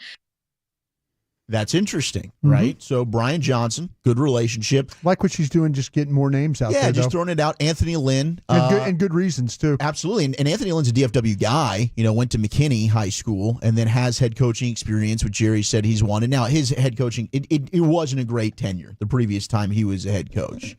It did not go well with the Chargers from 2017 to 2020, but he's been an offensive coordinator. Certainly the running game's been pretty darn good there in Washington. Brian Johnson, that soured and filthy last year. Maybe he's just not great when it comes to calling plays, but he's still a good offensive mind and good coach. Maybe that ends up working. Just two more names to throw out there. But the stuff about Dak running I found very interesting because we've talked about Jory's plugged in with Dak. And Dak has said he feels like he's going to come back and be, back to where he was physically. I'm being hesitant. I just got to see it. Maybe I'm totally wrong that he's just going to be a pocket passer. Maybe he's feeling like, yeah, the mobility's not going to be a problem. I'll be able to run more. And if that's true, if he's capable, that should get you a little bit excited because we were all calling for him to use his legs a little bit more if he was capable of it. I think he can come back from this injury just like he was last year. It's ultimately the compound fracture in his lower leg that took away probably 20% of his athleticism, and now his age has robbed him of another 10% or so. And he was never a dynamic, explosive athlete. He was a Tim Tebow style of runner. And, the day that he ultimately ran against the Giants, even going back to that day in 2020, we were asking him run more, right? And the team was in trouble that day against the Giants, so he starts running. The injury this year, we're asking him run more. He's at a career low of run attempts, right? What did he do? He starts running, and the offense all of a sudden has an added element to it. It looks a lot more dangerous. I'm dropping back to pass. Oh, I don't see anything I really like. I'm running. Hamstring injury. Yeah. I just don't think that, and when he was coming back from the compound fracture, he's like, yeah, I'm 100%. Guys, I'm not talking about this anymore. Media, please stop asking me about it because I've totally moved on. I'm 100%. He wasn't, so when he's talking about it, he's using the power of positive thinking and positivity to sort of fuel him and expect the most of himself. But as an observer, as a fan, if he starts running, I'm going to expect injury. I am too, until we see otherwise, right? So, I'm just being cautious. I'm optimistic. Like, hopefully he does come back and is able to do that, but I don't know physically that his body's going to allow him to do that anymore. We'll see moving forward. Now, Lamar is getting ready for these frigid cold temperatures there in Buffalo as the Ravens are going to take on the Bills, and nobody circles the wagons like the Buffalo Bills. Buffalo Bills. So they've asked him, hey, you going to use these gloves? Well, he laughed that off. He said, I tried it in practice. I was horrible. I'll leave that to Teddy Two Gloves. So don't expect any gloves in the frigid temps for Lamar Action Jackson. Yeah, after the horror story from Cam Chancellor with the sweaty gloves causing frostbite. And when I said that, I thought, or when I read it, I thought about the story you gave us yesterday, the picture that we saw, and was like, man, maybe he saw that too and said, F the gloves. You know what? Thanks, but no thanks, dude. Let that be a lesson to all the glove wearers during this frigid football weekend. Be careful. Zay Flowers has an outside chance to face the Bills in the divisional round. They're monitoring him. I hope he can play. I want best on best here. If he has any, even if it's like, hey, I'm on a limited pitch count with that sprained knee, and it's a tough injury to come back from, but I'm hopeful. I'm hopeful we get some Zay Flowers. Yeah, that's tough, dude. Yeah, you feel like for both teams, this is a all hands on deck situation. Yeah. You don't want to be down anybody, but it's tough to imagine that he could be overly useful. Which of the games do you think has the hottest ticket, and which one do you think has the least hottest ticket, the frigid ticket? I think probably the Lions. Lions the hottest. Lions are the hottest, and I'm going to say Kansas City's tickets are the frigid ones. The frigid ones? Mm-hmm. All right, Commanders and Lions, average ticket price right now, $993. That's the hottest. That's the average. That's about the average. about a G-Bird. Average ticket price to get in, about a grand. Rapid fan bases. Yeah. Especially at this point, the excitement's off the charts. They'll never be this geeked about their team. Yeah, the Commanders haven't been this far since 91? I mean, it's been a long time for them. And then the least expensive is Ravens Bills at $286. And maybe that's weather related. I was really stunned to hear that average price $286. Maybe you kind of feel like that maybe all those Buffalo tickets are accounted for. That there's the season ticket holders are going. Yeah, they're just going, Yeah, So, that could be. and They're not giving up the tickets. They're not giving them up, so there's not many, but you might get people that just don't want to sit through that. I couldn't imagine Buffalo fans not wanting to sit through that. You've carried that thing the whole year, and then you're going to decide you don't want to sit through a playoff game because it's 10 degrees. Those are two cold weather teams. Those fans are kind of used to the frigid temperatures. Rams Eagles is $511. That's the average ticket price in Filthy. And then the Texans and Chiefs is $342. That's the average ticket price there. Chuck, the 817 says, now I know you're being hopeful over there. Now he knows about this avulsion fracture. It sounds like, says these can be very limiting on range of motion and mobility depending on severity, surgery results, and recovery process. Assuming best case scenario, Dak is definitely going to be limited on mobility, more limited as a result of coming back from this injury. Wow, that's. I guess we'll hope for the best. I guess that's all you can do. But you need to make sure you're coming up with a great plan to give him a good offensive line. If Tyler Guyton doesn't look significantly better next year when you're in camp and early in the season, maybe you got to trade for a real left tackle. Yeah. You know what I'm saying? Like the difference of Dak playing when Tyron Smith was healthy and not healthy for like the last 4 years of Tyron's career was massive. And the year that he set the league record for interceptions, Tyron was out, So I think you got to get real serious about starting to build him the kind of line they envisioned for the last couple of years of Romo's career. And that's why they really did Smith and Frederick and Martin and, Ron Leary. And they had this great offensive line thinking this is going to keep Tony upright and not injured because he was going through the injury part of his career. So, hopefully that steers him in that direction and it doesn't cost the defense too much while they're in the process of doing that. Lights out Sean Merriman coming up next. It's the G-Bag Nation on the Fan. It's afternoons with the G-Bag Boys on 105.3.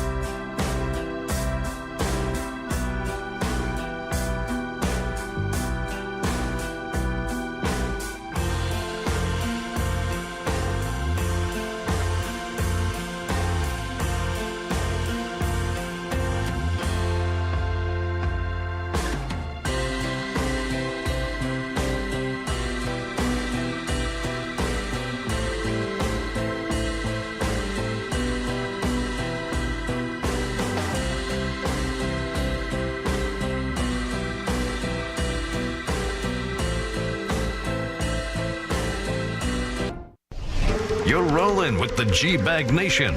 Let's do this. Right here on 105.3 The Fan. Here we go. It's hour number 2 of the G-Bag Nation on 105.3 The Fan. Hope you're having a good day. The big news so far today, Ed Werder's report that Jerry Jones enamored with Deion Sanders, and Deion would be willing to take the job if he was offered. Okay, so you have that. We were just talking about Dak. Clifton Aubrey says his running is no longer pro level. His passing will be heavily impacted. He'll no longer be able to drive the football with his legs. Wait. Yeah, the ball will lose energy at the end of his passes, leading to picks or underthrows. I had no idea this avulsion fracture had this kind of potential, but that's the second text from somebody who kind of knows what they're talking about with the kinetic energy that's flowing from the ground up and how that, really wicked detachment from ligament from bone, that's the hamstring area, right? Might impact his athleticism moving forward. That would be just horrible luck, the games after you give the deal. But you kind of did it to yourself, giving him the original second contract after the compound fracture of his leg. So hopefully that's not true. If that is true, then you absolutely should be looking at moving on from him before the accelerator in his contract, the 5th day of the league year, shouldn't you, Chief? Well, yes, you should, but that would take some foresight and not waiting to the last minute on things. Actually putting somewhat of a plan together. Yeah. And I don't see them doing that. And I guess because the whole thing is injury guaranteed, I don't know how that would work. If you move on from him saying, well, that injury happened, which makes us look at the contract differently, and that's why we're releasing you, even if it's a successful surgery and he's on the comeback trail. I don't know how all that works, but I know the Cowboys are really up against it, and I don't know. Am I too pessimistic thinking this might be the worst state that Cowboys football has been in since Brian Broaddus worked for him? Yes. No, I don't think it's not too pessimistic. It's not too pessimistic. Man, because you're not wrong. it's certainly in the cards that these injuries have piled up in a way that is going to prevent Dak from being anywhere close to the height of his powers. And you've just paid him. You've just locked him up with a ridiculous amount of money. Right, which, that handicaps you. Certainly that's what they'll tell you from being able to do and improve the team and put more talent around him. It feels a lot like the 8-8 purgatory years from like 10 to 12, 11 to 13, really as they tried to build up that offensive line. That's when you had Tyron Smith drafted. You had Travis Frederick drafted. Then in 14, you had Zach Martin. You had a healthy Tony Romo, and then things took off from there. But it does seem like, I don't know that they'll be so bad to where it's 5-11. But if they don't have a competent quarterback, then it easily could get that bad. The reason they stayed afloat those 3 years was because Romo was outstanding. Yeah, still couldn't make the playoffs, but at least they were an 8-8 team. I don't know. Maybe that's what they're hoping that they can continue to do these couple of years while they're rebuilding. But if Dak's not healthy enough to run or push the ball downfield, and you have a bad offensive line with no running back, that might be really tough sledding. 214 says, I can't trust anything Ed Werder says in regards to what Deion is thinking. I disagree on that. Same. I just, listen, there's a lot of things that you don't have to like any of us. That's fine. There are connections that Ed Werder has. He did cover Deion Sanders when he was here during those Super Bowl runs. Ed Werder also has ties to Colorado. That's does he? Home state. So, he's got ties. He knows people in the state. He knows people there that are involved with the universities. He's very, very well respected up there. Again, you don't have to like him, but this one I would absolutely trust that he's not going to lead you down the wrong path here. At one time, Jerry was one of the most unpredictable owners in the NFL. Has he refound that, or is he insisting upon, doing something like that to fuse some energy back into the organization? That would be very interesting.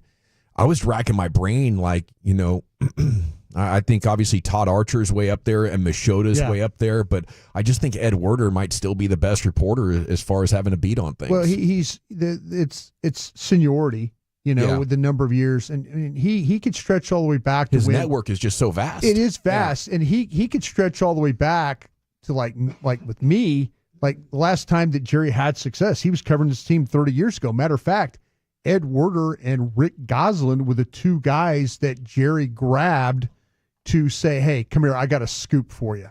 And so, I mean, Jerry's the one that was grabbing Ed Werder and telling him, hey, this is what's going down with Jimmy and blah, blah, blah, blah, blah. So, yeah, it's, like I said, I there's a lot of things that you probably say, I don't know about that, Ed. And then there's times where these are the ones where I go, okay, he's not reporting this just because he's throwing it up against the wall. Like he actually has something here. Yeah, and this isn't a tie into Dion, but I mean, Brian, when we were in post game, last game of the season, we looked over. This was probably 30 minutes or so after McCarthy had been done talking. He came back out and he had a 10-minute one-on-one with Ed Werder. Yeah. He didn't talk to anybody else that way. Like Ed's very, very well respected. Coaches and players respect him. He's able to get a lot of access other people aren't able to get. He's a crusty guy. He doesn't get along with everybody. The older you get, the more mad you get. And so I can understand, why, he comes off that way. But you get like frustrated, like, hey, I've got this thing wired, and now you're getting questioned about it. But I would trust him on this one. I would trust him. The older you get, the madder you get. That's science, isn't it? I'll tell you a story. Everybody will agree to that, right? 877-881-1053. Science rules. Can I tell you a real quick Ed Werder story? Just real quick, if I could. We're sitting in the draft room, and we're watching the TV, and Ed's up there like it's day 2, and Ed is going through every single thing that we're going to do that day. I mean, he literally is spelling it out as we're sitting there watching it in the draft room. And Steven Jerry looks around the room and goes, how the hell did he get all that? And Steven goes, well, you gave it to him. And Jerry's like, oh, okay, yeah, okay. Started laughing, like literally like. That's right. Yeah, it's like, like Jerry's like, how did he get all that? And Steven goes, well, you gave it to him. So that, Ed Werder is, like I say, he's had a lot of days in the sun. Okay, how about this? No, hey, just a question. Why is it national media gets all the scoops on what's going on in the Cowboys when the home of the Cowboys station has Bobby and Brian, Cowboys insiders? Yeah, and that's I tell you what, though, it's depending on, there's certain people like, okay, let's just be real honest since he's now gone. Mike McCarthy. Tom Pelissero went and did a story about Mike McCarthy, right? Didn't he go to the farmhouse and this whole big thing? Well, all of a sudden you're in a situation where Tom Pelissero helps Mike McCarthy get a job. So, Jay Glazer, really good friends with Mike McCarthy. Matter of fact, Jay Glazer was the one that steered Stephen Jones to Mike McCarthy. Good friends with Steve too. Good friends with Steve too. Yeah. So you develop some of these friendships for going out and then, and like, listen, I'll take care of you here. I'm going to put this out there, like, somebody makes a report, like a Jay Glazer makes a report about somebody. I generally look at it as he's trying to help somebody get to where they need to be. Tom Pelissero, very fine reporter. But you have relationships with people, and then sometimes, like I say, it's our job. Those guys tend to be a little bit more friendly, and as opposed to me, Bobby went on a rant why he hated Mike McCarthy. I went on a 3-year rant why I didn't want and I made it personal with Jason Garrett. I'll admit that. I made it personal. I'm hated in that building over there with a lot of people just because of that. So, yeah, you could be really nice and cordial and friendly and let me help you. Or you could be, hey, I'm going to be honest about this. I'm going to say the good with the bad, and that's how we're going to cover this team. So, yeah, national media tend to get more of those scoops because they're not on the boots on ground here every single day having to battle this thing. Yeah. They're battling it from Bristol, Connecticut. They're battling it from New York City. They're battling it from L.A. Yeah. We're here battling it. And these people see us every day, and they're not too happy with us a lot of these times. Yeah, that's great insight to that whole dynamic. I feel like a lot of the major players across the world of sport, whether it's a player, coach, GM, whatever, owner, they want to see it on SportsCenter or NFL Network. They want the whole nation to see this. Yeah. They want it to drop an absolute bomb. And if you let it go locally, that it will eventually get out there. But you're taking care of the guys who have the biggest potential to spread good news about you. There was a time, and here's another gentleman that's no longer with the Cowboys, Rich Dalrymple. Rich is the PR director. Rich wasn't always interested in helping local guy. But Rich was interested in helping Peter King, helping national, when national media guy came into the building, interested in helping them, holding their hand, walking them through, giving a little insight. Yeah, and then on top of that, you have the relationships with the networks that are putting the games on. Mm-hmm. Yeah. We're helping this network, ESPN or Fox, get better ratings so we can make more money, There you go. So you're contributing to tune in well, and Jerry Jones and most owners know that game. There were things that we used to find out at DallasCowboys.com that we couldn't report. Yes, I remember that often. And it happened to us a lot. And then 2 days later, some national media guy had it and was reporting it. Yeah. Where we had it. Mm-hmm. We saw it with our own eyes, or we uncovered something and can't do that. 2 days later, Jay Glazer's talking about it on Fox. How about this text from the 302? Guys, next year they play the AFC West. 5-12 is the top out. I mean, Denver's going to be tough to score on, but you could beat Denver and Oakland. They could beat Vegas. They stink against Denver. The Cowboys' history against the Broncos is horrendous. We haven't beat them in a long time. This team could be worse.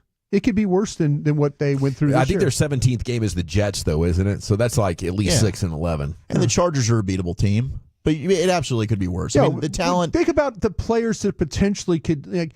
Jeff Kavanaugh and I did a mock. Well, he did a mock draft, and he was walking me through it, and he kept trading back in the thing just to see how it would go. Yeah, he didn't have enough picks to get everything that was needed for the holes. He couldn't grab. He couldn't. All the picks he had, he couldn't get to a wide receiver. Even with trading down a bunch of times and getting more picks. He traded back twice in the first round and couldn't get all the picks. It's impossible. They can't fill all of their needs without being players in free agency, and that's not even... That's the key right there. Right. And we all know that traditionally this team doesn't play in free agency. And that's can they even afford to keep their own this year, right? I mean, last year we saw everybody that left. This year you got Chauncey Golston, you got Osadizua, you got Jordan Lewis. The list goes on about Brandon Cooks.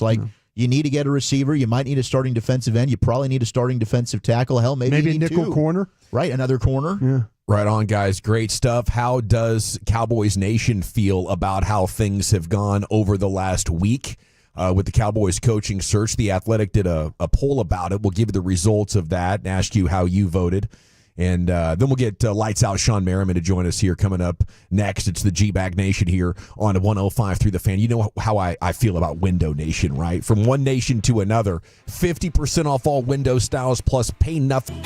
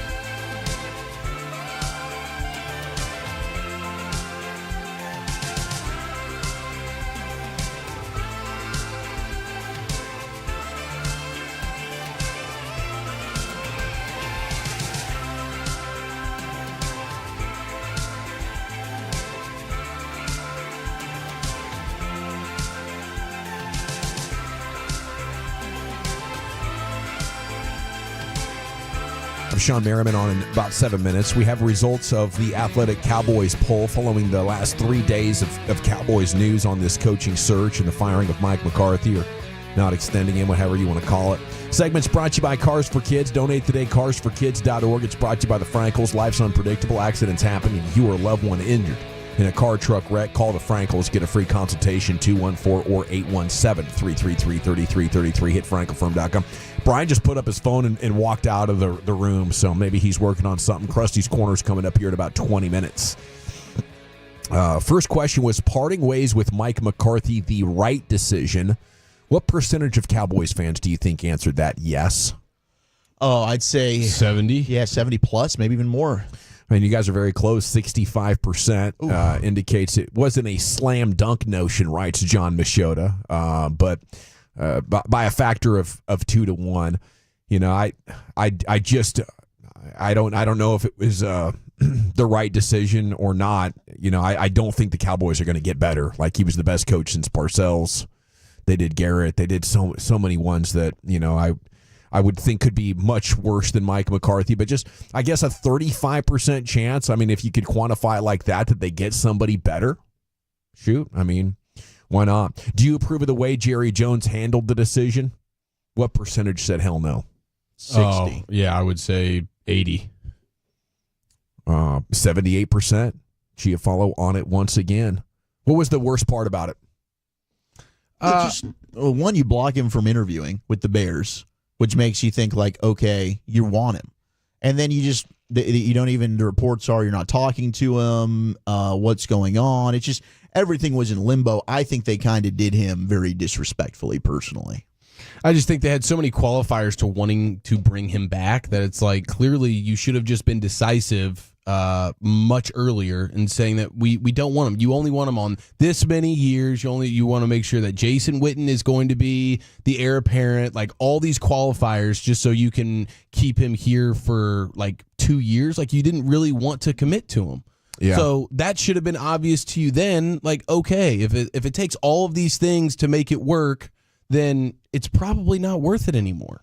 You know, I think billionaires, the richer you get, the more disconnected that you get. And I would never think of like disrespecting a millionaire Super Bowl winning head coach who'd, you know, been with your organization for 5 years. But it seems like a strong amount of disrespect how you treated Mike McCarthy there. Absolutely. And I don't know why, other than just decades of having so much money. Maybe you look at Mike McCarthy as a little person that you don't have much consideration for.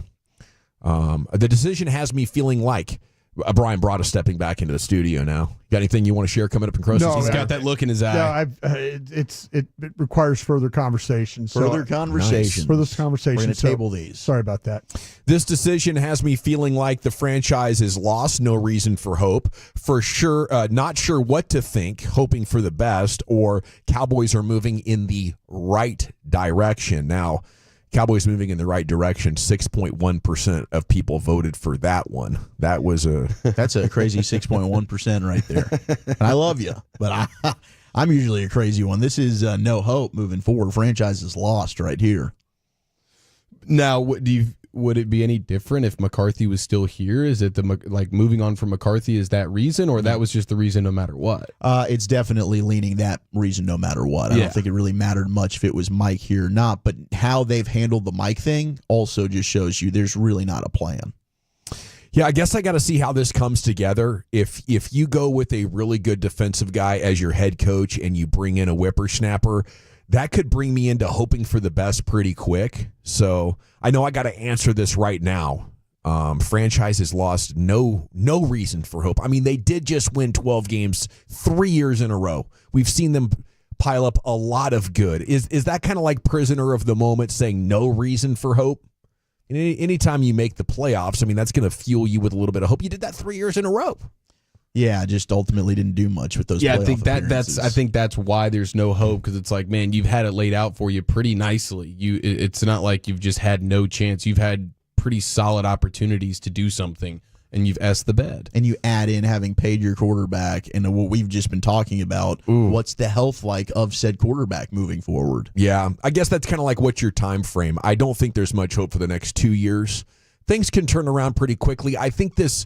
Will McClay's scouting department has done well enough over the years to have some sort of faith in them, don't they? That's the only thing that keeps me thinking maybe you nail a draft. But again, in terms of winning a championship, you need 30 more than years, that. it's hard to overlook that.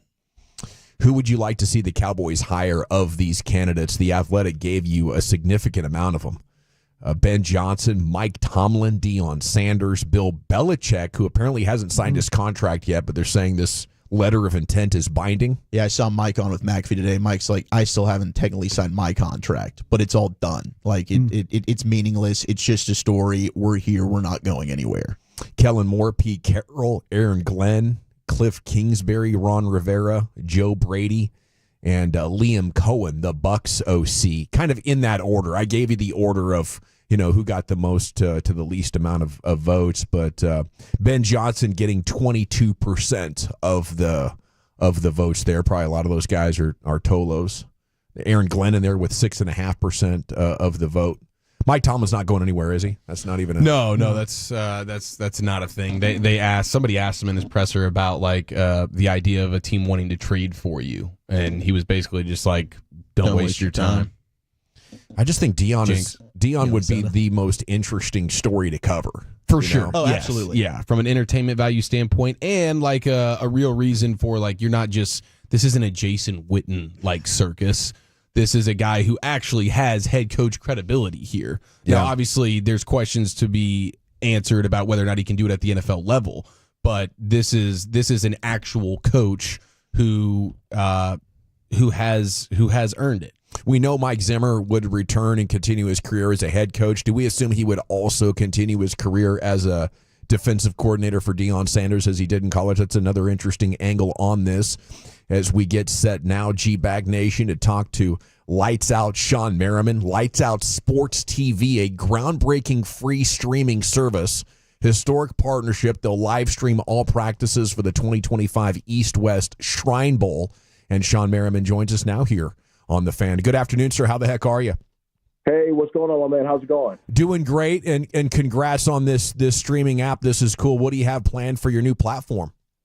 Yeah, man, this is awesome. As you guys know out there, this is the 100th annual East-West Shrine Bowl game that's coming up. But we have the week of practices down there starting the 25th to the 28th. It'll be live on Lights Out Sports TV, my new free ad-supported all sports streaming services. You guys can download on any major smart TV. You got iOS, Android. But when I tell you that these practices are going to be so interactive, and we'll try to get as intense, these exclusive interviews.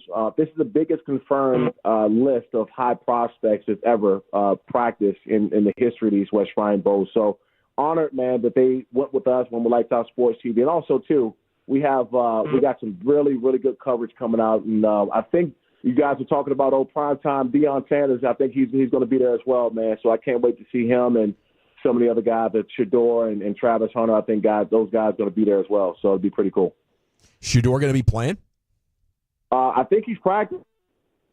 He is going to be practicing. I don't know for sure how much he's going to do or what, but anytime you got somebody like him in the building and just access to see his body of work, man, I just think he's a heck of a kid and a heck of a player, man. So I think we're going to get him practicing a little bit. Yeah, that would be really exciting. Both the Sanders gentlemen are big topics of conversation here. What do you think about Deion as an NFL coaching candidate? I love it, man. And the thing is, and I understand his stance, right? Because he's a heck of a coach. He's a heck of a recruiter. And they got some top prospects that's going to end up going to Colorado, and you don't want to seem like you're going to jump ship because these other college coaches are going to recruit against him, saying, "Hey, why would you want to go to Colorado? He's going to the NFL." So I completely understand where Deion is.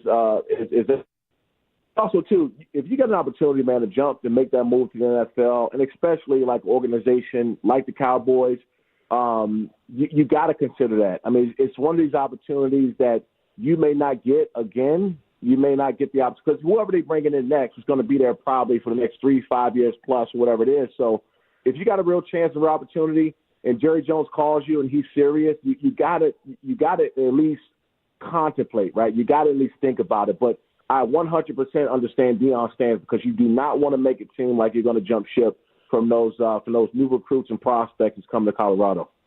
You obviously spend time with the Chargers and the Bills. Bills moving on, they're playing this weekend. But we've talked with you a lot about Dak. What do you think about Justin Herbert right now?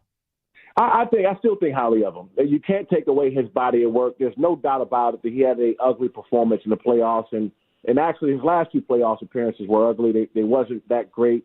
But you can't take the body of work away from him and what he did during the season. The same thing. I say the same thing about Dak. Dak is a great regular season player. He will go out there. He's going to give you numbers. He's going to put on a show. He's going to be a great leader. And you just hope that one of these years he get over that hump, right, and perform in the playoffs. But until then, that dark cloud is going to remain over guys like Dak Prescott, over guys like Justin Herbert. Can they get the big thing done? And that dark cloud is going to be there until you go out and do it. What do you know about this supposed fight before the Super Bowl between Ocho Cinco and James Harrison? You mean the onslaught? I don't want to see a pit bull versus a poodle, right? I'm not looking at seeing that. And you guys know I've been in the fight business for a long time. I have my promotion with Lights Out Extreme Fighting, but I've been around the sport, man, for about 18 years, and I think that's good for media, and I don't think that is going to happen. I think it's unlikely. But it's entertainment. If people watch it, then they watch it. I don't see it happening. We'd all be fearing for Chad Johnson's life there. Yeah, they got to make sure it's on deck just to get split in half. They can take both sides of it. So I don't think anybody wants to get in the cage or a ring or anything like that with Debo. No. Well, who in their right mind would want to be fighting James Harrison? That is absolutely crazy. Not even you would do that, Sean, would you? Yeah, for sure. Nah, but I'm different. Yeah, I'm different. I would actually take that fight if Debo would ever want to do it. There's very few guys that I would actually want to get in there with. He'd be one. I know that fans will love it. We'll put on a great show. Debo versus Lights Out. Then I think we'll do well selling tickets, and we'll do it on Lights Out Sports TV. You'll make it free so everybody can see it. Do you train in fighting though? Would you have it at edge with techniques and stuff? Yeah. I think I got the advantage over Debo. Obviously, he's strong. I've seen him out at the Super Bowl last year, and I got a chance to spin. I like Debo, but again, if he was actually, if he wanted to do it, I would agree to it 100%. We'll do it in Lights Out Extreme Fighting. We'll do it on Lights Out Sports TV and make sure that everybody can see it. But yeah, I don't think he would do it, and I would have the advantage anyways. But I just don't think he would do it. Would you turn James Harrison's lights out? Yeah, sure. For sure. I mean, look, outside of the cage and all that, I got tremendous amount of respect for him. He's a scary dude, but in the cage, I don't think it's something that he's going to have a whole lot of success in. I've just been doing it too long. I've been training against other high-level guys for a very long time, and I just don't think that's something he would want to do. But the fans will see it. The fans would love to see it. And I would love to make it happen. Who's your Super Bowl matchup? Look, I'm gonna get hate no matter what I say, which is great. I got a Bills Detroit, and I said this before the season. It's Detroit's time. Philly looks great. They're running the ball well. They're clicking. Their defense is playing much better as of late. I like Philly, but again, right now the way Detroit's playing, they're playing loose. And, a lot of times what happens is the closer you get to the playoffs, AFC and NFC championships, coaching staff, they get really tight. They start doing things uncharacteristic, but that's not the Lions' case this year. They're just playing freely. They're running trick plays. They're energetic. There's nothing changes about these guys in the big games. So I like them in the Bills this year. And I hate to go against the Chiefs. It's going to sound like, kind of being a hater. Obviously, they're in the AFC West division. But the Chiefs this year, I saw too many weaknesses. The botch snap against the Raiders, the blocked field goal. They're winning games that they probably shouldn't have won. And when you start to go against teams like the Bills, right, or any upscale team, you can't win ball games like that. You got to beat them convincingly. Hey, Sean, as you know, we're going through a coaching search here. I was just curious, what kind of head coach do NFL players want to play for? And are the coaches of this day and age like the type of guys that you would have wanted to play for? Yes and no. But, for me, I never needed motivation. Like, I didn't need a rah-rah coach. It was always good to have. But I always liked tough coaches. I played for Marty Schottenheimer, right? I like the Sean Paytons of the world. I like those tough coaches because once you go out there and you prove that you're willing to lay out in the line, you prove that you're willing to work, they love you to death. They don't like the ones that don't like to put it on the line. I think in today's game, you have to have a head coach that can relate to some of these guys because this is a different time. So you have to have some of these coaches, and that's why I think that Deion would be a good fit out there because he's a player's coach. He played the game, so he got knowledge. He also got the respect because of who he is and how he coached. But he also, man, Deion has a young spirit about him. He's not like an old guy that has old school tactics and stuff like that. Like he has a young spirit about him that can relate to a lot of guys. So the time is different. You have to get a relatable coach a little bit nowadays. Lights Out Sports TV, free streaming app, streaming all of the East-West Shrine game practices. Download it, smart TVs, iOS, and Android. Thank you so much, Sean. Best of luck to you. You got it. Thanks for having me on. Salute. There he goes, Sean Merriman here in the G-Bag Nation 105.3 The Fan. From there, we now jump into some Krusty's Corner. Brian, where are you taking us? Yeah, I've got some thoughts about these playoff games coming up from the Nerds' perspective. We'll do that next. But till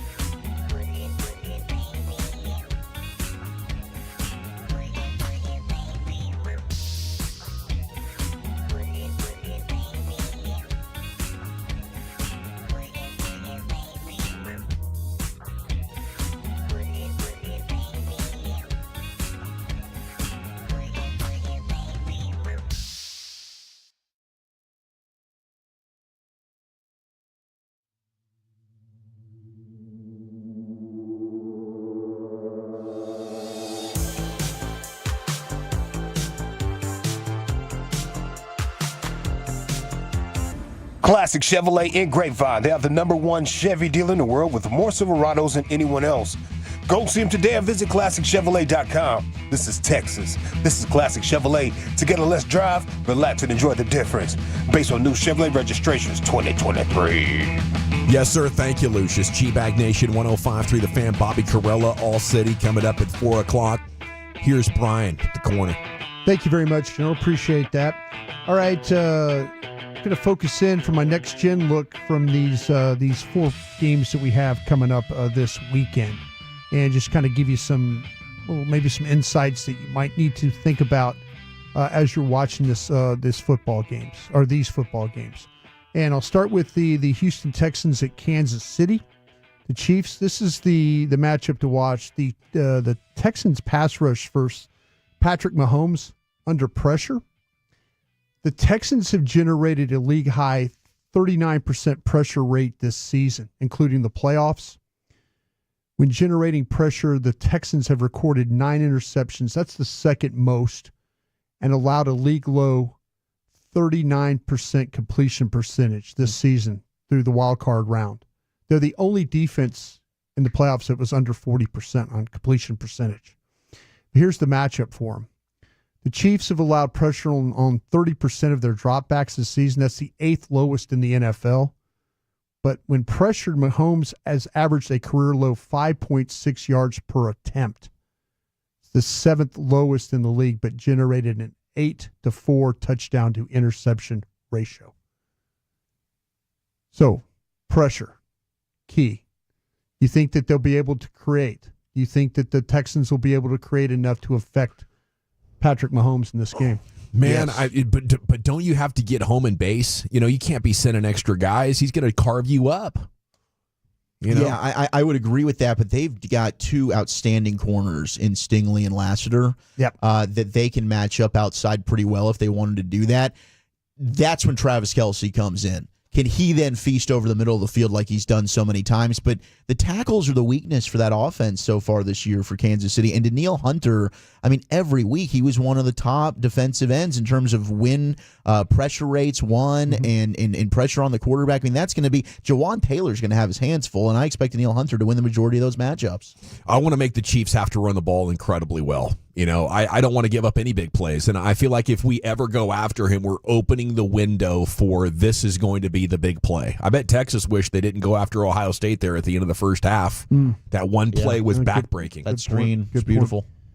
Another little nugget to think about here. The Chiefs accumulated the 3rd most yak run after catch this season at 2,489 yards. That's the 6th most yak per reception at 6.2. So the Chiefs have averaged over at least 6 yards after catch in all 7 of Patrick Mahomes' seasons as a starting quarterback. Here's the rub for the Texans, though. The Texans' defense has allowed the most yak per reception in NFL this season at 6.4. So here we go. Kansas City, big-time team, run after catch. Texans, not so good at stopping the run after catch. So, but that's always kind of been the thing with Kansas City, right? Definitely. Run after catch. And there's the screen game. And there you go. I mean, they played a month ago? 27-19, Chiefs win. CJ Stroud's throwing interceptions. You sack Mahomes one time. You don't even really have full Isaiah Pacheco at that point, but they will this time around. Yep. I don't see. I mean, I could see the Texans defense giving the Chiefs some fits, especially maybe dealing with a little rust being off for so long. But I don't see the Texans offense putting up enough of a challenge to really make it a difference. Commanders at the Lions. This one's called Living on the Edge. Here's the nugget for you. Commanders have converted 20 of 23 4th downs. It's 87%. It's the highest since 1991.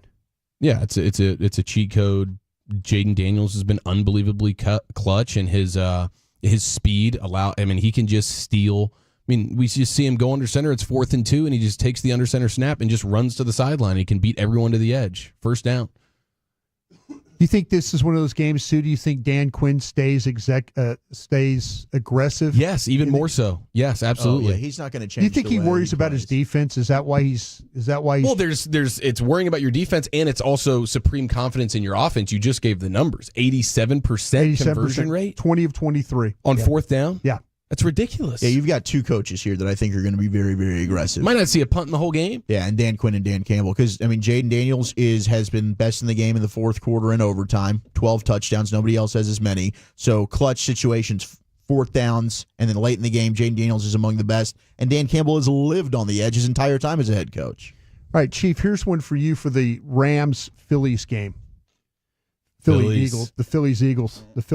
Bryce Harper is going to have a night. I'm putting in the call. Yeah. Prize picks. 3 dongs. Chief, you're bringing this up because of the offense and what Kellen Moore or lack of. But here's one for you. Okay. A.J. Brown recorded just 7 deep receptions for 279 yards this season, both the fewest since he joined the Eagles in 2022.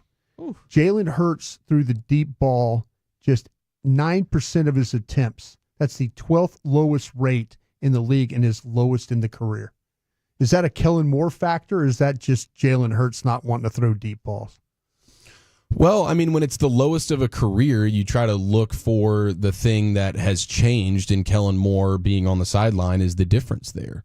So maybe it's some Jalen Hurts and lack of confidence. Maybe some of it is being coached into him. Play conservative. Hey, we got a really awesome defense. We have an awesome rushing attack. Let's not risk anything. But at some point, that puts a ceiling on you when you go up against the big dogs of the sport. So maybe it's this week, maybe it's next week, but the Eagles' passing game is ultimately what will be their demise. Yeah, I don't think there's any way you can slice it that doesn't put the majority of the blame on Kellen Moore. You know, I think it's notable Kellen Moore cut his teeth as a coach under Jason Garrett, who was obsessed with not turning the ball over. Right. I think he neutered Dak early in his career and had him playing too safe. That was the complaint, and I think the explanation for why the route tree was so basic and had so many comebacks and curls was, we want to give the guy a clean target and not risk throwing in between levels. That's where the big plays are made. So I think it's Kellen Moore's impact. The thing I don't want to rule out is that just not turning it over if you have a defense in a run game can win you an insane amount of games. And maybe if you get down in the second half, you do put the ball in the air more. But until we're threatened and we're down in the fourth quarter, I might continue with this just because I don't have that great of an appreciation for Hurts. I think he could easily throw 2 picks in the first half and get you beat. This is going to be all about that Eagles run game. Like Barkley tore him up, 255 yards, couple of touchdowns, averaged 9 a carry. Hurts ran the ball 12 times himself. So if the Rams can stop the Eagles' ground game, which is the reason they lost the first matchup, they're going to go to the NFC Championship game. Rams offense featured motion on 82% of their plays this season. That's the second highest rate in the NFL. Matthew Stafford recorded the second most passing yards in the league on plays with motion, 3,123. While Puka Nacua recorded the most receiving yards in the league on plays he was sent in motion, 457. Here's your matchup. The Eagles' defense allowed the fewest yards per play in the NFL against plays with motion, 4.7. However, in Week 12, the Eagles allowed 6.6 yards per play when the Rams used motion, third most this season. Yeah, you got to be really good at it. I think that's what we learned about the Cowboys last year is even when they tried motion, they couldn't execute. You're creating leverage and you're creating angles, but your offensive linemen have to be dominant, physical, and athletic enough to go get in those positions quickly, to take advantage of the defense leaning the other way. So, salute to Sean McVay and everybody he's coached for being so great at coaching that across a very extended period of time now. We're coming up on a decade with a major evolving cast. So all new skill players, all new offensive linemen, back at him again. Defense completely retooled. Yeah. Here's something with the Baltimore Raven-Buffalo Bill matchup for you. Following the Bills' Week 12 bye, Von Miller generated 19 pressures on 79 pass rush, good for a league-high 24% pressure rate over that span. It included a 32% on third downs. Miller will be aligned on the left edge 266 of his 267 snaps this season. That's a matchup against Roger Rosengard. Rosengard allowed 12% pressure rate this season. That's the fourth highest right tackle among 37 players with at least 200 pass blocking attempts. Is that going to be a pressure point problem for the Ravens? Rosengarten versus Von Miller to that Von side. Miller time, man. Playoff Von. There is something about that. He seems to really, really turn it on. Got some pressure against Bo Nix early in that game. I do believe that Von Miller is going to make sure that his presence is known and Lamar Jackson is feeling him anytime he drops back. Just run right at him. Yeah. And the final thing is James Cook. This is about for Buffalo. James Cook ran to the weak side of the formation 56% of his carries this season. It's the highest rate in the NFL. He averaged 1.7 yards per contact carry on runs directed to the weak side compared to just 1 yards per contact per carry on runs directed to the strong side of the formation. 8 touchdown runs on his carries directed to the weak side, with the 4th most in the NFL. Here we go. The Ravens defense allowed the 4th fewest runs per carry, yards per carry, 3.6, and a league low 28% success rate on carries directed to the weak side. Is this something that the Bills are going to have to change? Is the Ravens going to convince them you're going to have to go stay weak? You're going to have to go. You're going to have to go strong side because they're playing so well on the weak side of their defense. Yeah. I mean, there's certainly a chance that'll be best on best, and let's see who wins. But at some point, you'll have to have a change up there if you're Joe Brady, if it's not working for you. But that rushing attack right now, they're going heavy personnel. They're putting a 6th lineman out there on the line, and James Cook is running his rear end off. So that's going to be. I cannot wait for that game, dude. I'm looking forward to seeing if, in fact, that Buffalo will run the football in this game. I mean, I'm interested because, like I say, the weak side stuff is great. You mentioned the heavy formation stuff that they've done has been really, really good. But I think that the Ravens, they have got to find a way to play run defense in this game. I don't think they can let Buffalo, run at them and expect to win this football. Well, and I do feel like Buffalo has no shot if they can't stop Derrick Henry, right? Yeah, and that's it's really both sides of the ball here. Henry crushed him. But in the first game. I think Buffalo is going to need to run in this football game. Well, thank you, Brian. Thank you. Krusty's Corner every afternoon, 3:40 here in the nation. Bobby Carrello, we'll talk Mavs with him coming up next here on The Fan. If you've been trying...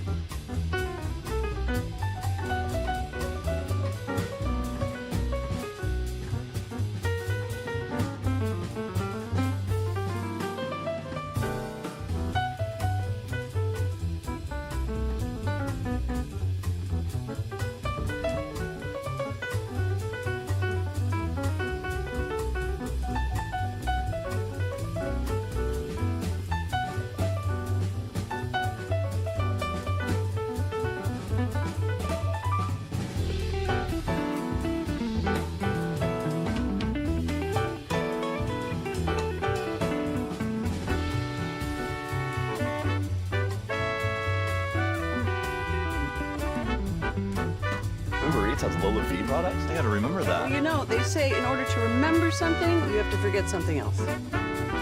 Okay, now that is a very cute haircut. That's like a little shag. I've never seen it before. Well, I mean, of course you have. It's the Rachel. Oh, is that your name? No, I mean like your name. No, I'm Jen. My name's Jen. Right, but I just mean like this is your haircut. But that's hair on your head. I'm not saying this is your hair. Okay, forgive me a little bit.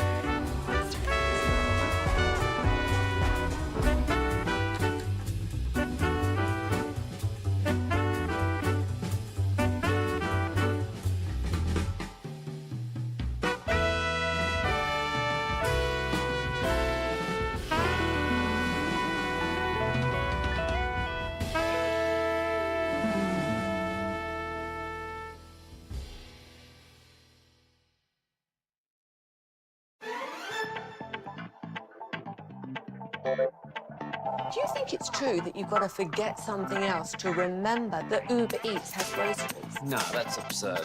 Hey, remember when you used to be what was it, Pepper Lady? Pepper Lady? Wasn't it Cinnamon Sisters? Basil Babes. Saffron Squad? Nutmeg Maidens? Pre-Curb? No.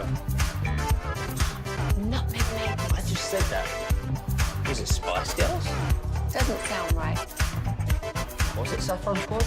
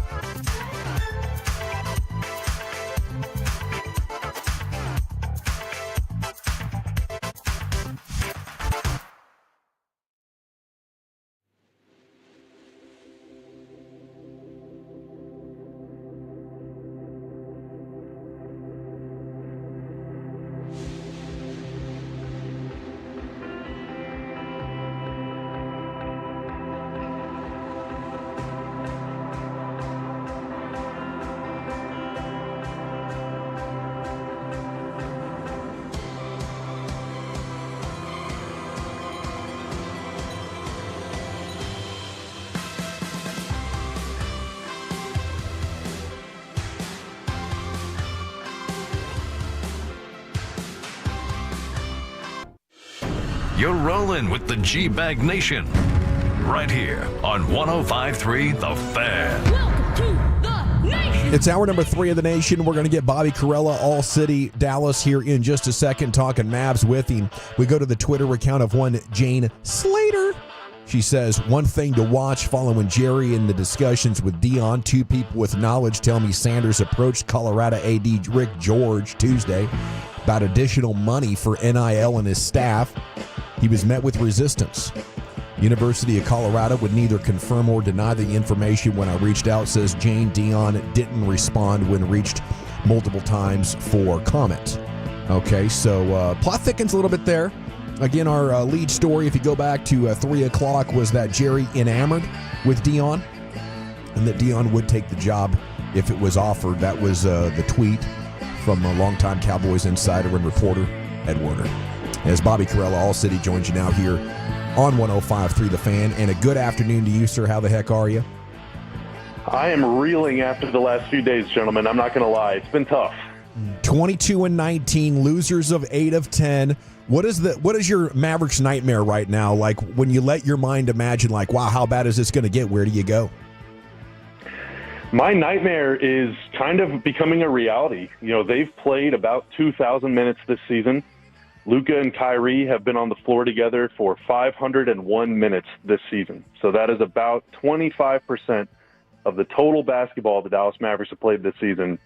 Their two superstars have been on the court together. And luckily for them, other teams in the West have dealt with their own injuries or ineptitudes or whatever the case is. And so despite all of this injury absences and fights and late game meltdowns, Mavs are still right there, in the picture to avoid the play-in, to make the top 6. And, if Kyrie Irving is back and didn't just miss last night's game for, injury management, load management, whatever concerns, then they can string some wins together, hopefully hold things down until Luka comes back, and they're going to be just fine. But that's a huge if, because everything about this season seems cursed so far, and I'm starting to get sports sad. I don't know how else to say it. I'm just sad. I think Kyrie Irving is huge. I am Mavs depressed as well a little bit. I'm hoping for the best, but what do we know about Lively's ankle right now? Because I think that could be just as impactful as Kyrie as far as a path to victory. I agree with you. I mean, he's so important to what they do on defense, and offensively, his game has taken such a step forward this season, passing the ball, turnaround hook shots, post moves, things like that.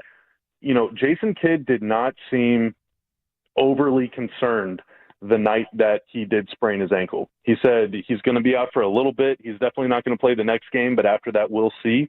And in coach speak, that implies at least a little hint of optimism to me.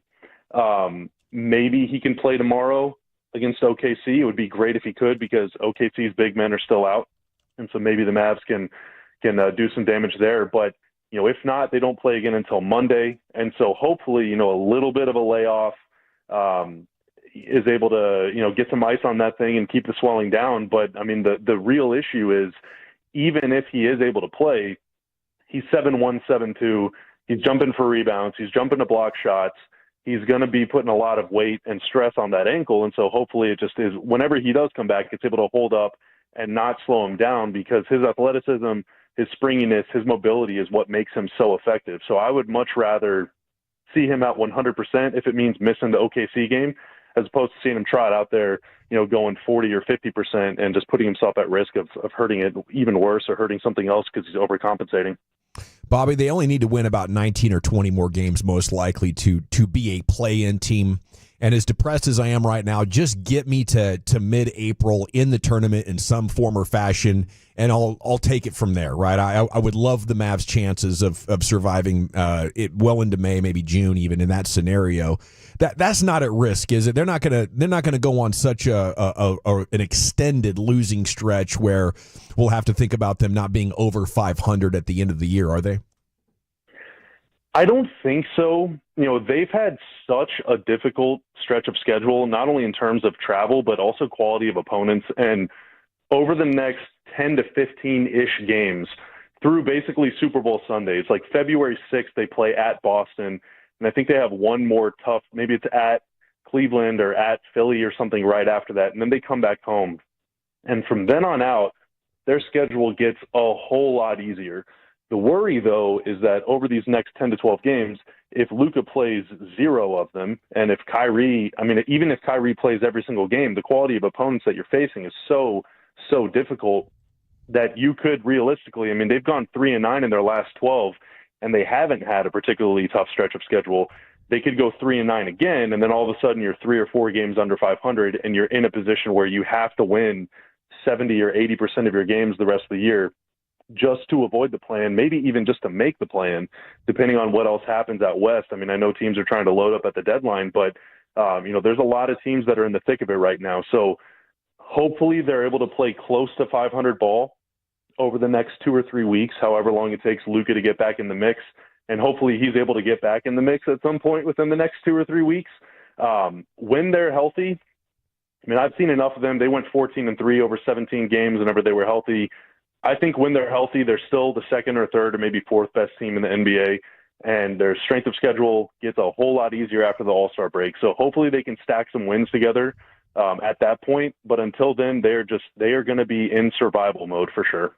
Bobby Carell, All City, Dallas, with us here in the G-Bag Nation. To add to the frustration was the ending of last night's game. You have the NBA getting community noted with the Trey Murphy securing the victory for the New Orleans Pelicans there with his emphatic stuff off the backboard. It wasn't. It was goaltending. The league tells us now it was goaltending. What the hell, Bobby? Dude, we just got lied to on the internet. Like, that is propaganda. You know, we were manipulated. We were gaslit. We were lied to, and I'm not going to take it anymore. All right. It was brutal. You know, it was a very, very bang play. The official that is supposed to call goaltending calls it from kind of like reverse angle behind the play where you get a clear line of sight to the backboard. But it was such a chaotic sequence that there was no official there. And Gediminas Petrides is sitting right under the basket, but that's a really tough angle because there's rubber on the bottom of the backboard, so you can't even see the ball. So it's just a huge blunder on the official's part, and there's nothing that can be done. There is nothing that can be done about it. The way that I'm coping personally is knowing the Mavs' luck. The Pelicans used their last timeout with 4.5 seconds left, down 1. They draw up a play. It goes awry, but someone gathers the ball 30 feet from the rim, just throws up some BS, and it goes in. And we're even more sad. You know, so that's how I'm coping right now. But unfortunately, the way the rules are set up, the way the review process and all the review process triggers are set up, it is impossible to do anything to review a non-goaltend call with the game on the line, which to me is insane. I mean, they review whether a guy stepped on a three-point line or whether a guy stepped out of bounds all the time, sometimes minutes later. An NBA game score will change sometimes 5 or 10 minutes later after they've had a chance to review. There was a sequence against the Nuggets a couple years ago where an entire halftime went by, and then they replayed the final couple seconds of the second quarter because Luka apparently they found stepped out of bounds 1 or 2 steps before making a three. So there are systems in place to do this the right way. The NBA just hasn't caught up yet, and hopefully if Mavs fans muck rack enough and make enough noise, you know, some process will be put in place to where this never happens again. But in the meantime, all we have to hold on to is a big fat L. Yeah, disappointing. The NBA on Twitter perpetuating butt cracks like that. It's disingenuous and it's a disaster. Bobby Carell, All City Mavs with us here in the nation. How about a bright spot with Jaden Hardy? And the offensive night that he had was pretty awesome, getting more minutes off the bench, 25. He scores 21. The three ball's working. What type of growth have you seen from him this year? He has, I think he shined the most. You know, last night he was making some jumpers, and that was nice to see. We know he can shoot. You know, I think he's up to almost 40% on the season now, which is really, really good. But where he's been most impressive and where I've seen the most growth from him is knowing when to put the ball on the floor and make something happen. And without Luka and Kyrie right now, and to a degree without Dante Exum, you know, those are probably your 3 steadiest, most consistent playmakers. Those are definitely the guys that are best able to just bring the ball up the floor and get you into something. They need someone to do some dynamic stuff on offense, you know, to bend the defense, to command attention, to force help, to create open shots for other guys. And Hardy is really the only guy on the roster capable of doing that because he's got change of speed and because he's got a lot of confidence with the ball. Now, sometimes that means you're trying to do a little too much. You know, he can be a little loose, a little sloppy with his handle, and he's been, you know, he's dribbled the ball off his butt and off his foot a couple times, and he'll get his pocket picked. But I'm okay with that because he's trying to do something. He's trying to get somewhere on the floor to create an advantage for himself or for others. You know, beggars can't be choosers right now. The Mavs need someone to do something, and Hardy has embraced that challenge. And, you know, that gives me a little hope for his development as a player because he can be more than just I'm going to come in, try and chain together a couple cool dribbles and take a 20-footer, you know, a really heavily contested shot early in the shot clock. No, like he can do more than that. He's even made plays, you know, found guys with lobs, which is something that has been almost completely missing from the offense this season. And he's making things happen when he's out on the floor. You can feel the game change. So hopefully he can get a little more consistent, a little more reliable, and a little more secure with the ball while he's doing that. But that has really impressed me, and it's been something that they've really, really needed in this stretch without Luka and Kyrie. Hey, Bobby, and you mentioned without Luke and Kyrie, are they asking Dinwiddie to do too much? Is it just? I mean, he's given you everything he has, but is it really just too much to get this done? More. He he really is doing everything he can, that's for sure. And sometimes that is too much too. But I mean, look, here's the deal. He's 33 or something. He's had a bunch of surgeries, a bunch of knee injuries. He just doesn't have that burst, that explosiveness. You know, it takes him a really long time to knock a defender off balance to be able to get past him. You know, this season, he's averaging more than 5 seconds per touch. In the time when Luka and Kyrie have been out, he's averaging more than 6 seconds per touch, which is a quarter of the shot clock that he just has the ball. You know, down the stretch last night, there were 5 straight possessions where he had the ball in his hands for at least 12 seconds without doing anything. And that's just not good enough. You know, you have to get into stuff sooner. You have to, you know, the ball cannot be sticky like that. You've got to keep it moving. You've got to try and search for advantage somewhere. But on the other hand, the collection of guys that he's out there with, you know, Najee Marshall was throwing a bunch of errant passes last night. You know, Klay Thompson tried to ISO at the end of the game and got his pocket picked, and it was a disaster. You know, you're not going to run offense through P.J. Washington. He's been struggling lately. And Daniel Gafford, you can dump it down on the block to him, sure, but that's about it. You know, so there just aren't a lot of other options right now. So on the one hand, you know, yes, they're asking too much of Dinwiddie because he's really the only healthy guy that can dribble the ball right now, which is, and I'm not even trying to say that to be mean, like it's all their point guards are hurt. But it's kind of always been in Dinwiddie's nature to be a little bit of a ball stopper, a little bit of an ISO hunter, a little too reliant on these step back threes when he's much better at catch and shoot threes. You know, I think he's a really good and useful player still when he gives the ball up and then the ball finds him again and he can make a quick decision. But whenever he's your main guy, the head of the snake, the dude at the point of attack, it just takes too long to get into the offense. And the Mavs don't have enough dynamic players at this point to get the ball with 7 seconds left on the shot clock and create something. You know, they've got to be a little more persistent, a little more stubborn about getting into their offense early. And it feels like it's kind of in Dinwiddie's nature to avoid that. So it's been pretty frustrating to watch. But at the same time, again, he's old. He's been injured. He is on the veterans minimum. So it's like, what can you do? You know, it's like you're damned if you do and damned if you don't right now. Well, you're a beast, Bobby. Thank you so much for your time and insights. And let's go get these Thunder tomorrow. What do you say? Let's do it. Come on, let's change the vibes. Let's save the world. Let's go. I like our chances. Yeah, Bobby. Put Lively and Irving in there. Let's go get them. Thank you, Bobby. Bobby Carella, All City Dallas, at Bobby Carella on X. Thank you for making us part of your day. We got a lot of football conversation going on with this basketball team, obviously the hockey team, and before you know it, we'll be in surprise covering these Rangers. Okay, Wolchuk, it's top 10 time. Where are you taking us today? I was having so much fun in LA Live yesterday with the conversation we were having about all the television characters. So let's do top 10 most beloved TV characters of all time. Who's your favorite? That's next in the nation. But first, let's solve the...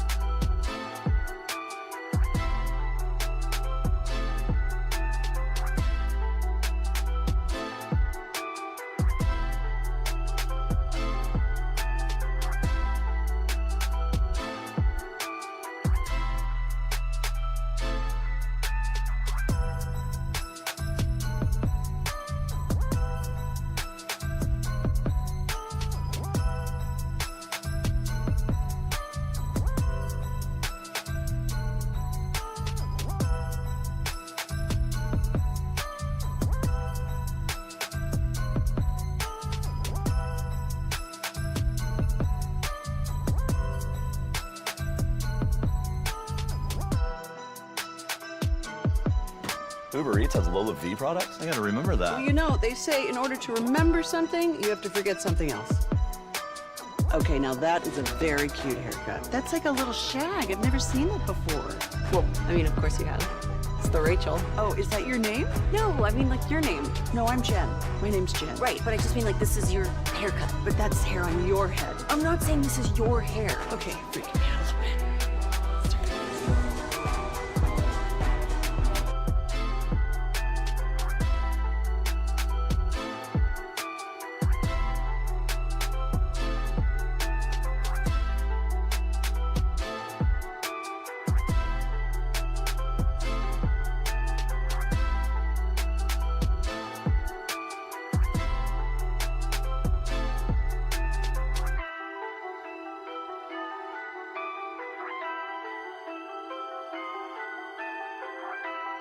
Do you think it's true that you've got to forget something else to remember that Uber Eats has groceries?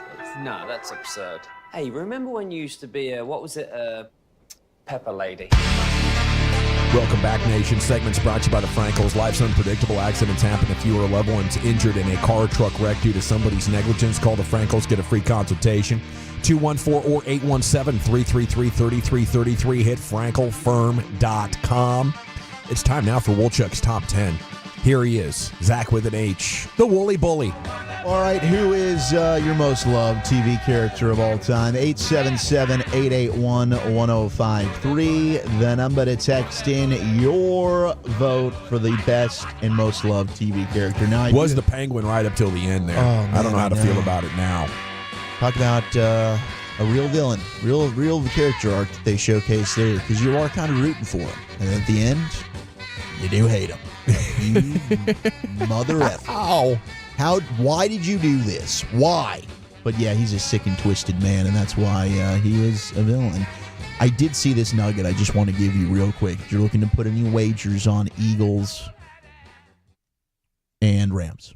I was forgetting who they were playing for a second because I saw a picture of Stafford in a Lions jersey, and so my mind went Lions, but I'm like, he doesn't play there anymore. So in real time, that pause was my brain slowly figuring out what was going on. You're right. I love watching you work, though. Watching your brain work like that. I'm trying to Rain Man it over here. Unfortunately, I'm like way slower than Rain Man. Not fast at all. But quarterback Matthew Stafford, awful in rain and snow games. It's expected to snow in Philly, so we could have two snow games. They played a memorable snow game one time. The Lions and the Eagles played a game that was crazy snow.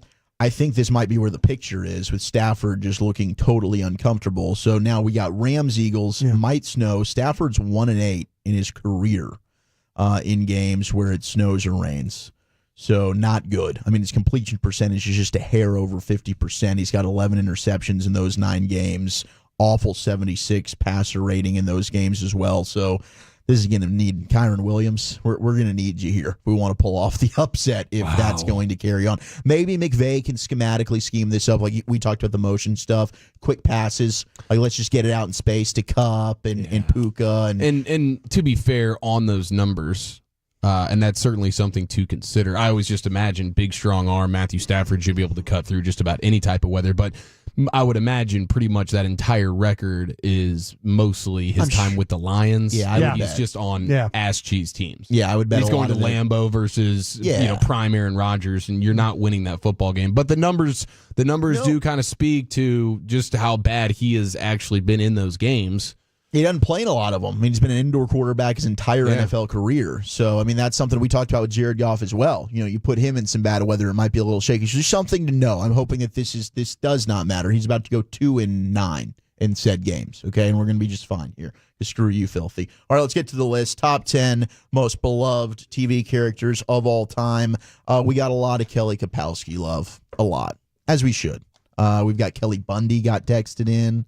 Skylar White from the 214. What? No, that's trolling. They're just. I couldn't stand Skylar, right? Like, she's one of my most despised characters in television history. Yeah, she's awful. Hank Hill. Gosh dang it, Bobby. Homer Simpson getting texted in. NoHo Hank from Barry. Yes, dude. That's a good one. That's a win. Goofy. And shout out to the Goofy movie, man. That is a phenomenal soundtrack to this day. Tyrion Lannister getting love. I did get a lot of Topanga on the Twitters. A lot of Topanga. Man, and I can't fight you for that. You can't ever have enough. No, I mean, the more Topanga, the merrier. Tony Soprano got some love here. I also ended up getting Wonder Woman. Columbo, old detective. Detective, yeah. Yeah, From the Columbo made an 70s, yeah. appearance. I mean, The Incredible Hulk. You want to go back to the 80s, the $6 Million Man with Lee Majors, The Incredible Hulk, Bo and Luke Duke.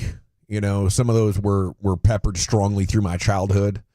Me and my brother spent a lot of time being Bo and Luke, Brian. Oh, wow. Like, did you ever try and slide across the hood? Of course. Yeah, and it was really tough. And it was tough because, did the got to be metal... waxed perfectly. You need the perfect pair of pants on. Did the metal of your jeans, like, scrape the hood of the car? Not that I remember, but it had probably been difficult to tell on some of the jalopies that my parents rolled us around there back in the 80s. Did you guys ever watch the show House? The Doctor? You know, and I never did, but that's on here. Oh, is it? Not a top 10 guy. He was literally 11. Was Dr. Gregory House? Yeah, just watched a lot of those. Hugh Laurie. Yeah, Hugh Laurie. Yeah. Okay. Give me Doug Heffernan from King of Queens. Doug. Yes, Doug Heffernan was an outstanding character. Doug was awesome. That guy could deliver the hell out of those packages. Another honorable mention. B.A. Baracus, the A-Team. I want to talk about some great characters.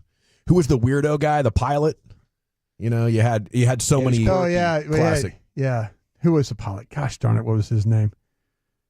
George Papard was the leader of the team. The colonel. I love it when a plan comes together. Yeah, cigars. I love it. Winnie Cooper getting texted in. How about Mike from Breaking Bad? Yeah, Mike Ehrman Trout. That was Murdoch. Absolutely. Murdoch was the weird one. Yeah. Absolutely. Mike should get some love here. Other ones that JJ from Good Times, we also had Jack from This Is Us. I did not watch that show. Never did.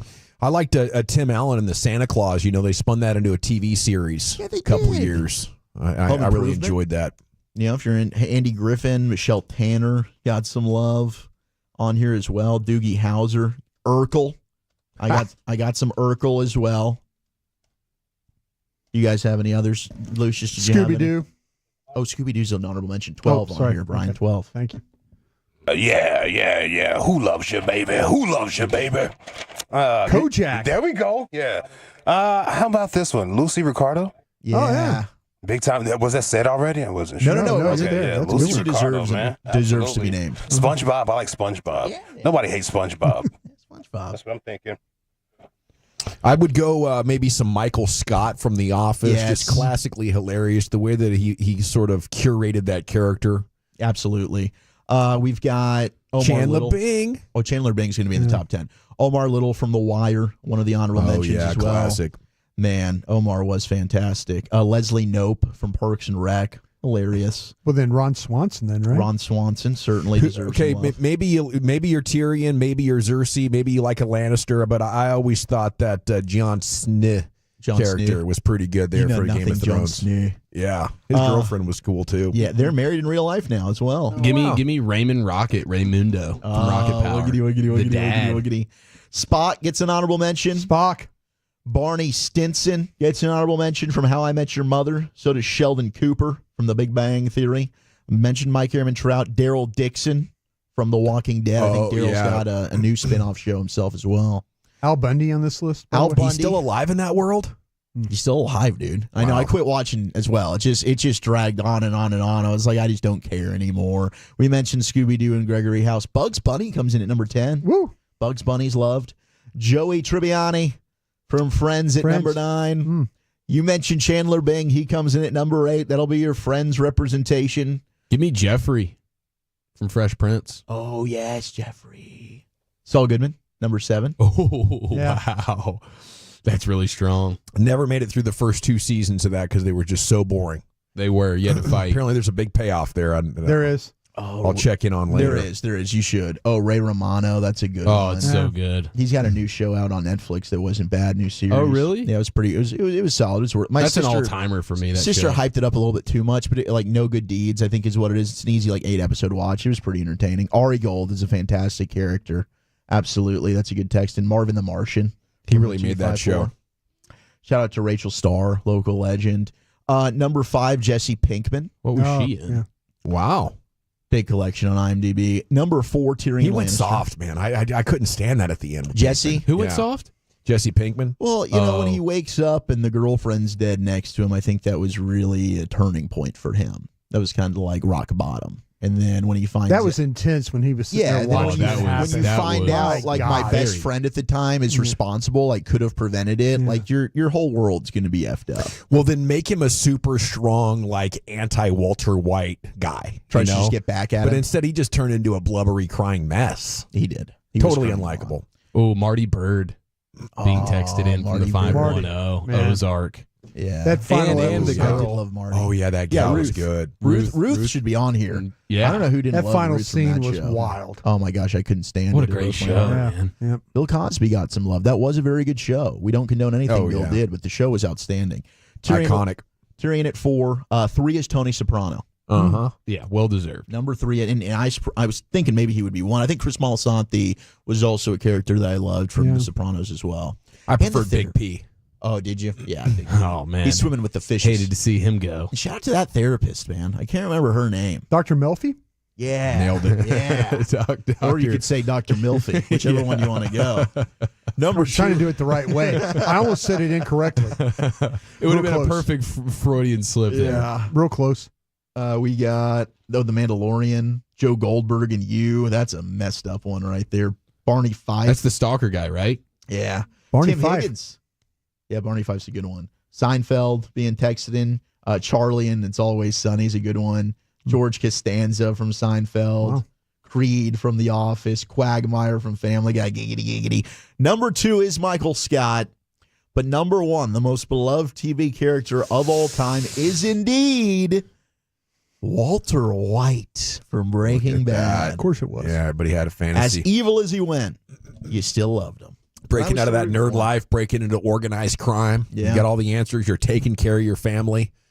You know, he got really bad there in the last couple of seasons. he did. You know, and I don't think the end was a reflection on him, but maybe accurate. Maybe it was a genuine portrayal of how that tale might end. And they nailed the finish, bro. They did. You know, that is so rare to be able to pull off. Okay, thank you, Chuck. Top 10 at 420. Where are we going next, Chief? A PSA to the unemployed. I got 2 hot options for you next year in the nation. Okay, I want to chat Frank. Basil babes. Saffron Squad? Nutmeg maidens? Pre-curd? No. Nutmeg maiden. I just said that. Was it Spice Girls? Doesn't sound right. Was it Saffron Squad?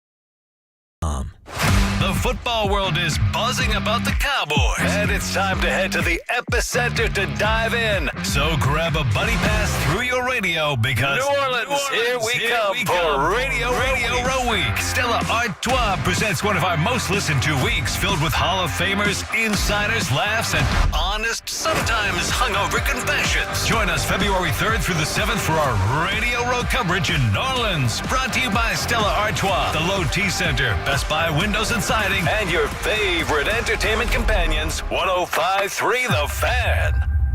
Classic Chevrolet in Grapevine. They are the #1 Chevy dealer in the world with more Silverados than anyone else. Go see them today and visit ClassicChevrolet.com. This is Texas. This is Classic Chevrolet. Together, let's drive, relax, and enjoy the difference. Based on new Chevrolet registrations 2023. All right, welcome back, Nation.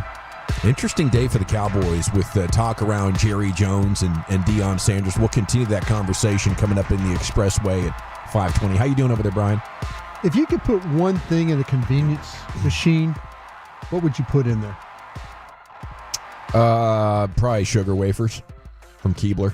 Man, I thought you were going to go with the donuts. Yeah, I Good mean, sleeve. the donuts would just be bad for me. Would they be hard to keep fresh? Unlike the wafers. You think that? You think they'd keep fresh? It'd be hard to keep them fresh. No, at least 3 or 4 weeks, you're good. They clog me up like nothing else. Those wafers will slide right through you, but those donuts, okay. You know, if you get on a run with them, they'll settle in you like cement. Yeah, I just had some trail mix and just highly disappointed. Yeah, you know, I mean, you're like wishing there was a Vegas pizza in there or something. I couldn't bring myself Fresh to and bring a bunch of Pop-Tarts in here and just start slamming them down. You know, well, I went think for the trail mix. Not while you're on this weight loss journey that you're on. Our vending machine could use some work. That's for sure. I've got to say, we need an upgrade. We do. Yeah. Somebody get up here and get some good healthy snacks in here for us, Chief. You know what I'm talking about. Yeah, that'd be nice. That'd be good. No more red dyes in the vending machine. Move on over. Okay, Pizza. I have. You're the only idiot that did that. No, Wolchuk too. Yep, I'm looking at both of you right now. Vegas pizza, 3 a.m. I don't know what you're talking about. I didn't eat that thing. Well, I do have some good. Crazy? Oh wait, I'll tell you real quick. Lucky Dog. You got to try one when we're in New Orleans off the street. A hot dog. The Lucky Dog from the cart. Totally in. The Lucky Dog. We'll make a confession video. We'll have our first Lucky Dog. I'm not going to tell you how it all kind of comes together, but the sweatiest dog you've ever seen. I'm down for a good old Lucky Dog. You have a Lucky Dog. They got all the fixins. Got to throw some onions and mustard on there. You can doll it up. They put cream cheese on there. Maybe a little jalapeno. No, I don't. No cheese. I don't think you just. Yeah, the culinary opportunities that are awaiting us in New Orleans. I'm You will itching, completely man. botch that thing up. You will botch it up. The dog? No, just in general. The entire experience? Yeah, you were like, oh, yeah, I went to so-and-so, and it will just like... No, I've got some recommendations. We're going to get some good sandwiches. And I'm going to get to the bottom of this whole muffaletta thing. I think I'm going to bring them tomorrow. You're going to move? Well, because some people are alleging the muffaletta is actually supposed to be moufaletta. It's a New Orleans sandwich. I'm going to be on the prowl, and we're going to get to the bottom of this thing. I thought you had to go back to the 90s to get the real story on that. Yeah, you might be right. You might be right. We might have to hop in the time machine this time around. I know Wolchuk will be down. You talking muffs? Yeah, or moofs. You know, that's really the question. It's muffaletta. All right, muffaletta. You think it's muffaletta, but you don't know. Muffaletta. Oh, see, now he's saying moof. Muffaletta. He's going moof muff. He's going back. He's trying to. You're pulling a fast one on us. I'll figure it out.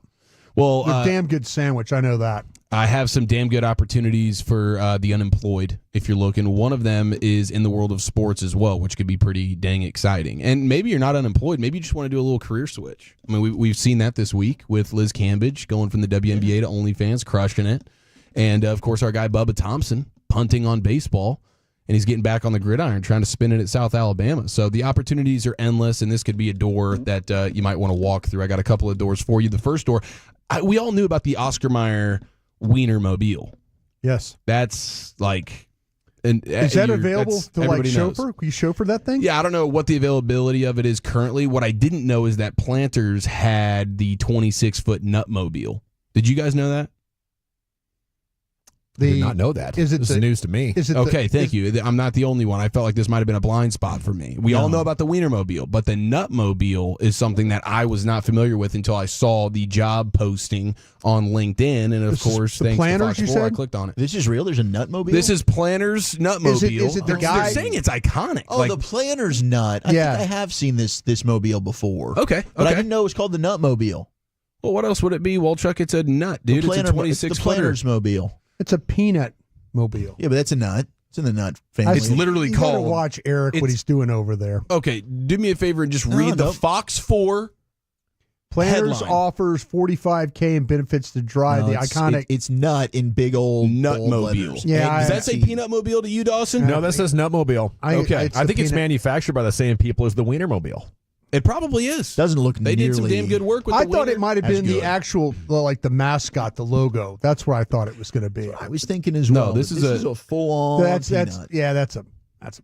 a no on that. You wouldn't drive the Nutmobile Heck for no. $45K a year, 401K, and health benefits, and travel stipends, and just the general glory of being the guy the that Oscar one has commands the Nutmobile. People, you drive with that, you driving that thing. People are like, what the hell? Do I have to take it anywhere special? Am I on somebody else's schedule, Yeah, or can you- I just pull that thing in here to 75 and fits you? I'd like to think that from time to time you can have your own off-the-clock use of the Nutmobile. Go ahead and take it over Okay? to like It's like Rowdy. the Rowdy was taking that's what I'm saying. the Rowdy van You or get a whatever. park next to the Rowdy van at the club. Yeah, you'll get All right. some U time in the vehicle. Who makes more between the Nutmobile and the Wienermobile? The Nutmobile makes more than the Wienermobile. I've already What? done my research on this No. by about 10K.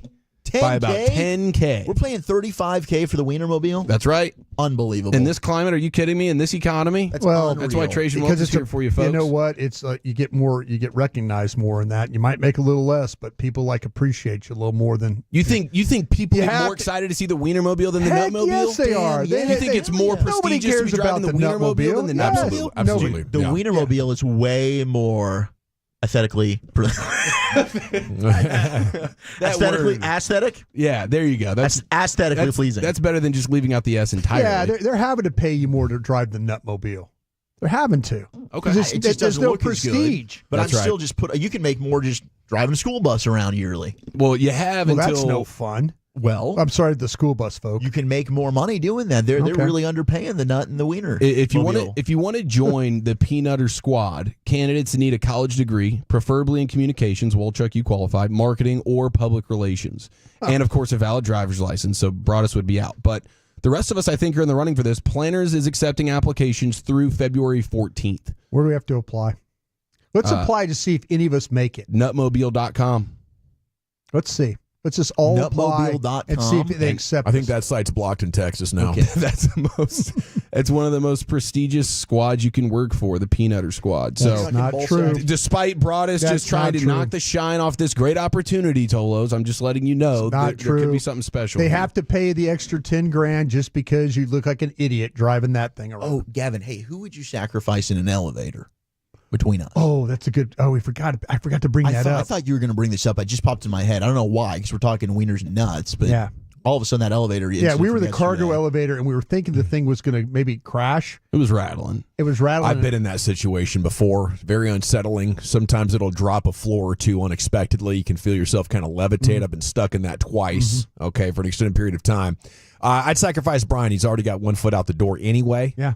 And That's a he's good always call. talking about the lake house. And his other foot You guys doesn't work. got young children you need to take So we care were of. thinking that you had to push somebody on the ground to sacrifice. Well, and then- initially, and then everybody. Yeah. I was thinking that you were just looking gotta at the jump. numbers of the floors and you were timing it right before it No, gets no. to one, you jump. That was my theory. tell But you to- Broadus said that from his experience, you actually have to lay horizontally. lay flat. But Yeah. if there's not much, real estate So you don't in break there. bones. If it's me, Wolchuk, and Broadus in there, it's like now we're gonna have to stack each other. And Wolchuk called bottom. Of course he did. I just am a man of the team here. And I appreciate you for that, Wolchuk. I appreciate you sacrificing me because I think you made the right call. You got the most surface area as well. We could lay on top of you and probably all be. That's true. Oh, there you go. 4 of us would make it. Probably not you. You'd probably be pulled. Yeah, Wolchuk be. Well, that's what I'm saying. There. Like the tapping videos out like say, Anthony lay Richardson. flat. In an elevator. Don't jump. Yeah, I saw that too. Yeah, and I'm ready for it. Because you break backs, knees, ankles. You don't want to jump. Lay Now flat. you want to increase the surface area. Protect your head. Protect your head and neck area. But if you have a backpack, lay that, and then boom, hit it. I mean, you're flat. probably looking at about. cap in my backpack. You're probably looking at 3 seconds of time to react to most. Well, you got to know what you're doing, though. You don't jump. That's stupid. Well, I was going to say that's why I just get on the elevator and lay down. Chief, I don't know if you guys would notice that. Chief would jump. And his back would be even worse. For You're being right. 31 years old. That would go spinal on me real quick. Okay, well, we don't have too much time here, but there is another job opportunity. If you want to get in the world of sport, you go to Italy and you could take over as the lead falconer for Team Lazio, the soccer team, because their falconer did the thing where he got a Schwann's enhancement surgery and felt like it was supposed to be broadcasted via social media to show everyone his new mojo. So the falcon or the handler? That's a great question. And for clarification's sake, it was indeed the falcon. Okay. Just kidding. It was the actual falcon. Damn, I was going to say this is like that a 56-year-old guy, not necessarily in great shape, and he had some confidence issues. I think he was dealing micro level stuff, and so he went ahead, enhanced that bad boy. Was very proud of it. Took to social media, and of course, the team was not having it.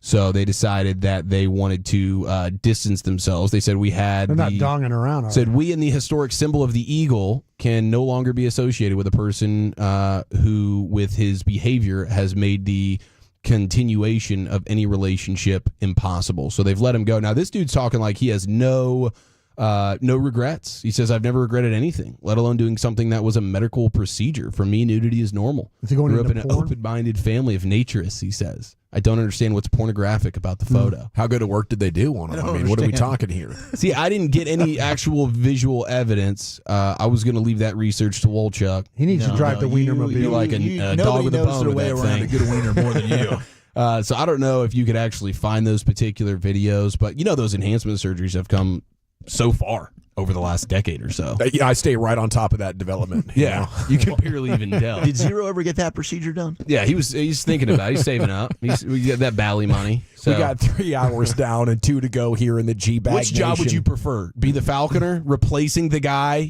big shoes to fill, or be driving the Nutmobile? I'm going nuts. I'll go falconer. That's a really cool job, especially after seeing the latest Planet of the Apes. You guys see that one with the hawks that they were training and stuff? That They made it look super cool. Yeah. I'd love to be able to put my arm out there and he'll land on it and be careful to not scratch me at the same time. That'd be a pretty killer skill. Whatever you do, if you're applying for the falconer gig, just don't be as cocky as the last guy. There you go. Thank you, Chief. Have some humility, folks. Okay, some Expressway coming up at 5:20. We'll go commercial free to the top. LA Live's about 45 minutes away for you. What are we doing next, Eric? Football's finest, featuring a real, legitimate Mike McCarthy update next.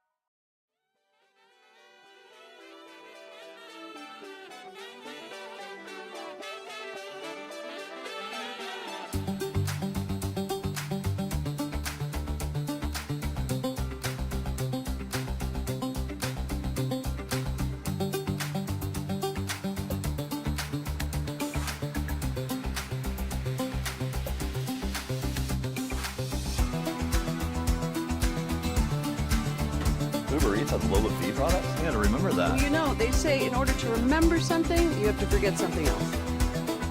Okay, now that is a very cute haircut. That's like a little shag. I've never seen it before. Well, I mean, of course you have. It's the Rachel. Oh, is that your name? No, I mean like your name. No, I'm Jen.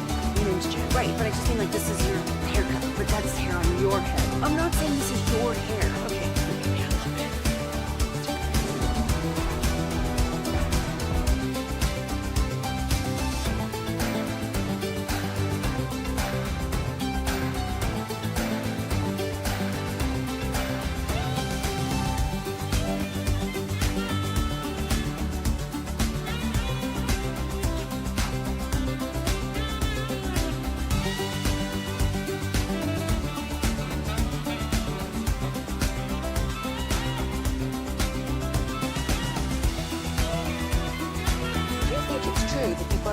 forget something else to remember that Uber Eats has closed.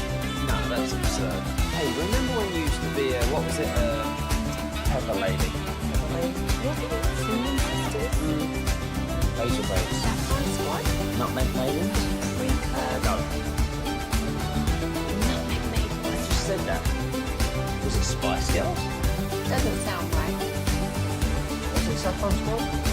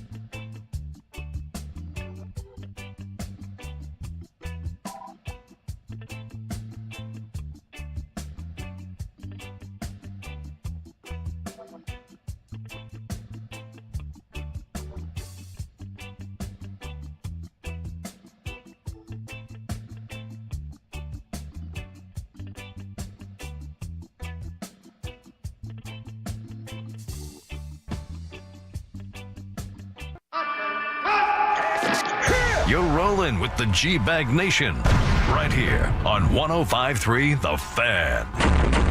Yeah, buddy, it's hour 4, G-Bag Nation on 105.3 The Fan. Let's get some football. There's Mike McCarthy news. Here's the Chief.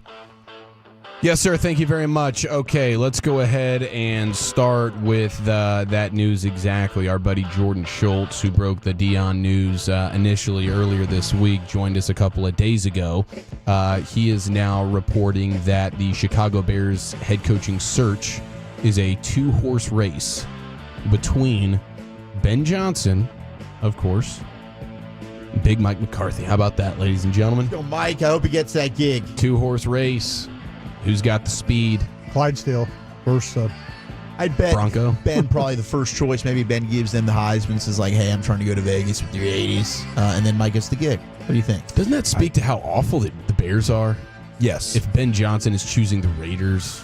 I mean, it's a dumpster fire. They had like 20 guys on their list because so many people in there have some level of power. They all want to talk to their own guy. You know, I think this is the real reason that Mike McCarthy and Jerry Jones couldn't come to terms, because it became apparent that, you know, if the Bears were real. The Bears were real, and their only other real candidate was Ben Johnson. You know, agents talk. Ben's not taking that gig. Mike McCarthy's like, shoot, yeah, boy, I'm out of here. Let me get that 5 years and $40 million from Chicago. He had to feel pretty the old confident. fatty boom bah. He had to feel pretty confident that he was going to be able to walk away from Jerry Jones and have something concrete. Yeah, and you know, I bet you could power rank the reasons.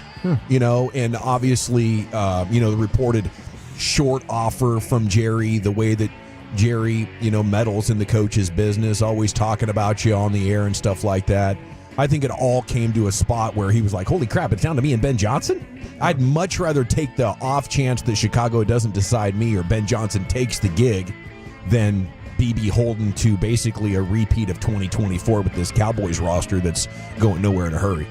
And if you're the Bears, the Bens, this is a massive upgrade for you. Like, either way, I would say we don't know how good of a head coach Ben Johnson's going to be, but it is gross looking at the Chicago Bears list of head coaches since Lovie Smith. Mark Trestman, going a whopping 13-19. John Fox went 14-34. Now, he was a good coach. John Fox took the Panthers to a Super Bowl, but was terrible in Chicago.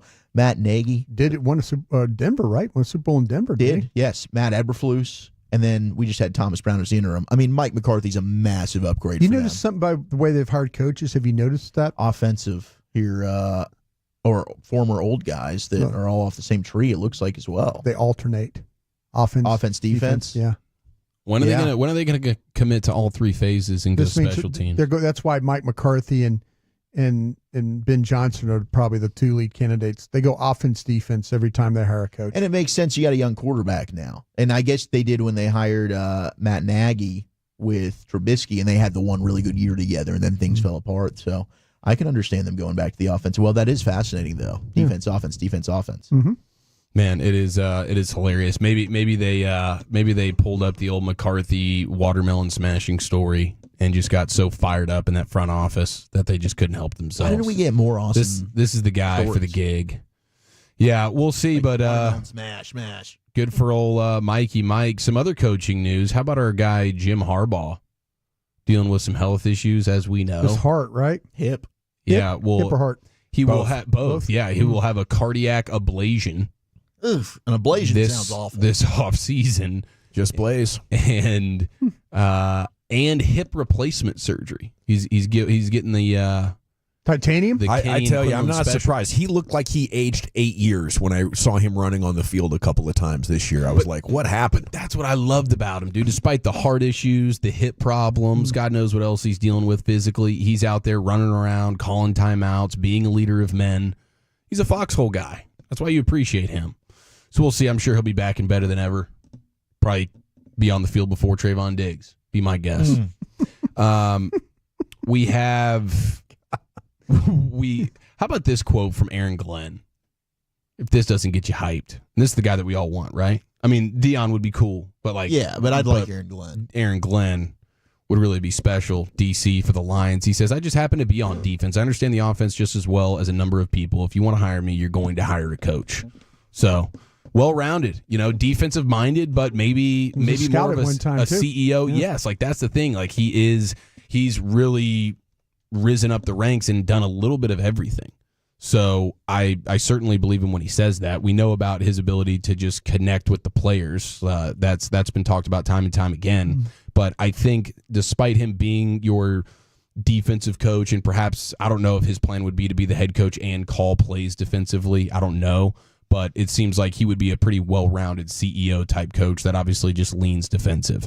So just another notch and another sort of box checked when it comes to the idea of Aaron Glenn. Now to some of the playoff games this weekend. Of course, it's going to be cold in Buffalo.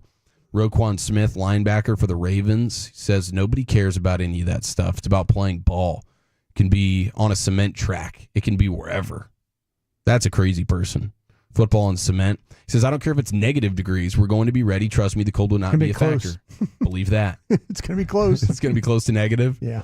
Yeah. And it might feel a little bit like concrete when you get smacked down on that frozen turf there in Buffalo. But he's ready to rock and roll. How bad was the turf in Philadelphia back in the day? Oh, my gosh. With the vet? They canceled a game because I was in the stand or there scouting a game because it was the baseball field. And they had the pitcher's mound. There was these huge seams, like Brian Billick and the Ravens are like, I ain't playing on this crap. But some of that turf, Texas Stadium, some of the hardest turf I've ever been on in my life. I mean, it really. I played in some stadiums in soccer in the '80s when they had the artificial turf, and it was really just like a really thin piece of turf laid over concrete. That's exactly what it was. Yeah. Yeah. I mean, you had to wear flat, like tennis shoe styles, like basketball shoes, in order to play. Like the AstroTurf stuff. Isn't that what they would do? Uh-huh. Yeah.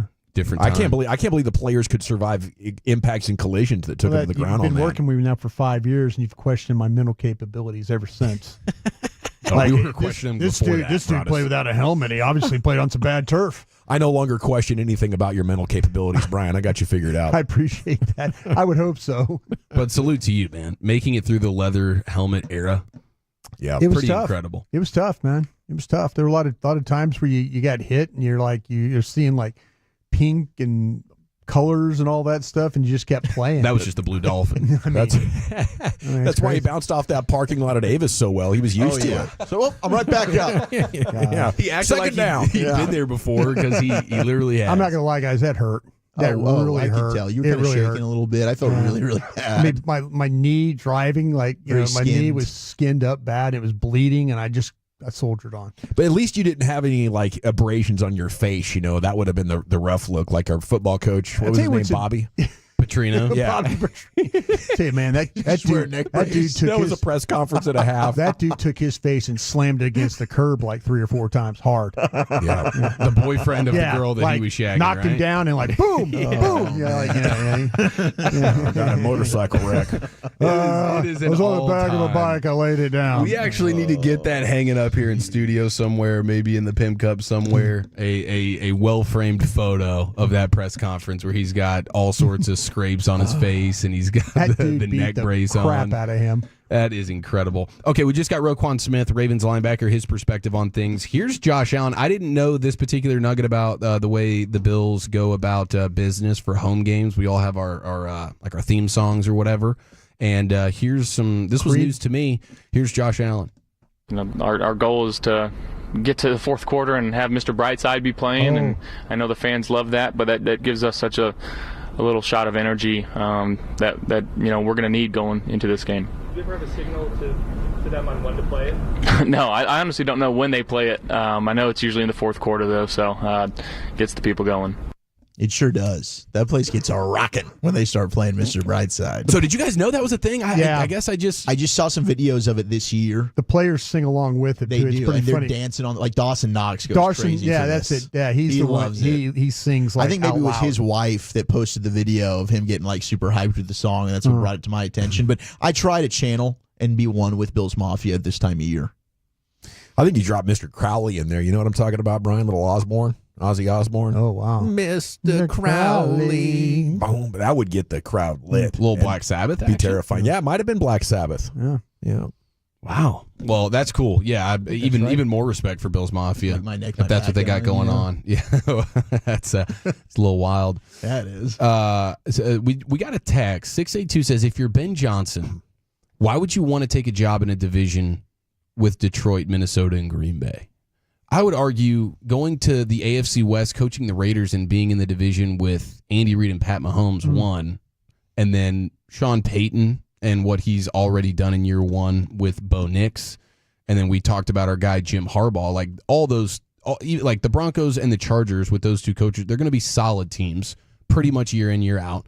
And the Chiefs are the team. So that's a worse situation to be in if you're Ben Johnson going to the Raiders and that's being why I in thought a dogfight Jackson, with those guys that's as opposed to even. I mean, it's two bad options. Those are two really tough divisions. I just thought Jacksonville made a lot of sense there, because the AFC South is so bad. And maybe the fact that he could bring somebody with him to be the personnel guy. That owner, he came out and said he would, if you give me a reason to fire my GM, I'll fire my GM. Well, and that's why Vegas might be more interesting to him. It's already got the GM open than there, the Bears. Doug. Yeah, because Vegas also open. Bears, I'm locked up with polls, and I don't know if he wants to be part of the polls. Who was the GM for the Raiders before he just got bleep canned? Tom Telesco. Oh, Tom. Tommy T. What do you have on Tommy T, Wolchuk? All right, so this is a fascinating story, maybe one of my favorite draft stories of all time. There's two Byron Youngs. This is an all-timer, dude. This is outstanding. So a couple of years ago, Tennessee and Alabama, right? This is my first year doing the draft show. Oh. So we're going through. We're watching. made. I'm watching Byron Young, Tennessee. Incredible get off. Was like, this dude's really good.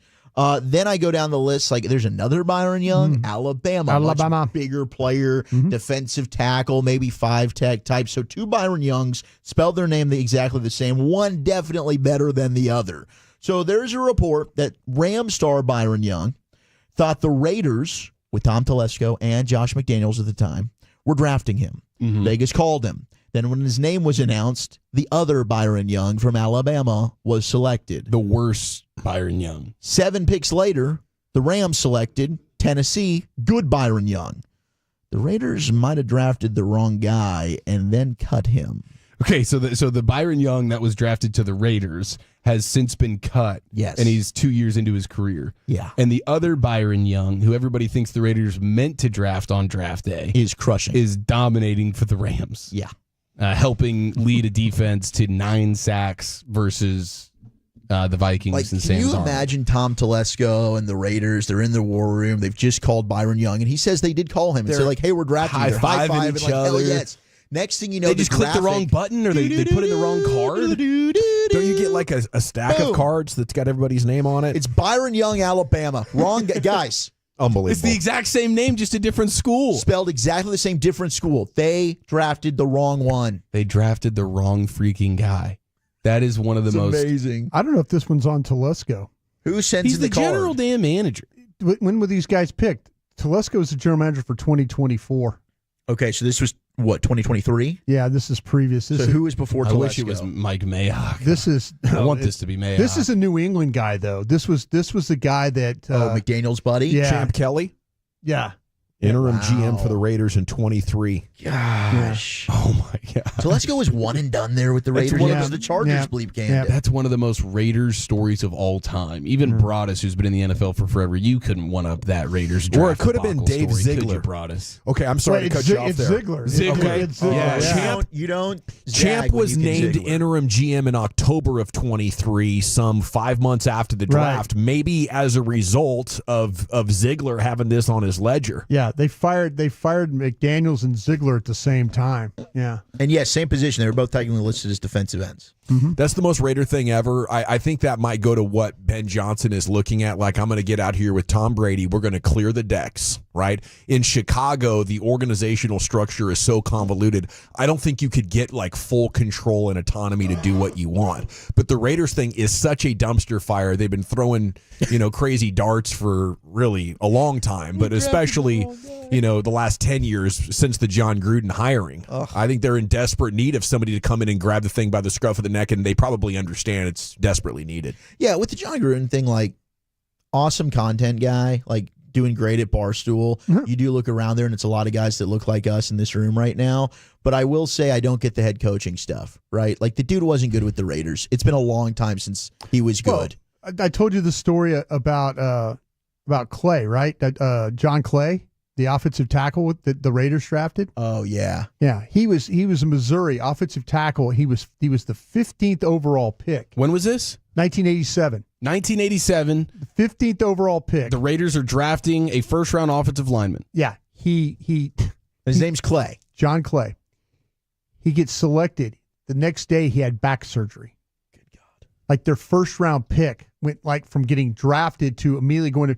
He played 12 games his entire career. Like after his first year, they traded him. 12 games. They traded him to the Chargers, but they drafted him. He played 12 games in his career, 15th overall pick. But he's selected and had back surgery like the next day. Wow! So this Raiders drafting of the wrong Byron Young might not be their biggest draft. It's a gaffe legacy. Of all time. It doesn't matter who's the GM, who's the head my coach. They're going to gosh. find a way to make a draft mistake. That's all-time stuff, dude. I mean, Darius Hayward-Bay, taking him 7th overall. They've done some weird ones. There's a lot but- of bad ones. Henry Ruggs, ahead of CD Lamb. That was tough. He's got Jamarcus Russell. So are these two Byron Youngs the same exact position? Same exact position, same exact spelling of the Oh, my name. gosh. Just two different schools. One Tennessee, one Alabama. In addition to the finest in the books, once again, a delightful edition there of football's finest with the Chief. We'll hit the expressway, go commercial free to the top. LA Live's coming up in about 15, 20 minutes. Before we get there, everything to know about a very eventful day with Jerry and Dion and all that next to the nation. More G-Bag Nation, less commercials. We go commercial free all the way to the top of the hour. Coming up next, right here on the Fan and the Odyssey app.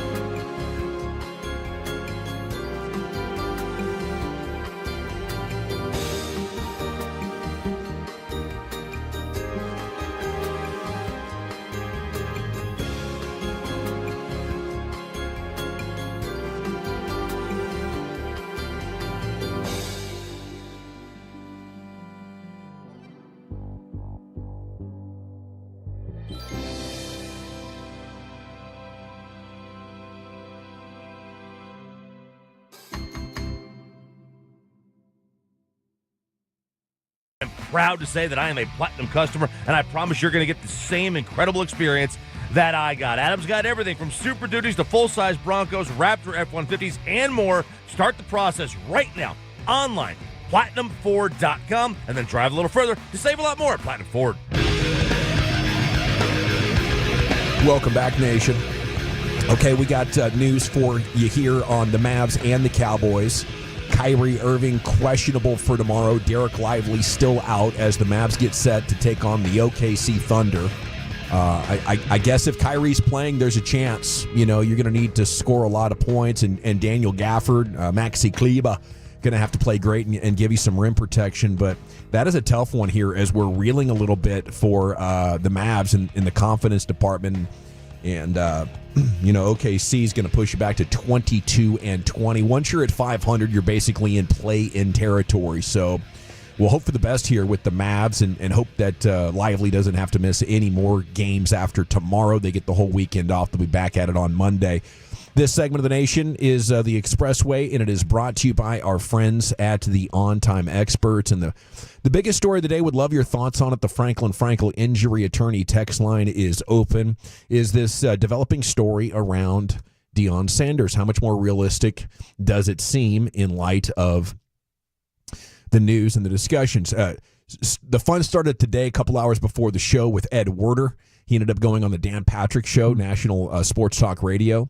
And, the reason Dan called him up is because Ed tweeted that he's being told that Deion would almost certainly accept it if Jerry offers the head coaching job, and those around him are encouraging him to pursue it, and that Jones is enamored with the idea. Brian, what do you think? Have you seen, Jerry fixated on something? Obviously, the story of Johnny and Zach Martin's out there. No, and absolutely. And, but they've got to get through. As we've talked about, they've got a couple of interviews. They have to satisfy the Rooney Rule, and then then things open up for them. Whoever they want to be able to interview after that, then they're good to go. So I think I personally feel like that this is Deion is trying to get more money from the university, maybe not for himself, but for his coaches. What's really interesting about Deion is he has a huge support staff at Colorado. And I'm not just talking about coaches, but he's got these trainers that work on him with his feet and things like that. So he's got that. He's got this, the social media stuff they do is incredible there. The video stuff they do, the posts that it's got to be a multi-million-dollar social media team. He's got a huge team. And, the Cowboys have that kind of a team. They have that kind of presence. They understand that. But you just wonder if Deion's going to go somewhere. He's working his own channels. He's exactly. got his own accounts. He's on TV all the time. We see him. He's doing interviews. He's doing this, that, and the other. And, he really is promoting things with himself in Colorado and then coaching football games. But you just wonder, like, as he's trying to do all that, would the Cowboys say, okay, hey, if you become the head coach, you're going to have to, we've got all that. We've got the trainers. We've got the media people. We've got everything. We've got the photographers. We've got this. We've got that. Does he just, turn his back on all that? And I think the Cowboys would have to make a decision that, like, okay, we will take your staff of 30, 40 people and if you want to bring that, then now you have to find all those people jobs too. So there's a lot going on when you sign up for Deion Sanders, and a lot of it is really, really good. It's just not the football coach. You sign up for the production of him, and whatever program he's with. There is a lot of return on that investment if you do, though. I think growing the Cowboys brand, I don't think anybody up there for as good as they've been at growing the digital brand can be quite as impactful, at least right now, as Deion Sanders could as far as increasing your footprint. They would, like, if you asked Derek Eagleton, I'm sure he would tell you that they would welcome the opportunity to have that kind of access to the coaching, to meetings, to players. You get a coach that understands social media stuff. The Cowboys by far lead everybody in numbers. That's one of the things that Charlotte Jones, when she goes to these meetings and the NFL puts the social engagements and all that up on the screen, and they do it with helmets and logos and stuff. and the Cowboys logo is at the far right, like just punishing everybody else who's back the other way. And so they understand the dynamics of promotion. But to have a guy like that, boy, that would be something. You talk about numbers through the roof, but you got to go win football games too. That's the important thing. That's the problem that they have with DallasCowboys.com. That one year that they did 2016 when they were winning 11 straight games and they were doing the Zeke with the feed me's and all that stuff. So the minute you start losing and you're putting out those videos, people are like, you don't care about football. This is not about football. This is not, it's about this and promotion and da-da-da-da-da. It's not about football. Jerry believes you can do both at the same time. That's what. So does Dion. But that's Dion too. Yeah, and I don't. Fit. I just don't see, man. I know Dion would be. The stage here is huge. I just wonder about him thinking about would he come here and just kind of leave all that at Colorado behind, which is. Yeah, no, Colorado would not want to continue to employ you under another coach. No, heck no. That you would be. Now he's got to think about that. At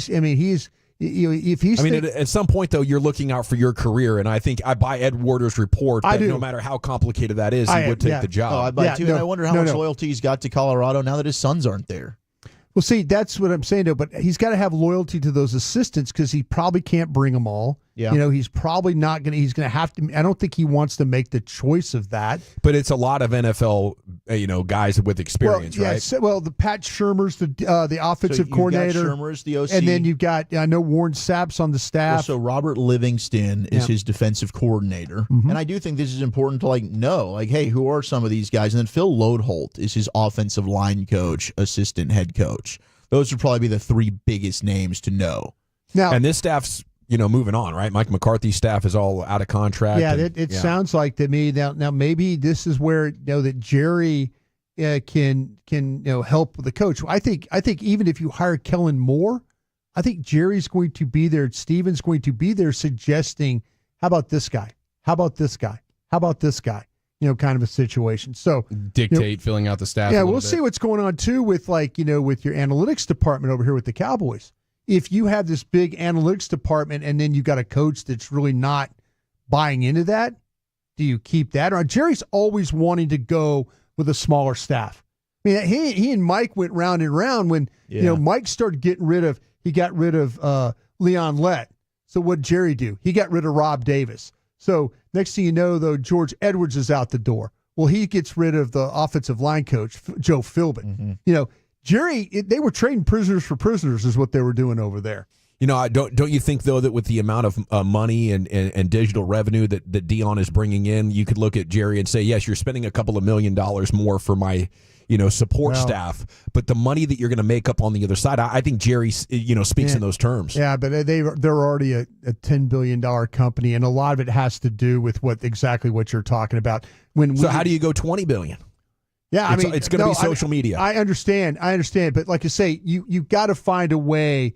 To me, that works in college football, and it works for the Cowboys with the promotion and DallasCowboys.com and the number of writers and shows that we do over there on a daily basis. I mean, they generate a lot of money that way. I mean, people are tuning into TV a lot less. They're not reading newspapers. No. Radio amongst the traditional media outlets is the strongest, and it's not even close. Yeah. Right? So you got us. But if you want to get the next generation, it is going to be through viral videos on TikTok or Instagram or YouTube or wherever that might be. So, since Tuesday, Brian, you told us about the Dion angle with maybe him trying to leverage Colorado. Gene Slater with a report about that about 90 minutes ago. One thing to watch is that two people with knowledge tell her Sanders approached Colorado AD about additional money, and he was met with resistance. Yeah. So if the same resistance he'll get when he asked Stephen Jones to playing free agency, throw some cash around for some players. Hey, can I get some free agents? Oh, well, man. Dion, we're already spending $10 million on our only so much video the pie, department. The pie. Yeah. One of the things that I've always thought about when it comes to the business of professional sports is how teams try to keep the fan base engaged. Yeah, you have to. A former GM, not in football, in basketball, told me sometimes we'll spend a crazy amount of money in the middle of the offseason because we feel like the fan base is getting complacent or they're losing interest. Our season tickets are down. Boom, we spend at that time $5 to $10 million on a free agent, and all of a sudden this incredible rush of energy comes back in as now our hardcore fans are given reason to believe that we're back in it. And even if we get out into the regular season, the business has been done. The sponsors have been sold. The season tickets have been sold. And obviously selling season tickets isn't a problem for the Cowboys. Selling sponsors isn't a problem for the Cowboys. But we heard it louder than ever after last year's massive playoff disappointment against Green Bay that people have lost faith. So if you can't sell faith and hope that the team is going to be a champion, you can get just as much, if not more, attention and engagement through Deion Sanders. And maybe he turns out to be the perfect developmental coach for you to continue this rebuild and then maybe emerge in 26 and 27 ready to compete. So it's a very interesting storyline. We'll continue to track it here in the G-Bag Nation for you. You mentioned the Rooney Rule, and you have to interview two minority candidates before you hire. And, hiring Deion Sanders would not excuse you from interviewing another minority candidate. Right. But now you're looking at three. Yeah. Now it would be Deion, Frazier, and Robert Saleh, which would make me feel like that decreases the chances that Deion is just a Rooney Rule interview. I believe that Deion is a serious consideration. I think he's I think he's serious. I don't think that's a Rooney Rule. I think he's serious to Jerry. But Ken, is Jerry going to have to be convinced from Steven and Will and others who he listens to? And we know that's the one thing Jerry's going to do. He's probably going to field a call from Michael Irvin. He's going to field a call probably from Troy Aikman. He's going to ask a lot of people about this hire. And maybe with Belichick and Sean Payton, he gets overruled because those two gentlemen are going to disrupt our personnel department so much in the way we go about things. Sure. But Deion's not going to disrupt it. Do you think Jerry Jones could still overrule every other important voice in that organization and bring Deion here against the wishes of the others? Absolutely. Because like I say, I think there's things that Steven will fight him on. I don't know if he'll fight. This could be Jerry Jones' last hire. Very well could be. So, Steven might give him this one. Now they'll try and say, hey, this is why I would do it or why I wouldn't do it. But this likely is Jerry Jones' last hire.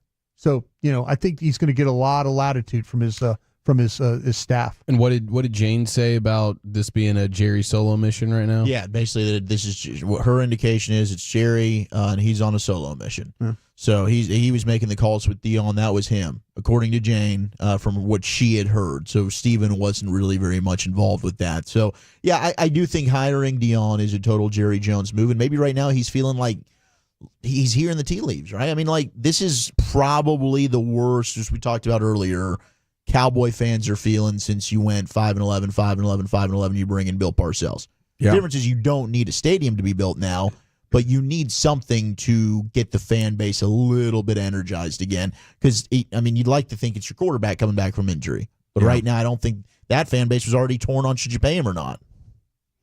Maybe I'm giving Jerry too much credit for this as well, but if it is my last hire, I wouldn't want my career to end with have never hired a black coach. I just think that would be a sad way, and a sad cap on a legacy that leaves a lot of ambiguity for what my actual position is. If I also have that on my ledger, I don't think that reflects very well. Maybe he's thinking legacy in that regard as well, or maybe he just recognizes Deion as a brilliant businessman, a CEO, and a guy who's had a tremendous amount of success at Jackson State and Colorado and elevated both of those programs. 817, it's a damn joke. You don't have a chance if he gets the job, but hey, it'll make great radio when you keep losing. I don't know that he's got no chance. Evaluate that last statement. Didn't he elevate Jackson State? Didn't he elevate Colorado? Didn't he put together a good coaching staff? Colorado was a 1-11 football team before he got there. Their win-loss this year, I think, was at 5 was the over-under. They won 8 games. They were competing to win the Big 12. Yeah. He definitely... A bad loss against Kansas cost him an opportunity to play. And the bowl game wasn't good. I understand it, but he took that program from irrelevant to very, very relevant, and they did win games. 214, Jerry just wants to sell and not win. It's not a zero-sum game. He wants to sell about 1 or 2% more than he wants to win. You know, he definitely wants to win. I mean, can you imagine the amount of money that would come along with winning? How much easier it would be to sell? But you know, I think I believe Jerry and Steven when they say they want to win, just not above anything else. Winning can't come at the cost of engagement and and margins and things like that. All right, at 877-881-1053. Witten already has the job, says the 214. That's the other part of Ed Werder's report today that, the high probability, depending on who is hired as head coach, that Jason Witten will be included in the staff. There were scenarios discussed with McCarthy when he was hired, so he's confirming all of that. And yes, it would definitely resemble the Wade Phillips, Jason Garrett type of arrangement. Obviously, Jason Garrett was a more accomplished coach by the time that whole thing was initiated. Sure. And that would be weird. I don't know if you're the head coach, you would ever be quite comfortable with that. But if you get to become the head coach of the Cowboys, there's no guarantee. But boy, a lot of people believe that Jason Garrett ultimately sabotaged Wade Phillips in order to get that deal done. Okay, LeBron's manager leading an upstart to rival the NBA. Yeah. That one is interesting. Wildfires forcing the PGA Tour to move the Genesis tourney. It was really interesting. They got that indoor golf thing in there the other night at SoFi with all that going on, but I guess that's a little bit south and inland. No, that place they play, have it built, it's in Palm Beach. Oh, I see. SoFi's name is being used as the sponsor but that's in West Palm where they have that stadium. Joe Mixon now questionable to play against the Chiefs. Damian Pierce was rumbling, though, right? He's a productive player. I think you'd rather have Mixon, but that's not a deal breaker, right? That's not going to be the reason you lose to the Kansas City Chiefs, is it? No, I don't think it'll be the reason they lose to them. They have plenty of other reasons. I think their play caller and their offensive line will be a big problem. All righty. It is time now to go into the Pimp Cup where Lucius Alexander has a Thursday night edition of LA Live. Check. All right, listen. Yeah. It is a Thirsty Thursday. Ladies' night edition of LA Live right into the great Rick James. All right, you squares. It's time to smoke. Yes, it is. Fire up this funk and let's have a toke. Just a little bit. It'll make you dance to some of everything. Under 4 ounces, which is a QP. Everybody get high. It's called the husband store. And you can go there and shop for a husband. There's 6 floors in this store. You can only visit each floor one time, though. And each floor you go up, the value increases. So there was a woman who went to the husband store to find herself a husband. On the first floor, the sign on the door read, "These men have jobs." Floor 2 says, "These men have jobs and love kids." Floor number 3 said, "These men have jobs, love kids, and are extremely good looking." Wow, she thought, this is sounding pretty good, but I'm compelled to go on to the next floor. Well, she does go to the 4th floor, and the sign reads, "These men have jobs, love kids, are drop-dead, good-looking, and they help with the housework." Oh, mercy me, she said. I can hardly stand it. Still, she said, I've got to go on. She went to the 5th floor. "These men have jobs, love kids, are drop-dead, gorgeous, help with the housework, and have a very strong romantic streak." But she couldn't stand it. She decided she had to just find out what was on floor number 6. Floor number 6 said, "You are visitor 31,456." To this floor, there are no men on this floor. This floor exists solely as proof that women are impossible to please. Yes, it is a ladies' night here in LA Live on a Thirsty Thursday, January 16th, 2025. It is always for the ladies. Yes, shout out to the lady Tolos always listen. You're probably forced to listen because your significant other is a Tolo, but hey, this segment right here is for you. It's always for the ladies. Splish splash. Oh, girl, baby girl. That's right, baby girl. Hold on, I got some more for y'all. Hold on, where you at, ladies? There we go. What else I got for you guys? Oh, you gotta give him that huck. Yeah, baby. Yeah. Oh, what a night. Yeah. And let's see. Something respectful. First of all, you don't joke around with women. That's right. You sure don't. You sure don't. They say diamonds are a girl's best friend. I know you heard that before. I believe the Beers group came up with that slogan. because they own all those darn diamond mines. And they say, we got to get rid of all these precious rocks. Let's make them more precious by a good marketing campaign. Genius. Diamonds are forever. Diamonds are a girl's best friend. Did you see that the diamond prices have fallen to their lowest level this century? Really? No. Diamond prices to the ground right now. Experts say it's due to the low demand. Okay, all right. Less people getting hitched. I can see that. Maybe the economy. Lab-grown diamonds. Oh yeah, the fakes. They are they fake? Are they No, fake? they're real diamonds. They're real They're diamonds. real diamonds. Yeah, they're just not. They're just mined. they don't take 100 years to make. No, Chemically real. Yeah, I guess. Or yeah, It has all the physical. elements of a diamond. Yeah. And they just They're reproduce it actually fast. What is that? How they print? They 3D printed diamonds, in a sense. Yeah, that's from Bank of America. Lab-grown diamonds have made the diamond little market cheaper and more affordable. So, yeah, keep that in mind when you're shopping for your lady. She says she wants a diamond. They're a little bit cheaper. Now, I what like my diamonds like I like my boobs, made from God.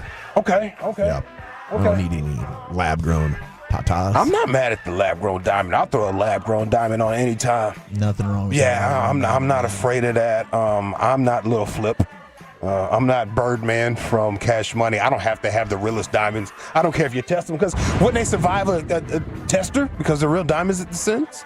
All right. Yeah, I bet if we went side by side, I give you a lab grown and a real one. You'd tell me the lab grown looks better. It's probably hella clarity. Gray, what is it? Extreme F? clarity. Yeah. VVS. Because my dad showed them to me, did the exact same thing, and I was like, the lab grown looks way better than the real one does, and he said, well, that's the real one Because it's This a is higher the cut lab in grown. clarity. Yeah, Yep. it looks. There's no difference between the two. They look fantastic. Yeah, I purchased one. What I don't like is these young fellas that get all that money and they go get like an expensive watch, a Rollie or Patek, Richard Mille, Audemars Piguet or something like that, and then they bust it down. Like they customize it where they put all these diamonds in it, and it's not the same watch anymore. It loses its value. You cannot resell that watch like you want to. I'm not hating on you. If you can afford it, do what you want to do. As long as you want to keep that watch forever at that value. Yeah, the custom jewelry doesn't have a resale value. It's like man. a car. I want the original, how it goes. I want to put my name on the Submariner. list. Yeah. Name on the list. I'm getting all the certifications and everything. I get approved to get it. I want all of that for my watch, because they hold their values and they actually go up in value. Let me get the vibe right on a Thirsty Thursday ladies night. Oh.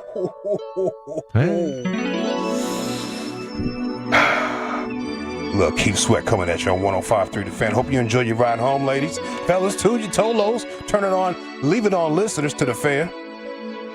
Speaking of going down, like the diamond prices, TikTok is out of here. It's fighting for his life. Goners? It's fighting for his life, at least. No buyers. We can't get that thing bought before. Now, here's the thing about that buyer. Hold on 1 second, brother. Damn. Okay. Oh! God, no! That's a groove, boy. That's a groove right there. I need a Regal. On some Vogues. 120 spokes. Curb feelers. My curb feelers, all of that. Sunroof. Yeah. My girl's feet on the dashboard. Yeah. Little roadie in my lap, cuz. Reaching that ashtray, girl. Yeah. Light that up for me. All right. Yeah, TikTok prepares to shut down the app in the U.S. maybe this Sunday, possibly. Now, I hear about that buyers thing, which I thought was weird because they never said we were going to sell. It's just all of a sudden everybody just say, hey, I'm going to buy it, though. Yeah. But you're not going to sell. Be 170 million Americans will lose their favorite app. The Biden administration said they will leave it up to Trump to implement the TikTok ban, which may be a good sign because the CEO of TikTok will be at Trump's inauguration. He says, I don't want to lose my 170 million subscribers to this situation. Maybe I can kiss some butt real quick and get it back right. Drop 10, 20 mil off in the right, coat pocket. I think you'd be good to go. And they'd probably make a tour of D.C. there, line the right pockets, and get on back. Now, that move has TikTok fans a little upset. So they're jumping to this new app called Red Note. Oh, I heard about that. Yeah, they're jumping to Red Note fan base. That was made by Isaac Hayes III. Oh, of the Sun? Is he Yes. son of Yep, the famous yep, one? yep. And there's a lot of influencers out here shaking in their boots That's what right I now. saw. I saw some videos talking about that these influencers might take a big hit on the loss. They are shaking in their boots, brothers. Yeah. They don't know what to do. Yeah. They've gotten so used to making this influencer money that they're stuck like Chuck. Yeah. About to lose my job on TikTok as an influencer. I just wanted to clarify a few things. My house, I pay $2,000 a month for my house. And then I just bought a 2025 Mercedes SUV. So let's just clarify that. Sorry, because man. You guys were wondering like what I meant by that.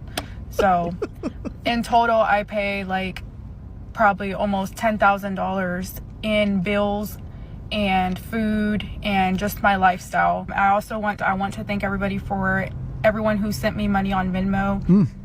I was able to get a total of $6,000 already. Like, that's so nice. Like, no one's ever done anything like nice for me before. But yeah, guys, right now I'm... Bro, that edit, first of all, that edit is insane. Wow. Yeah. That edit is so wild. Hold on. $6,000 already. Like, that's so nice. Like, no one's ever done anything like nice for me before. But yeah, guys, right now I'm really... But I'm back. That is a wild, bro. TikTok ban, like, what are us influencers really gonna do? Like, we have nothing to go to.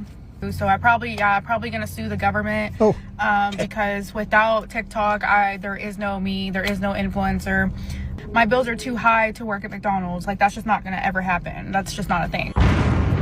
Yeah.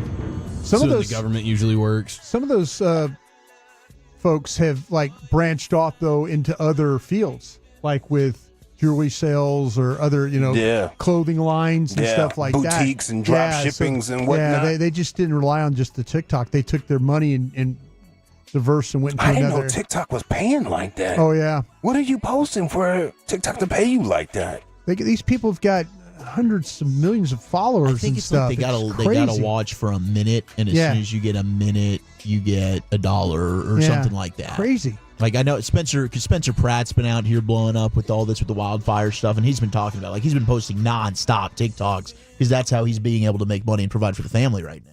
And then there's product placement.